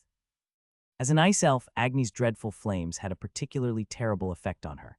Using her sword like a cane, Snow finally rose up from the ground. Then she glared at Agni, forcing herself to ignore the pain from her burns. "You're terrible. What are you talking about? You don't deserve to use Ricky's swordsmanship." It was a voice so cold that it was hard to imagine it came from a literal body of fire. Snow couldn't help but shudder at those words. "You must be Ricky's real apostle. Now that he's dead, you should have even more control of your divine power. But look at your swordsmanship now. Do you think you can be a threat to me?" Then, you didn't accept Ricky's power into your body. Snow didn't refute his words. This was because she knew it was true. Perhaps of all the people participating in the fight, it was possible that she was the least useful. This gave her a sense of helplessness that Snow had never experienced before. For Snow, it was harder to get over the feeling of uselessness than to get angry at Agni. Agni reached out to her. He'd changed his mind. He decided to kill Snow before Binyang. It was at that moment that Nora made her move. There was a red aura around her body, but it wasn't Agni's fire. Warrior King's Fist's secret technique, Flame Spirit. Nora shot forward, leaving a long red trail like a meteor falling in the middle of the night. She'd only lightly tapped her foot along the ground, but she instantly reached Agni's face. Agni was also surprised by this fact. He hadn't thought it was possible to jump up to such a height without the use of magic. She had jumped twice as high as Ivan, but he was only surprised for a moment. Agni opened his mouth wide and blue flames erupted from his throat. Nora loosened her bandages and spun them around like a whirlwind. Agni's flames were sucked into the bandages. These bandages are not ordinary. Even if he felt a bit apprehensive at the sudden attack, Agni wasn't worried. Instead, he stopped breathing fire and swung his arm. Despite his giant size, he was able to move at an unimaginable speed. This was because Agni's body was made entirely from flames. But this time, Nora was faster. Nora kicked her foot against the empty air. Her fist connected with Agni's chin. Crack, Agni stumbled backward, losing his balance again. At first, it seemed as though half of Agni's face had been blown off, but Nora didn't let down her guard. She'd already seen what happened after Ivan's attack. This kind of wound wouldn't have been fatal to him, nor was it too big of a threat. Above all, she didn't feel like she'd hit his core. Nora continued sending her fists forward. Every time her fists landed, a large part of Agni's giant fire body collapsed. This caused the small number of survivors who were watching her offensive to feel a bit hopeful. This was because this was the first time Agni was being attacked without the ability to retaliate. However, Nora's expression wasn't good. She started feeling anxious and swung her fists even more fiercely as if to erase that feeling. Agni didn't fight back. As if he'd lost his ability to fight back, his body simply shook as he took each of Nora's attacks. After this situation continued for a while, the faces of the hopeful survivors who thought Nora had the advantage gradually became stiffer and stiffer. It's not like there is no effect, Nora had this thought. Just because Agni didn't fight back didn't mean he couldn't. However, Nora's offensive did have some effect. The problem was that, as mentioned early, she was unable to attack his core. This level of attack only served to pressure him at best. It wasn't enough to actually finish Agni off. I can't reach Agni's core even with Flame Spirit. Just as Nora felt true despair, the giant being of flames suddenly disappeared. It was as if Agni's body had evaporated. Wow, what's going on? Is it over? This caused a stir to spread through the warriors on the ground. The heat that had been engulfing the area up to a moment ago had suddenly disappeared. It even had the illusion that cold air was blowing. Don't let your guards down, just as Nora shouted a warning in a loud voice. Boom, there was suddenly a huge explosion. A body of a warrior who was close to the explosion was sent sailing through the air. This warrior crashed into a nearby building so hard that his body became a meat pile, no longer recognizable as a human. What just happened? While the warriors were trying to figure out what happened, more explosions happened one after another. Boom, boom, boom. To Nora, who was still in the air, these explosions were like the footsteps of an invisible giant. The target wasn't the survivors. Those who were killed by the explosions were the unfortunate ones who happened to be in the explosion's path. These explosions were steadily heading in a certain direction, and when she realized where these explosions were headed, Nora's expression changed. Binyang Argento. Binyang also felt that these explosions were getting closer to her. However, at her current level, it was impossible for her to avoid or block them. There was only one thing that Binyang could do, Dragon Tongue, just as she was about to call upon this power again. Kaya, Ivan grabbed her and escaped the range of the explosions. He then spoke in a blunt tone. I owe you for a while ago. If it weren't for you, I'd be dead. Yes, I'm glad you're okay. Ivan glanced back at the explosions persistently following Binyang and moved his legs faster. The explosions weren't very fast. In addition, Nyx and Asaka began to stop their advance, and when they thought they'd finally stopped, the explosions transformed into a firestorm. Cool. Agni reappeared once again in the storm. The terrifying heat covered the area once again, and everyone felt despair when they saw his newly healed form. Did Master's secret technique have no effect? Nora was the strongest attacker among those present, but it seemed that even her secret technique had made no difference, so be it. He wasn't prepared to give up like this, so it wasn't the time to have unnecessary thoughts. She has to use that. Instead, he turned to Binyang with a stiff expression and said, "It seems he is determined to get you." "Yes, it seems so," Binyang nodded. Frey had always told her that her dragon tongue ability would be vital to defeating the demigod. She didn't doubt those words, but she did doubt whether she'd be able to play the role he said or not. However, she had used her dragon tongue and forced Agni to stop. For 3 seconds. "Can you stop him again?" "Huh, I want to give that guy a punch." Ivan clenched his fist as he said this. Binyang nodded. "It's possible. Good, SSSS." Ivan took a deep breath. First, it was Nora, followed by Snow, Nyx, and Asaka. Then the great Chief Tuarik, Berserker Garrus, and Twin Blade Arha stood in front of Ivan. They also understood that Binyang was Agni's target. Even at that moment, Agni was looking at her. How annoying. Agni muttered honestly. He wasn't exaggerating. He had already used a considerable amount of force to get rid of this group, though it couldn't be said that he'd gone all out. Nevertheless, it still wasn't enough. It was possible that their potential far exceeded his expectations, but Agni turned to look at Nyx. In the end, the biggest obstacle was this woman. If it wasn't for her, his apostle, he would have already used Heart of the Sun to turn this entire area into a sea of fire. He looked around. The number of mortals who were struggling against him had decreased greatly. Agni felt that any formations they could create would be much smaller, so there was no need for him to keep this appearance. Agni originally had absolute confidence in this form, but after the fight with Ricky, he couldn't help but change his mind slightly. Ricky had overpowered him, Ananta, Laren, and Nozdog while in a human form. This small and fragile appearance had its own advantages, especially when it was necessary to control his power. Whoosh. Flames engulfed Agni's body, and he gradually began shrinking to a size similar to that of the humans. However, his entire body was still burning fiercely like an incarnation of fire. As his size grew smaller, the overwhelming aura and heat that he exuded gradually calmed, but none of the people watching relaxed. Agni shook his hand. Fire roared up from the ground. This time it wasn't a pillar of fire like he had used before. Instead, it took the appearance of a snake. This fire snake then wrapped its tongue around Nyx and pulled her into its mouth before anyone could react. Cuck. Nyx struggled fiercely, but the power of the snake's jaws were beyond imagination. She couldn't move at all. Then she heard Agni speak in a dry tone. "If you try to force yourself out, your body will break in two. Regardless of whether you're a phoenix or not, you will not survive. If I die, won't you die too? I won't kill you. I'll simply absorb you. Don't you see, you're already in my hands." Nyx bit her lip. Agni enjoyed the sight of her struggle. "I don't know if it will work or not. But you're welcome to take the gamble. I'm curious regardless of the outcome." Agni's dry tone seemed to stem from confidence. Nyx couldn't even lift a finger. If it was true and she struggled to escape despite the risk of death, then it might just speed up the death for the others. "Indeed, it feels like my powers have concentrated." Agni nodded with a satisfied expression. It felt like he had an easier time making minor adjustments, and his control of his power was more comfortable than in his original form. It was only at that moment that he slightly understood how Ricky was able to overpower them despite being in human form. Nora and Snow quickly narrowed the distance to Agni, but neither was in good condition, which meant they wouldn't be much of a threat to Agni. Boom, they weren't able to do much before they were struck down. Nora was buried into the ground, bleeding. Did he crack her skull? The duration of Flame Spirit had already ended, and it was difficult to hit Agni in her current state. She knew this. Nevertheless, she couldn't back down. Snow was the same. In fact, she was even a bit more desperate than Nora was. If only I could use Ricky's divine power. If so, she would have been able to cut his flaming body. In truth, Snow had a bit of a repulsion towards divine power. She also had pride in her own swordsmanship. At least, she never thought she could ever be so useless. It was such that her power was unable to contribute at all. Nothing would change even if she was to leave the battlefield right at that moment. She infused her divine power into her sword once again and charged at Agni. Agni didn't pay much attention to her. She wasn't actually using the power, she was simply covering her weapon with divine power. Her method was completely wrong. An explosion occurred once again. Snow was sent flying with blood covering her entire body. Pathetic. Agni looked at Snow with contempt. The more they fought, the more his displeasure increased. This woman needed to be burned to death immediately. As soon as he made up his mind to attack, he felt a huge wave of power. It was Ivan. Agni could feel powerful, condensed mana pulsating within his body. It felt rough and dangerous, like a volcano that could erupt at any moment. Nevertheless, Agni didn't seem worried at all. Cool. Ivan drew back his fist, which was pulsating with mana.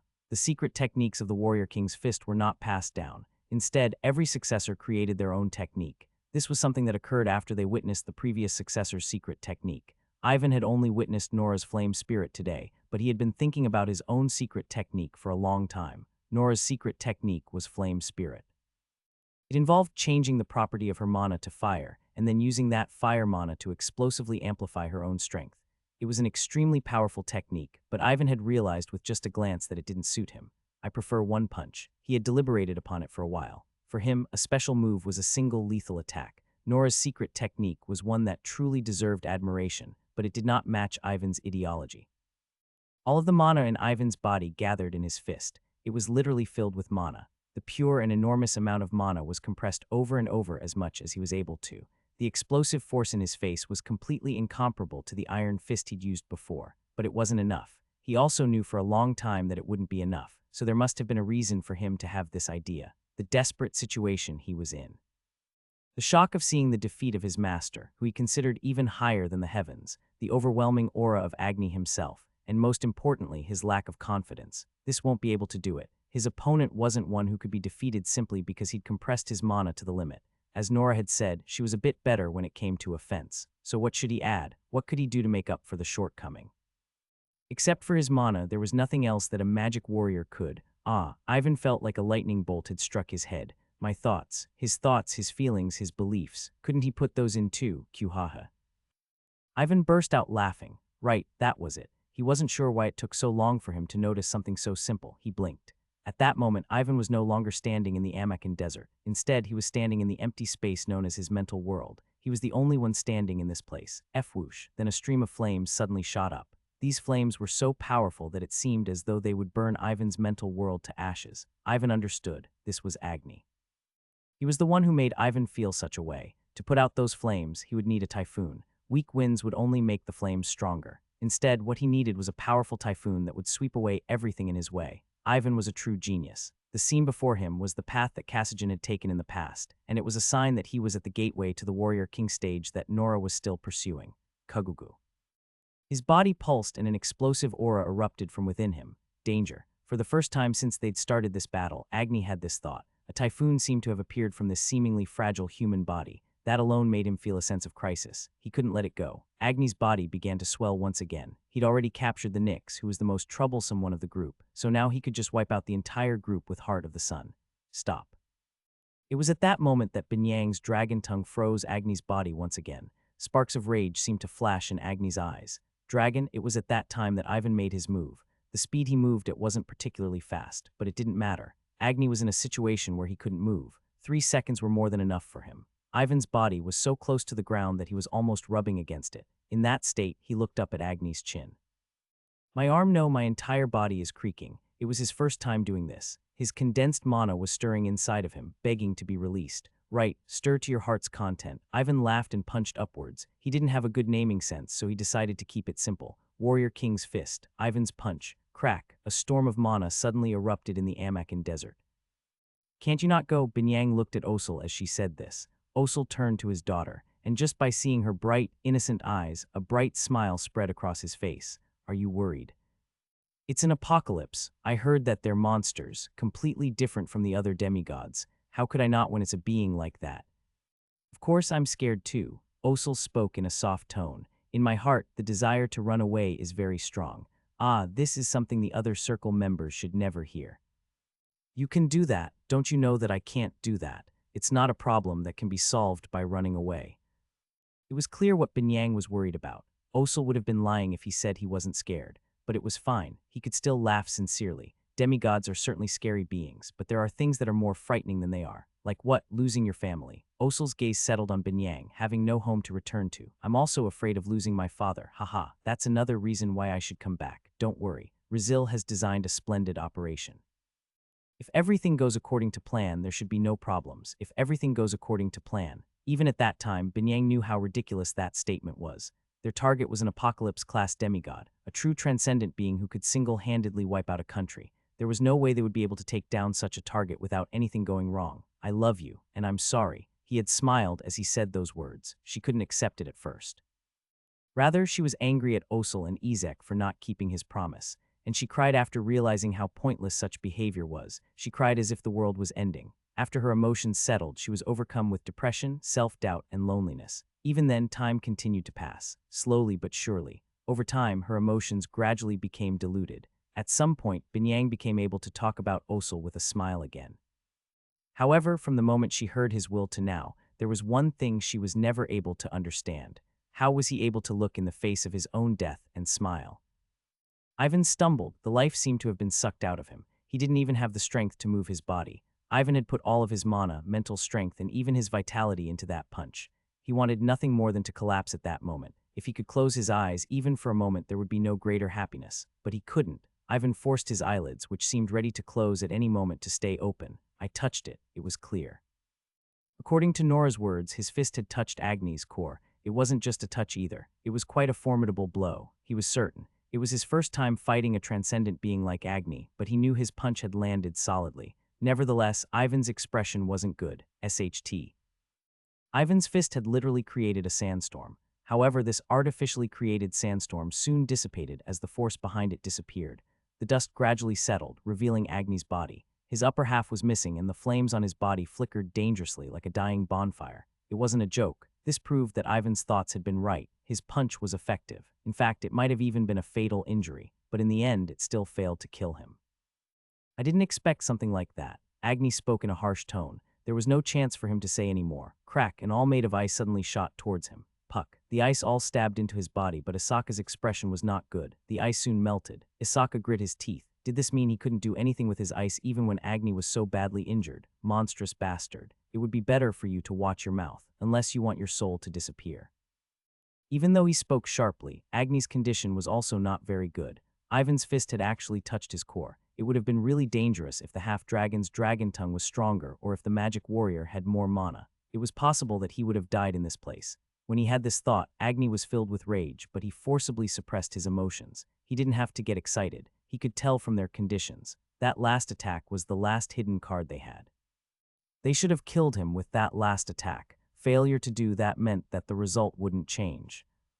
SHT Ivan's body inevitably collapsed. In the end, all he could do was glare at Agni. The fact that he didn't immediately pass out on the spot was admirable. It was Nora who prevented him from falling. It was a bit ridiculous to see such a large man being held up by a little girl, but there was only a heavy atmosphere. Stop being such a crybaby. Master. That aside, that last punch was really good. Nora smiled and stroked Ivan's head. Ivan grumbled discontentedly.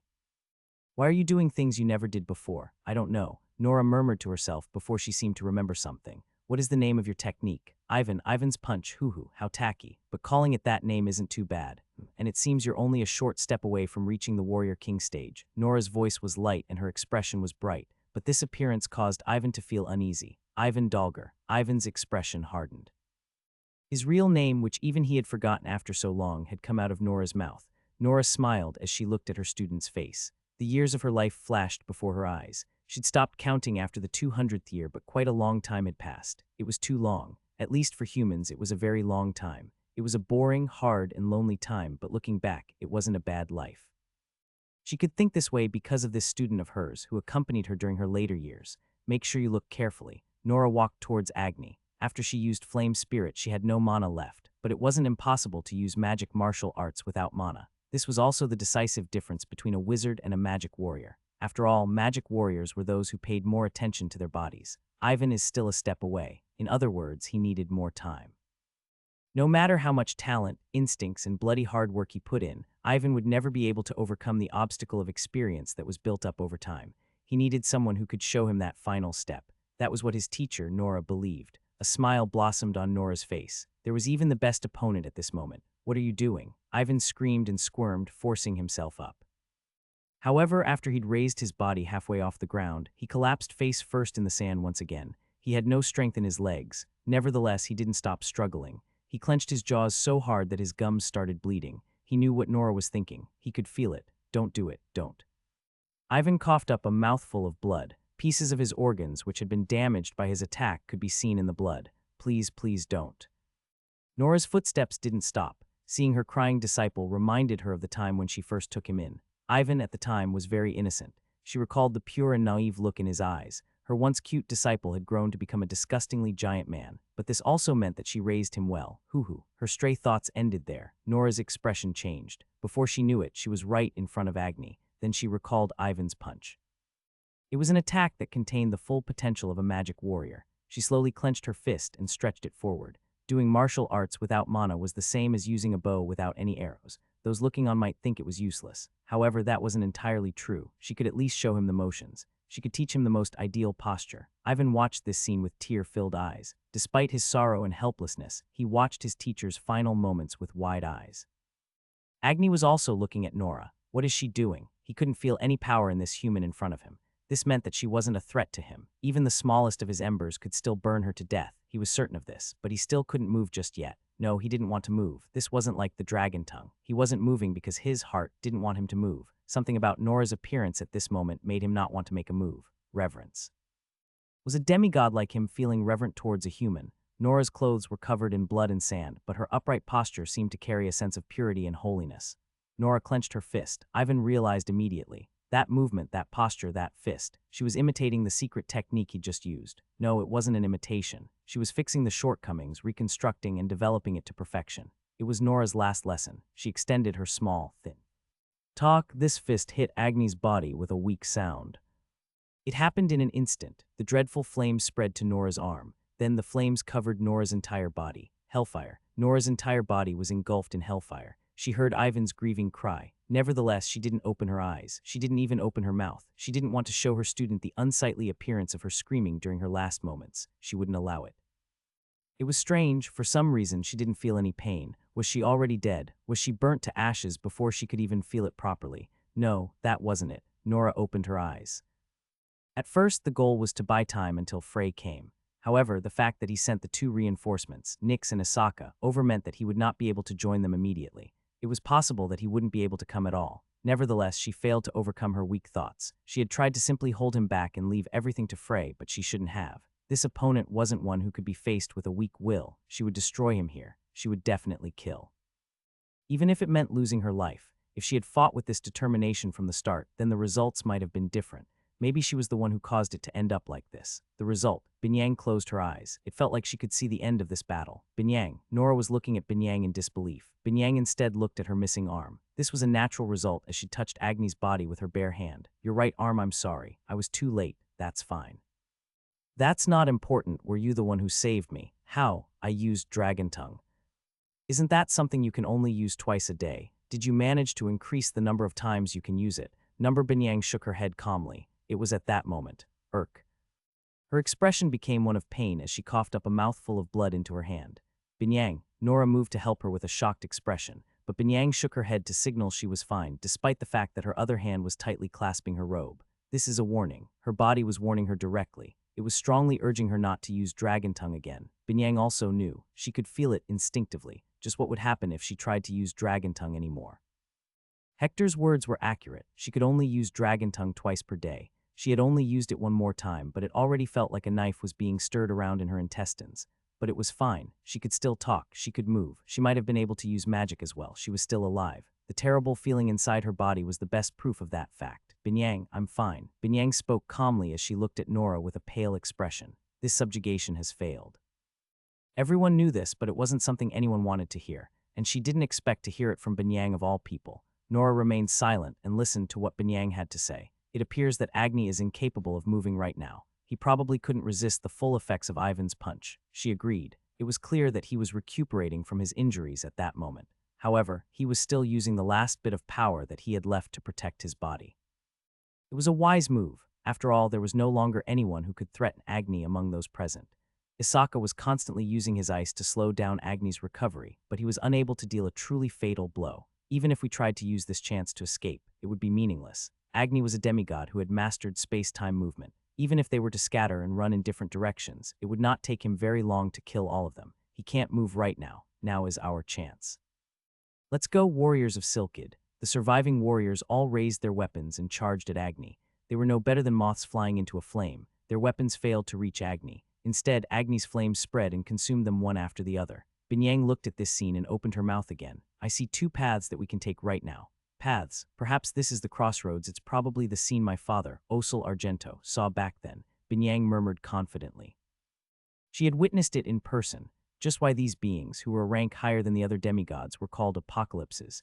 They were truly beings who could destroy the world, or at least they were able to directly cause catastrophes with their power. It was the same in the battle against Nozdog back then.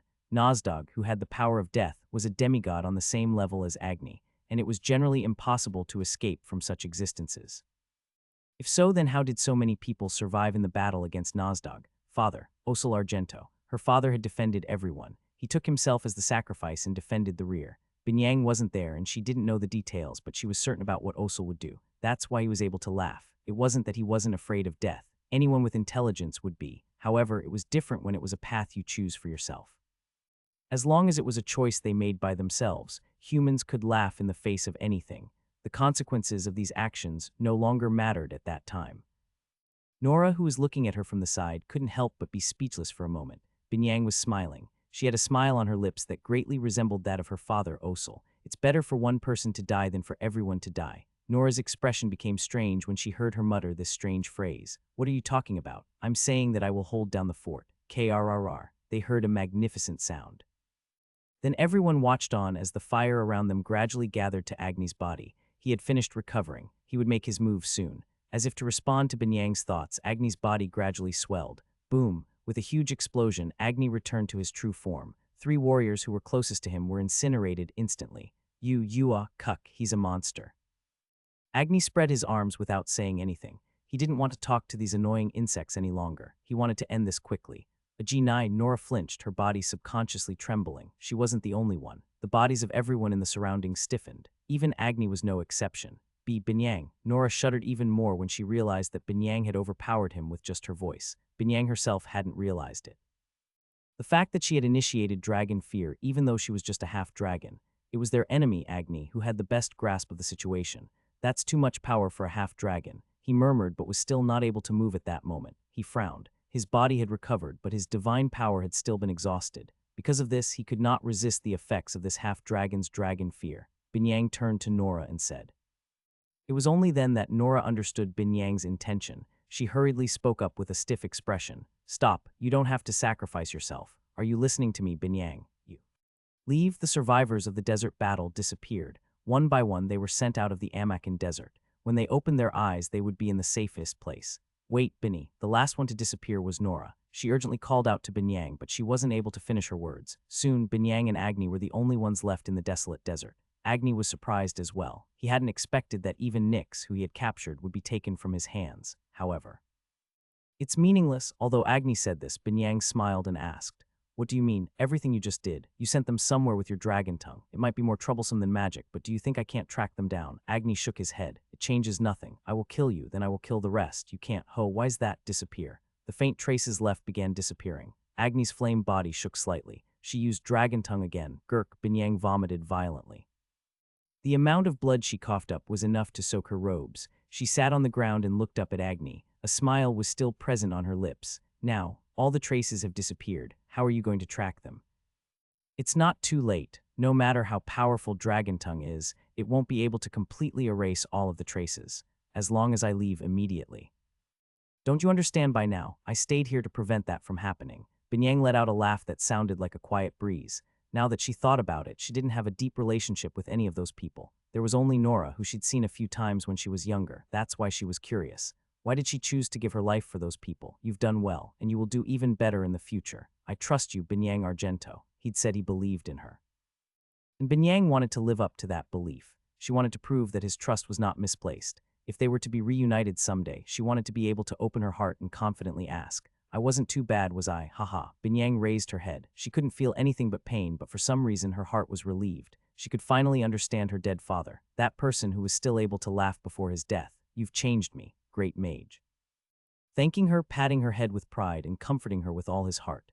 That was why she could stand here. You can be proud, half-dragon. You are more persistent than any dragon I've ever faced, but you should already know, don't you? Dragon tongue is something that even real dragons cannot take lightly. Agni looked at Binyang's body. Your fragile body has already surpassed its limit. However, your vitality is surprising. If you were a pure-blooded dragon, I'm certain you would have died by now.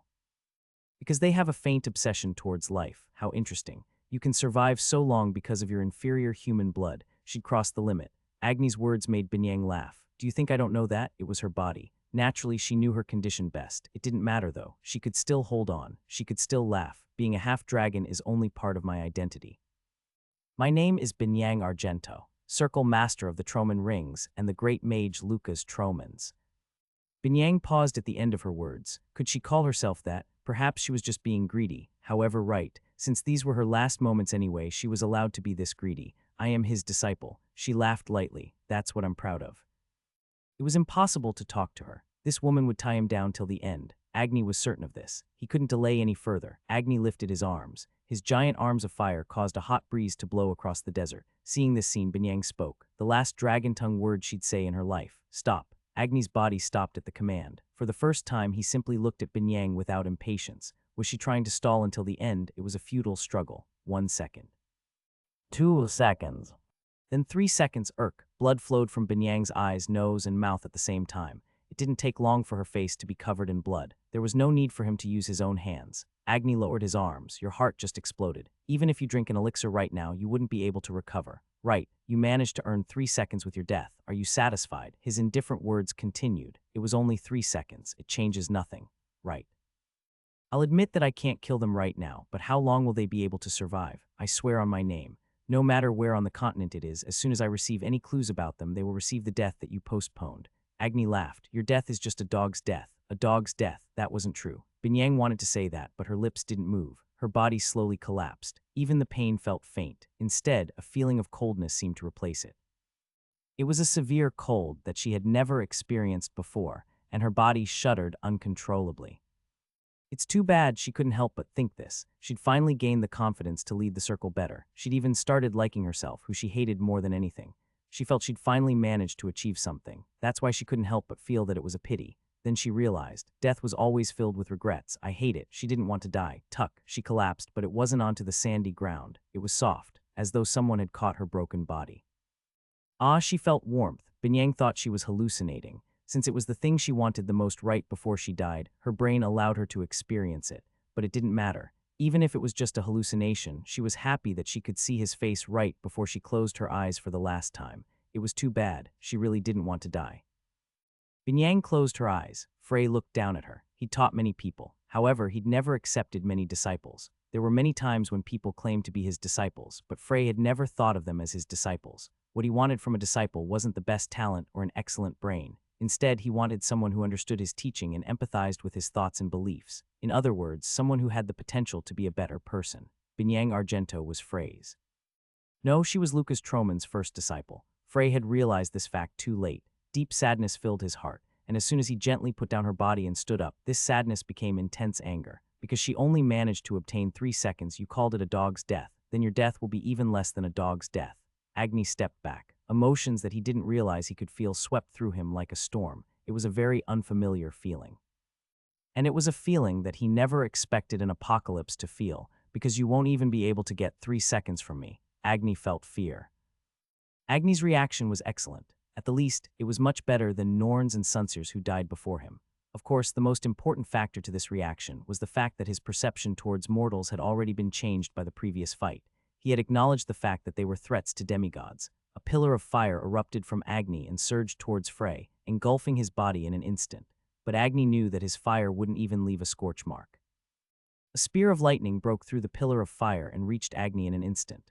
Cuck, Agni twisted his body immediately. No, he'd reacted even before he saw it. Nevertheless, it was impossible for him to completely avoid the attack. The bolt of lightning bit Agni's shoulder like a hungry beast. Rather than the terrible pain, Agni was more surprised by the attack that was faster than a thought.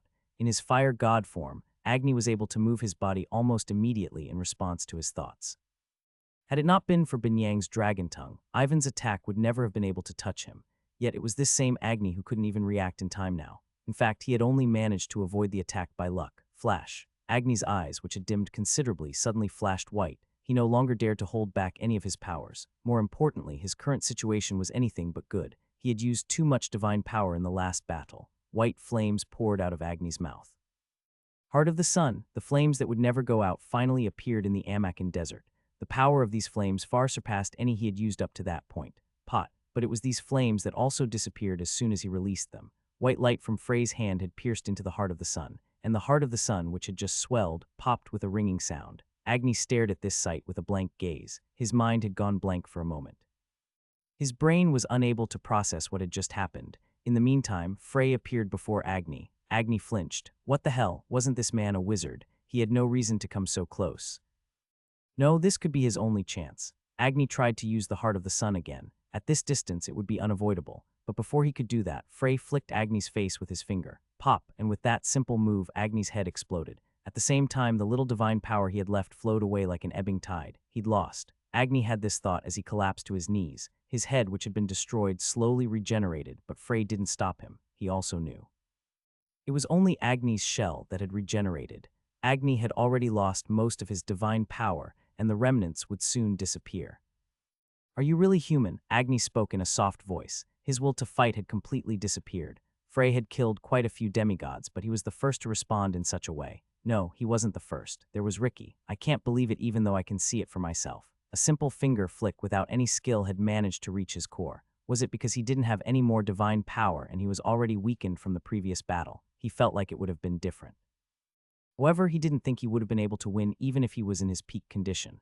As Agni accepted this fact, the last of his power dissipated. His spark of life went out. Agni's body fluttered as though he would disappear at any moment. He looked down at Binyang, truly worse than a dog's death. Binyang sacrificed her life to save dozens of people. If it wasn't for her, they would have all been annihilated before Frey arrived. On the other hand, his death was meaningless. Agni closed his eyes.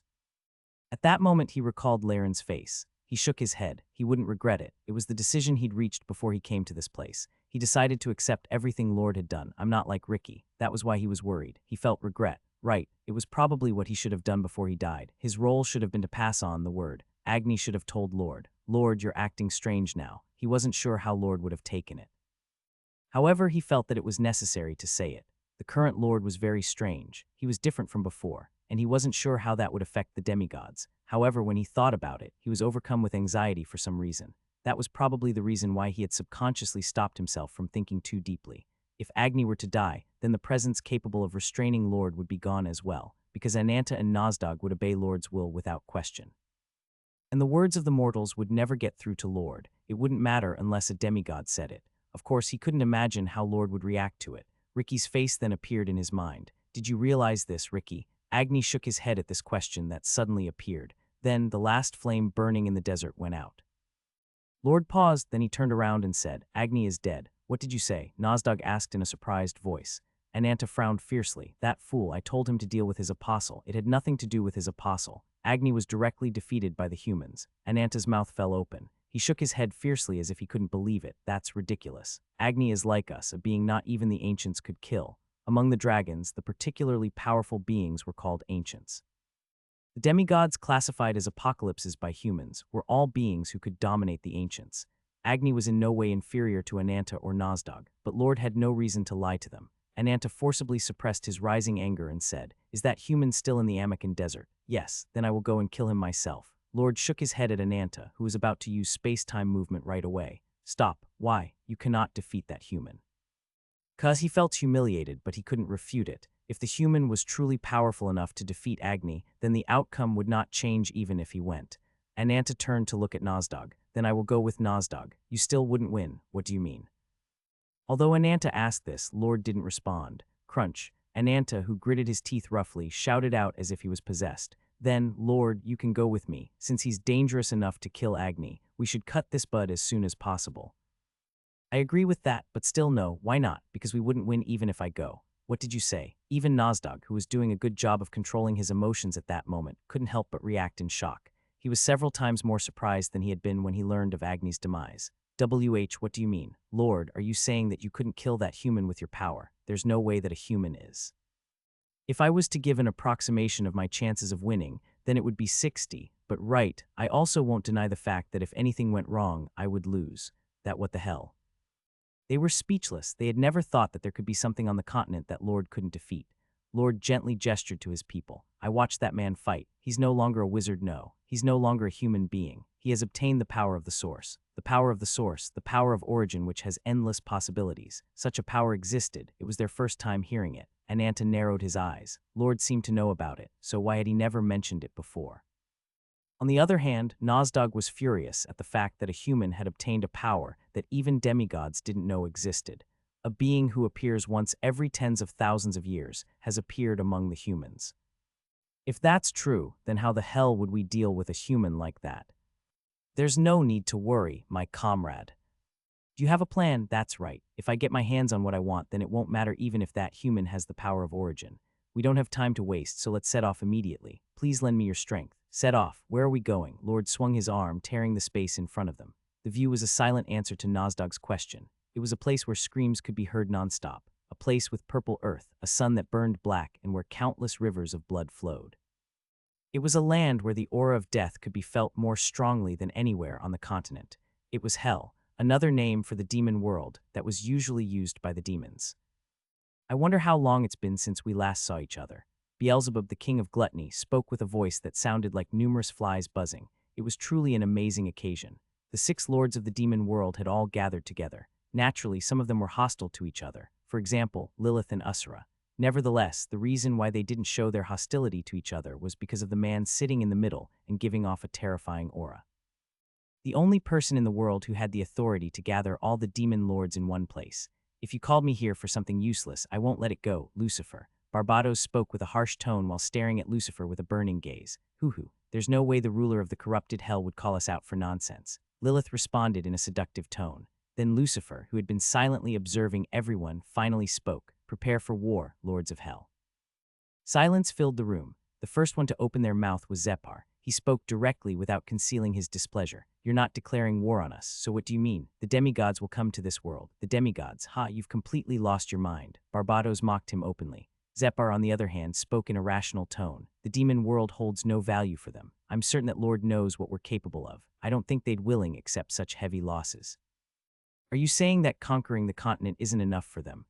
Very well. I always wondered what the demigods tasted like. The hall instantly became filled with noise. The lords of the demon world were all belligerent. Even the calmest among them, Lilith, had a vicious smile on her face because she disliked the demigods. Lucifer looked around and nodded inwardly. It's as I expected.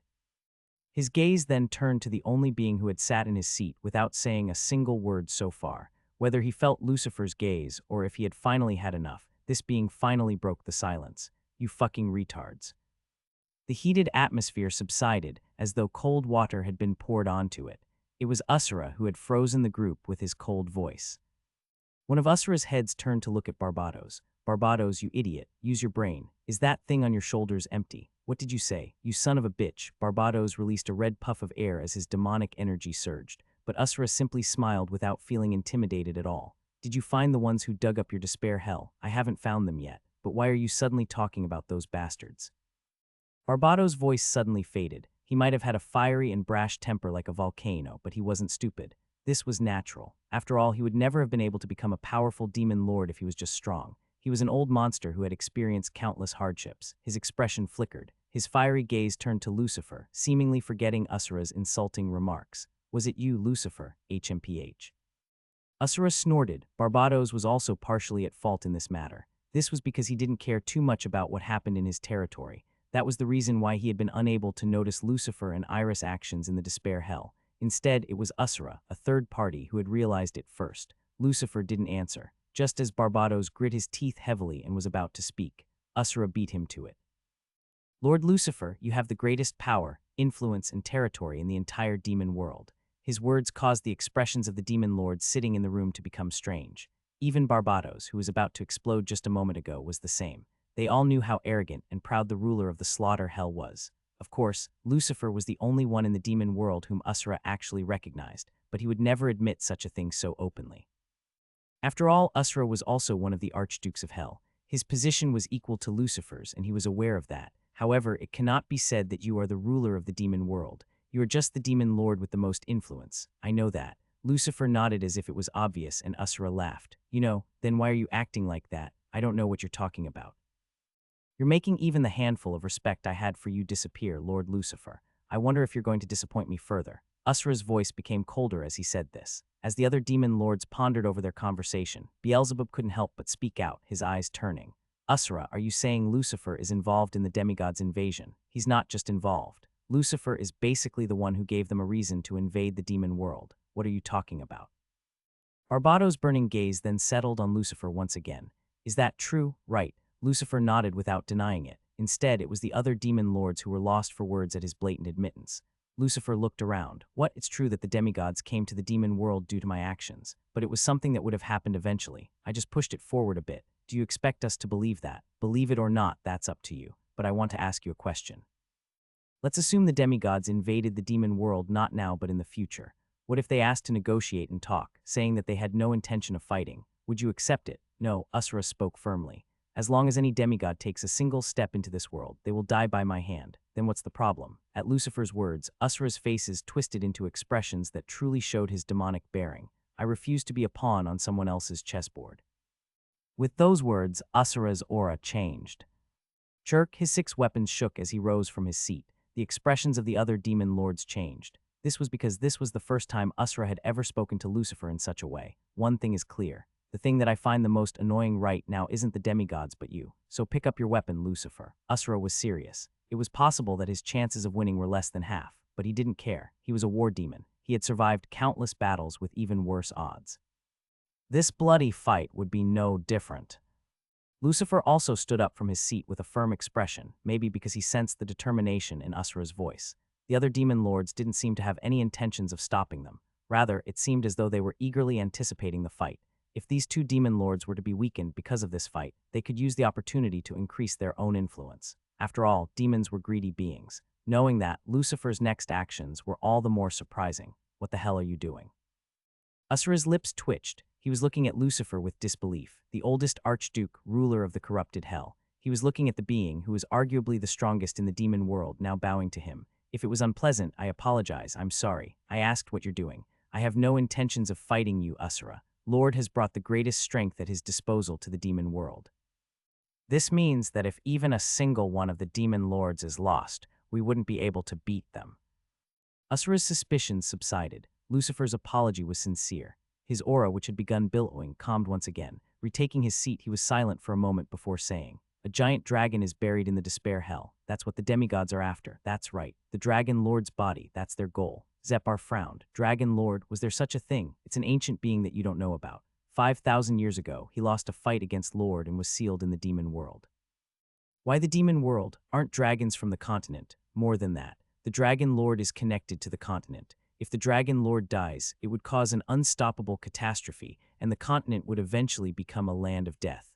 Lord intentionally sealed the dragon lord in the demon world in order to sever that connection. So he wanted to use the miasma in the demon world to confuse the connection, using an absurd amount of time to achieve the goal. Ignorant but effective. Lilith muttered, frowning. But why do they want to obtain the dragon lord's body now? Lucifer didn't answer. It seemed that he didn't intend to say anything further. Zepar furrowed his eyebrows, his discontent clear. He didn't like the fact that Lucifer was obviously keeping secrets. As if he noticed this, Lucifer opened his mouth again. If we win this fight, I will step down from my position as Archduke. What did you say? Are you serious? All the demon lords looked at him in disbelief, but Lucifer continued with an unwavering voice. I swear on my name here and now. After the battle ends, I will withdraw my title as Lord of the corrupted hell, and my territory will be divided equally among the 5 demon lords gathered here. Most of the demon lords were pleased by the unexpected declaration. Beelzebub tilted his head to the side. I don't need it, and Asura refused without needing to think about it.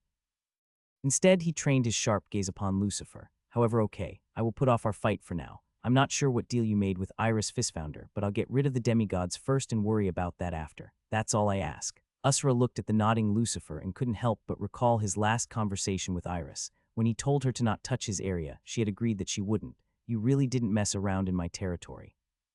Instead of the slaughter hell, Iris had shaken the entire demon world. Degull. A brilliant red bead lay on the ground, burning brightly as if it contained lava. Frey glanced down at the bead. It was a demigod crystal, and the fact that he could see it meant that Agni had truly been destroyed. Frey looked away from the bead and went towards Binyang. Her body was still warm. However, it was just warm. The fact that Binyang was already dead could not be changed. Frey was once again filled with intense sorrow. If I had been a little faster. Just as he was about to reach out to Binyang's body, Frey stopped. Instead, he pulled back his hand and turned around. Whack. As soon as he looked back, a huge crack in space appeared. It was as though a gigantic creature was opening its mouth. From the dark space, 2 familiar faces appeared. Iris and Dro, who had suddenly disappeared. Iris looked at Agni's crystal on the floor and said, "You defeated Agni."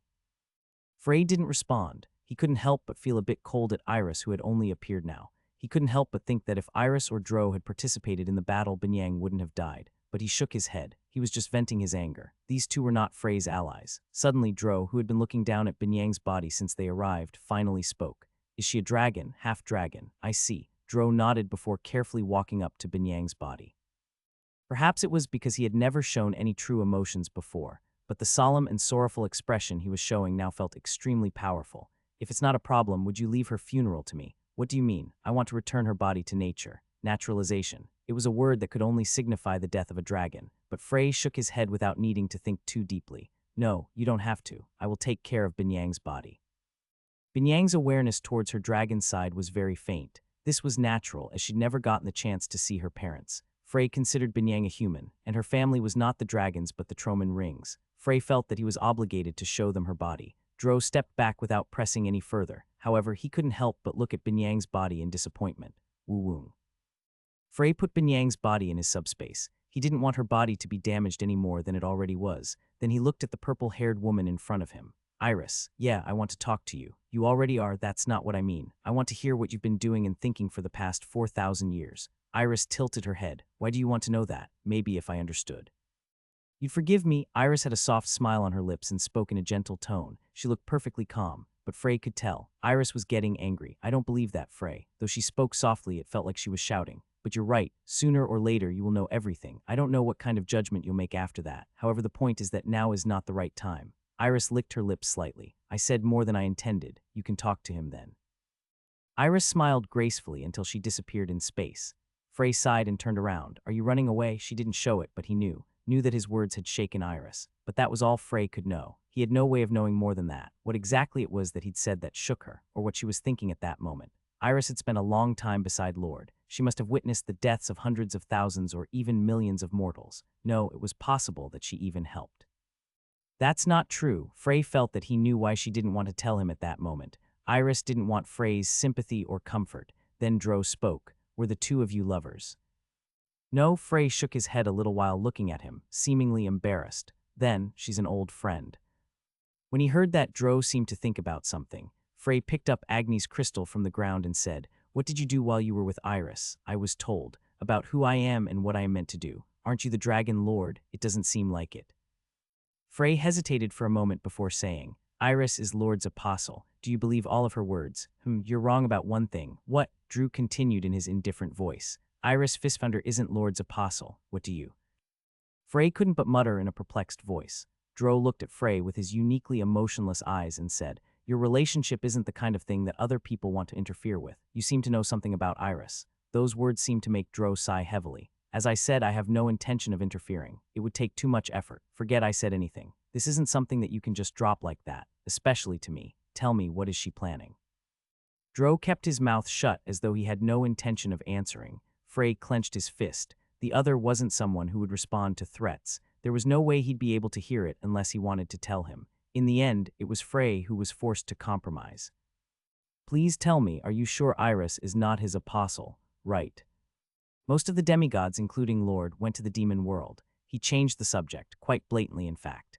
Frey had wanted to maybe coerce him into saying more, but the words that Dro said were too important to ignore. Is it to retrieve the Dragon Lord? Right. What is Lord's goal? I can't guess what he'd do after he retrieves it. I wasn't told about that. All of his questions couldn't be answered. That was what Dro said. Is Iris manipulating the scene? When they were teammates, he would have been reassured by this fact, but that was no longer the case. Frey narrowed his eyes. Dro thought about something for a moment before saying, Iris said that this is an opportunity. Opportunity, right. Regardless of the reason, the 6 demon lords are in no way inferior to the demigods. He recalled the fate of the demigod he'd sent to hell to face Asura. It's certainly a good opportunity. From this perspective, it was a good chance to blow his nose without even touching it. This way, the demons, a third force, would join the fight against the demigods. No matter which side won, he wouldn't suffer any losses. It would be better if the demons won, but even if they lost, the demigods would surely suffer significant damage. Frey was aware of the fact that his power currently transcended most demigods. Even though he had already been weakened, he still killed Agni without much trouble. He didn't think he would lose to anyone other than Lord.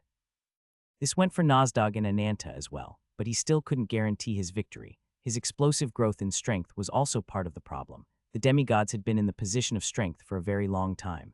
Regardless of who their opponents were, they were usually able to press forward with overwhelming force, their formidable powers allowing them to recklessly advance. That's why they didn't progress. Since they didn't learn any new skills, they didn't go any further.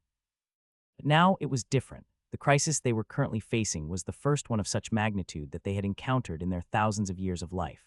They would also learn about Frey's strength. As long as they weren't foolish, this would certainly raise an alarm. Living things usually made the most radical and startling evolutions when their very existence was threatened.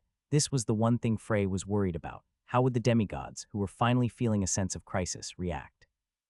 Just by thinking about Ricky, it was easy to see how terrifying demigods could become if they were to recognize their flaws and move forward.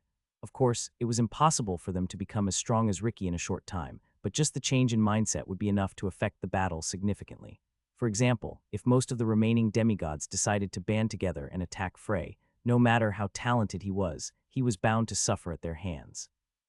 More importantly, the demigods still had Lord. Unless he was killed, this long and tiring war would never end. Since they went to the demon world, this is our chance to reduce their power. Frey muttered as he thought about the two remaining apocalypses, Nozdog and Ananta. They could be considered as Lord's right and left arm now. We have to get rid of their apostles. That's right. If we could kill both Nozdog and Ananta's apostles, the power Lord could make use of against the demons would drop by at least half. It was only then that Frey realized the opportunity might have been even greater than he expected.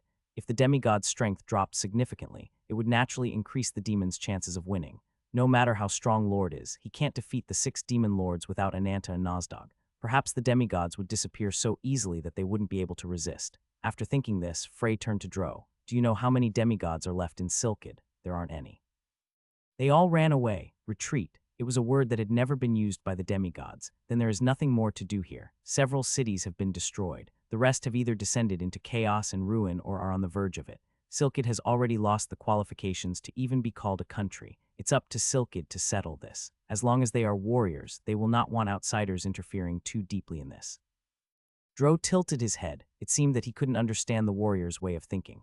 Of course, Frey had no intention of kindly explaining. How much time do we have? You can relax right now. No matter how strong Lord and the demigods are, they won't be able to defeat the demons in a day or two. Frey understood. It was possible that the invasion would take a long time. He couldn't be certain, but he believed he at least had a month. Of course, that didn't mean he could relax.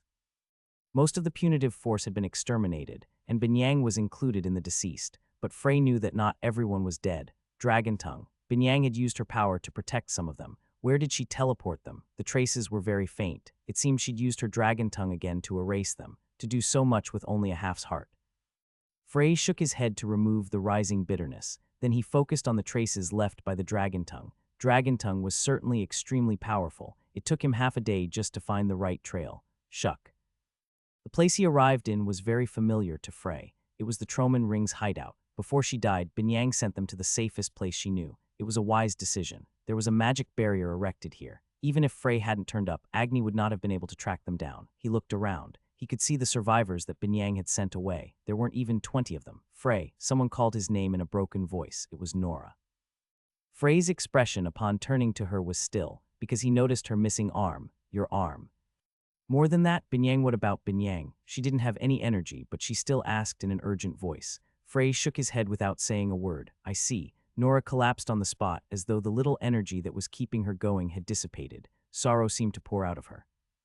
She sacrificed herself because of me. You don't need to blame yourself. I was the one who was late. That wasn't any comfort. Nora smiled bitterly and asked, what about Agni? I killed him. Nora froze for a moment, staring at Frey. She had been too sad to realize it before, but she noticed that there was something different about Frey. Why can't I feel his mana? This was something that was impossible even for a 9-star wizard. Besides, he said he had killed Agni. But even though he was weakened, that shouldn't have been an easy task. Then she finally noticed Dro, who was standing beside Frey. Who is that? That's a bit of a long story. I will tell you later. Frey turned to Tuorik and the surviving Silkid warriors. Tuorik felt his gaze and walked over. Silkid's great chief, Tuorik. Frey Blake. I'm not sure if I overheard correctly. Did you really say you defeated Agni? When Frey nodded, Tuorik was lost for words for a moment. Could he be lying? No, that shouldn't be. But how? He was very weak. At those words, Tuorik had similar thoughts to Nora, but Frey did not give him the chance to ask. You plan to head back to Silkid, right? That's right. Talhadan is gone, so I'll take you back to Altarha. Is that okay? Tuorik nodded. Pot. Then in the next instant, he and the other warriors were standing in Altarha. What just? Was that a warp? It took the warriors a few moments before they realized that they had returned to Silkid. However, most of them stared at Frey with incredulous expressions upon realizing this. Although they were warriors, they still knew a bit about magic. To use warp on his own and so easily despite carrying so many people, he didn't even chant or say anything. Is that even possible? Frey ignored their glances and said, "There are no more demigods in Silkid." However, the damage they dealt cannot be repaired in a short time. Of course, more serious problems remain. You won't be able to easily fix the emotional damage. He was talking about those who had chosen to follow the demigod. It was possible that there could be a civil war. To put it bluntly, the real disaster for Silkid was only just beginning. Tuorik also knew this, so he nodded with a firm expression. Frey didn't respond. The damage was far too great for him to accept any praise. He returned to the Troman Ring's hideout. Now that all the warriors from Silkid were gone, the atmosphere felt thicker. Nora, Isaka, and Nyx could be seen in a clearing, their expressions gloomy. The rest, Snow is locked in a room and Ivan went into the forest. Nora was the one who answered with a bitter expression. I gave them a rough rundown of the situation. Would you like to meet them? Frey nodded before turning around. He looked at Nyx. I'm glad you're safe. Yeah, she looked restless, like a child who had been caught doing something wrong. Frey spoke in a firm tone. It wasn't a wise idea to try and take your own life. I'm sorry. Nyx's face became red and she lowered her head. Frey sighed. There was a lot he wanted to say to her. We'll talk about it later. First, he had to meet Snow and Ivan. The first one he headed to was Snow. The room that Nora was referring to before was Snow's room in his house. Standing in front of the door, he felt the presence of someone inside. He knocked, but he received no answer. Did she want to be alone? Normally, he'd give her some space, but... Click, Frey opened the door and walked in. Snow was sitting on the bed. The only thing out of place was the fact that she was wearing her mask indoors. Maybe she had been crying by herself. Frey sat beside her. What were you doing? Thinking about what happened. Stop blaming yourself. Snow twitched slightly at Frey's words and she turned her masked face to look at him. After staring at him for a moment, she spoke angrily. I wish I could. Hoo-hoo, I've never felt this way before. I feel like I'm going to go crazy because I'm pathetic and useless. I heard that you defeated Agni. Tell me honestly, Frey, would this queen have been any help in your fight? No, Frey answered honestly. Her sword skills were certainly amazing. She had reached the highest level of mastery, and on the entire continent, those who were as skilled as her when it came to swords would not exceed 10. However, that was not enough to hurt Agni. She must have encountered a wall. Snow did not have any experience fighting demigods. This event could be called misfortunate. If she had encountered and defeated a weak demigod, she would not have fallen into such despair. Instead, she would have experienced a period of explosive growth due to the positive stimulation. Unfortunately, her first opponent was an apocalypse. The way I am now, I won't be any help in the coming fights. Her voice was still weak. You're right, if you want to quit now, I won't stop you. As you said, the current you would not be of much help. Snow smiled helplessly at Frey's cold words. Hoo-hoo, what a cruel man. Seeing you talk in such a way without caring about a woman's feelings reminds me of Ricky. Right, like you said, leaving. Frey left the room without listening to her response. Snow shuddered at his cold attitude. Then she wrapped her arms around herself and muttered. Looking for someone else's comfort. You've really fallen this time, Snow to Predictwood. Then the door opened again. It was Frey. The difference this time was that he'd returned with something in his hands. It was a sword. This belonged to my friend. I will now give it to you. She didn't know what material it was made of. She didn't even know who made it. But Snow was certain that it was an amazing sword. She could tell with a single glance. This black sword was the best sword Snow had ever seen.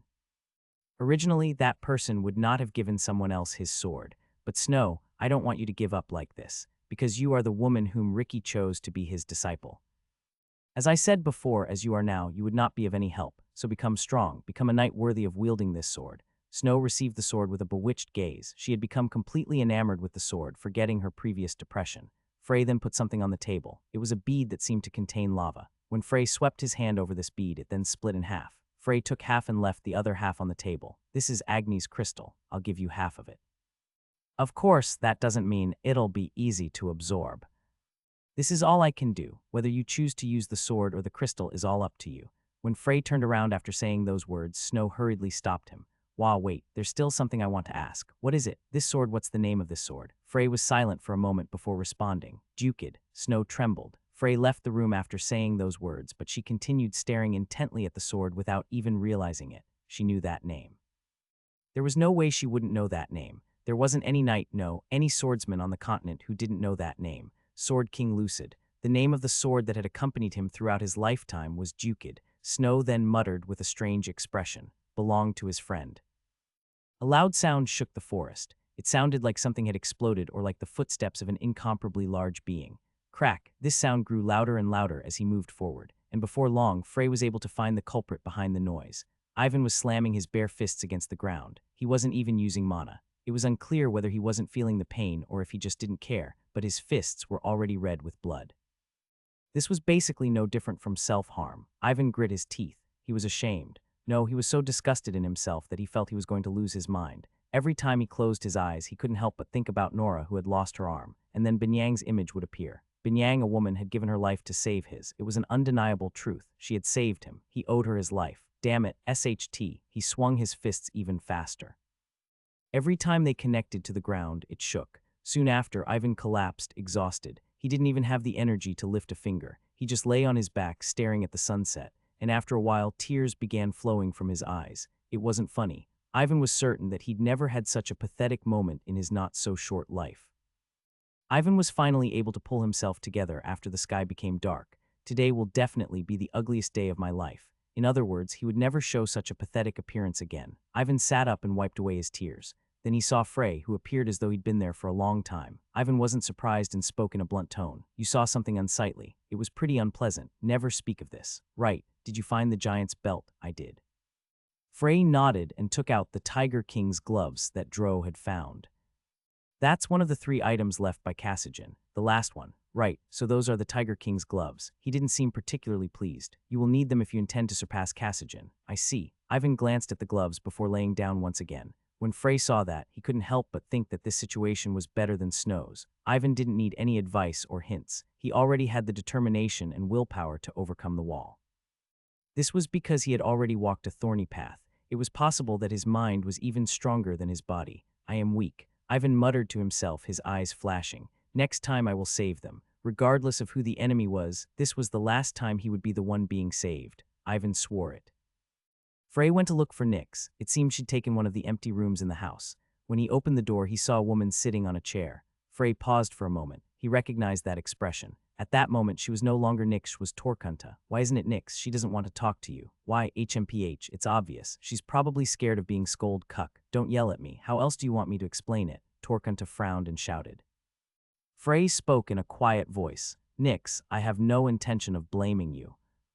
Torkunta, who had been silent for a while, suddenly made a strange expression. Then she sighed and scratched her head. It would have been better to die than end up like this. Now I'm like a shrimp who can't even withstand a few waves. Damn it. Then she lowered her head and her temperament changed. After a while she spoke in a softer tone. I'm sorry, it was Nyx. Frey shook his head and said, Why did you choose to do that? I couldn't think of anything else. I thought it was the best option. Frey couldn't help but feel a bit strange. Nyx's appearance was clearly that of an adult woman, but her tone and expression reminded him of a child who was only a few years old. But this was natural. After all, she had only gained her human appearance a few years ago. Can I sit? Yeah. Frey sat in front of Nyx. Then, after a moment of silence, he opened his mouth. As I said, I didn't come here to scold you or blame you. I just wanted to talk. Looking back, all of our reunions happened unintentionally. We never had the time to have a proper conversation. Nyx hesitated for a moment before nodding. Frey's soft tone caused her stiff body to relax considerably. I want to hear about everything after Torkunta died. Would that be okay? Nyx suddenly let out a soft giggle. Why are you laughing? Because Torkunta just shouted. He said he wasn't dead. Frey also laughed at those words. It was dawn when Frey finished talking to Nyx. He lay on the bed looking down at the peaceful expression of Nyx, who had fallen asleep, before subconsciously brushing her hair away from her face. He was happy that she looked comfortable. You've had a hard day. Since they separated, she had hardly gotten the opportunity to take a break. She'd had a very hard time in the past. It was to the extent that she even tried to kill herself to force Agni into hibernation. When he first heard it, he thought it was an extreme option, but after thinking about it, he realized it wasn't. Instead, it was a judgment that was quite admirable considering the situation, level of knowledge, and experience that Nyx had. Of course, that didn't mean he wanted to compliment her for it. Frey pondered for a while before placing the other half of Agni's crystal on the table. Afterwards, he blew out the candle and left the room. And so, a long and exhausting day had passed. Nevertheless, Frey didn't feel very tired. It wasn't just that. My hunger has disappeared and I don't feel thirsty either. A feeling of fullness filled his entire body, as if he could stay in his optimal condition indefinitely. It was as though he'd returned to his mental world. Frey realized once again that he had moved even further from being human. Of course, he could guess the reason. Divine magic power. This formidable energy was constantly energizing Frey's body. It seemed that he would never need to replenish his food, water, or sleep unless he exhausted his mental power to the limit. Frey shook his head. He might have transcended humanity, but he was still human. This was something that could never be forgotten or blurred. It was a crucial problem, and it was very important for Frey's identity. Therefore, he didn't think about it too deeply. Instead, he thought about the plan at hand. Currently, they had clues to two apostles, Shadow King Genta and the high-ranked demon Kaltud. Shirl was in charge of tracking the latter. If she had any clues, she would contact him personally. As for Genta, the Lucid Swords were responsible for tracking him, including the Circle Master Jekid Diosis. He'd said that Genta was from a small island country called Haidumikar. He'd also said that there was a branch of the Lucid Swords located in Haidumikar, which allowed them to track his whereabouts. I hope it works out. He decided to meet Jekid first. Shuck. Frey moved to the Jun family residence, the place where the last circle meeting had been held. Because it was dawn, the mansion appeared quite dim. But Frey didn't seem to notice this as he headed to Shepard's room on the third floor of the mansion. Light was leaking through the gap below the door. Click. Frey opened the door without knocking. Duke Shepard was sitting at his desk, moving his pen along a document. Realizing that his door was open, he paused. Then he looked up, spotting Frey. Rounder Frey. Frey was relieved to see that Shepard was still acting like a member of the Circle. The Cascow Empire's imperial family had already submitted to Lord. It was possible that they were currently busy dealing with the internal remnants of the Circle. Shepard's case should have been particularly confusing. After all, he was a duke who had devoted himself to the imperial family, but he was also an executive who agreed with the will of the Circle. Nevertheless, Shepard remained polite to Frey. Frey couldn't be sure what he was up to, but it at least proved that he hadn't chosen to obey the imperial family at that moment. What is it? It was a very polite way of speaking. Frey felt strange for a moment as he recalled his first encounter with Shepard, but he eventually brushed it off and said, "I would like to meet Jekid. Master Jekid." He seemed lost in thought. After a while, Shepard put down his pen and got up, heading out of the room. Soon after, he returned with scrolls in his hands. "Master Jekid recently entered Haidum Ikar. I haven't been able to contact him since. Haven't been able to contact him. The Lucid Swords also has a 7-star wizard. A man named Milio. At first, he was regularly communicating with him. He was quite calm despite losing contact. As if he realized Frey's thought, Shepard continued. This situation was expected. Haidum Ikar is a very isolated country. Otherwise, Jekid would not have needed to use shortcuts in order to go there. Have the demigods reached that country? No. Strange as it may be, the island country is peaceful. It's like the demigods haven't touched it at all. There are few such cases across the continent. This was truly a strange occurrence.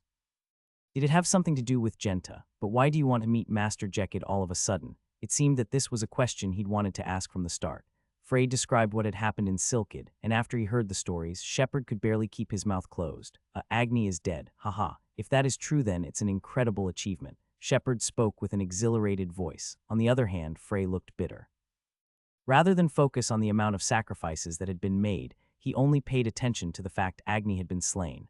Of course, it wasn't that he'd done something wrong. Any member of the Circle would have reacted the same way. Technically, that wasn't true. But Frey felt that it would have taken too long for him to explain the situation in the demon world. Therefore, he simply changed the subject without accepting or denying Shepard's statement. Do you have any idea why we haven't gotten any word from them? It's possible that it's black magic. Black magic, Frey muttered in a soft voice. Black magic. This was a power used primarily by countries on the eastern side of the continent, and although it was different from magic in nature, the concept was the same. That was all Frey knew about it, and it was just a piece of knowledge that anyone could obtain by opening a book in a library. He didn't know more than that. This was because black magic didn't exist 4,000 years ago. This wasn't surprising. The races on the eastern side of the continent had developed their own unique and individual culture since the past, and thousands of years had passed since then. So it was only natural that they would have developed their own techniques and technologies that matched their preferences. How uncomfortable. This was how it felt when one encountered the unknown. There are a few ways to enter Haidum Ikar listed in those scrolls. As long as I have the coordinates, I can use warp. Rounder Frey is certainly strong enough to do so. However, please don't. If you were spotted by someone, things would only get more troublesome. Frey accepted Shepard's quiet warning. He certainly had the confidence to get in without being spotted. However, the real problem followed. Frey wasn't moving alone. In addition to Jekid, he planned to take Ivan, Snow, or Nyx, who were now all working hard to train themselves. If such a large group of outsiders was to appear in such a closed-off place, there would certainly be traces, if it's found that we entered illegally later. As Shepard said, things would become more troublesome.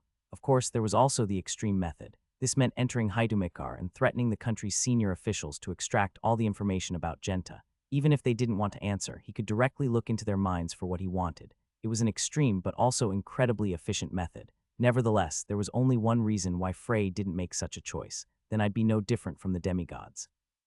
It was unethical and barbaric. He would become the same as Lord, who infiltrated the palace of the imperial family and forcibly obtained their obedience. They weren't the enemy. Letter 1d5 f6, letter 1d6 9 7, letter 1d6 2f, letter 1d6 3 3, letter 2 1 2f, letter 1d4 8 2, com.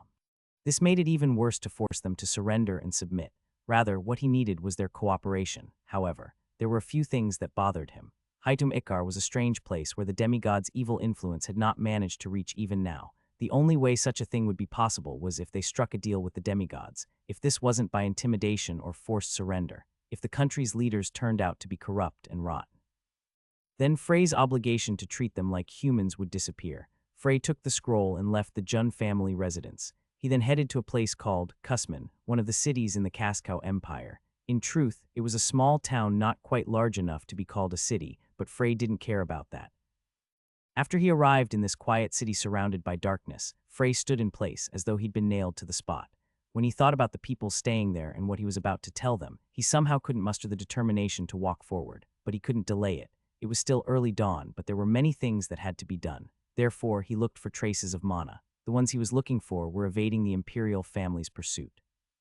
And as he expected, it took him a moment to find a faint trace in front of the entrance to an alley. It was a messy, narrow place. It was an illusion. Frey walked forward, slowly walking through the barrier placed there. He immediately found himself in an area brightly lit by lanterns, and he was covered by a warm feeling as the faint scent of chemicals drifted past his nose. It looked like a wizard's workshop. Rounder Frey, a surprised voice called out to him. It was Honor Giselin, who had been standing at the side. He stared at Frey with wide eyes, obviously not expecting his arrival. "Why are you here?" Ezek was also there. Frey held back a sigh. Then, with a heavy expression, he said, "I'm sorry." It was with a heavy heart that Frey left Kusman. They didn't blame him. Maybe they didn't have the energy to. They simply sat and cried. Frey didn't comfort them. He didn't think he deserved to do that. Instead, he handed Binyang's body over to them and left. I was irresponsible. With a thought, he headed over to the Amakan desert. There he found a young girl on the desolate sandy ground. She was laying on her back, looking up at the sky. "Dawn in the desert is very cold." Frey nodded. "You must have been cold. A little, but it was faint." The girl rolled her eyes slightly before turning to Frey. "I thought you didn't come back because you forgot. There were a few urgent matters I had to deal with. Did you resolve them?" Most of them. The moment she heard that, her expression changed. "What happened?" Frey didn't answer. Anastasia rose up from the ground with a strange expression. Her limbs that had been cut off had regenerated a while ago. "Who died?" Those words caused a bitter chuckle to come out of Frey. He'd chosen the wrong person to pretend to. This girl in front of him was probably the person who had the best understanding of Frey in the world. He nodded slowly and said, "Binyang died, Binyang Argento. The circle master of the Troman rings who had carried on the great mage Lucas Troman's legacy." Anastasia didn't know much about her, except for what she'd heard from Frey. It might feel new now, but this isn't the first time we've been through this. Frey didn't know how many comrades they had lost since the start of the war because he knew it was foolish to keep count. "Binyang was special to you." Frey nodded again. "Right, she could have become my disciple. Had things worked out a little better, she would have." It was only then that Frey realized the biggest feeling was feeling at that moment a sense of loss. "It wasn't your fault. Don't blame yourself, Lucas." As she said this, Anastasia closed her eyes. "You don't have to bear the sadness. Never forget their sacrifice. But there is something more important than that. Never getting used to it, right? Never growing accustomed towards the death of your comrades. To live a human, you had to always feel angry, sad, and regretful towards their deaths. You had to continue fighting passionately and living every day. Bury it in your chest and stand up." As always, it was a rough form of consolation, but Frey felt a faint tightness in his chest at those seemingly insignificant words. In truth, Anastasia's words were more like advice than comfort. This had happened a lot in the past, and although he didn't want to think about it, it would probably happen in the future as well. You wouldn't be able to prevent it every time. Don't get used to blaming yourself. Too much self-criticism would wear away at one's resolve, and one would eventually begin fearing the struggle. Frey knew this. However, there were times when one needed to hear someone else say something, even if it was something one already knew. And it was even better if that person was a close friend, for example, one's lifelong friend. After managing to turn the mood around, Anastasia opened her mouth and said in a cheerful voice, "That's enough of the cheesy stuff. What are we going to do now? Go to Heitum Ikar. Heitum Ikar, before that." Frey told Anastasia what he'd learned from Dro. When she heard everything, she nodded and said, So this is a good opportunity. That's why we have to head to that island country, to get rid of Ananta's apostle. But it's a bit difficult to enter the country. It is very closed off. They have a national isolation policy. That wasn't exactly the case, but it was pretty similar. So Frey nodded before unfurling the scroll he received from Shepard. What's that? Ways to enter the country. There were a total of 3 methods listed in the scroll. The first was to obtain an entry permit. After reading the process for this method, Anastasia frowned and said, "We can't do this one." Right. The screening process is too demanding and it takes a very long time. Even the fastest case still required a month. Naturally, Frey did not have that much time at his disposal, so they quickly skipped past that method and checked the next one. The second was to be invited as guests by the royalty or nobles of Haidumekar. This is the method Jekid used. Since the Lucid Swords had a branch in Haidumekar, they naturally had members from there as well. Do you have any acquaintances who could help us? I don't. No. Wait a minute. The orc shaman from Paragon suddenly appeared in Frey's mind. The sorcery she displayed at that time had left an impression on him. However, Paragon is also busy at the moment. They wouldn't have the time to lend a hand. It was also not a confirmation that she was from Haidumekar simply because she could use sorcery, so that method was also put aside. This meant that there was only one method left. Anastasia's eyes naturally turned to the last part of the scroll. Obtain permission from the Great Medium. Anastasia grinned. Wouldn't this one be easy since we're all comrades? The Great Mage couldn't help but roll his eyes at the Great Sage's words. That was a terrible joke. Hoo-hoo.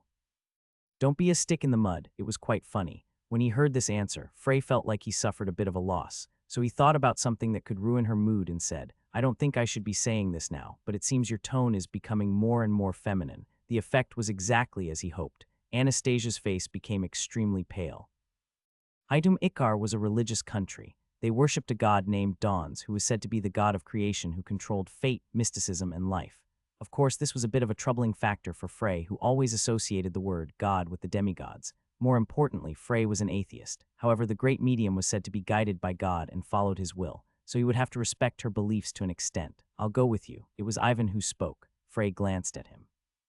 He had given his answer immediately after Frey informed the group about the trip to meet the Great Medium. "Did you receive some clues from the 3 treasures?" "Right, it's fine since I can do it anywhere. I think it would be better to get some fresh air now." Frey then turned to look at Snow. "What about you? I will focus on my training for the time being." "Me too." Nyx cautiously agreed with her opinion. Frey didn't intend to force them. Rather, he would have refused if they really did choose to go. It would be better for those two to absorb Agni's crystal as fast as possible and focus on mastering their divine power. The next person Frey turned to was Asaka. "I think I'll stop by the Blake family residence." "Why there? Didn't you say Heinz was looking over the family on his own?" "I'm worried." Frey frowned at the unexpectedly fatherly words, but the words that followed were even more unbelievable. "Heinz is smart, but he has no experience and is too inflexible in his thinking. So I will help him. I think we need to improve our awkward relationship." Aside from a slightly strange feeling, Isaka's judgment was actually quite good. The man in front of him had been Laren's puppet, but he'd also been the head of a great noble family for decades. He wasn't sure how Heinz would respond to Asaka, but his guidance was certainly necessary in order for the family to progress smoothly. Moreover, it was more reliable to make use of experience rather than intelligence or knowledge when it came to evading the imperial family's pursuit. Then it's decided. The people heading to Haidumekar were Frey, Anastasia, Ivan, and Dro. Nora simply watched from the side without saying a word. Perhaps it was because of her mood, but her empty sleeve seemed to look even more empty. Ivan's eyes turned to her. "At your age, it's best to retire. Think of this as a good opportunity, Master. Even if I just have one arm, I can still smash your skull." "Why did you have to say that?" When she heard Ivan's soft complaint, Nora smiled. "Please leave everything to me." Anastasia opened a map. Then with her slender white finger, she pointed to an island in the east. "This is Haidum Ikar, by the way. How exactly are we going to meet the Great Medium? Don't we need a permit to even enter the country? The Great Medium doesn't live on the island." Anastasia's expression became a bit strange. "She lives outside, on the continent." "No. She lives on an island called Lesha, located between Haidum Ikar and the continent. It is said that that's where the Great Medium has always lived." Snow tilted her head. "Isn't she the leader of the country? Why would she stay in such a place?" "Because the title Great Medium has a more symbolic meaning. She has neither power nor influence. I heard that she had special abilities, but I don't know how she is treated by the country." At Asaka's explanation, Snow nodded. She seemed to understand that the Great Medium was a concept similar to the Elven Queen. "Do you need to prepare anything to meet her?" "Not really." "What do you mean?" "I heard that anyone with hostile intentions would not even be able to find the island, and only those that the Great Medium wants to meet will find the path." "Sounds like a legend." HMPH. The more unbelievable the rumors, the less the truth is worth. Ivan snorted loudly and Frey agreed with him. Isaka shook his head. The great medium has lived for over 200 years. Nevertheless, she remains so young and beautiful that everyone who saw her could only compliment her. It's possible that she's not human. Anastasia laughed at those words. 200 years. Compared to us, she's still a newborn. Isn't that right, Lucas? At that moment, it was as if time had come to a stop. Anastasia hurriedly covered her mouth with both hands. However, it was impossible for her to take back the words that had already been said. Everyone there knew. Despite having the appearance of a young girl, Anastasia was one of the heroes from 4,000 years ago, the great sage. That was why her words couldn't be dismissed as a slip of the tongue. By Lucas, do you mean Lucas Troman? Why would the name of the great mage suddenly pop up? No. Wait a minute, no ways. As everyone turned their eyes to Frey, Anastasia said.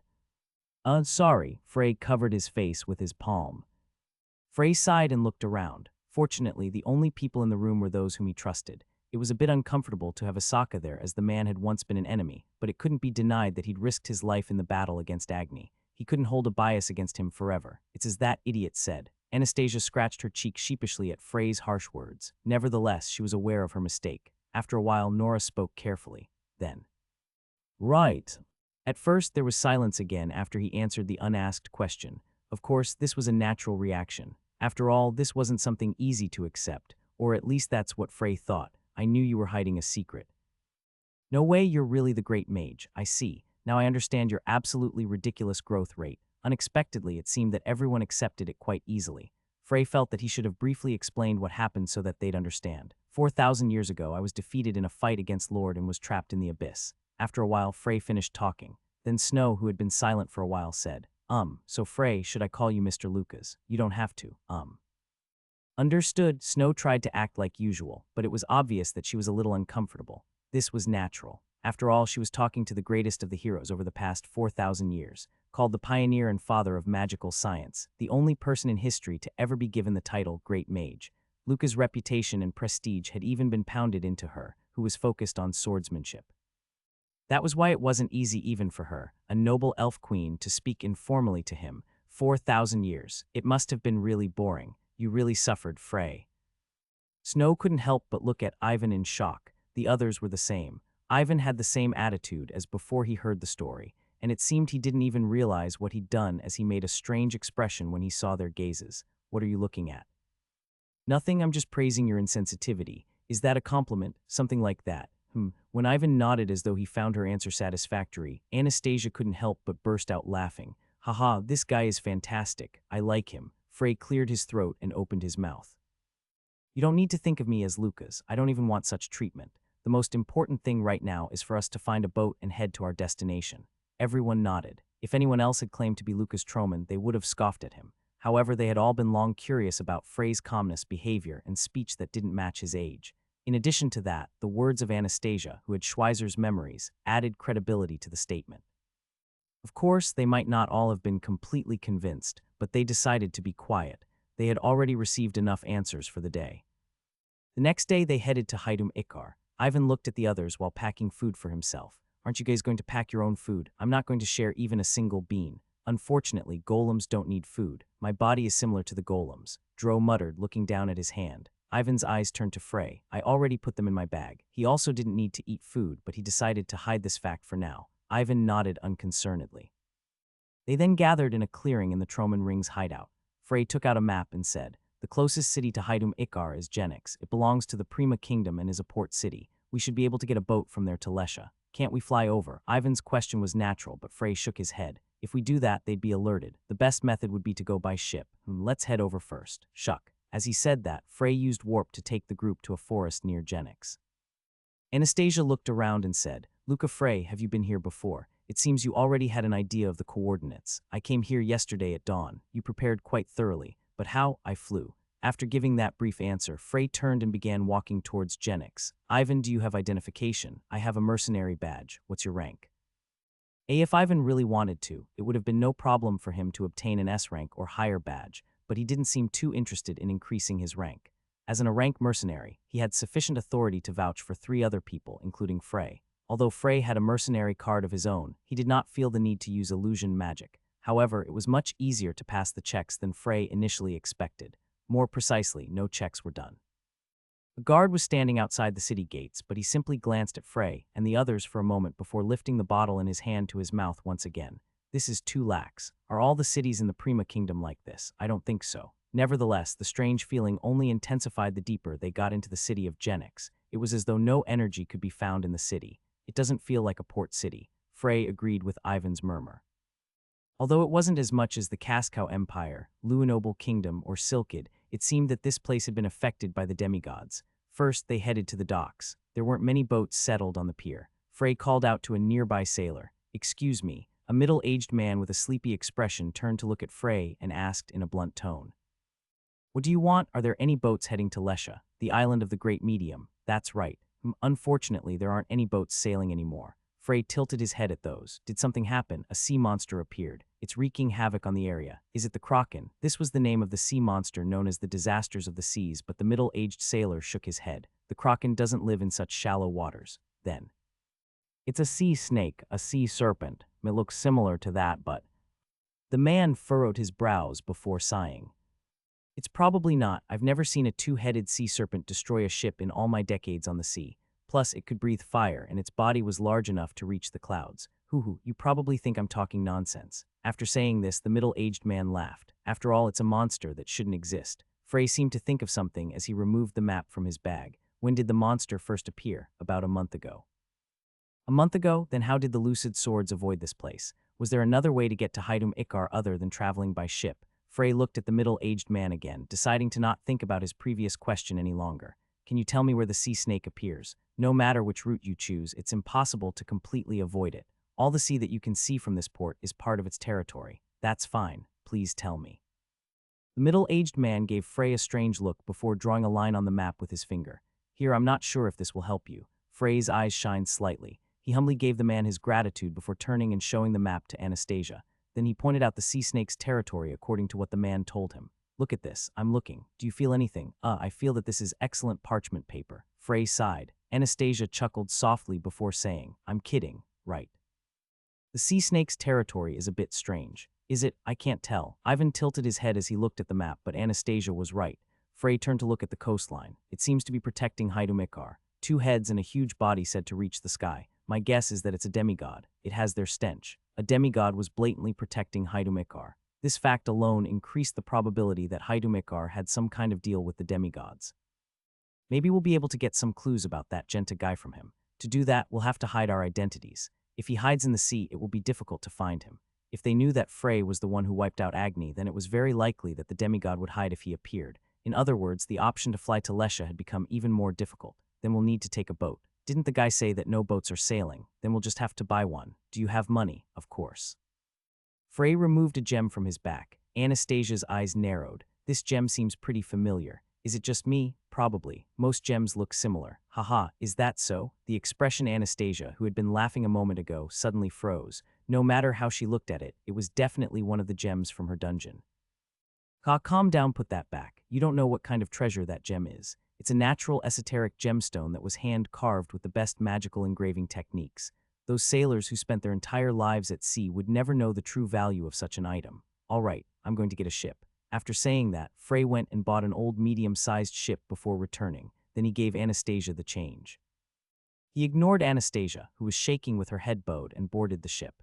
But they couldn't leave right away. Frey, Ivan, nor Anastasia had any knowledge when it came to sailing a ship, and naturally Dro was the same. It would only be a short voyage, but they would still need a navigator. Frey searched for someone willing to go with them but didn't have any luck. Then a young, brown-skinned man spoke to him. Old man Frank is the only sailor who would willingly leave this port now. Frank.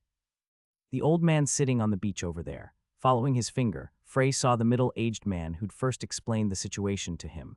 Every day, he sits there staring at the sea, thinking about all the troubles that have happened recently.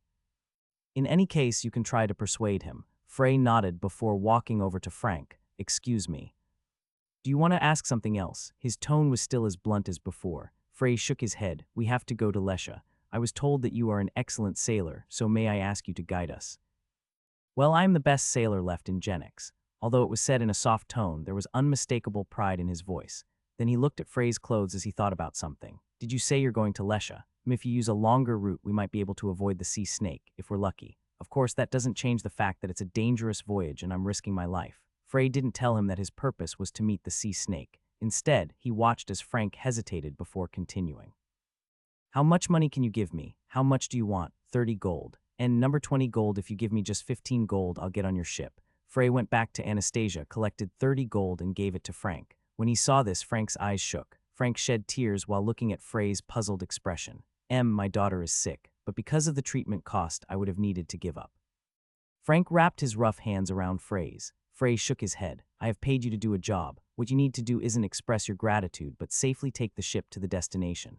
Of course I will. With my pride, I could take you to the other side of the continent without a scratch. After saying this with a firm expression, Frank boarded the boat after a few preparations. But how did you manage to get a boat? No smart person would lend their boat out with the sea snake around. I bought one. I see. Frey looked at him with a perplexed expression. Then Frank said he'd need a few more sailors since the boat was larger than he expected. This was natural. After all, it was impossible for him to control a boat of this size on his own. How are you going to get the sailors? I know some people. My friends all know my navigation skills, so as long as I am at the helm, they won't mind coming aboard as long as you're willing to pay, of course. Please. When Frank left, Dro walked over to Frey. He looked into the sea and muttered softly. You are right. I can sense a strong divine power here. Are you sure it's a demigod's? Right, but I don't think that's all. Dro placed his hand over the left side of his chest before continuing. I can feel the presence of my people in this sea. The great medium opened her eyes earlier than usual. As she sat up, her long, ebony hair flowed down, covering her face. The great medium swept her hair roughly to the side, lost in her thoughts. It had been a long time since she received a revelation. This wasn't a problem. But this time the revelation was too short and vague. The representative, the person who would stand tall and prevent the end of the world, the last fighter. Dawns, what role do you want this girl to play? The great medium muttered softly as she got up from her seat. Jose, did you call for me, my lady? Only a voice could be heard. After a brief silence, the great medium continued. Guests will be coming soon, so make preparations. The eyes of Jose, who was standing outside, lit up. This meant the visitors who were coming should not be mistreated but treated as guests. As you command. Jose's presence disappeared and the great medium let out a sigh. It was annoying, but she had to accept the revelation. She opened a window. Then, as she looked at the wide horizon and smelled the scent of the sea, she couldn't but think, he will soon appear on that horizon. The mysterious representative from her revelation. By your kind, do you mean a dragon? Right. Dro said that he wasn't the dragon lord. Nevertheless, he still described the presence of the dragon that he felt there as his kind. Of course, that wasn't important at that moment. Frey thought about Hector's words. At that time, Hector had said that there were basically no more dragons left on the continent, and Frey agreed with him. They were practically extinct. However, Dro was now saying that he could sense the presence of a dragon there. Together with a demigod's divine power. It was possible that there was some kind of secret hidden in the small sea. Can you track it? I don't know. This is my first time experiencing something like this, but if we get close enough, I think I'd be able to find it. That was enough for now. It was possible that the dragon was hiding because of the demigod nearby. If Dro can feel the dragon's presence, then it's possible that the dragon can also feel his presence. Regardless if they attacked the demigod, the dragon was bound to respond in some way. By the time Frey finished thinking about this, Frank returned. With him were 7 sailors who had agreed to accompany them. When Frey tried to take out the money to pay them, Frank stopped him. I will handle their payment. You will, you gave me too much money. Frey shook his head firmly when Frank said those words. It is a fair price for your work. We already calculated your wages, so you don't need to worry about that. But... End of story. Frey then ignored him and went to pay the other sailors. Frank looked at him and muttered bitterly, he's so stubborn. It was said that the trip to Lesha would take a week. If they had headed there directly, it would have only taken 3 days, but since they were taking a route to avoid the sea snake, it inevitably took longer. However, even if they were to take the longer route, there was no guarantee that they would be able to evade the sea snake. If it was really a demigod, then it would attack this ship without a doubt. Frey had been gently scattering mana since the ship had first set sail. It was like gently waving a rat tail in front of a cat. If it's really a demigod, then it won't be able to resist this bait. If it ignored the bait, this meant that it was nothing more than a simple monster and he would no longer have to pay any attention to it. He could just get rid of it on his way back after finishing his business. The weather is so good. The waves are calm. Originally, such weather would have created a lot of jobs, if it wasn't for that snake bastard. Well, even without it, the current situation in the continent isn't too good. Rather, it can be said that the sea is still safer than land. This was the conversation between the sailors. It was ordinary people like these who were the most terrified by the demigod's appearance. For them, the demigods were like an unidentified horror. The circulating rumors were so unbelievable that they sounded extremely exaggerated. Nevertheless, these rumors continued to spread. Unknowingly, their anxiety was steadily being amplified, so if they did actually encounter the demigods in the future, their will would be broken right away. Of course, Frey didn't have any intention of blaming them. Very few people chose to continue fighting after personally witnessing the demigod's power. Frey turned to look at Ivan. He was probably the most bored out of everyone on this sea journey. He was standing on the deck, fiddling with the Gale necklace while wearing all three of Cassigen's artifacts. "Did you get any results?" Ivan shook his head as Frey approached him, saying, "A little. I can at least see why they're called the three treasures. All three of them must be collected before they can show their true worth.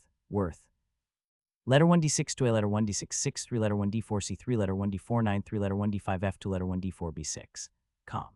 Would you like to see it?" When Frey nodded, Ivan furrowed his eyebrows. Frey realized he was injecting his mana into the three artifacts. After a while, a slight hum seemed to be coming from the giant's belt, Tiger King's gloves, and Gale necklace. Pot. Frey forgot how to talk for a moment, then he murmured in a shocked voice, "Cassigen, since the great mage himself confirmed it, I guess this guy really is Cassigen." Ivan seemed to have still had some doubts whether the phantom of the man that appeared was Cassigen. It was a man with short hair and fierce eyes, who seemed to exude pressure similar to a mountain. It was Cassigen without a doubt. Cassigen suddenly took a stance. Then he took a deep breath and slowly stretched out his fist. It was a gentle and fluid motion, but he wasn't just giving a fist bump. Warrior King Fist. Cassigen's phantom was personally demonstrating the Warrior King Fist that he'd created. Ivan didn't speak. Unknowingly, his eyes had become fixated upon Cassigen. In fact, it looked like he was trying to devour Cassigen's image. Frey liked the look in his eyes, and Cassigen would have probably too. If he was still alive, he would have definitely taken Ivan in as his disciple. Frey left Ivan to concentrate and returned to his room. 4 days passed. Until then, the voyage had been smooth. During this trip, Frey mostly stayed on the deck. Like the previous days, this day was calm, and he spent it having conversations with Anastasia, Ivan, or Frank. KRRRR. However, just as the sun was about to set, he felt an unusual tremor. Something was approaching the ship from below. Frey was the first to realize this. Ivan and Anastasia rushed onto the deck while Frank hurriedly gave orders to the sailors. "Unfurl the sails." The sailors moved perfectly to follow the order. Frank looked nervous. He must have seen the sea snake rushing towards the ship. It was possible that he felt that he might have taken the wrong course and was ashamed. Seeing this made Frey feel a bit guilty, but there were more important things to deal with at that moment. Roar. The waves shook heavily and the ship listed one violently. The sails fluttered as if they had encountered a fierce typhoon. The sailors tumbled across the deck a few times before they were able to latch onto the mast like bugs. Suddenly, something emerged from the sea. It was the sea snake. Although that was what Frank called it, it looked more like a drake or a similar subspecies than a snake. With bright blue scales, bright yellow eyes, and gleaming teeth, it wouldn't have been wrong to call it a sea dragon. Now that he could see it in person, Frey could definitely tell from its divine power.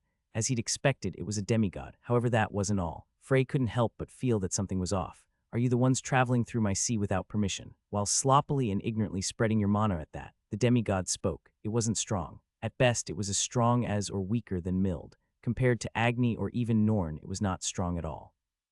With his current strength, it would be quite simple for Frey to get rid of this demigod. Nevertheless, he didn't release his divine magic power to get rid of it. "Cuckoo, are you afraid?" "Right, I should have expected this much. Don't worry, you won't feel any pain. Your bodies won't even get stuck in this body's teeth." It had a very strange way of speaking. It reminded Frey more of Torkunta than of a demigod. Frey suppressed these doubts and said, "I heard you had 2 heads." Immediately afterwards, his body moved, floating up in front of the demigod. Crazy. TH that. Frank and the other crew members watched this sight with shocked gazes. It was only at that moment when they realized Frey was a wizard, but they didn't have the energy to rejoice. After all, it seemed that Frey would get swallowed in one bite. "Reveal your other head." Frey spoke calmly. This was where the strange feeling was coming from. "You're out of your mind." The demigod opened its mouth as though it had heard something absurd. Then flames poured up from its throat. Now that he thought about it, Frank did say that the sea snake could breathe fire. Just as Frey was about to cast a spell, a man shot up from the deck. It was Ivan. Ivan's fist struck the demigod's chin heavily. Crack cuck, the demigod's mouth closed with a heavy sound, and the flames that it was about to spew out leaked through its clenched teeth. The flames from its own stomach were burning it. It was a very effective attack. Unlike Frey's calm observation, the demigod's anger was intense. It glared down at Ivan with eyes that seemed to drip with rage. "You worm." Ivan cracked his knuckles. "If you want to spit flames, then you should go live on the land instead of in the sea." "Shut up," the demigod screamed. At that moment, the sea surged and the second head emerged. The moment he saw this head, Frey realized the reason for his strange feeling. At the same time, another question was answered. A sea snake with 2 heads. That was the impression that most of the sailors, including Frank, had. The The second head also looked like a dragon's, but it was different. It was completely different. The second head wasn't a sea dragon's or a serpent's. It wasn't even a demigod's. This difference was clear to Frey. This demigod's second head was a dragon whom Frey knew. Even if he couldn't tell the difference between other dragons, this was the one dragon whom Frey would always be able to recognize. It was the head of green dragon Aisala, his teacher, Ku'uu. The cracking voice was like a terrible sound coming from a corpse. It was clear that this head didn't have any intelligence. Its ego had already disappeared. It was basically a zombie. Frey realized. Transplantation. Did they transplant a dragon's body to a demigod and then reshape it? Was something like that possible? What on earth did you do? Frey's voice trembled slightly. The demigod laughed loudly at that, believing he was trembling in fear. Huhaha, you think I'll tell you? Die. At first, Frey had no intention of killing this demigod. However, he now had even more of a reason to keep him alive. He had to find out why this demigod was wearing his teacher's head no matter what. It was then. I will help too. It took Frey a moment to realize it was Dro's voice. This was because there was a strange emotion in his usually emotionless voice. It was only when he turned to look at him that he realized what it was. Dro's face was clouded by indescribable rage. This caused him to wonder about Dro's true identity once again, but he shook his head. You can't kill him. I know. Kuhaha, the demigod laughed even harder. He didn't realize now that most of the demigods, including Lord, were in the demon world. These two people standing before him were among the top 5 strongest beings on the continent. It was less than 10 minutes after the fight. Frey felt a deep sense of incongruity, and in the next moment, he stopped moving. SB, spare me. The demigod bowed his head and begged. Its big eyes were filled with tears. Frey recalled his divine magic power. The sea snake was strong. Especially underwater, it was an invincible being. Unfortunately, it had met the wrong opponents this time. The power Frey used the most was Indra's lightning. By itself, the lightning was already incredibly strong, but the effect was amplified exponentially since the sea snake was covered in water. The power Dro displayed was equally as amazing. This was the first time Frey saw him fight. He uses the power of dragons as if it was his own. It wasn't just dragon tongue. He was also very skillful when it came to the use of his dragon fear. His spells were excellent, and he always knew the best times to make use of the spirits. Frey couldn't help but wonder if he really wasn't the Dragon Lord. Anastasia, who was watching the fight from the ship, couldn't help but laugh. This guy is really strange. Is that something a demigod would say?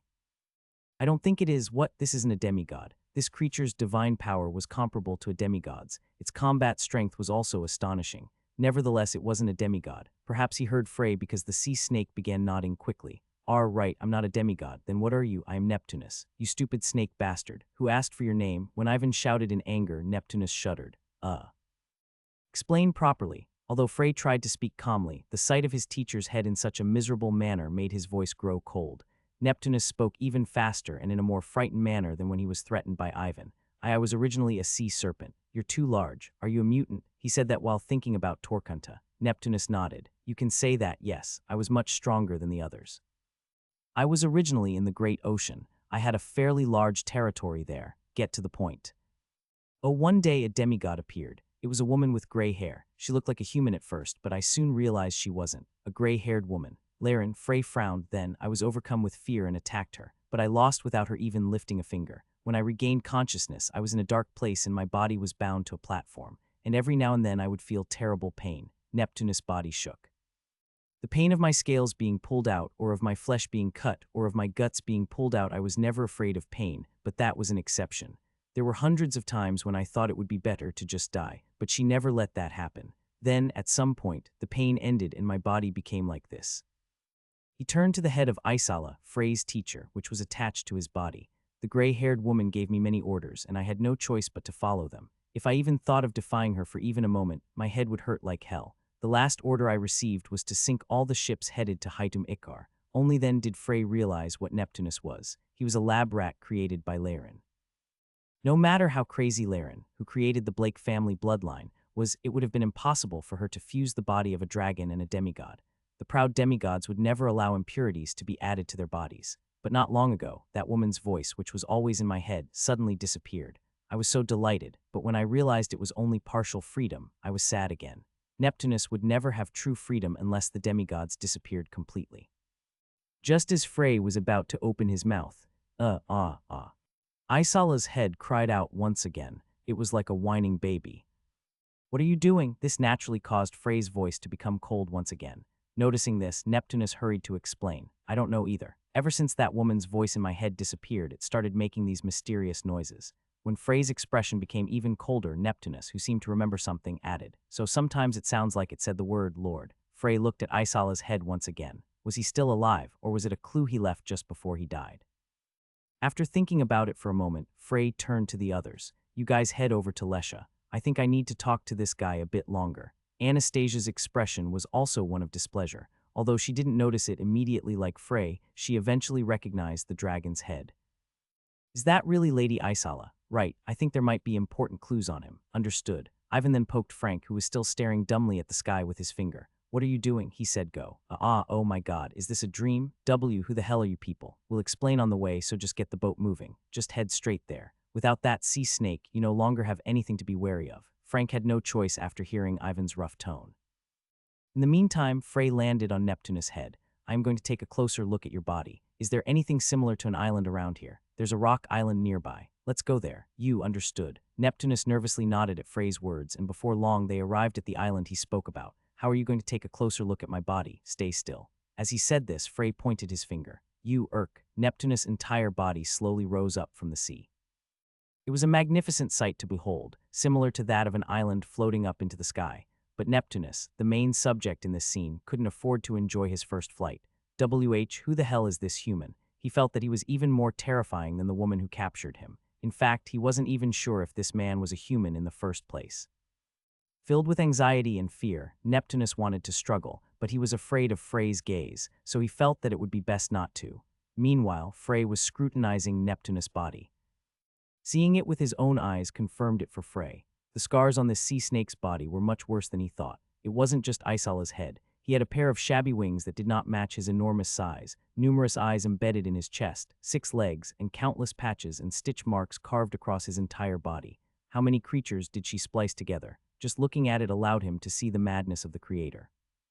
If it wasn't for Neptunus' strong vitality, he would have died many times over. Instead of a sea serpent, he should have been called a chimera. Can you use mana? And no, I can't even use divine power at will. I can only use it to strengthen my body. Frey looked at Isala once more. Isala was dead, or she was on the verge of death, that much was certain. But it was possible that a faint bit of his ego still remained. It was just that Neptunus' power prevented him from waking up. Take a nap.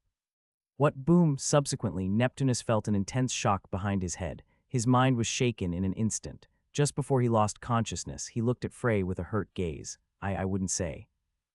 Neptunus fainted without being able to complete his sentence. His head then collapsed on the rock island. Frey looked at Isala. Even though Neptunus was unconscious, it was still murmuring. In other words, Neptunus and Isala's egos were not connected. He touched the head. He could feel divine power. It was left behind by Laren, but she was an apocalypse, so the amount of divine power at her disposal was very large. He said that Isala started murmuring after Laren died. With her death, most of the divine power in Neptunus' body disappeared, and Isala was able to regain a bit of his consciousness. So if all of the remaining divine power was removed. He was already able to control divine power as well as he could mana. He'd simply knocked Neptunus out so that it would be easier. The next thing he noticed was Neptunus' heart. When he was inspecting Neptunus' body, he had noticed a large number of scars and stitches on his chest, and just as he expected, I knew it. Neptunus had 2 hearts, and the heart on the right that was shaking fiercely was, without a doubt, a dragon heart. This should have been what Dro felt. Without hesitation, Frey pumped mana into the dragon heart. His mana was purer and denser than even the most mana-rich locations on the continent. Babump, the dragon heart began to beat heavily. Like a traveler who had wandered the desert for several days before finding an oasis, the dragon heart sucked in the mana like it was drinking water. Pot. As soon as the dragon heart was filled, Isala's murmuring stopped. After a while, she opened her eyes. It was not the same as the unfocused eyes from before. There was clearly intelligence in her eyes. Frey hesitated before saying, Master. You are. It's Luca's. This reunion made Frey feel joy and sorrow at the same time. However, there was no time to think about that. Isala blinked before saying, Luca's, but Luca's is dead. A lot has happened. They didn't have time. Frey summarized everything to the best of his ability and told her about the situation. Isala seemed to have a hard time believing it at first, but she still listened to Frey, and when he finished, she let out a long sigh. Right, as you said, a lot has happened. Isala's voice was weak. This made Frey even more sad. He couldn't find any traces of the gentle and relaxed expression from the past. Who did this to you, Master, Lord? As expected, Frey grit his teeth. His anger towards Lord had reached new heights at that moment. Lucas, we don't have the time to enjoy our reunion. He knew what she was saying was true. It was already a miracle that her consciousness had persisted for so long. It wouldn't be strange if she suddenly died. You said you met someone you suspect to be the Dragon Lord. I'm not sure, do you know him? Of course, I was also an ancient. After falling silent for a moment, she spoke again. I don't know the exact identity of that man named Dro, but if he really is the Dragon Lord Lucas, you can't trust him. Why? When Frey asked this in a surprised voice, Isala gave him a shocking answer. Because the Demigod Lord and the Dragon Lord were like brothers. That island is Lesha. It took about a day for them to arrive. Ivan looked at the small island that was surrounded by a strange fog. There was an indescribably mysterious feeling exuded by the island. There are many reefs in this area. If you don't have the Great Medium's permission, it is impossible to find the safe path. The moment Frank said those words, the fog suddenly began dispersing. Seeing this, Anastasia muttered contemplatively, I guess this is sorcery. It certainly is unique. I think this is the way we are meant to go. After following the path surrounded by fog, they reached a small dock. Frank anchored the ship and turned to Ivan. We will wait here. Since you came with us, why don't you see what the island is like? I feel like I'm going to be sick if I stay on this boat any longer. Our role is just to guide you. The Great Medium will not allow us to go any further. By not allow it, did they mean she'd kick them out? It was a strange statement, but Ivan nodded, not bothered to persuade them any further. The Great Medium stays at a shrine at the top of the mountain in the middle of the island, climbing a mountain. How annoying. Ivan scratched his head in annoyance before walking towards the mountain. Anastasia and Dro followed him, but they soon stopped. This was because there were people standing in front of them. There were two people, a man and a woman. Ivan looked at the man and narrowed his eyes. That guy's pretty strong. He was so skilled that it was a waste for him to be staying on such a small island. There weren't many people as strong as him, even in Silkid, the land of warriors. Ivan then turned to look at the woman. The woman was dressed in blue robes and had long, ebony hair. Her face also seemed to be locked in a perpetually sleepy expression. Just looking at her made one feel tired. Welcome, guests, to Lesha. It was the woman who spoke. Unlike her polite words, her voice was filled with fatigue and annoyance. It was then Ivan realized that she was the Great Medium. I'm sorry, can you wait a bit? There's someone who hasn't arrived yet. The Great Medium tilted her head before shaking it slightly. The person whom I foretold is already here. Is that necessary? Who are you talking about? The candidate for representative. The Great Medium muttered, then turned to someone. The prophesied being who will have great influence in the end of the world. Even after receiving the Great Medium's expectant gaze, Dro didn't utter a word. Isala took a deep breath. She closed her eyes for a moment as if to compose herself before opening them and continuing with difficulty. While we were fighting the demigods, I always thought that we were in the right. However, the more I learned the truth, the more questions arose. It is possible that the dragons were not a benevolent race. Her voice was heavy. Frey was curious, but he remained quiet. He knew that his teacher didn't have much time, so he wanted her to choose her own last words. He felt a renewed sense of helplessness. The thought that he'd gained absolute power after acquiring the divine magic power was only an illusion. In the end, I'm just like a demigod. When it came to destroying things, he had gained near omnipotent power, but it was still impossible to revive a single dying life. Isala spoke in a soft voice as though she noticed Frey's inner turmoil. You said it was that child, Iris, who created Dro. That's right. I wonder what Iris is thinking. She was deeply frustrated when you disappeared. I thought she could overcome that darkness, but before I knew it, she fell to Lord. I don't know what her intentions are, but one thing I do know is that Lord will do whatever he can to get his hands on Dro. Yes, he knew that, which was part of the reason he kept Dro near. Isala was proud to see her disciple's resolute expression. Even though an inevitable fight with Lord was rapidly approaching, he did not back down or waver in the slightest. She didn't know when he'd become so reliable. You are much stronger than you were in the past. I'm proud to be the teacher who once guided you. But I am worried that you will forget your humanity. The important thing is to never forget yourself. You have already reached a stage where you can no longer be called mortal, so if you take even one step down the wrong path, you might become a second Lord. I will keep it in mind. Frey bowed his head. Isala seemed to smile wistfully for a moment. Will I be able to return to nature even though I've become like this? Or am I being too greedy? No, you can be naturalized. Please leave it to me. This time she laughed happily. Frey looked at the smiling face of his teacher and couldn't help but smile. I'm glad I got to see you again, Lucas, my disciple, and I'm truly happy to have been your teacher, even up to my last moments. She closed her eyes slowly. Isala's voice gradually faded. Frey bowed once again. I wish you eternal rest, master. There's an intruder, Genta paused. Again, these rat bastards, how did they manage to crawl in this time? They have not yet set foot in the country, but it has been confirmed that they went to meet the Great Medium. They will probably get permission from the Great Medium. That damn woman was giving him hell. Genta's expression crumpled. He really wished he could kill her. The great medium had never been of any help to their cause. However, she was not easy to handle, even for Genta. Since the fog path was opened, it is believed that they will enter the country soon. It was only a feeling, but Genta felt that these intruders would be much more troublesome than the previous ones. This is getting more complicated. Genta recalled Ananta's words, "Get out of Haidum Ikar. You won't be safe there." He hadn't believed it at that time because he didn't think there would be much trouble. So naturally, he had disobeyed. Genta was filled with regret, but it was already too late. Maybe they're all from the circle. If they work together, things will become more troublesome. What are you going to do? We're going to destroy them before they can gather. Genta's eyes became cold. We have to deal with those who arrived first. Are you ready? Even if you give the orders right now. Good. As for the first intruders, they already had an idea of who they were. The Lucid Swords, one of the three great circles. The Circle Master, Jekid Diosis, Circle Rounder Hart Lomond, 7 knights, 1 wizard, and 1 shaman from Haidum Ikar. Jekid was a knight who had surpassed the master rank, but Genta wasn't afraid of him. CHCHCH. His dagger began shaking, and sticky poison flowed from his hand to cover it. Even a knight who had defense and resistance like an iron fortress would die as soon as this poison touched him. Genta let out a cold laugh. I will show those proud knights just how terrifying assassins can be. The room Dro was assigned to had an excellent view of the outside. From it, he could see the dark sea that seemed to swallow the shore and the soft moonlight and the scenery of the island, all with a single glance. It was truly a beautiful and magnificent sight. It gave Dro a feeling of stability. The sound of the crashing waves gave him peace. His eyes closed slowly. Then he heard a knock on the door. Who is it? It's the great medium. Dro hesitated for a moment before speaking. Come in. The great medium walked into the room. Unlike before, she was dressed in a white outfit. It might have been because of the soft moonlight, but she seemed a bit more pleasing to look at than when he saw her during the day. Nevertheless, there was no change in Dro's expression. Do you like the room? I have no feeling towards it.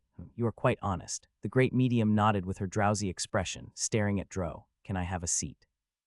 It seems you have something to talk about. It won't take long, if you say so. The great medium sat down in front of Dro. Then she looked at him with eyes that seemed to be darker than the night sky. Do you believe in God? No. It was an unexpected question, but Dro answered without hesitation. The great medium continued like it didn't matter. Ah, I see, that's fine. I also didn't believe until I became the great medium. You speak as though God exists. He exists. It was a response filled with confidence. A slight glint appeared in Dro's eyes. Then what is God doing now? He's probably doing something so complex that I couldn't even begin to understand. Is it so important that he can ignore the chaos on the continent? Hoo-hoo. A bad habit that humans have is to only seek God after a disaster. Besides, it's not possible to measure God with human standards. God is absolutely fair. Our painful cries will only sound like complaints to him. The great medium laughed. This will be hard to understand for someone who isn't even human in the first place. The two stared at each other's eyes for a moment, and it was Dro who opened his mouth first. You said that I will have a great influence on the end of the world. Did God tell you that? Yes. I also have something else to tell you. Dro looked at the great medium intently. The playful expression that had never left her face before disappeared, and she said in a serious voice, a person will stand tall and prevent the end of the world. The last fighter, the representative.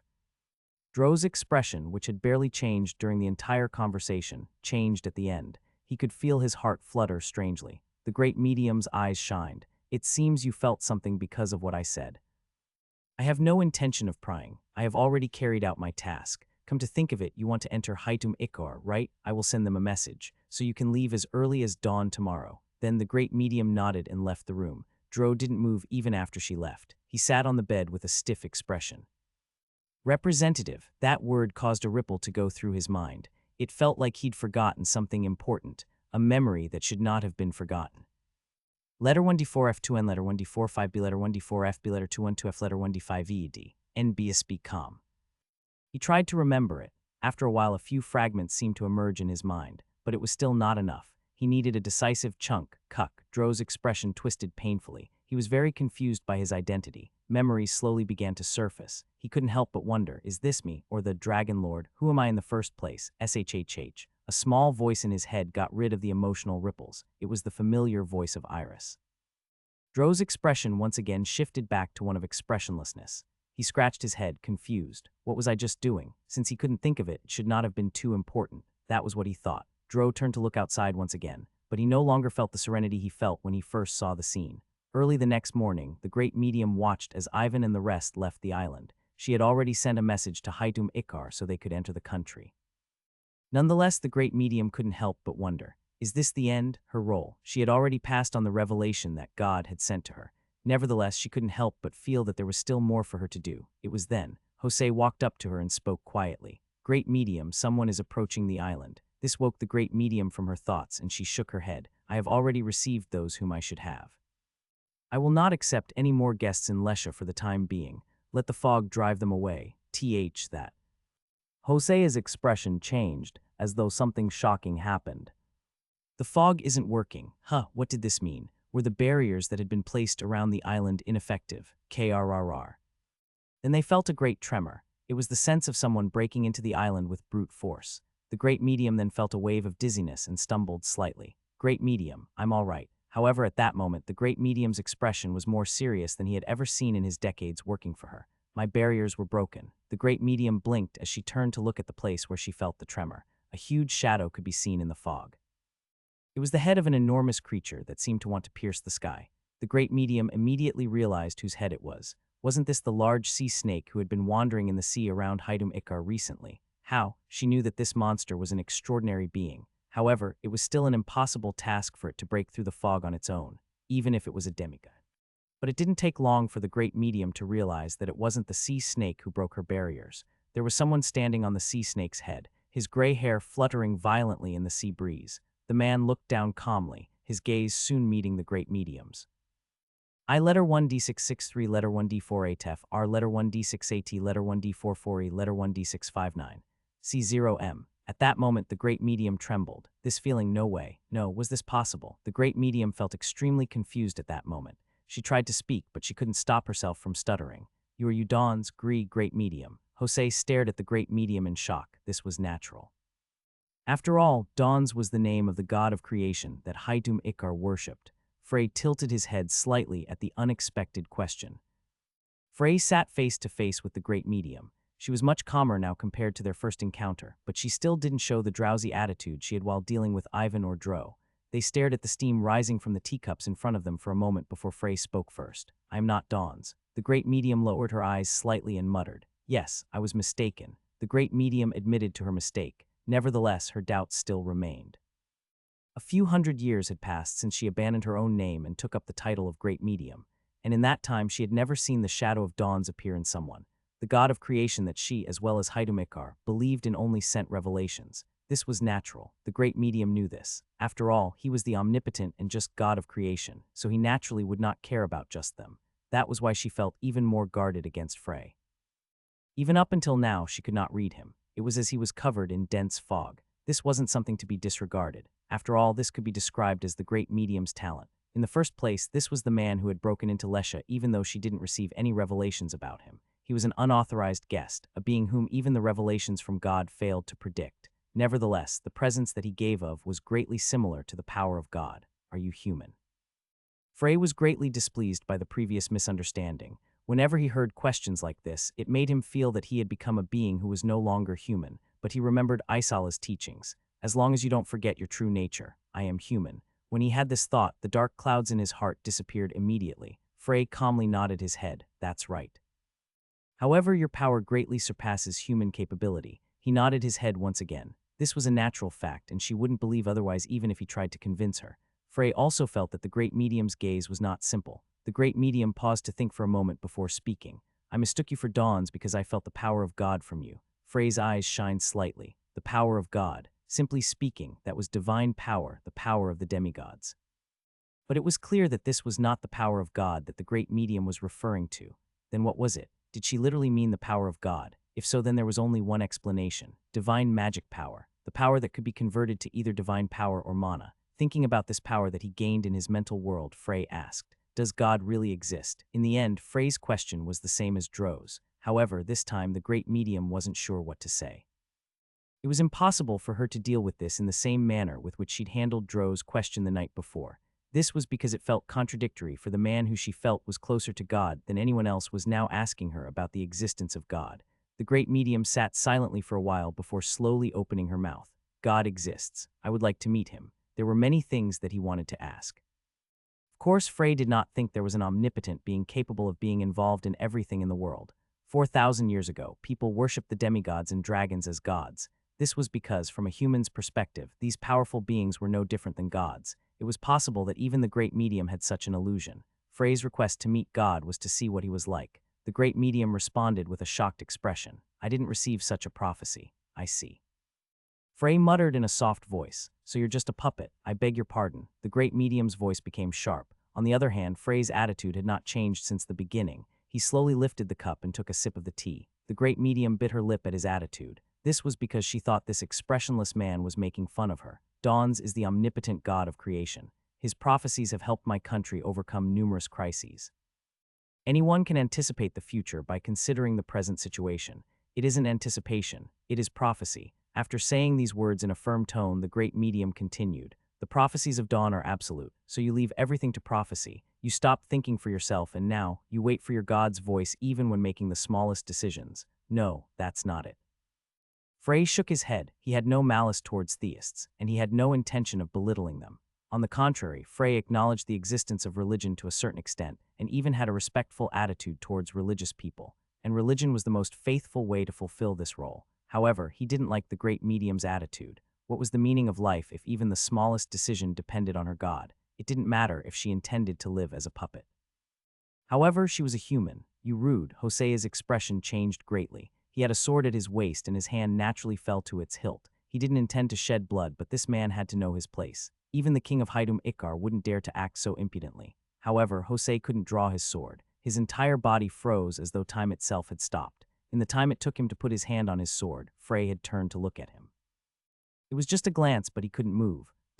What is this? Was it magic or sorcery? No, it was different from that. Hosea had a strange feeling. It was hard to even take a breath. He felt like his stamina was being drained rapidly. Frey only looked at him without making any further moves, but Hosea's entire body became soaked in sweat, and as soon as Frey looked away, Hosea collapsed. He stared up at Frey, panting heavily. He is not human.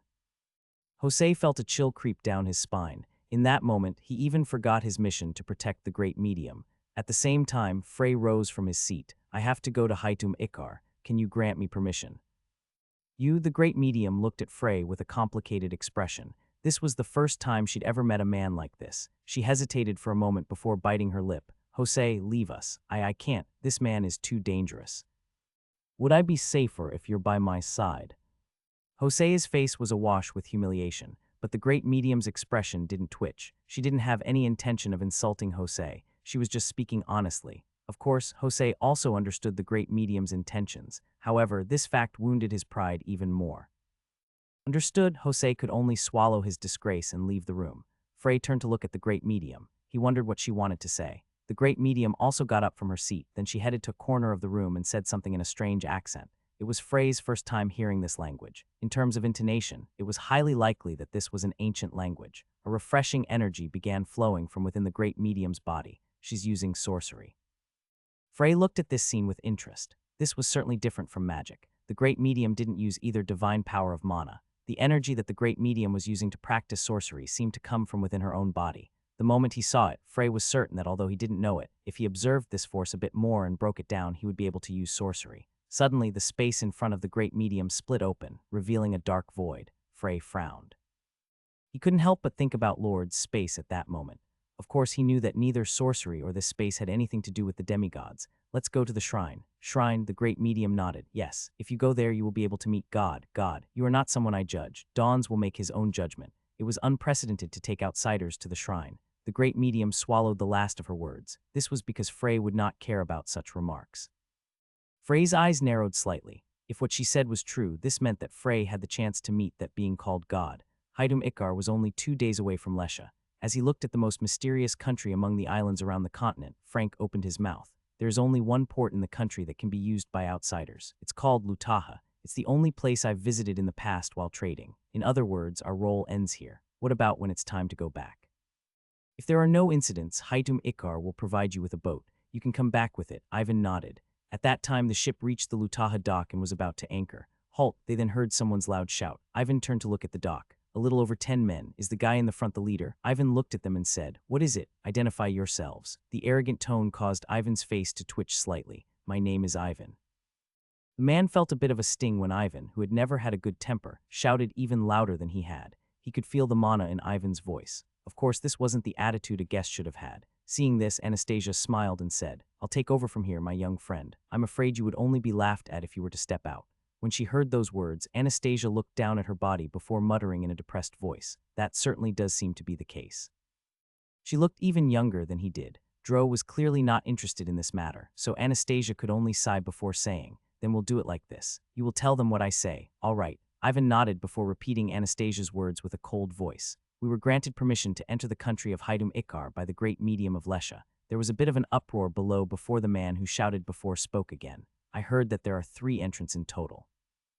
Anastasia beckoned over for Dro to come and stand beside them so the man could see before saying, "It is us 3. The man inspected the 3 of them one by one. Ivan's expression crumpled. "This doesn't feel good at all. Is this how we get treated despite receiving the great medium's permission? It's possible that this is the last gateway. They still need to compare our appearances to what the great medium gave them." Even though he heard Anastasia's answer, Ivan still grumbled, "I want to gouge out his eyes." "I can't allow that, HMPH, but that guy said 3 people were granted entry. What about Frey?" Come to think of it, Anastasia looked at Ivan with a bit of admiration. "You're much sharper than you look. You're quite different from Kasijin. Damn it, stop treating me like a child. From my perspective, you're a child, and you don't need to worry about Frey. He can move on his own, because he's not a child." Anastasia smirked, not needing to add the words, "unlike you," for everyone to hear them. Ivan growled, making a sound similar to that of a wild beast. He felt angry, but strangely, it didn't go any further. If someone else had dared speak to him in such a way, he would have punched them in the face immediately. When he tried to think of a reason for this, his thoughts turned to Nora. Looking at it closely, Anastasia had a lot in common with Nora. They both looked incredibly young, said and did things that didn't match their appearances, and had tremendously terrifying power. "I don't have to keep being embarrassed by a kid like this in the future, do I?" As a sense of horror began to descend upon Ivan, the man spoke. "You are allowed to anchor your ship." Ivan grumbled irritatedly while Frank moored the ship to the dock. After the 3 of them disembarked the ship, they turned to look up at Frank, who didn't come down. He hesitated for a moment before saying, "You guys are all extraordinary characters. Perhaps this was a special work of fate that a country bumpkin like me might not be able to encounter even once in a lifetime. It probably is. It's not that special, hoo-hoo. I pray that you will achieve whatever you came here to do. And please thank Frey for me." "Sure." Ivan sheepishly scratched his cheek and nodded. In this time the guards approached them. The man at the head of the group then bowed towards them in a strange way. It was accompanied by the strange gesture of putting the right fist in the left palm. "Welcome to Haidum Ikar. I'm Vajra, a samurai of Lutaha." What is a samurai? Although he had this question, Ivan didn't ask it and instead said, "I'm Ivan, a pleasure to meet you. I heard that your arrival was revealed in a revelation, but I won't ask the details. The great medium herself has spoken. Revelation. Letter 1D4 2 letter 1D6 6 3 letter 1D4 C 3 letter 1D6 3 3 letter 1D6 5 A letter 1D4 1A. Com." Anastasia narrowed her eyes. Was the great medium just trying to assist them? Or did she really receive a revelation from Dawns about their arrival? Not a lord of high-ranking noble, but the king himself. This was an example of the way special guests were treated in Haidum Ikar. "Where is your king, Ivan?" Anastasia grimaced at Ivan's rudeness, but Vajra just let out a short chuckle. "Haha, it's okay. We respect the culture of others. It is clear that you are a warrior, but are you not from Silkid? I heard that a great chief leads that country." Right. Well, Ivan wasn't from Silkid, but he didn't say it directly. Vajra laughed as though he expected something like this, but then his expression suddenly changed. "I heard about what happened. I'm sorry." When he thought about Agni, Ivan's expression naturally hardened. "It's okay. We will overcome it. That's good to hear. In any case, the king's palace is not far from here. If we leave immediately, we will be able to arrive by sunset. After that, we will give you an identification card. You will be captured by the guards in no time if you were to wander around the country without a card. As you can see, we do not look alike." Vajra pointed to his black hair and eyes as he said those words. Ivan nodded. "Right, if you have accumulated fatigue, you can rest in the city for a day before leaving." "No, there's no need for that. We can leave immediately." "I like that. Very well." Vajra laughed honestly. When Ivan looked at him, he couldn't help but have positive feelings. He realized that this man was stronger than Jose, whom he'd met in Lesha. "I thought this was just an island country, but the level of the warriors here is amazing." He really wanted to fight them if he got the chance. The warriors in Haidum Ikar were unique. This was something Ivan noticed from the first meeting. Including Vajra, Lutaha's warriors samurai wore light, fluffy clothes. At first glance, these seemed unfit for battle, no different than being naked. After all, they were just pieces of cloth not suitable to block arrows, much less a sword. They all also had swords at their waists. Did they all practice hard body skills? That wasn't the case. He could tell with a glance. The muscles of these warriors were trained to the extreme, but their direction was different from Ivan's. They were flexible, resilient, they focus on speed. That's why their equipment was minimized. Ivan subconsciously loosened his joints. He thought about how the battle would be if they were to fight. Of course, their combat skills were no threat to Ivan, so in his virtual battles, he increased their speed a bit more. It would be a long battle. As they focused on speed, they had no choice but to give up some power in return, and Ivan's defense was second to none. They would only be able to gradually add wounds to Ivan's body, like chipping away at a rock. Their only shot at victory would be to attack a vital spot after digging into the flaws and exhausting their opponent. Ivan, on the other hand, would need to wait for the right moment to overcome such annoying attacks. He would have to end the fight with one blow.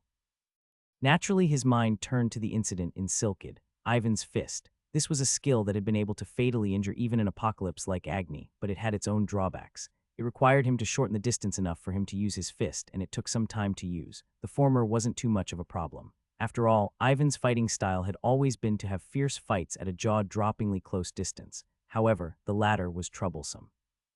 While he focused his mana, Ivan would be completely defenseless. As long as the opponent was at least a first-class warrior, they would never miss such an opportunity. But this wouldn't be a problem as long as he had someone to momentarily block the enemy's movements. While Ivan was suffering from a headache because of his endless pondering, Anastasia looked around with an expression of interest. Haitum Ikar was definitely a country with unique characteristics. Ivan only paid attention to their warriors, but Anastasia looked at the country from a much broader perspective. They created a completely independent culture in 4,000 years. She was curious. She wanted to spend a month just exploring the island and properly studying their culture. She was also interested in sorcery. However, Anastasia put aside her selfish desires. Meanwhile, their surroundings became quieter and quieter as they headed deeper into a forest. It was a dark and ominous forest. In fact, it was as dark as if it was night, even though the sun was still high in the sky when they entered the forest. Vajra, who was walking at the front, said, "This is the dark forest. As outsiders, if you were to get lost here, you would never be able to escape, so don't stray too far from me." This was said in a serious tone, and the group nodded. "I'm bored to death." Ivan shook his head after having this thought. It hadn't been long since they entered this forest, so he shouldn't have had such thoughts already. But this forest was truly unpleasant. The darkness in the forest seemed to strangely cling to the skin, and for some strange reason he felt tired. He had slept enough before they arrived, so he wondered why he was feeling this way now. "Stop." It was Anastasia. The voice was clearly that of a young girl, but it carried a fierce hostility that couldn't be hidden. Vajra stopped moving and looked back. "What is it?" "Didn't you say we'd arrive at the palace before sunset?" "Of course. We're almost there. Just follow us a bit longer. I think we'll arrive sooner than I expected. The sun is still high." Anastasia laughed at those words. "You think we're fools? The sun has already set. Did you think we wouldn't realize that?" Ivan's expression changed, but Vajra remained calm and said, "It's not unreasonable to have this thought, because this forest does not allow sunlight to." HMPH, Anastasia snorted. She felt that there was no need to listen to his nonsense any longer. Bang! The ground shook as Anastasia's small body shot towards Vajra like a cannonball. Her fist then struck forwards, hitting him. Crack. Anastasia frowned. She didn't feel the sensation of hitting a person, and instead a piece of wood broke under her fist. Vajra had already moved. What she'd stuck was an old gray tree. Vajra was already far away. SSSS. The darkness from the forest wrapped around his body as if it was alive. Vajra's expression was cold. It seemed the expressions he displayed so far were all fake. "You're quite quick, girl. The sorcery in this place is not something that strangers could easily notice." "How did you know?" "You might be able to trick my senses, but my body clock is always accurate." Anastasia snorted again. There was no reason to reveal that she was a golem. "Is that why you have such a strange presence?" SSSS. As he muttered those words, Vajra faded into the darkness. "We couldn't lead them to the center of the forest, but it doesn't matter. They can't get out of here easily anyway. The only thing left is to slowly wear them down." A mysterious smile stretched across his lips. The time for a thrilling hunt had come. Shortly after this voice sounded, the darkness that was spreading around Vajra's body stopped. His expression also became one of shock. Taking advantage of this, Ivan and Anastasia quickly narrowed the distance and took Vajra down. They had the ability to kill him right away, but they didn't. Capturing him was a much better option. What happened? His body still couldn't move. Vajra could only move his eyes. He didn't realize that he'd been bound by the power of dragons, dragon tongue. That was amazing. "Are you sure you're not a real dragon?" Anastasia tapped Dro's shoulder as she asked this. Dro looked into the dark forest and said, "The others ran away. I can track them for now, but I feel something unsettling. Their original intent was to bring us into this forest. They have already achieved that, but it might be dangerous to go deeper." Anastasia's gaze turned to Vajra. "There's no need to rush. We captured the guy who knows the most. All we have to do is extract the information from him. You're going to torture him. That's too inefficient. I'm going to take control of his mind. Even if it'll take longer, it's the most effective." It was at that moment that something suddenly shot out from the dark forest. Ivan and Anastasia evaded at the same time. Puck, this thing then stabbed into Vajra. What was that? It was a needle. Ivan looked at the nape of Vajra's neck and clicked his tongue. The needle was so thin that he had to look closely just to see its outline. Amazing. He died instantly. They managed to strike his vital spot perfectly. I regret not bringing a weapon. If he had a blade, he would have struck the needle down. However, it was suicidal to block a hidden weapon without knowing what it was. Couldn't I have sacrificed an arm to stop it? Anastasia had regrets, but it was unavoidable. Her way of thinking was not yet that of a battle golem, it was that of the great sage. Pull out the needle. Why me? Then should I do it? Ivan nodded at Anastasia's words. Both of us are bare-handed, so it doesn't matter which one pulls it out. You have the Tiger King's gloves. Right? Ivan's face twitched as he nodded. Then, after putting on the Tiger King's gloves, he pulled the needle out of Vajra's neck. Jerk. Blood condensed at the back of Vajra's neck for a moment before it began flowing down his back. This blood was slightly purple. It's extremely poisonous. Other than that, I can sense traces of divine power on it. Was it Ananta's poison on the needle? Anastasia couldn't help but feel glad she didn't hold it with her bare hands. She couldn't let her guard down because she was now a golem. She knew just how terrifying Ananta's poison is. Is this the work of that guy named Genta? Letter 1d65e, letter 1d4c3, letter 1d663, R letter 1d626, A letter 1d625. It's possible that guy really doesn't care about shedding blood. Ivan shook his head. First of all, shouldn't we head out of the forest? There is some sort of barrier here. It's probably sorcery. It'll take time for us to get out. Dro, what about your dragon tongue? It can be destroyed, but sorcery is directly connected to the forest. Ivan turned to the pondering Anastasia with a frown. What's the problem? If we forcefully break it, most of the forest will be destroyed. That would make us criminals in this country. Worst case scenario, we will be hunted down and forcibly expelled. They attacked us first. What we're doing is self-defense. They can go ahead and try to kick us out. When Ivan said those words, Anastasia's gaze sharpened. Are you here for war? These people don't represent the entirety of Haidum Ikar. The officials might not know the truth behind this situation. Maybe that guy named Genta sent Vajra to intercept us. What if that's not the case? This whole country might be in the hands of the demigods. If that was the case, they wouldn't have lured us to this dark forest before acting. They would have attacked us even before we could set foot on the dock. It's just a feeling, but I don't think Genta wants us to meet the king. This caused Ivan to close his mouth. He understood what Anastasia was trying to say. Haidum Ikar could also have had two factions, those who wanted to accept them as guests and those who wanted their lives. Damn it, then are we supposed to stay here for a day or two? First, we will try to go around and find a way out. If that doesn't work, then we'll just have to destroy the forest. In other words, they would have had an excuse for destroying the forest rather than doing it from the start. Just as Ivan was about to sigh, they all turned to look into the dark forest at the same time. Someone was approaching. They were headed directly to them. It's not just one. Right, it should be 3 or 4. Let's do it right this time. However, when they saw these people come out of the darkness, the group relaxed their battle postures slightly. This was because no matter how they looked at them, these people could never have been citizens of Haidum Ikar. There were 5 people in the group that appeared. They were all men and had a variety of hair colors. What they had in common was that they all looked like they could collapse at any time.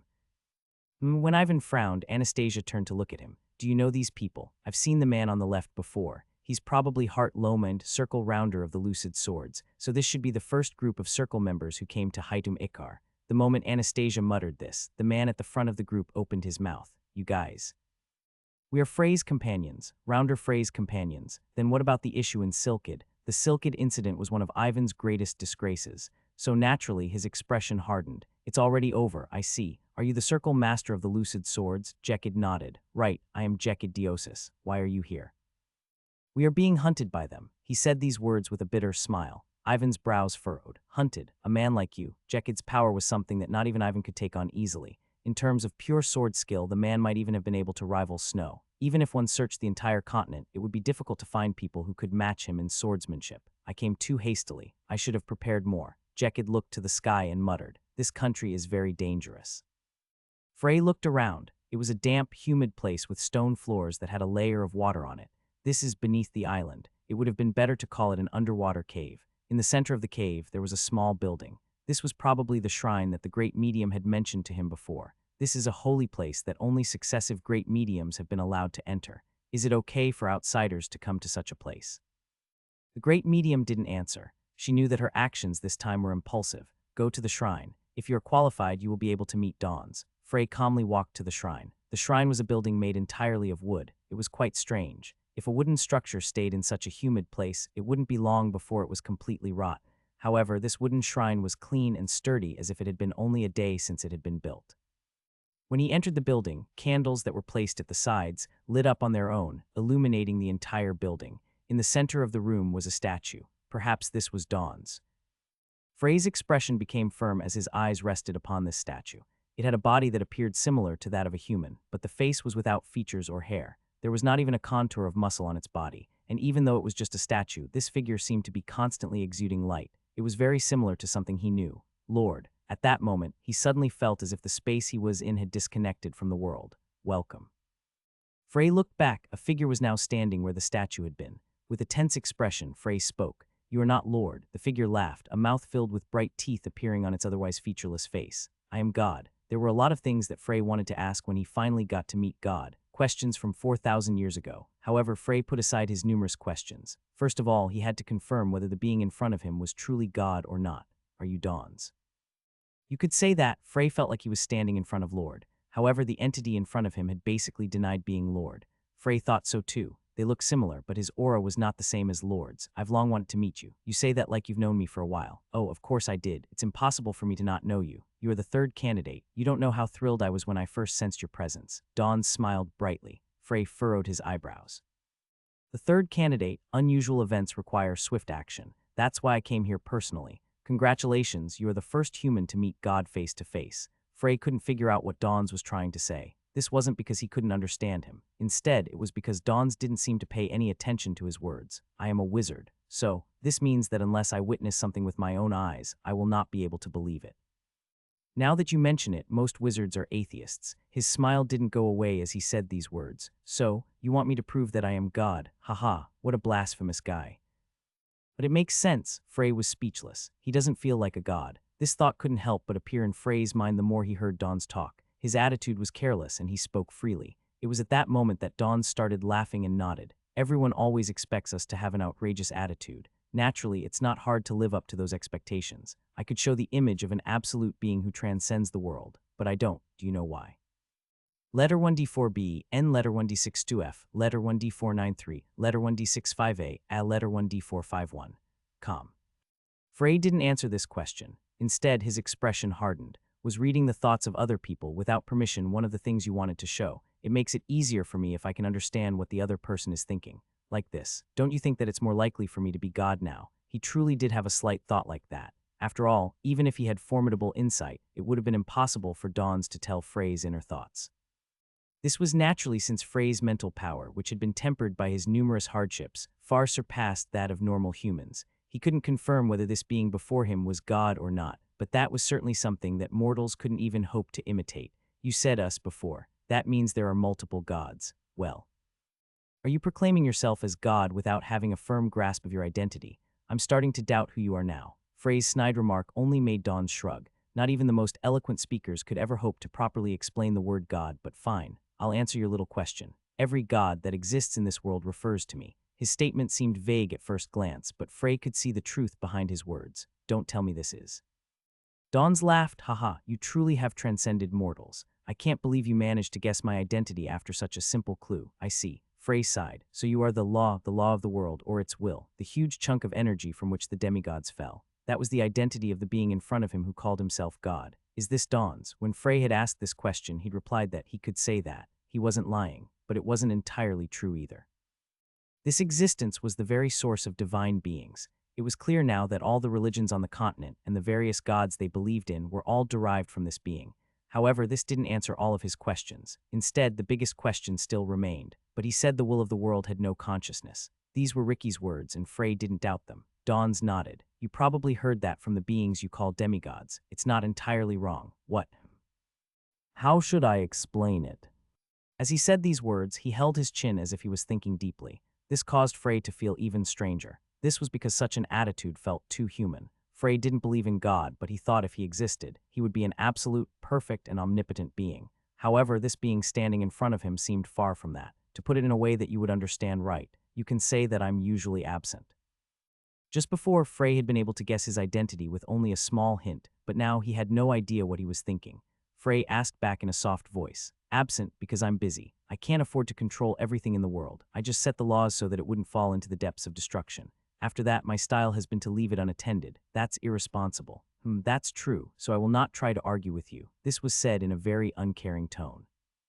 Looking at him with a solemn gaze, Frey said, "What about the prophecies that you give to the great medium? Is that also part of the laws you set? It's more efficient than telling them the solution after the incident has occurred, because the best way to stop a disaster is to prevent it. Sometimes, such people are born, those who can feel my presence more clearly, so it's possible for me to show them what dangers the continent will face ahead of time."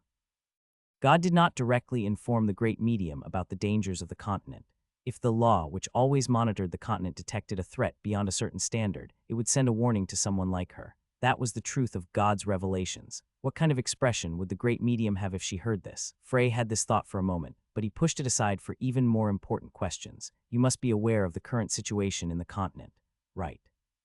The demigods have revealed their fangs. They are thinking about using a metal called aluminium to avoid the law's punishment and subjugate the mortals. That's right. It seemed he already knew all of this. Frey clenched his fist. Then do you plan to just watch them do that? You said it yourself. They are avoiding the law's punishment. Therefore, there's nothing I can do. For the first time since they started talking, Frey became truly angry.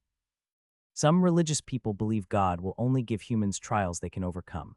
Dawns had a hint of interest in his voice. That's a pretty plausible statement. Then why are you not making a move? Is it because you think the continent needs to face such a bloodbath? Or is it that you think it will not reach the level of a disaster? That's a very human opinion. Don't try to force your thoughts upon me. I have no intention of getting involved in this world I created. Frey became speechless for a moment. This was because Dawn's voice had become serious for the first time. The playfulness that he'd displayed so far was no longer visible. Dawn's is revered as the god of creation in the island country Haidumikar. Right, I am the god of creation. I created everything in this world. Do you understand? Everything. Not just the humans. Even the demigods were created by me. So whether it's the demigods or the humans, they are things you created. And that's why you won't choose a side. I created this world a very long time ago, and in that time, many species have appeared and disappeared. What's interesting is that few of them failed because they failed to adapt or failed to evolve. Most of them went extinct at the hands of other species. Does that mean that it is now the humans' turn? That might not be true. Hoo-hoo. This is how it is. I'm not sure how to make you understand. I don't care about what is done or how many species are destroyed. All I care about is the world itself. The moment he heard those words, Frey couldn't help but feel that this being might actually have been God. After talking for so long, Frey was now able to grasp a bit of what the other was thinking and his mindset.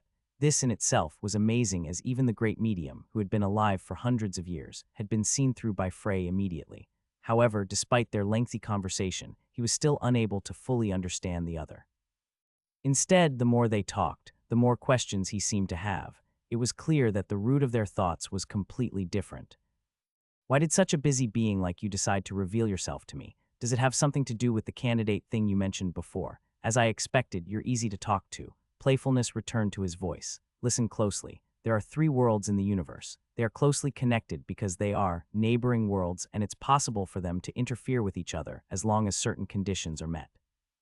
By neighboring world, do you mean the demon world? Right, exactly. But have you ever heard of the celestial world? The topic was sudden, but Frey shook his head without being shocked. This is my first time hearing about it, but I assume you are referring to heaven. Frey knew a bit about heaven as he had been interested in the afterlife. It was said to be a paradise to which only the souls of those with good characters could go after death. A world where you could feel fullness and restfulness just by staying still, without ever experiencing boredom, where you could have all kinds of fruits, foods, and alcohol. That was the definition of heaven that Frey knew. The celestial world and heaven are different. Then I'll change my question. Do you know angels? They are the inhabitants of heaven. That's not it. Well, it'll take too long for me to explain little by little, so listen carefully. In the past, I created 3 worlds in this universe: the mortal world, the demon world, and the celestial world. The mortal world referred to the world to which Frey belonged. The demon world, also called Hell, was the land of the demons. But this was his first time hearing about the celestial world. Moreover, why was he suddenly telling him this? Frey wondered this, but he didn't open his mouth. After all, this being could read his thoughts, so he probably knew what Frey was thinking about already. I'm sure my questions will be answered if I continue listening to him. Frey's prediction was correct. Just like the demon world, there were 6 great beings who watched over the celestial world. To be precise, there were supposed to be. The celestial world. That would have been the case if this world, which I had put the most effort into, didn't have a fatal flaw. Dawn spoke in a sad voice and slowly shook his head. This flaw eventually led to the destruction of the celestial world, and the mighty souls that belonged there were sucked into a vortex of will. And as I said, I was busy, so I couldn't afford to pay attention to it at that time. This vortex of will then spat the souls out of the celestial world. Unable to return to the celestial world, these fallen souls fell to the mortal world. Frey felt a chill down his spine. It was as though a bolt of lightning struck his head and traveled down to his feet. What he'd heard before and what he was hearing now combined, and he was naturally able to draw a conclusion. No way. They are outcasts. For whatever reason, they were kicked out of their own world. That's why it's not strange that they mistook themselves as fragments separated from the will of the world, because they lost their memories when they fell to the mortal world. So it's not completely wrong. Frey looked at him with wide eyes. He didn't get chills anymore. Instead, they were replaced by a suffocating feeling. The demigods were originally the beings who were supposed to rule over the celestial world. And the one you call Lord is special among them. It is possible for him to hear my voice directly through space and time. If it wasn't for the setbacks, I would have favored him more than anyone else in the universe, and I gave him a special name as proof of this. Dawn's voice was calm as he continued, the one closest to God, the Archangel Michael. No words were spoken for a while. Frey needed to organize his thoughts, and the being before him knew that. Angels. He wasn't certain, but he felt that they were similar to the rulers of hell. Perhaps the apocalypses are on par with them. There were a total of 6 rulers of hell. Including Lord, there are 6 apocalypses. Frey closed his eyes. All of this no longer felt like just a coincidence. Letter 1D4B, letter 1D427, letter 1D62F, letter 1D45F, letter 1D482, letter 1D5F1. Especially Lord. His appearance had always been the most bizarre among the demigods, even more so than Nozdog, who was a skeleton, or Agni, who was a literal being of fire. Did he unconsciously imitate the appearance of God? He'd heard of the demigods' origin from Ricky, but now he realized it was much deeper than he first thought. They were beings who were originally the inhabitants of the celestial world. Those were the demigods' true identities. This is something even the demigods don't know. It was a strange feeling. He'd always felt that the demigods were wrapped in a kind of mysterious veil, but according to this being in front of him, even the demigods themselves didn't know what they truly were. Even Lord. This was a secret that only he knew. Frey couldn't help but feel a little joy at that fact. You seem to enjoy this more than I expected. I'm glad to see that. Was this your intention? Is that why you're telling me about the origins of the demigods? Not exactly. This is simply background information. We're about to move on to the main point. His eloquence made Frey speechless once again. What did he mean by next? The things he'd heard so far had already been extremely shocking for him. Even Frey, who could keep his composure regardless of the situation, couldn't help but react after hearing it. If it was anyone else who had heard this, they would have definitely shouted in shock, or they would have found it hard to close their mouth.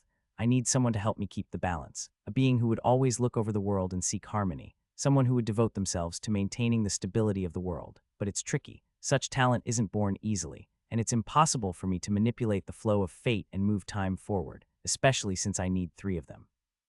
Frey couldn't help but ask when he heard this. Why do you need 3? I told you, there are 3 worlds in this universe. If the celestial world hadn't been destroyed, Michael would have been the balance. He would have played his part perfectly, and the celestial world would have been a true paradise. So the other worlds also need such an existence. Exactly. I'm sure you know who held the balance for the mortal world. The dragons. Their leader was the best among them. He was referring to the Dragon Lord.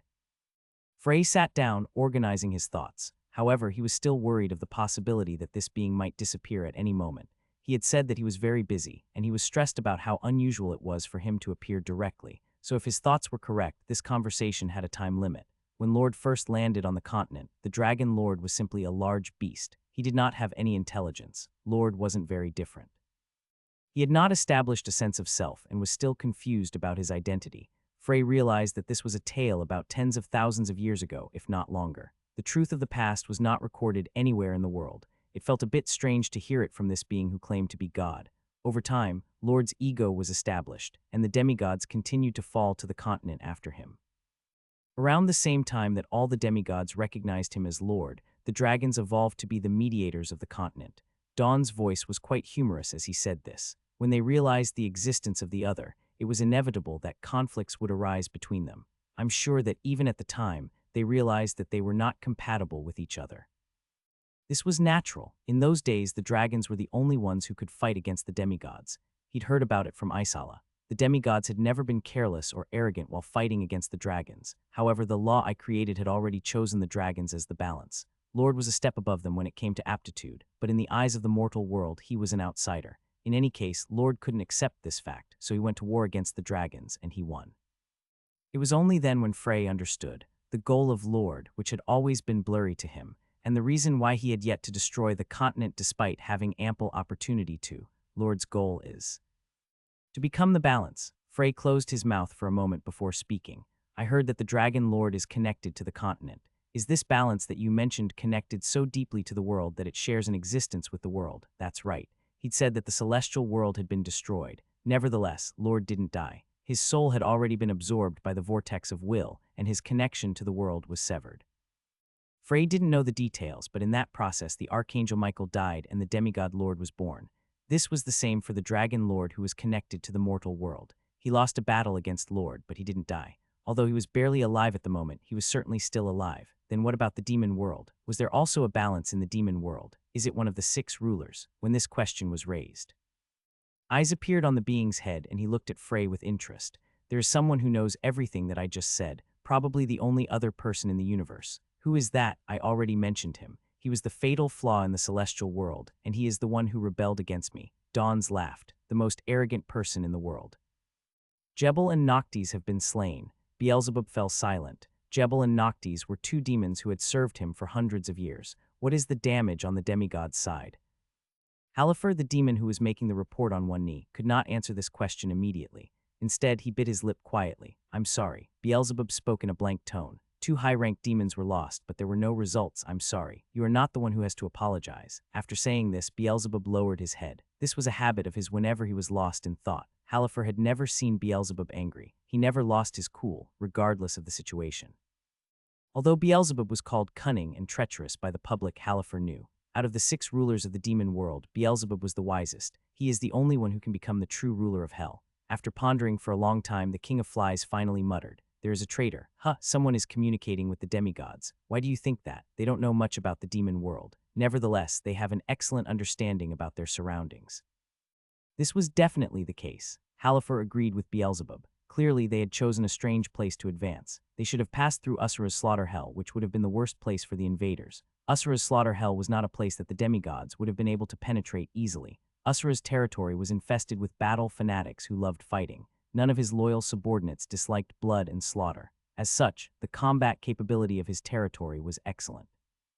If they had collided, the demigods would have been hit hard, but they attacked the Black Dream Hell instead. This was Lilith's territory and the homeland of all dream demons. Naturally, their combat power was much lower than other demons. Nevertheless, the reason their land had not been invaded and taken from them was because the illusion arts used by the dream demons were quite troublesome. Unfortunately, this trump card had no effect against the demigods. Their mental power was not something that ordinary demons could compete with. It was possible that Lilith, the queen of dream demons, could affect them if she were to act personally, but the illusions from her subordinates would have no effect. About half of the Black Dream Hell has already been lost. It had been taken quickly, and soon their advance would reach Beelzebub's territory. Their goal was Barbados' Despair Hell, and to get there, they had to go through Beelzebub's Bloody Hell. So Beelzebub had sent 2 of his high-ranked subordinates to the Black Dream Hell as reinforcements. He would not have done it if it were any other hell. Nevertheless, they had been wiped out without being able to even leave a scratch. Are you still trying to find Lord's location? Yes, Beelzebub became lost in thought once again. Lord's power is definitely annoying. The power to control space. The versatility of such an ability was too great. It was fortunate that he couldn't move around with other demigods. That's probably why he's moving separately. If it weren't for Lord, Beelzebub and the other archdukes wouldn't have been acting separately even now. Instead, they would have launched an all-out war while they figured out the others' abilities. But without knowing Lord's whereabouts, they were unable to move hastily. While they were fighting the main demigod army, Lord might have turned their unprotected hells into wastelands. In that case, even if they won the war against the demigods, they would still lose in the end. It's ultimately reached this stage. An alliance made by demons was thinner than a piece of wet paper and even easier to tear. He wondered how Lilith, whose Black Dream Hell was under attack, would act in the next meeting. Beelzebub awakened from his thoughts. Their speed of attacking the Black Dream Hell is much faster than we expected. It's a speed that doesn't make sense unless they have knowledge of the terrains of the various hells as well as the demons who populate them. And there is no way that the demigods already had this information. Ah, I see. And this type of knowledge is not something that could be obtained from a low-level demon.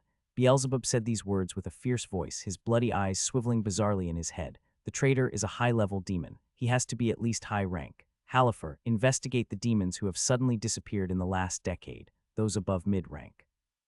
You'll have to investigate not only our territory, but also the other hells as well. I will tell the other rulers in advance, as you wish." Halifax bowed his head, admiring the wisdom of the King of Flies. He was a demon whose loyalty towards his ruler pierced the sky, something that was rare for a demon. Because of this, although his combat power was a bit lacking, he was able to become one of the arms of the King of Flies. Halifax stepped out of the room, his expression still filled with reverence. Beelzebub also rose up from his place on his throne. He had to meet someone urgently, just as he opened the window and was about to fly into the murky skies of hell. "Where are you going?" Beelzebub turned his gaze to the direction from which he heard the voice. There was an uninvited guest standing there, ruler of the corrupted hell. Lucifer, the lord of the corrupted hell, raised his head. "What do you want with me, King of Flies?" Beelzebub looked back at Lucifer. Black hair and eyes, unusually pale skin, and a dwarf-like figure. He couldn't help but hold his breath as he looked at this being who didn't appear to be a demon. This was a thought he'd had since the first time he'd seen him. Of course, this was an impression that one would get from the outside. The demonic energy swirling around inside his body was much greater and purer than any other demon's. Hiding his personal thoughts, Beelzebub opened his mouth. "Is it okay for you to leave the corrupted hell empty and wander around? Lord's movements are still unclear. My men are on guard. I can have faith in them."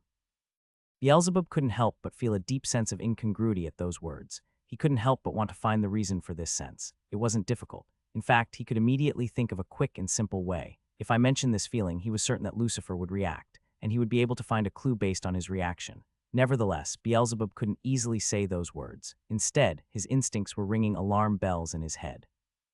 In the first place, Lucifer had broken into the deepest part of his castle without anyone knowing. "I'm sorry, but I overheard your conversation." He'd thought this, but he hadn't dared to mention this himself. Beelzebub forcibly swallowed his saliva. He wasn't scared, but it was true that he was pressured. Beelzebub admitted this fact to himself. However, as the Lord of the Bloody Hell, he could not show such a pathetic appearance. "That's rude. This isn't the corrupted hell, Lucifer." "That's why I apologized." Lucifer smiled as he said this. When it was said so stiffly, Beelzebub could not stand it any longer. As an archduke, he had no choice but to defend his authority. Just as he was about to make a quiet warning, "You have a point." "What?" the traitor. "I had the same idea. The demigods' movements have been strange. I think they know a lot about hell." He had lost the initiative. This made it hard for him to question him any further. As Beelzebub rolled this problem only in his head, Lucifer continued in a quiet voice. "One of my men disappeared quite a while ago. Who is it?" "Kaltud." "The Red Devil." Beelzebub couldn't help but mutter the demon's moniker. This was a moniker that came from his red skin. Kaltud was one of Lucifer's closest aides and one of the most powerful demons. He was definitely among the top 100 demons in the entire demon world. Beelzebub had the most information about these demons, so naturally, he knew more about Kaltud than the other demon lords. "I had thought that it had been a long time since I last heard of him, but he's missing. This happened decades ago. The time matches too. I thought he'd run over to the human world, but I never thought he'd go under the demigods." Beelzebub felt strange again. What was that tone? He seemed to be convinced that it wasn't just disappearance and that Kaltud had betrayed them. What if I put a stop to it here? He had such a thought for a moment, but he soon shook his head. He alone wasn't enough. If Lucifer denied it to the end, there was no way to pressure him any further. Also, this place is not good. He didn't want to make a fuss in his territory, and he couldn't defeat Lucifer in a one-on-one battle.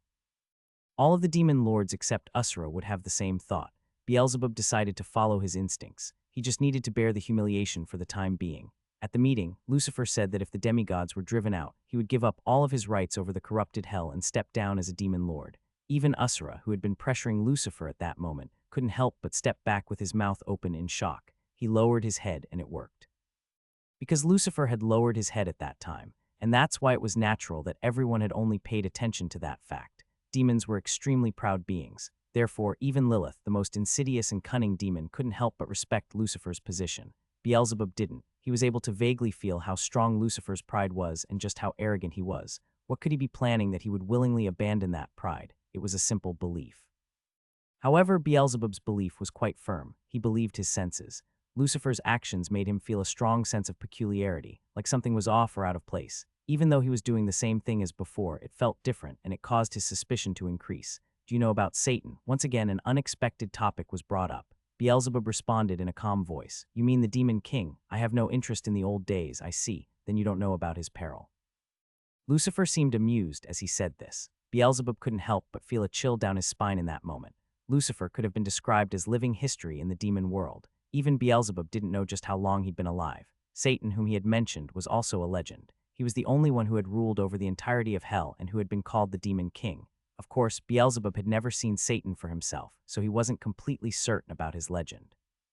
Compared to mortals, demons had near infinite lifespans, but they were not immortal. Satan had disappeared a long time before Beelzebub had come into existence. However, it was possible that Lucifer had met him. I letter 1D4ATF, letter 1D4ATF, letter 1D42B, letter 1D452, letter 1D41AD. Why did he suddenly mention the Demon King? Beelzebub couldn't figure out the reason. Then I will go look for traces of Kultud. I will inform you if I make any progress. Wait, you didn't tell me when you came here. Lucifer turned around and laughed heartily. Accidents are bound to happen, Beelzebub. What? He didn't receive an answer. Lucifer had disappeared after saying those words. Beelzebub stood there for a moment before collapsing onto his throne, shivering. Satan's peril. He'd said he wasn't interested, but that didn't mean he didn't know. Instead, it could be said that he knew it better than any other demon. The Demon King, the ruler of hell stronger than any other demon, suddenly went missing one day. Lucifer swallowed the balance of the demon world. Swallowed, he absorbed him. Absorbed. This was a very ominous statement. Then did Lucifer become the balance of the demon world? If it was so simple, the demon world would have already become Lucifer's world. In any case, there aren't just one or two dangerous guys. Dawn spoke in a light tone before he suddenly froze. I guess this was too much fun. I lost track of the time. It felt like he sighed. Flash. Then his body started shining brightly. Frey couldn't help but squint his eyes, finding it difficult to look at him directly. It felt as though he was being sucked or merged into that light. Dawn's turned to look at Frey. Anyway, this was interesting. Personally, I'm rooting for you, but that doesn't mean I will intervene directly. You should be thankful that I'm giving you this bit of advice. This alone can be considered special treatment. Wait, you still haven't told me what a candidate is. You want me to help you chew the food I gave you. No matter how nice I am, there's no way I'd do that. I gave you the pieces of the puzzle, it's up to you to assemble them.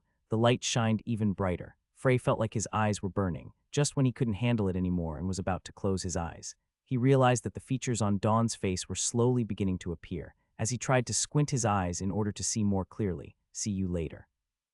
Frey felt that he'd returned to the shrine, the sense of disorientation that he'd had disappeared. He was once again facing the statue.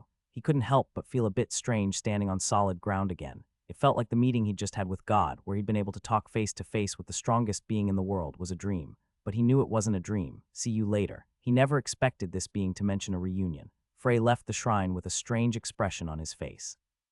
The great medium, who was standing in the distance, asked in a puzzled voice, "What's wrong?" "Nothing." "Then why did you leave immediately after entering?" "Immediately after entering." Frey frowned at those words. He was certain that they'd talked for a few dozen minutes, if not longer. Even the time, Frey had no choice but to admit that the being he'd just met was truly God. He sighed heavily. Then he turned to the great medium. He wondered how she would react if she learned the true nature of her God.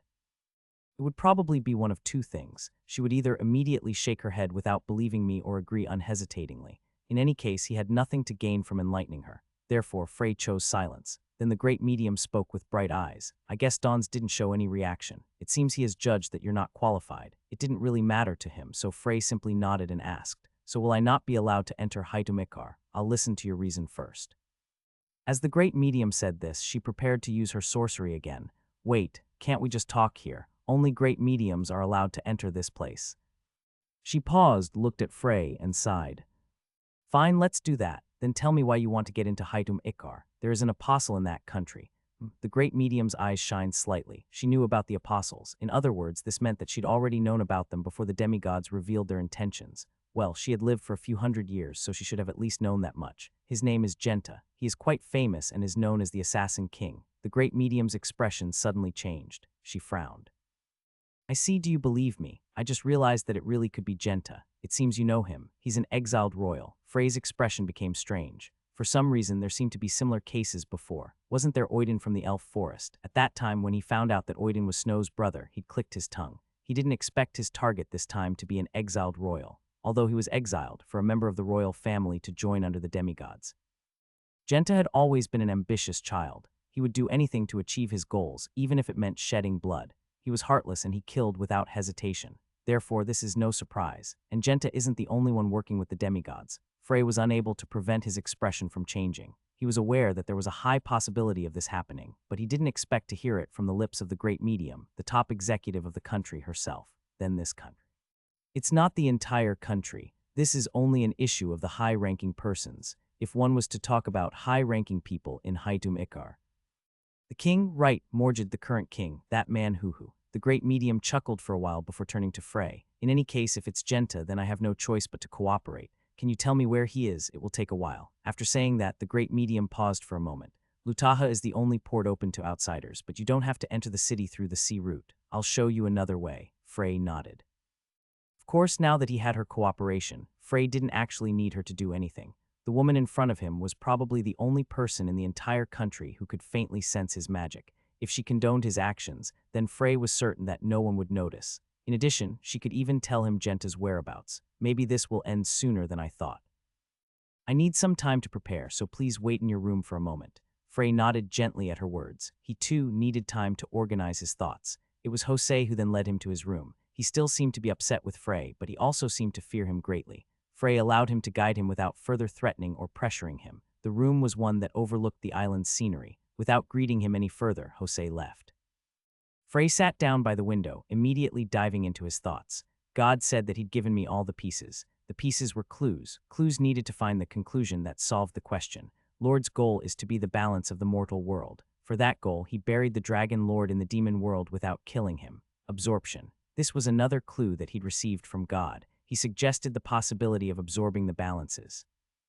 This meant that it was possible that Lord's goal was to absorb the dragon lord. Frey didn't know the details, but it was highly likely that the reason Lord imprisoned the dragon lord in the demon world for over 5,000 years was in preparation to absorb him. And Lord's reason for going to hell now is probably because he was ready to absorb him. In other words, he was ready to become the mortal world's balance. Frey's expression became severe when he had this thought. If Lord becomes the balance, I can't kill him. Now that he had divine magic power, he thought he could finally see some hope of victory. The method to attack Lord, who he'd had no chance of defeating before, seemed to have finally fallen into his hands, but he couldn't guarantee victory by himself yet. After all, he'd never witnessed Lord's true power. Nevertheless, Frey was not alone. If he fought together with his companions, it was no longer impossible to truly defeat Lord. But even this assumption would be pointless if Lord became the balance of the mortal world. If I kill Lord, then the continent would be destroyed. Then what should he do? The first thing that came to his mind was a seal, similar to what Lord did. But was it possible for them to drive him to the brink of death? It wasn't possible for them to fight equally with Lord. The only way one could overpower their opponent was if they were several times stronger. And even if he did manage to seal him, there was still a problem. Lord was the ruler of space, so no matter how perfect the seal is, it wouldn't be able to hold him for very long. It would be fine as long as the rulers of hell win. If he is not able to get a hold of the body of the dragon lord, Lord wouldn't be able to become the balance. Originally, Frey thought about helping them. By killing Genta, he would be able to weaken the demigod's main forces. However, he couldn't help but hesitate because of Lucifer, the flaw of the celestial world, the fallen angel, the being who absorbed the balance of the demon world. Yet he was still not the balance. He must have done it incorrectly. The most arrogant man. Those words stuck in his throat. Frey wasn't sure exactly what Lucifer was thinking. He was the one who conspired to have the demigods go to the demon world. It was even possible that Lucifer was manipulating the stage from behind the scenes. This thought made Frey's heart feel heavy. Iris, the only contractor Lucifer had ever chosen. Usra said she'd been moving around in the demon world with Lucifer. This caused Frey to think of a new question. Lucifer, the ruler of hell whose goals were still unclear, could never be trusted. So how did Iris manage to bring this being over to her side? No, in the first place. Were they even on the same side? First, I'll kill Genta. This was Frey's conclusion. First, he judged that the most important thing was the presence of Lord, who wanted to become the balance of the mortal world. Lucifer's intentions were still unknown, but he decided to put that aside for now. Frey looked down at the summoning circle in front of him. It was Usra's summoning circle. He no longer responded to Frey's calls. Frey couldn't help but feel a bit disappointed. He had information that could help him, and there were also things that he wanted to know. They could have been of great help to each other as long as contact had been made. I know he's busy, but I'm still disappointed. Frey got up from his seat, shaking his head. When he opened the door, he found the great medium standing there with her hand raised as though she was about to knock. I've finished my preparations. How are we going to get into Haitum Ikar? I will use the same sorcery I used to go to the shrine. Then wait a minute before you do that.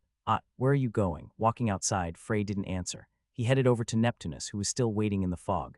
Neptunus trembled when he saw Frey. It wasn't that he didn't think about running away. Instead, he had already tried dozens of times, but there was no way for him to escape this monster-like man. He can pull me out even if I try to hide at the bottom of the sea. Neptunus' fate was completely in this man's hands. Frey looked at him carefully for a moment before speaking. There are two hearts beating in your chest. One of them belongs to my teacher. At first, I was going to kill you and recover her heart. SB, spare me, listen to the end. Neptunus obediently became silent. Frey sighed. Perhaps because it involved his teacher, his tone was many times sharper than usual. However, you are also a victim. You were kidnapped by the demigods and forced to undergo body modifications. Of course I am. If it wasn't for those bastards, Neptunus would. Neptunus, who was about to profess his innocence, went silent again as he saw Frey's eyes. You must not kill humans in the future, and you must help those who encounter sea disasters around here. Keep that in mind. Are you saying I can't return to my homeland? Frey looked at the dejected Neptunus and said, 100 years. You can return in 100 years. Keep in mind, Neptunus, the heart in your chest belonged to my teacher. You are not allowed to disgrace her. I'll be watching. Then he turned around without saying any more words. Looking at his back with a blank expression, Neptunus then helplessly muttered. How long is 100 years? Frey returned to where the great medium was once again. She seemed to have just been calmly observing what happened, but the look in her eyes wasn't very nice. I don't think that monster will listen to you. He will listen. A monster's patience is not that deep. It will pretend to listen to you for a while out of fear, but it will eventually reveal its true nature when its memories of you have faded. That's just your preconception. He has intelligence. That means he can become a better being. Knowing the joy of doing good would make him a spirit creature, not a monster. He sank many ships. Hundreds of people died because of him. He will save many more people than that. Will that bring the dead back to life? Their eyes met for a moment. The great medium thought Frey would be upset at her questioning, but he was only looking at her with a sad expression. Do not mistake the wrong person to vent your anger. The great medium closed her mouth. The moment she heard those words, she had a strange feeling. Preceding great medium, talking to Frey felt like talking to her teacher, and as she pondered the reason for this feeling, the answer came to her immediately. The more she talked to this man, the more intimidated and small she felt. Did I do something wrong? She couldn't help but have this thought. The great medium shook her head. Maybe he had twisted the conversation so that she'd think like that. Can you take me to the royal family of this country? It's possible, then please do so. I think it would be better if I was able to see and talk to the king personally. The great medium nodded. Regardless of whatever disagreement they had, she couldn't snub him right after agreeing to help him. The great medium used sorcery to create a rift in space once again. Seeing this, Frey asked, what is the name of this sorcery? It's called God's Steps. Without realizing Frey's strange gaze when she said those words, the great medium continued. Morgan is suspicious in many ways at this point, but in the end, he is still the king of the country. You will not be forgiven if you act as rudely towards him as you do to me, so you'll have to be polite. If he is someone who deserves my politeness, then I will. The great medium couldn't help but feel a bit anxious since those words were neither positive nor negative, but she quickly put aside her anxiety. Letter 1d6 to a letter 1d6 97 letter 1d4 c3 letter 1d6 33 letter 212f letter 1d4 82d c0 m. No matter how rude he was, he shouldn't act the same way to a king. Let's head over first. Frey nodded and followed the great medium into her space rift. He immediately felt a sensation that was very different from a warp. As if they were moving at high speeds, the surrounding objects blurred past them, and suddenly Frey found himself standing in front of a castle. Please wait here for a moment. I will return after receiving permission. After saying that, the great medium walked into the castle. Frey looked up at the castle without answering her.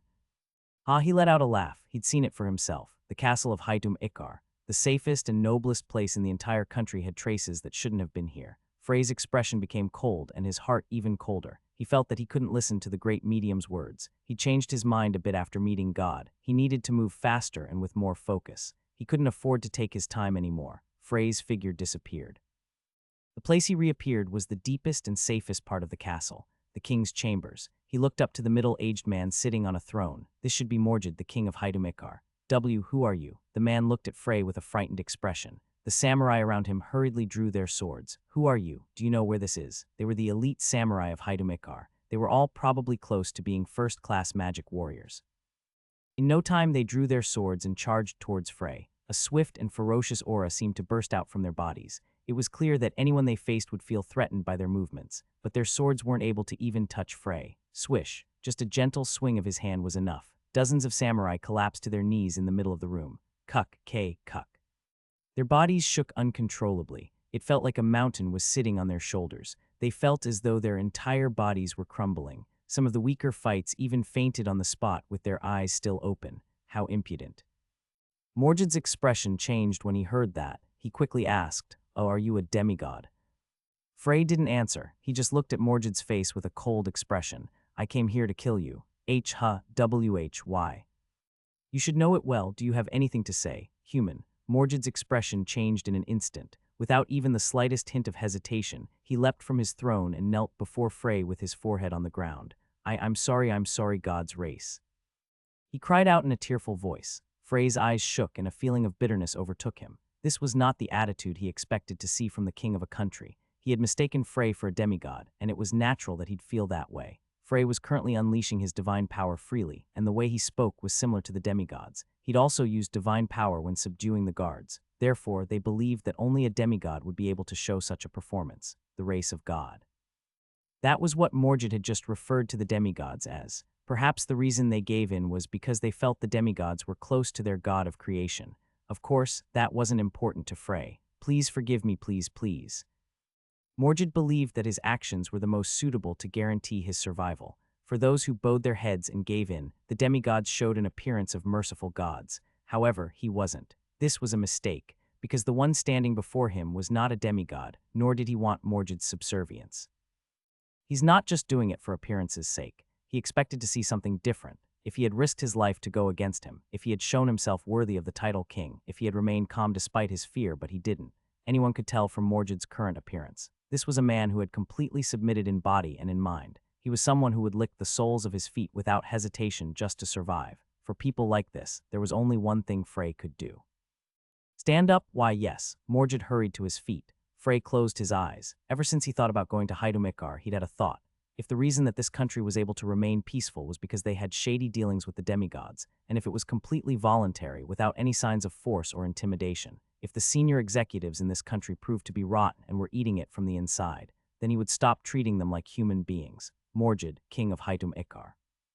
Why, yes, Morgid looked at him in anticipation. Frey looked at him like he was no longer human and said, "Die here." Morgid looked up at Frey with a fearful expression. He felt like an inevitable death was approaching. Why was he angry? He'd never made any mistakes in front of the demigods. Morgid desperately rolled this problem around in his head. The reason he was able to become the king over all his brothers was because he had the sharpest wits. But at that moment his brain didn't seem to be working properly, probably because of the fear of death. His tongue, which normally moved so well, was frozen stiff. Meanwhile, Frey slowly walked up to him. He closed his eyes tightly, trying to show as much determination as he could. If I die, this country will be over." These words were said recklessly, but Frey stopped moving. Morgid felt the aura of death, which was lingering around his neck, recede slightly. "What do you mean, it worked?" Morgid inwardly cheered loudly at this fact. Of course, this could simply have been prolonging his death. He didn't have time to waste. He quickly continued. It hasn't even been 5 years since I succeeded the throne. I haven't fully established my authority. My brothers, who are still ambitious, would have a chance to. Just get to the point," he gulped audibly. "If I die, my brother will take my place as king. Brother, I mean Genta, don't you know, Lord Ananta's apostle." Morgid still mistook him for a demigod. "Right, but I heard that Genta was exiled. How could such a person become king?" Morgid tilted his head inwardly at those words. The demigods were basically indifferent to the affairs of humans, so he didn't expect this one to know about Genta's exile. However, Genta was Ananta's apostle, so it wasn't strange that he would know a bit more about him. Genta still has many supporters in Haidum-Ikar, mostly those powers in the dark. It's not just domestic. Genta also has a strong relationship with many foreign countries. Possibly even more than me. I don't know just how much power Genta has. Frey frowned. This was because he thought it was truly unruly for a king to say such things. Someone is amassing power to the point where they might rebel, and you do nothing to pressure them or create any countermeasures. And you can even admit that you don't know just how much power the other has. He couldn't help but feel that this man before him was not qualified to be king. This irresponsibility would develop into a rebellion or a civil war and would cause great fear to spread throughout the country, just as Frey looked at Morgid from above. Projectiles were suddenly shot from above. They were aimed at both Frey and Morgid at the same time, or at least that's how it appeared at first glance. In truth, they were mostly focused on Morgid. The ones that were sent to Frey were just to grab his attention. Frey immediately created a barrier. The projectiles crashed into the barrier, giving him a chance to see what they were. Needles. They were also coated in poison. Then Frey felt movement from the ceiling. Suddenly, 2 men in black dropped down at the same time. Their actions were swift and stealthy with no wasted movements. It was clear that they were trained professionals. Flashing daggers were held in their hands. They're aiming for Morgid. Crackle. Pale lightning erupted from Frey's body. The current traveled along the floor before touching their feet. Cuck, the would-be assassins convulsed violently and foamed from the mouth. They then collapsed to the floor, unable to move even a finger. Huck. Morgid also collapsed. It had only taken a few seconds for all of those actions to take place. He'd seen everything that happened, but he couldn't figure out what was going on. Frey looked down at the convulsing assassins and said, "Who are they?" "Are assassins. They are Genta's men. I can't believe it. I didn't think they'd dare to infiltrate the royal castle." Frey looked away from Morgid and approached the assassins. He'd controlled his strength, so they were still conscious. "Tell me where Genta is." Purple liquid seeped from the assassin's lips. Frey furrowed his eyebrows. Poison. Were they hiding it in their mouths? It seemed they still had the ability to move their chin. Frey's face crumpled with displeasure. He hadn't thought they'd kill themselves without hesitation. It seemed they had also been trained to do that as well. It was then. The space beside Frey twisted before splitting vertically. The great medium then walked through this rift. She looked around before sighing. "I thought this would be the case." "Do you know what you've done?" Morgid blinked in confusion. The great medium had suddenly appeared and started talking to the man he thought was a demigod, as though they were acquainted. How does the great medium? It was a well-known fact that the great medium didn't acknowledge the existence of the demigods. Therefore, the relationship between the great medium and Morgid was naturally poor. Frey looked down at Morgid and said, "This man, the king, was in communication with the demigods. He sold his pride to save his life and didn't hesitate to become a dog. So you plan to kill the king of the country. What does his status have to do with killing this man?" The great medium and Morgid both felt chills when Frey said those words. In particular, Morgid felt pressure as though someone was gripping his heart. If Frey had decided to do it earlier, he would have been dead by now. Since he'd become king, there hadn't been a day that he'd been able to sleep comfortably because threats to his life surrounded him.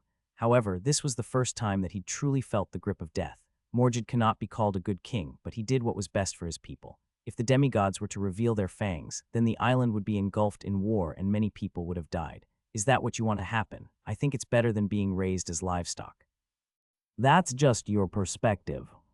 Frey didn't know what to say for a moment, then he suddenly let out a sigh. You're right, that's just my perspective. At that moment, Usra's words appeared in his mind. He'd called him a warrior, a fighter, and that was right. Frey despised those who would discard their pride just to save their own lives. No, his feelings went beyond simple contempt and bordered against utter disgust. But in the end, this was just a subjective view. Morgid was a king. As he calmed down, Frey understood what this meant. For Morgid, the things that mattered the most were the survival of his people and his country. I was too hasty. As you said, it wasn't without reason. Great Medium was genuinely shocked when Frey reflected and suddenly apologized. Frey then pointed to the assassins and said, "They tried to kill Morgid. It seems they are under Genta. Where is he?" The Great Medium frowned. "What will you do with the information? I have to kill him." Unlike Morgid, he had no intention of sparing Genta. Genta is the king of darkness. He is called the king of death, the legendary assassin. He enjoys sneak attacks, but that doesn't mean he isn't strong in head-on battles. And a few years ago, he became the apostle of Ananta and gained the ability to use divine power, so no one knows just how strong he is anymore. She took a deep breath before continuing. The place where Genta is staying is his territory. With a simple gesture, he would be able to summon hundreds of assassins who would willingly throw their lives away for him. That's fine. There was no sign of pride. Frey remained expressionless as though what she'd just said was unimportant. The Great Medium then glanced at the warriors collapsed around the room. Certainly, this man's power was certainly extraordinary. Not even the best sorcerer she knew would be able to incapacitate so many top samurai with ease. First, I'll see how it goes. If he was unable to deal with Genta, she would step in. As long as Genta was a citizen of Haitum Ikar, he would never harm the Great Medium. When she finished her calculations, she opened her mouth. Genta is in a city called Paranea in the northernmost part of the island. Paranea? Morgid asked in a surprised tone. The Great Medium nodded. Right. As you know, it's the city of Karuka, your sister. He sighed. They right. So she laid the groundwork for Genta to expand his power. Hoo-hoo. Morgid burst into laughter, but he didn't look happy. Instead, he looked incredibly sad. The Great Medium looked at him with a sad gaze. Frey could feel the complicated relationship in the royal family, but he had no intention of prying any further. I'll just kill Genta and have Ivan clean up the rest. As he'd said, he didn't have time to waste. Do you plan to leave right away? Right. The civilians who are not assassins. I won't let them get involved. Fine, give me a minute. The Great Medium seemed to want to say more, but in the end, she simply shook her head and opened a rift to Paranea. It was easy to get there because it was in the northernmost part of the island. They arrived in Paranea in no time. Frey looked around and narrowed his eyes. Divine power. Frey was able to distinguish the divine power. What he was feeling now was Ananta's power. It was a strangely dark energy that seemed to seep into the skin. It felt like being blown around by an uncomfortably hot wind. This was a place where sea breeze blew constantly, but it didn't feel fresh. Crunch. Without hesitation, he walked towards a shaded back alley. Before long, the noise of the port faded together with the unique smell of the sea. Then Frey stopped walking. He looked into the shadows and said, "I didn't think you'd come to me directly." A man appeared in the dark. It was Genta, the man he'd seen in the past. He wasn't wearing a mask this time, and he was instead revealing the bare face he'd seen back at the demigods' meeting. Genta spoke in an arrogant voice. "There's no reason to run away. This is an opportunity to finish you with my own hands. You brought many hands to accomplish this goal." Genta frowned. His subordinates who were surrounding them had been noticed. "Did you come even though you knew?" "Ha, you're out of your mind. I came." Frey's voice was cold. "Because you guys are nothing to me. This is a shallow land." Lord muttered, looking down at the land of the demon world. He never thought about conquering this world. After all, it was clear why this place was called Hell. "Don't you think so? Compared to the continent it is." Iris smiled. "Can I ask why you called me here? There's something I want you to do. Please say it. Send Nazdog to Haidum Ikar." Iris' expression changed at those words. At this point, if Nazdog is absent, then the power of the main force will be greatly reduced, wouldn't it? That's right. But it's not something you need to worry about. I see, but what? Humor could be heard in Lord's voice. "Are you currently occupied with something else?" The moment she heard that, Iris felt an unknown chill, but she was used to hiding her feelings, so it didn't show. Instead, she answered naturally. "Busy? What could I possibly be busy with? You are borrowing my power. Except for me, you are the only person who could enter the demon world. I know that. Hoo-hoo." Lord's low laugh was disturbing. Iris looked at him in silence. He was still looking down at the demon world's earth with his back to her, so she couldn't see his expression or tell what he was thinking. No, she wouldn't have been able to tell even if she could see his face. After all, he didn't have any features. But as soon as Lord turned around to face her, Iris realized that her prediction was wrong. Hup. Iris couldn't help but take a breath. Lord's face was now clearly revealed to her. He had eyes, a nose, and a mouth, but they were all positioned in a bizarre manner. His mouth was vertical, extending from his forehead to his chin, 4 eyes, and an innumerable amount of flaring nostrils. Iris fistfunder. Lord smiled hideously with his large vertical mouth. If a tail is too long, it's bound to be stepped on. Genta looked down at Frey with a laugh. He never thought he'd come to Paranay on his own, a prey caught in a spider's web. Of course, that didn't mean he would take him lightly. After all, it was still unclear just how powerful this wizard truly was. However, this was the place where most of the assassins Genta had raised were located. Even if it was the king of the country, Genta was confident that if he dared to set foot in this city, he would be assassinated without a trace. It wasn't even worth mentioning that this was clearly an irrational wizard. For generations, even collected wizards were the easiest targets for assassinations. Their bodies were filled with openings. They were very different from the magic warriors, who always fought on the edge of the blade, the knights, who were covered in heavy armors, or the sorcerers, who could employ all manners of unpredictable tricks. Their entire bodies were open when they walked, ate, slept, or even when they were on guard. And during the time it took for them to cast spells was the perfect time to assassinate them. How should I kill him? He came to Haidum Ikar without properly understanding his target. If he was to kill him in a straightforward manner, then it wouldn't be able to resolve the grievances he had inside. He felt it would be good to pull out his nails first, or melt the tips of his toes off with poison. People usually died in shock if their lower bodies suddenly disappeared. But this man was a powerful wizard, so he should have been able to last a bit longer. Most people did not have a good resistance to physical pain. As Genta was wondering how he should kill him, Frey's expression changed slightly. They had already been staring at each other for some time. Genta knew that. Nevertheless, he was unable to give the order to attack hastily. What was the reason? He wondered to himself. Frey's body was full of openings, that he was certain about. With just a single gesture, he was sure that this man's body would become a ball of meat. Yet he didn't want to. He didn't want to give the order. Genta felt that his palms had become wet without him realizing. Am I nervous? Crunch. He grit his teeth subconsciously. Nervousness, fear, dread. These were words that should have no connection to him, until he met the demigods. Faced with them, he had no choice but to abandon his arrogance. And he believed that he had grown to the next level, both as a human and as an assassin. Now that he thought about it, this situation was very similar to the one of that time. When he first met Ananta, he'd also felt that his body was full of openings. The Genta at that time had quickly narrowed the distance. In his head, he could already see the scene of his sword slicing through Ananta's throat. But the moment he was tossed to the floor was when he realized it was all an illusion. He was shocked. He'd actually thought that he could kill a great being that had lived for thousands of years. He'd been drunk on his own lethal power. But that illusion was shattered when he saw Ananta's power. Even the little hesitation he had in his heart disappeared after he learned of Lord's existence. Genta decided to compromise. He decided to consider the demigods as beings on a completely different level than humans. That was his last bit of pride. He would recognize the demigods as the true superior species, and he wouldn't hesitate to bow his head or borrow their strength. But if it was anything else, he wouldn't lose. He would kill it. That was what he thought. Yet he didn't know why he was nervous. Genta stepped back. Before he knew it, the ridicule had disappeared from his face. Genta bit his lip, using the sharp pain to calm his mind.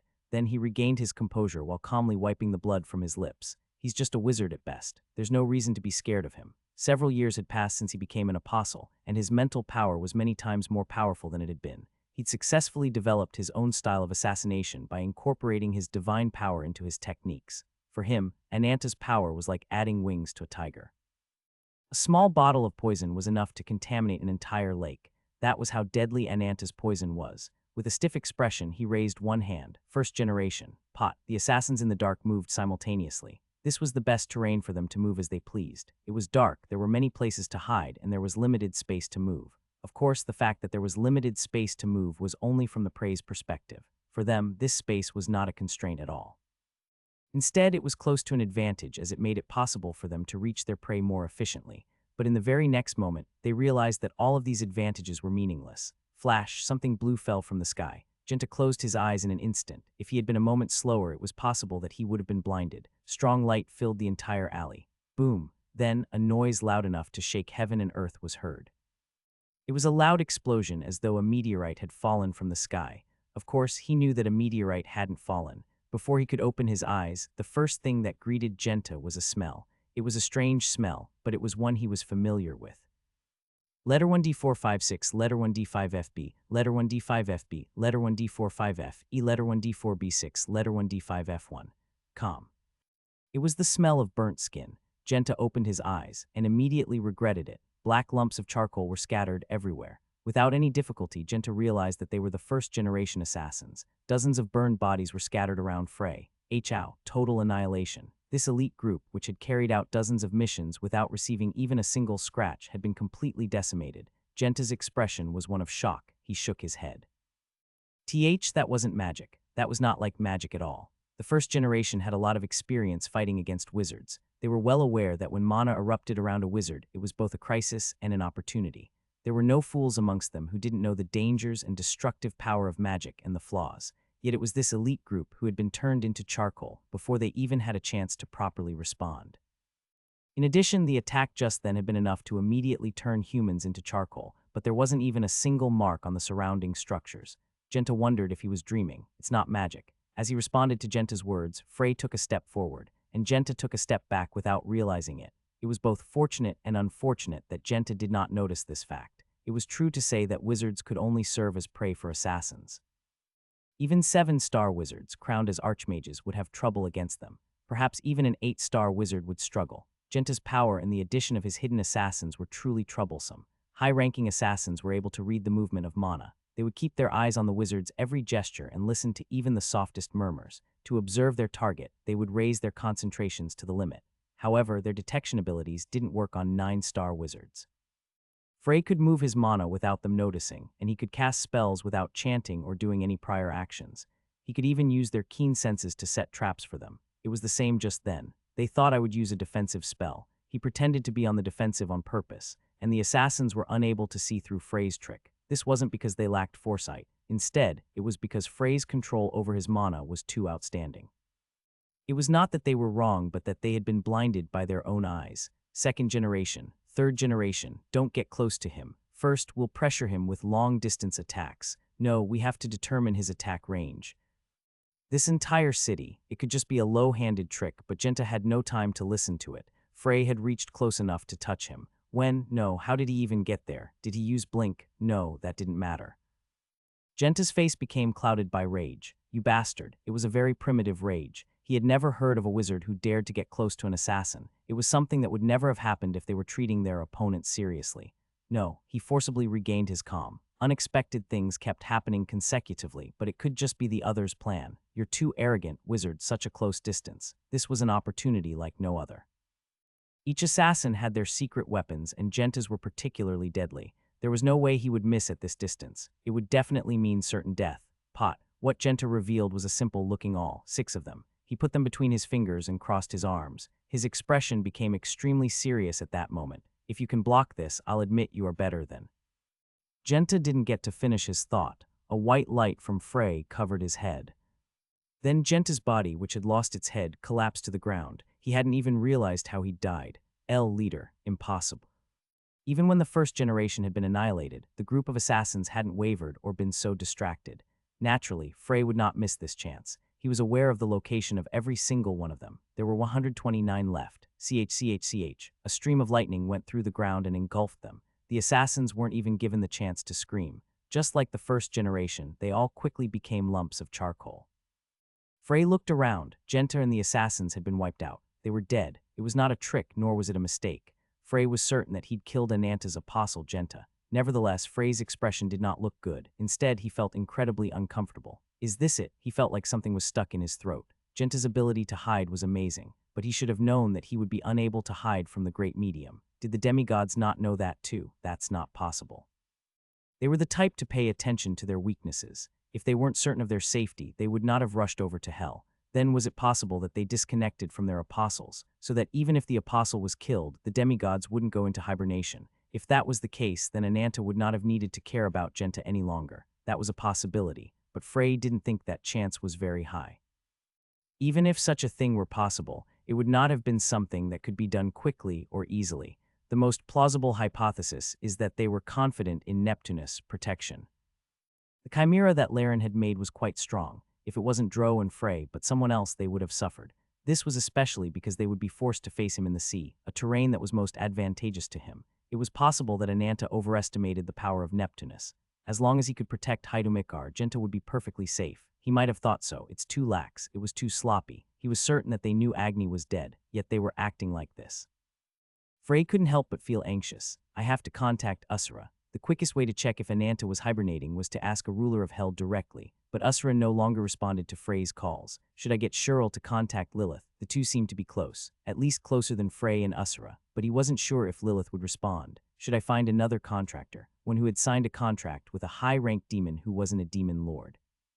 He could use them to help him pass on a message to Usura. However, Frey's concerns soon became useless. Hello, Frey looked back in shock. Without him noticing, a man had appeared behind him. I couldn't feel his presence. That fact alone made Frey's expression harden. Who are you? When Frey asked this in a vigilant voice, the man smiled. Lucifer, the lord of the corrupted hell. Frey breathed in sharply. This was his first time meeting this man in person, but he couldn't help but raise his guard. He wasn't sure if this man was truly Lucifer, but it was clear that this was no ordinary person since he was able to evade his senses, even though demons can't use their full strength in the mortal world.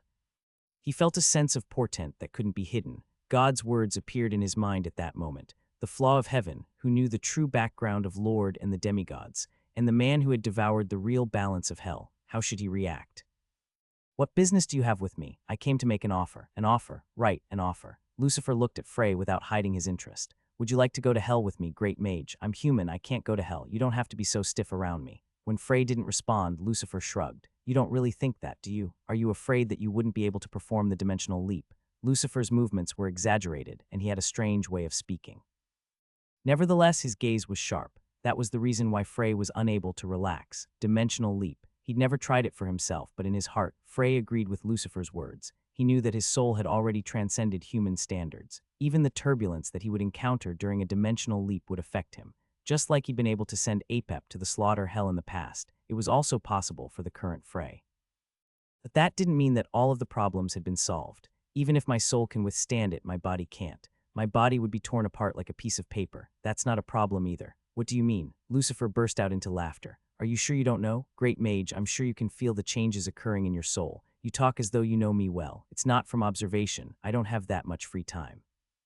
Can you tell who told me? Frey's eyes shook. He didn't answer that question either, but the image of a purple-haired woman subconsciously appeared in his mind. Frey sighed deeply. Transcendent. Hoo-hoo. Lucifer laughed happily and nodded. The demigod's true self. It was easy to understand if one thought about Agni, who had a body made of fire. The boundary between body and soul was not present. Even if their organs exploded or their limbs were torn off, their bodies could be constantly and quickly regenerated as long as they still had mental power. For transcendent bodies, normal physical attacks were pointless. Magic and even divine power was the same. To deal a proper blow to a transcendent, one had to use a high-level technique to reach their core. You can also become transcendent. Frey knew that. He put his hand on his chest. At some point, he'd begun feeling that his body was unnecessary. It felt cumbersome, like it was holding him back. He also knew that he could throw away this body if he wanted. He could get a freedom that he'd never felt before in his life. He could feel a sense of fullness that the feeling he had now would never be able to compare to. Frey knew that he could be like that at some point. You have already surpassed the class of humans, so why are you still clinging to your body? Lucifer asked this question with genuine curiosity. Frey's mouth twisted. In all honesty, it was because he wasn't confident. He didn't know what changes he would experience after truly becoming a transcendent being. It was possible that he'd become completely different to how he was now. Even his way of thinking might change. He was scared. He wasn't sure if he'd still consider himself a human at that time or how he would feel towards them. Frey loved humans, but at the same time, he hated them. He knew of their extremely contradictory nature better than anyone else. He knew that there were just as many bad people as there were good. What if he only focused on the former after becoming a transcendent being? What if he could no longer see the bright side of man? When he became transcendent, Frey believed that his vision would be much higher than it was now. It would be almost impossible for him to see the humans below him. Even if he bent his back as much as he could, he would never be able to see their expressions. And no matter how he stretched his ears, their desperate cries would never reach him. He would become a new level of existence. Would he even be himself anymore? Lucifer's expression changed for the first time. The relaxed expression that he had up to that point disappeared, replaced by a bit of surprise and frustration. Foolish. It has already been determined. You are destined to abandon humanity in the end. Frey took Lucifer's words to mean two things. He would abandon his humanity, or abandon the human race. Both were obviously things that he never wanted to happen. Nevertheless, the moment he heard it, his heart became heavy. He felt that those words were like a prophecy that couldn't be denied. Chrysalis, that's the best word to describe your current state. You're already ready to spread your wings. So why aren't you flying? Why are you still focused on the days when you crawled across the ground? Do you think you can go back to being a caterpillar? No, you can't. Lucifer's voice was filled with a strange emotion. Evolution or destruction, you have to pick between them. The cocoon will eventually rot and your body will rot with it. That's not the end you want, is it? He would die as a human. Lucifer didn't want to say such terrible words. Instead, he looked at Frey with eyes filled with anticipation. There was even a faint hint of affection in his gaze. He couldn't help it. He had been alive for a frightening amount of time. Except for God, there was no one else in the universe who'd been alive as long as he had. He was the oldest creation. Lucifer also knew more about the structure of the world than anyone else. In other words, he knew the laws and order. The core of these laws was class. All living beings were placed in a class from birth. It could be called a brand. Frey was a human. Even though he had power that far surpassed humans, he was still classified as a human. It was the same even when he was the great mage, Lucas Troman. Even though he reached 9 stars, he was still mortal. He was still inferior to the rulers of hell and the demigods. In a sense, that was the limit of a human. But Frey had raised his class. He far surpassed the limit of power that humans could possess. He broke the limit. In truth, this result came from a series of coincidences. But Lucifer didn't care about the process. The only thing he paid attention to was the result. This human in front of him had accomplished something that was unprecedented in thousands, no, tens of thousands of years. Lucifer greatly admired Frey's feat and praised him sincerely. It even made him uncharacteristically excited. The possibility that Frey's existence revealed was simply astonishing. It was natural for him to have a lot of curiosity towards him. He was curious about this human who managed to break the law, and just what thoughts he had in his mind. But right after he finally met this person and talked for a brief moment, he was overwhelmed by disappointment, lingering affection. Frey was still deeply attached to the human race. He shouldn't have been. Such personal affection was not a virtue that a transcendent being needed to have. Become transcendent, Lucas. Lucifer spoke with a serious expression. I know you have an aversion towards transcendent beings. It's only natural since you've only experienced the demigods' behavior. However, you should have realized, they don't have the dignity worthy of their long lives. They are just pathetic. The demigods have wasted their near infinite time and they are now paying the price for it. Look, the fall of those arrogant beings who claim to be the masters of the continent is at hand. Lucifer clenched his fist. You won't be like that. The path you've taken so far proves that. All of a sudden, Frey finally opened his mouth. Lucifer looked at him in anticipation. But his expression became hard when he heard the words Frey said next. My friend's advice comes to mind. What is that? They said that you should be especially careful when a demon starts wagging its tongue at you enthusiastically. The expression of Lucifer, which had been alight as he was talking passionately, quickly cooled down. The emotion disappeared from his face. The change was so sudden that it would cause anyone to feel chills, but Frey didn't shrink back. Instead, he continued in a cold voice. What do you want? Frey's expression was as cold as his voice. He didn't trust Lucifer at all. This would have been the case even if he hadn't heard the truth from God. As you said, I will transcend humanity. Sooner or later, perhaps it will be as you said. Perhaps. However, in the end, that is my choice. Do you understand? It is a judgment that I will make for myself after careful consideration. Your words have no effect on my choice. Lucifer smiled coldly. This smile was very different from the one he'd given before. However, Frey felt that this smile revealed his true intentions. I understand perfectly. Right, every choice deserves respect. However, you should understand the reason why I want you to become transcendent as soon as possible. We have a common enemy. I just thought that you would like to increase our odds. You mean Lord. He certainly is a common enemy between the continent and hell, but in my opinion, you and Lord are the same. He didn't know what he was up to. Demons cannot exert their full strength here on the continent. We are of no threat to you. I don't know that. The demigods had been able to avoid the law's punishment by using a metal called aluminium. It was one of the laws that also restricted the demons when they entered the mortal world, so he couldn't say for sure whether they had a way to bypass it or not. Then let's change the method of this negotiation a little. Do you intend to threaten me? You might see it that way. Lucifer's lips spread to form a large, sinister smile.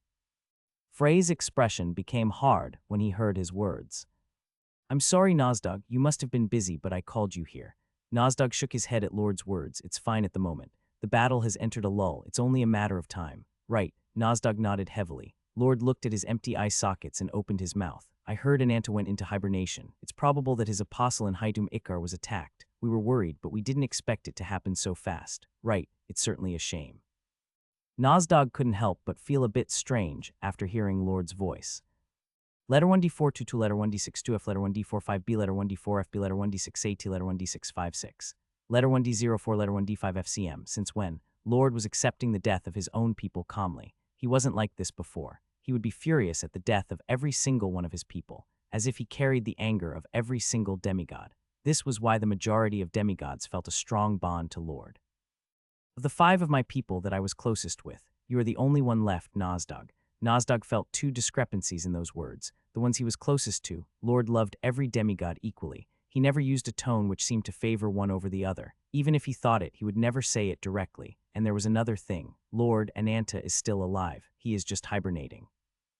Ah, right, Nozdog felt a strange sense of anxiety. He couldn't help but fall silent for a moment. Right, that's true. Nozdog's body was a skeleton. This meant he had no heart. But if he did, he was certain that it would practically jump out of his chest with how hard it would be beating at that moment. Head over to Haitum Ikar. I don't mind doing that, but will it be fine over here? If both Nozdog and Ananta were away, the power of the demigod's side would fall by at least half. Lord was acting on his own, so he wouldn't be able to help. With just the others, even if only 2 archdukes made a move, they would have a hard time. It's fine. I have a plan. Understood, Nozdog forcibly suppressed his anxiety. Even when Lord absorbed Laren, his belief did not waver. Regardless of the consequences, he would listen to Lord's will. What should I do after I get there? There should be a being with a dragon heart there. Take him down, but don't kill him. Understood, then I will brief the others and come back. Nozdog left after saying those words. Lord's gaze was elsewhere. It was like he was looking beyond hell. He was looking at the one who was probably his biggest obstacle. It must have been fun. Everything was going according to your plans. A smile appeared on his face. But it will be different from now on. Lucifer left, saying that he would return the next day. He also added that he hoped Frey would have made a decision by then. Frey was once again alone in the back alley. He sat on the dirty ground, looking up at the sky. He couldn't help but think back to what Lucifer had said. Iris was caught by Lord. I lost contact. I don't know if she is alive or dead. Lord has no reason to keep her alive. Even if she is alive, there is no guarantee that she's okay. Strangely enough, he felt that those words were true. Lucifer no longer tried to force an alliance. He simply looked at him with a meaningful smile. However, it was this attitude that shook Frey's heart more than the persuasion tactics he'd employed before. He slowly closed his eyes. There were a lot of thoughts on his mind. His face was stiff and his heart was heavy. His worries continued to pile up. His relationship with Iris, the things she'd done after he disappeared, what Anastasia said, Lucifer and Lord. He suddenly felt that that wasn't important. What do I want to do? Frey asked himself. The most important thing was his own thoughts, and that answer came so quickly that his worries seemed unnecessary. Regardless of the reason, I don't want to leave her like that. He didn't want Iris to end up dying at Lord's hand. It wouldn't solve anything. There was still a lot that needed to be cleared up between Frey and Iris. A lot of things that he wanted to hear, and a lot that he wanted to say. In this sense, Lord was a hindrance and an uninvited guest. He did nothing but interfere. Frey was finally able to see inside himself clearly. He wasn't just going to save Iris. If he met her this time, he would be able to look at her more calmly than the last time. He couldn't help but wonder how exactly he would treat Iris Fistfounder. First of all, he had to meet her again. After having this thought, Frey stood up. He didn't intend to act as Lucifer wished. He said he would return the next day, but Frey didn't intend to wait until then. He would go to hell on his own. Of course, there was something he needed to take care of before that. You go first. Ivan's cheek twitched at Dro's sudden announcement. What? There's something I need to do. There's nothing to do in this depressing forest where you can't even find a single bug. Do you plan to dig up a tree? The quality of the wood isn't too bad. Ivan touched a dark tree beside him while he mumbled insensibly, but Dro shook his head firmly. That's not it, then. Damn it, what's the need to hide it? Dro remained silent even as Ivan vented his anger. This attitude made Ivan even angrier, but Anastasia, who was observing Dro's expression, had a different view than Ivan. Let's just go. What? I have a bad feeling. Anastasia frowned. Dro's words sound like advice. What the hell are you talking about? Just come. That friend needs our help. Anastasia pointed towards Jekyll, who was standing at the front of his group as she said this. But Jekyll couldn't help but make a strange expression when he heard himself being called, that friend, by a girl who looked much younger than his daughter. Ivan clicked his tongue. He didn't trust Dro completely, but he was at least certain that he wouldn't try anything stupid. Nevertheless, he turned to Anastasia and opened his mouth, showing that he didn't back down easily. It's not that you don't understand what I'm implying, is it? Something like that wouldn't happen. Ha, Ivan snorted before walking over to Jekyll. Anastasia gave Dro a meaningful gaze before turning around and following him. Their figures grew further and further away. No signs of life could be found in the entire forest, so as they disappeared, a sense of serenity settled, like the calm before the storm. Dro appeared to be left alone in the clearing, but he knew he was not alone. You're still not very good at speaking. Well, Iris couldn't really afford to care about that. A man was standing in the darkness of the forest. He was not hiding his presence. In fact, he had been leaning against a tree since the beginning, but no one except Dro had felt his presence. Neither Ivan, who was at the gateway to the warrior king Anastasia, who carried the title Great Sage, nor Jekyll, leader of one of the 3 great circles and a knight who surpassed the master rank, were able to. It's quite amazing that you sent them away so recklessly. The man spoke in a strange manner. Dro felt like he knew who he was somehow, so he wasn't surprised. Instead, he continued talking in his normal, blank tone. What if I didn't tell them to leave first? What if they were still here? I wanted to talk to you alone. I don't want others to hear our conversation. His tone was light but seemed to carry a deeper meaning. He meant that he would have killed everyone there. It wouldn't have been difficult for him. Looking at his pale complexion, Dro slowly opened his mouth. Lucifer. Ho! Lucifer made a sound of admiration when he heard his name called. His voice was filled with a sense of anticipation as he asked, "Can you remember?" faintly. "That's good to hear. Now come here." Lucifer beckoned to him, but Dro didn't move from his position. Instead, he shook his head firmly. "I was told not to trust you. I don't need to ask who told you that." Haha, I can't believe Iris said that. She is fun and annoying at the same time. He still had a smile on his face as he spoke. Iris created me. She is my. What? Hahaha, this time he truly burst into laughter. Lucifer laughed for a long time before looking at Dro again. Cuckoo, you're not wrong, but how naive. Right, I get it now. Is this also part of Iris' design? That woman really can't be underestimated. What are you talking about? The answer came from behind him. The one you need to believe is not her but me. Snap. Lucifer, who'd moved behind Dro, grabbed his shoulder. And in that instant, Dro felt as though lightning bolts were flashing in his mind.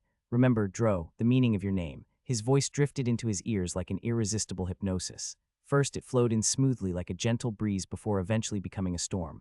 Dro's mouth hung open and his eyes were stretched wide. I am not the Dragon Lord. Right, you're not. Lucifer smiled brightly. You're not just that much, Dro. Lilith breathed deeply as she stared at the demigods. She didn't have her usual composure at all. Her well-groomed hair hung wildly and her entire body was covered in wounds. That wasn't all. Most of the Black Dream Hell had been taken and even her own castle had been destroyed. This is really frustrating. She never would have thought that she'd be the first victim. At first, she had the advantage, but she wouldn't have imagined that it could become like this, because the demigods were ignorant about hell. Lilith was confident in her territory. She had believed that since it was the Black Dream Hell, she would be able to stop the demigods' advance and even kill a few of them. But it was all just an illusion. Their patterns began changing as the battles continued. The demigods inexplicably adapted to the terrain and environment in hell at a quick rate. They were not shaken by the advantages of the demons, and in the end, the difference between winning and losing became the difference in power. Each demigod had power that surpassed even the high-ranked demons, and while they might have been weaker than the 6 rulers of hell, there were over a dozen of them, and among them there were also those who were exceptionally strong, Nozdog and Ananta, those who were called Apocalypses. The 2 of them weren't around right then, but Lilith couldn't afford to care about them at that moment. It's like we were told. The Queen of the Dream Demons is particularly weak among the Archdukes. Indeed. Demigods muttered these words with expressionless faces. They just muttered what they thought, but Lilith felt humiliated as though they were actively mocking her. And the thing that was the most humiliating was the fact that she couldn't refute their words. It was true that of the 6 rulers of hell, she was the weakest. In the end, no one came to help. Lilith laughed to herself. She wasn't disappointed, because she didn't expect to get any help in the first place. She knew the habits of demonkind well.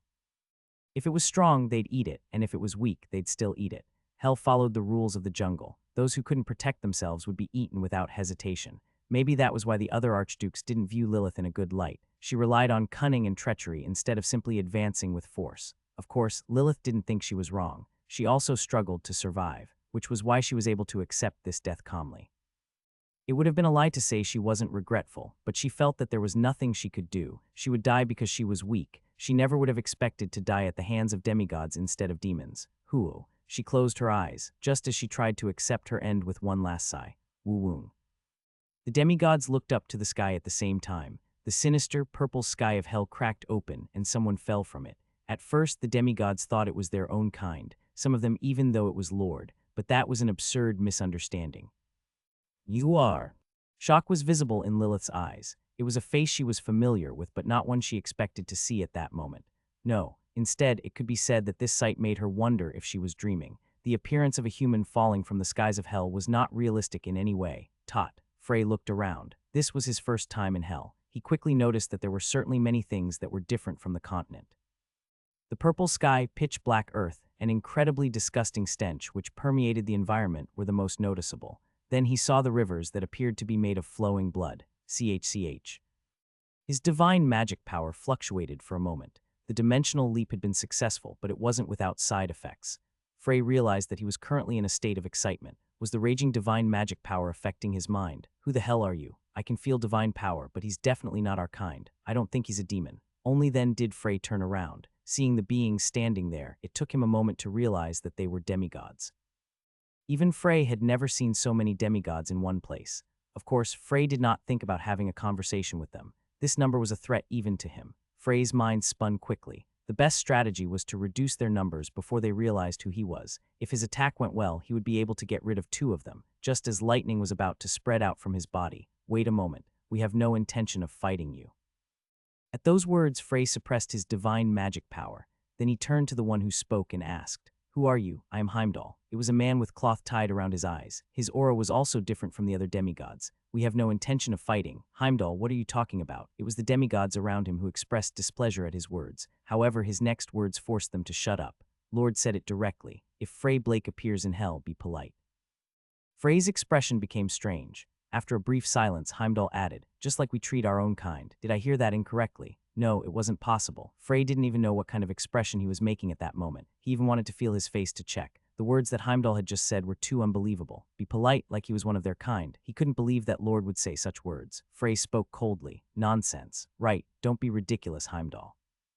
One of the demigods beside him agreed with Frey's words. His voice was fierce, and his eyes had a hideous glow, as though he was ready to tear his opponent apart without any hesitation.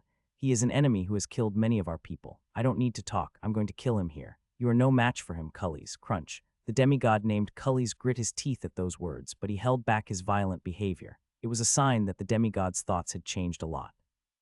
He didn't vent his anger even though he was told he was weaker than a mortal. In fact, Cullies was not confident that he could defeat Frey on his own. Heimdall looked at Frey again and said, Frey Blake, it doesn't matter whether you believe me or not. However, Lord seemed certain of your arrival. Frey guessed the reason. Iris Fistfounder. Was he using her as a hostage? The situation wasn't good. Nevertheless, a smile spread across Frey's lips. Of course, it was a smile colder than ice. Right, that's more like Lord. He would not have understood if he hadn't said that. Even if he pretended to have suddenly gotten a change of heart, he would only feel suspicion. Frey pointed to Lilith, who was still staring without understanding what was going on. Do not touch Lilith anymore. Ha. Why the hell would we listen to? We understand. Cullies opened his mouth to retort, but Heimdall nodded gently. It seemed that Heimdall's position was higher than the other demigods there. Of course, all demigods were viewed equally by each other, but it was a difference in speaking right. Lord and the Apocalypses were representative of this. After saying that, Heimdall turned around. Most of the other demigods seemed to be just as displeased as Cullies was, but they didn't express it openly. Lilith urgently called out to Frey, who was about to leave. Why did you save me? Because it's not time for you to die yet. What? Tell Usura. Tell him that he must not trust Lucifer. Wait. Frey didn't listen and followed Heimdall away. Except for Lucifer, the 5 lords of hell must not be allowed to die, because they were the best deterrent to hold Lord and Lucifer back. Lord looked no different from the last time he saw him. He was standing on the edge of a cliff, looking at Frey. What was unusual was that the land around him was not black. Instead, it was fertile and grassy, as though they'd returned to the continent. Welcome.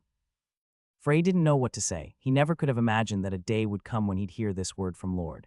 He felt strange. Of course, it wasn't a good feeling. Instead, it was a feeling so unpleasant that it gave him goosebumps. His disgust increased, and Frey didn't try to hide it. "You're too quick-tempered. Why don't we sit first?" The space split open, and 2 chairs appeared. "There is none of that murky energy unique to hell around here. I purified it. I made it so that it would make people from the continent like us more comfortable.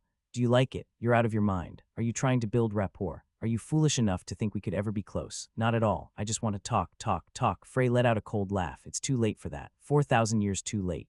Lord's attitude didn't change even after hearing Frey's cold words. Of course, he didn't suggest he sit down again either. "I'm surprised.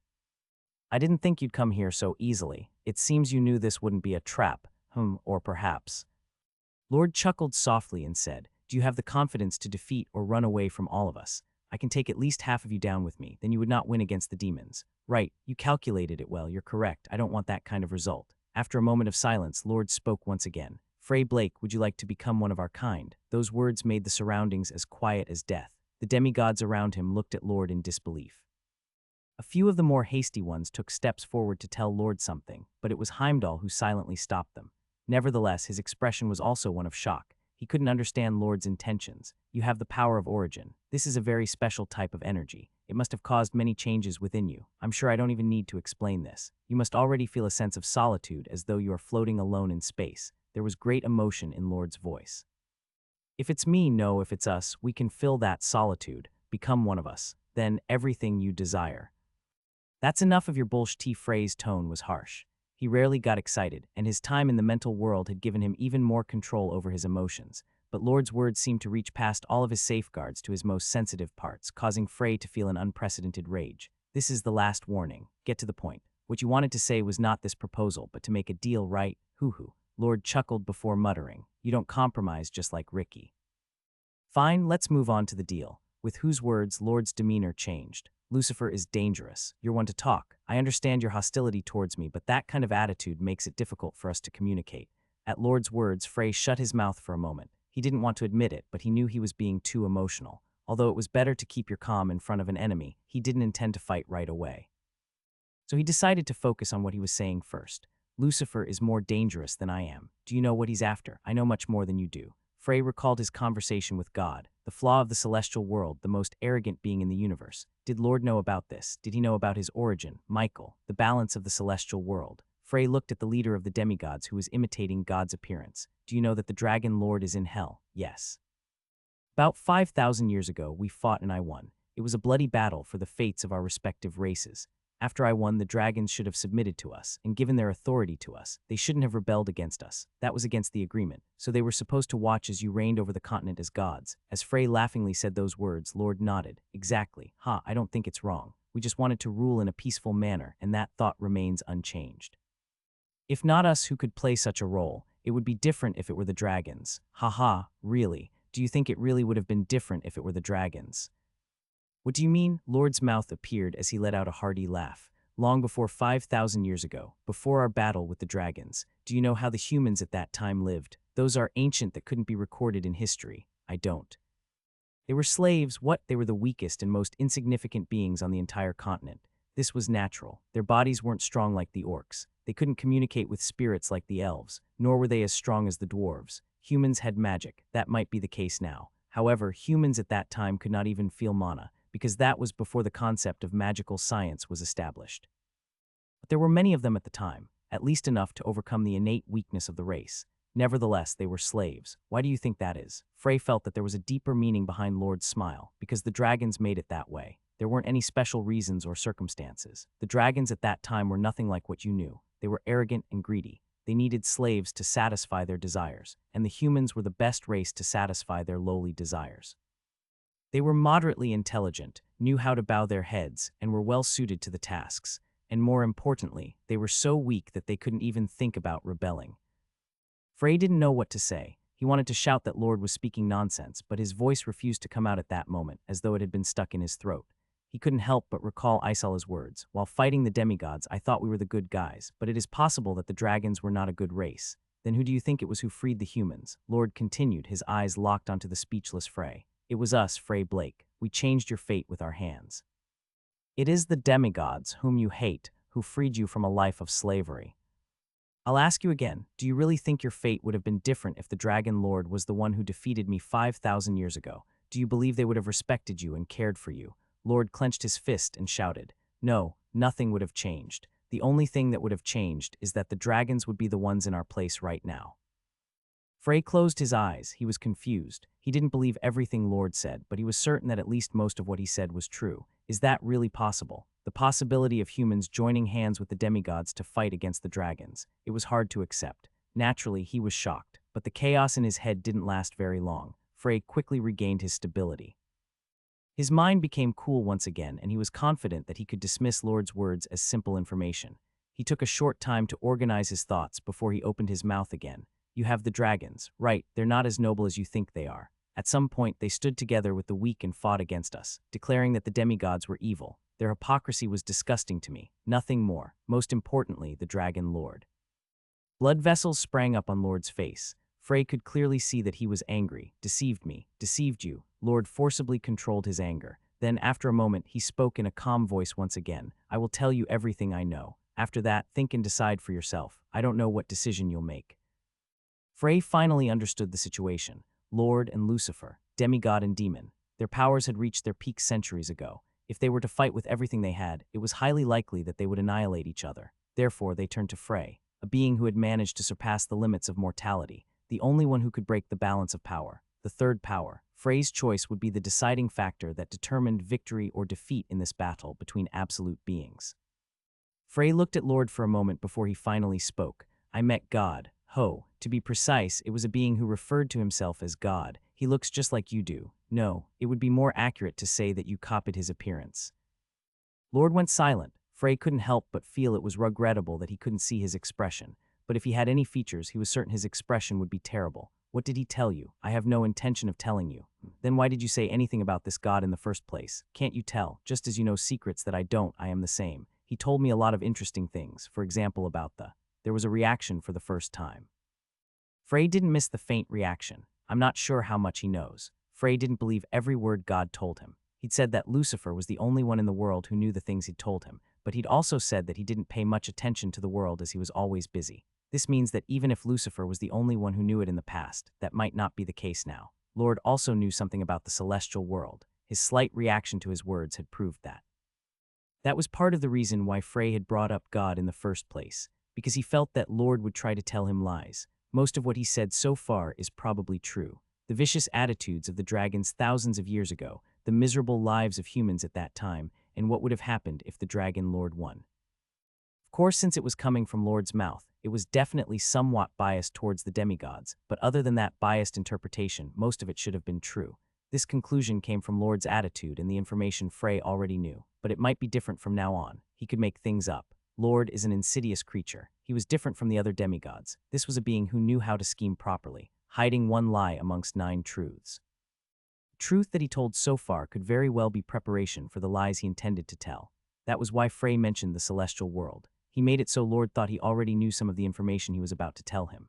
That way, he would feel uncomfortable telling any lies, because Frey might already know enough information to see through his lies. That was enough for now. He could be satisfied with the fact that he'd suppressed Lord's possible lies to an extent. Lord is trying to gain.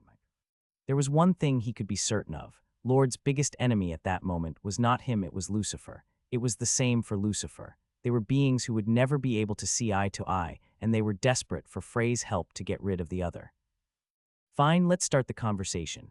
After a brief silence, Lord opened his mouth and spoke in a serious tone. From his tone, Frey noticed that Lord's thoughts had changed a little. Something had changed. Frey only hoped that this would mean a positive result for him. 5,000 years ago, before the battle between the Dragon Lord and I, we made a promise. A promise, the winner would become the continent's balance. Frey didn't ask what the balance was. Lord looked at him in silence as though he found this fact interesting. I should have pretended that I'd never heard of it before. Frey lamented for a moment before shaking his head. Hiding his inner thoughts, he continued to listen to Lord. It was a fierce battle. If there were maps in those days, it would have taken at least a few days to fix it. Dozens of mountains disappeared, and the sea was overturned. This fight lasted for decades. That would have been a terrible disaster for the continent. The Dragon Lord's power was comparable to Lord's. Dozens of civilizations would have disappeared during that fight. They would have been like shrimp in a fight between whales. My kind and the dragons did not get into the fight because we didn't want them to. And in the end, I won. I was the one who won. But the Dragon Lord didn't keep his promise. You mean he didn't give you the right to become the balance? That's right. And because I couldn't kill the Dragon Lord, I decided to bury him in hell. To later absorb him when the connection between him and the continent had faded. So I want to ask, was I wrong? Or is he the one who was in the wrong? Generally speaking, the person who didn't keep their promise is wrong. Frey, who had been speechless for a while, continued before Lord could speak, and the one who dares to tell lies is also wrong. You think I'm lying? Don't you think my accumulated hatred is too deep to try to earn my trust with just a few words?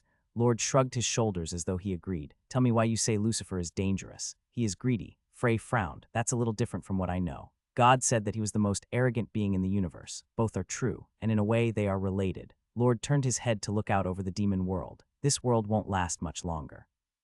What hell will disappear? It is something that was set to happen a long time ago. It's also something that can't be changed. Right, since you know about the celestial world, it's easier to talk about this. Sooner or later, the same thing will happen here, possibly sooner. Why? Because Lucifer couldn't become the balance. He devoured Satan but couldn't become the balance. Ho! Eyes appeared on Lord's face, a light of interest shining within them. However, a shadowed look appeared in his eyes not long after.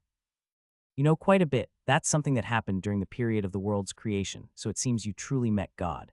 It seemed Lord had also been testing to see if Frey was bluffing or not, and the words he just said seemed to prove that he wasn't bluffing. On the bright side, he wasn't sure why, but the negotiation felt more dangerous than the numerous life or death battles he'd had up to that point. Perhaps because his opponent was Lord. Lucifer tried to become the balance without permission.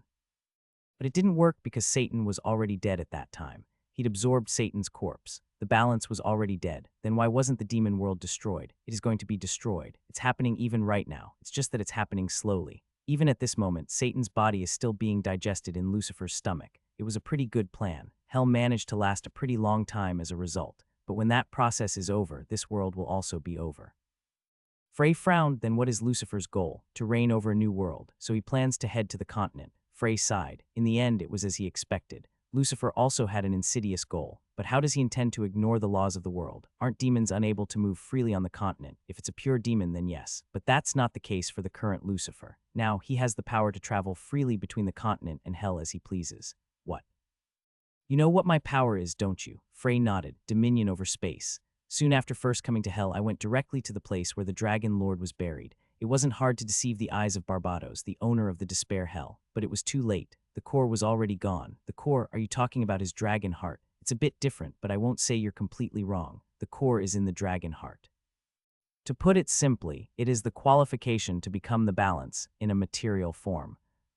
You must have met Dro, and I assume you believe he is the Dragon Lord. No, he's not. Hoot. Lord chuckled. That's right, he isn't.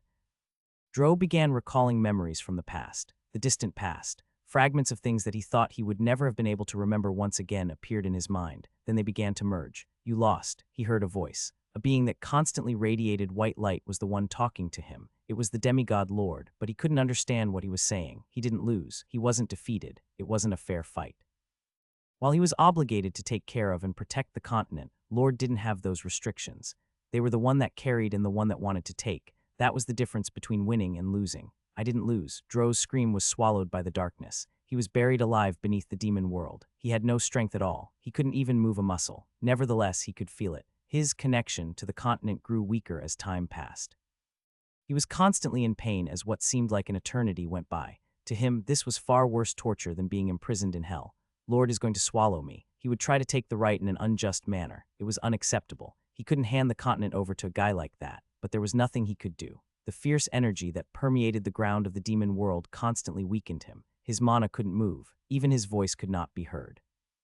He was being forced to die slowly. Time passed. How long had it been? He didn't know. He hated this place. It was cold, damp. He wanted to go back. To my world, to my continent. Are you still alive? Then he heard a voice. Because for the first time he was able to see something. It was a man with incredibly pale skin. It seems you're still conscious. That's good. What a relief.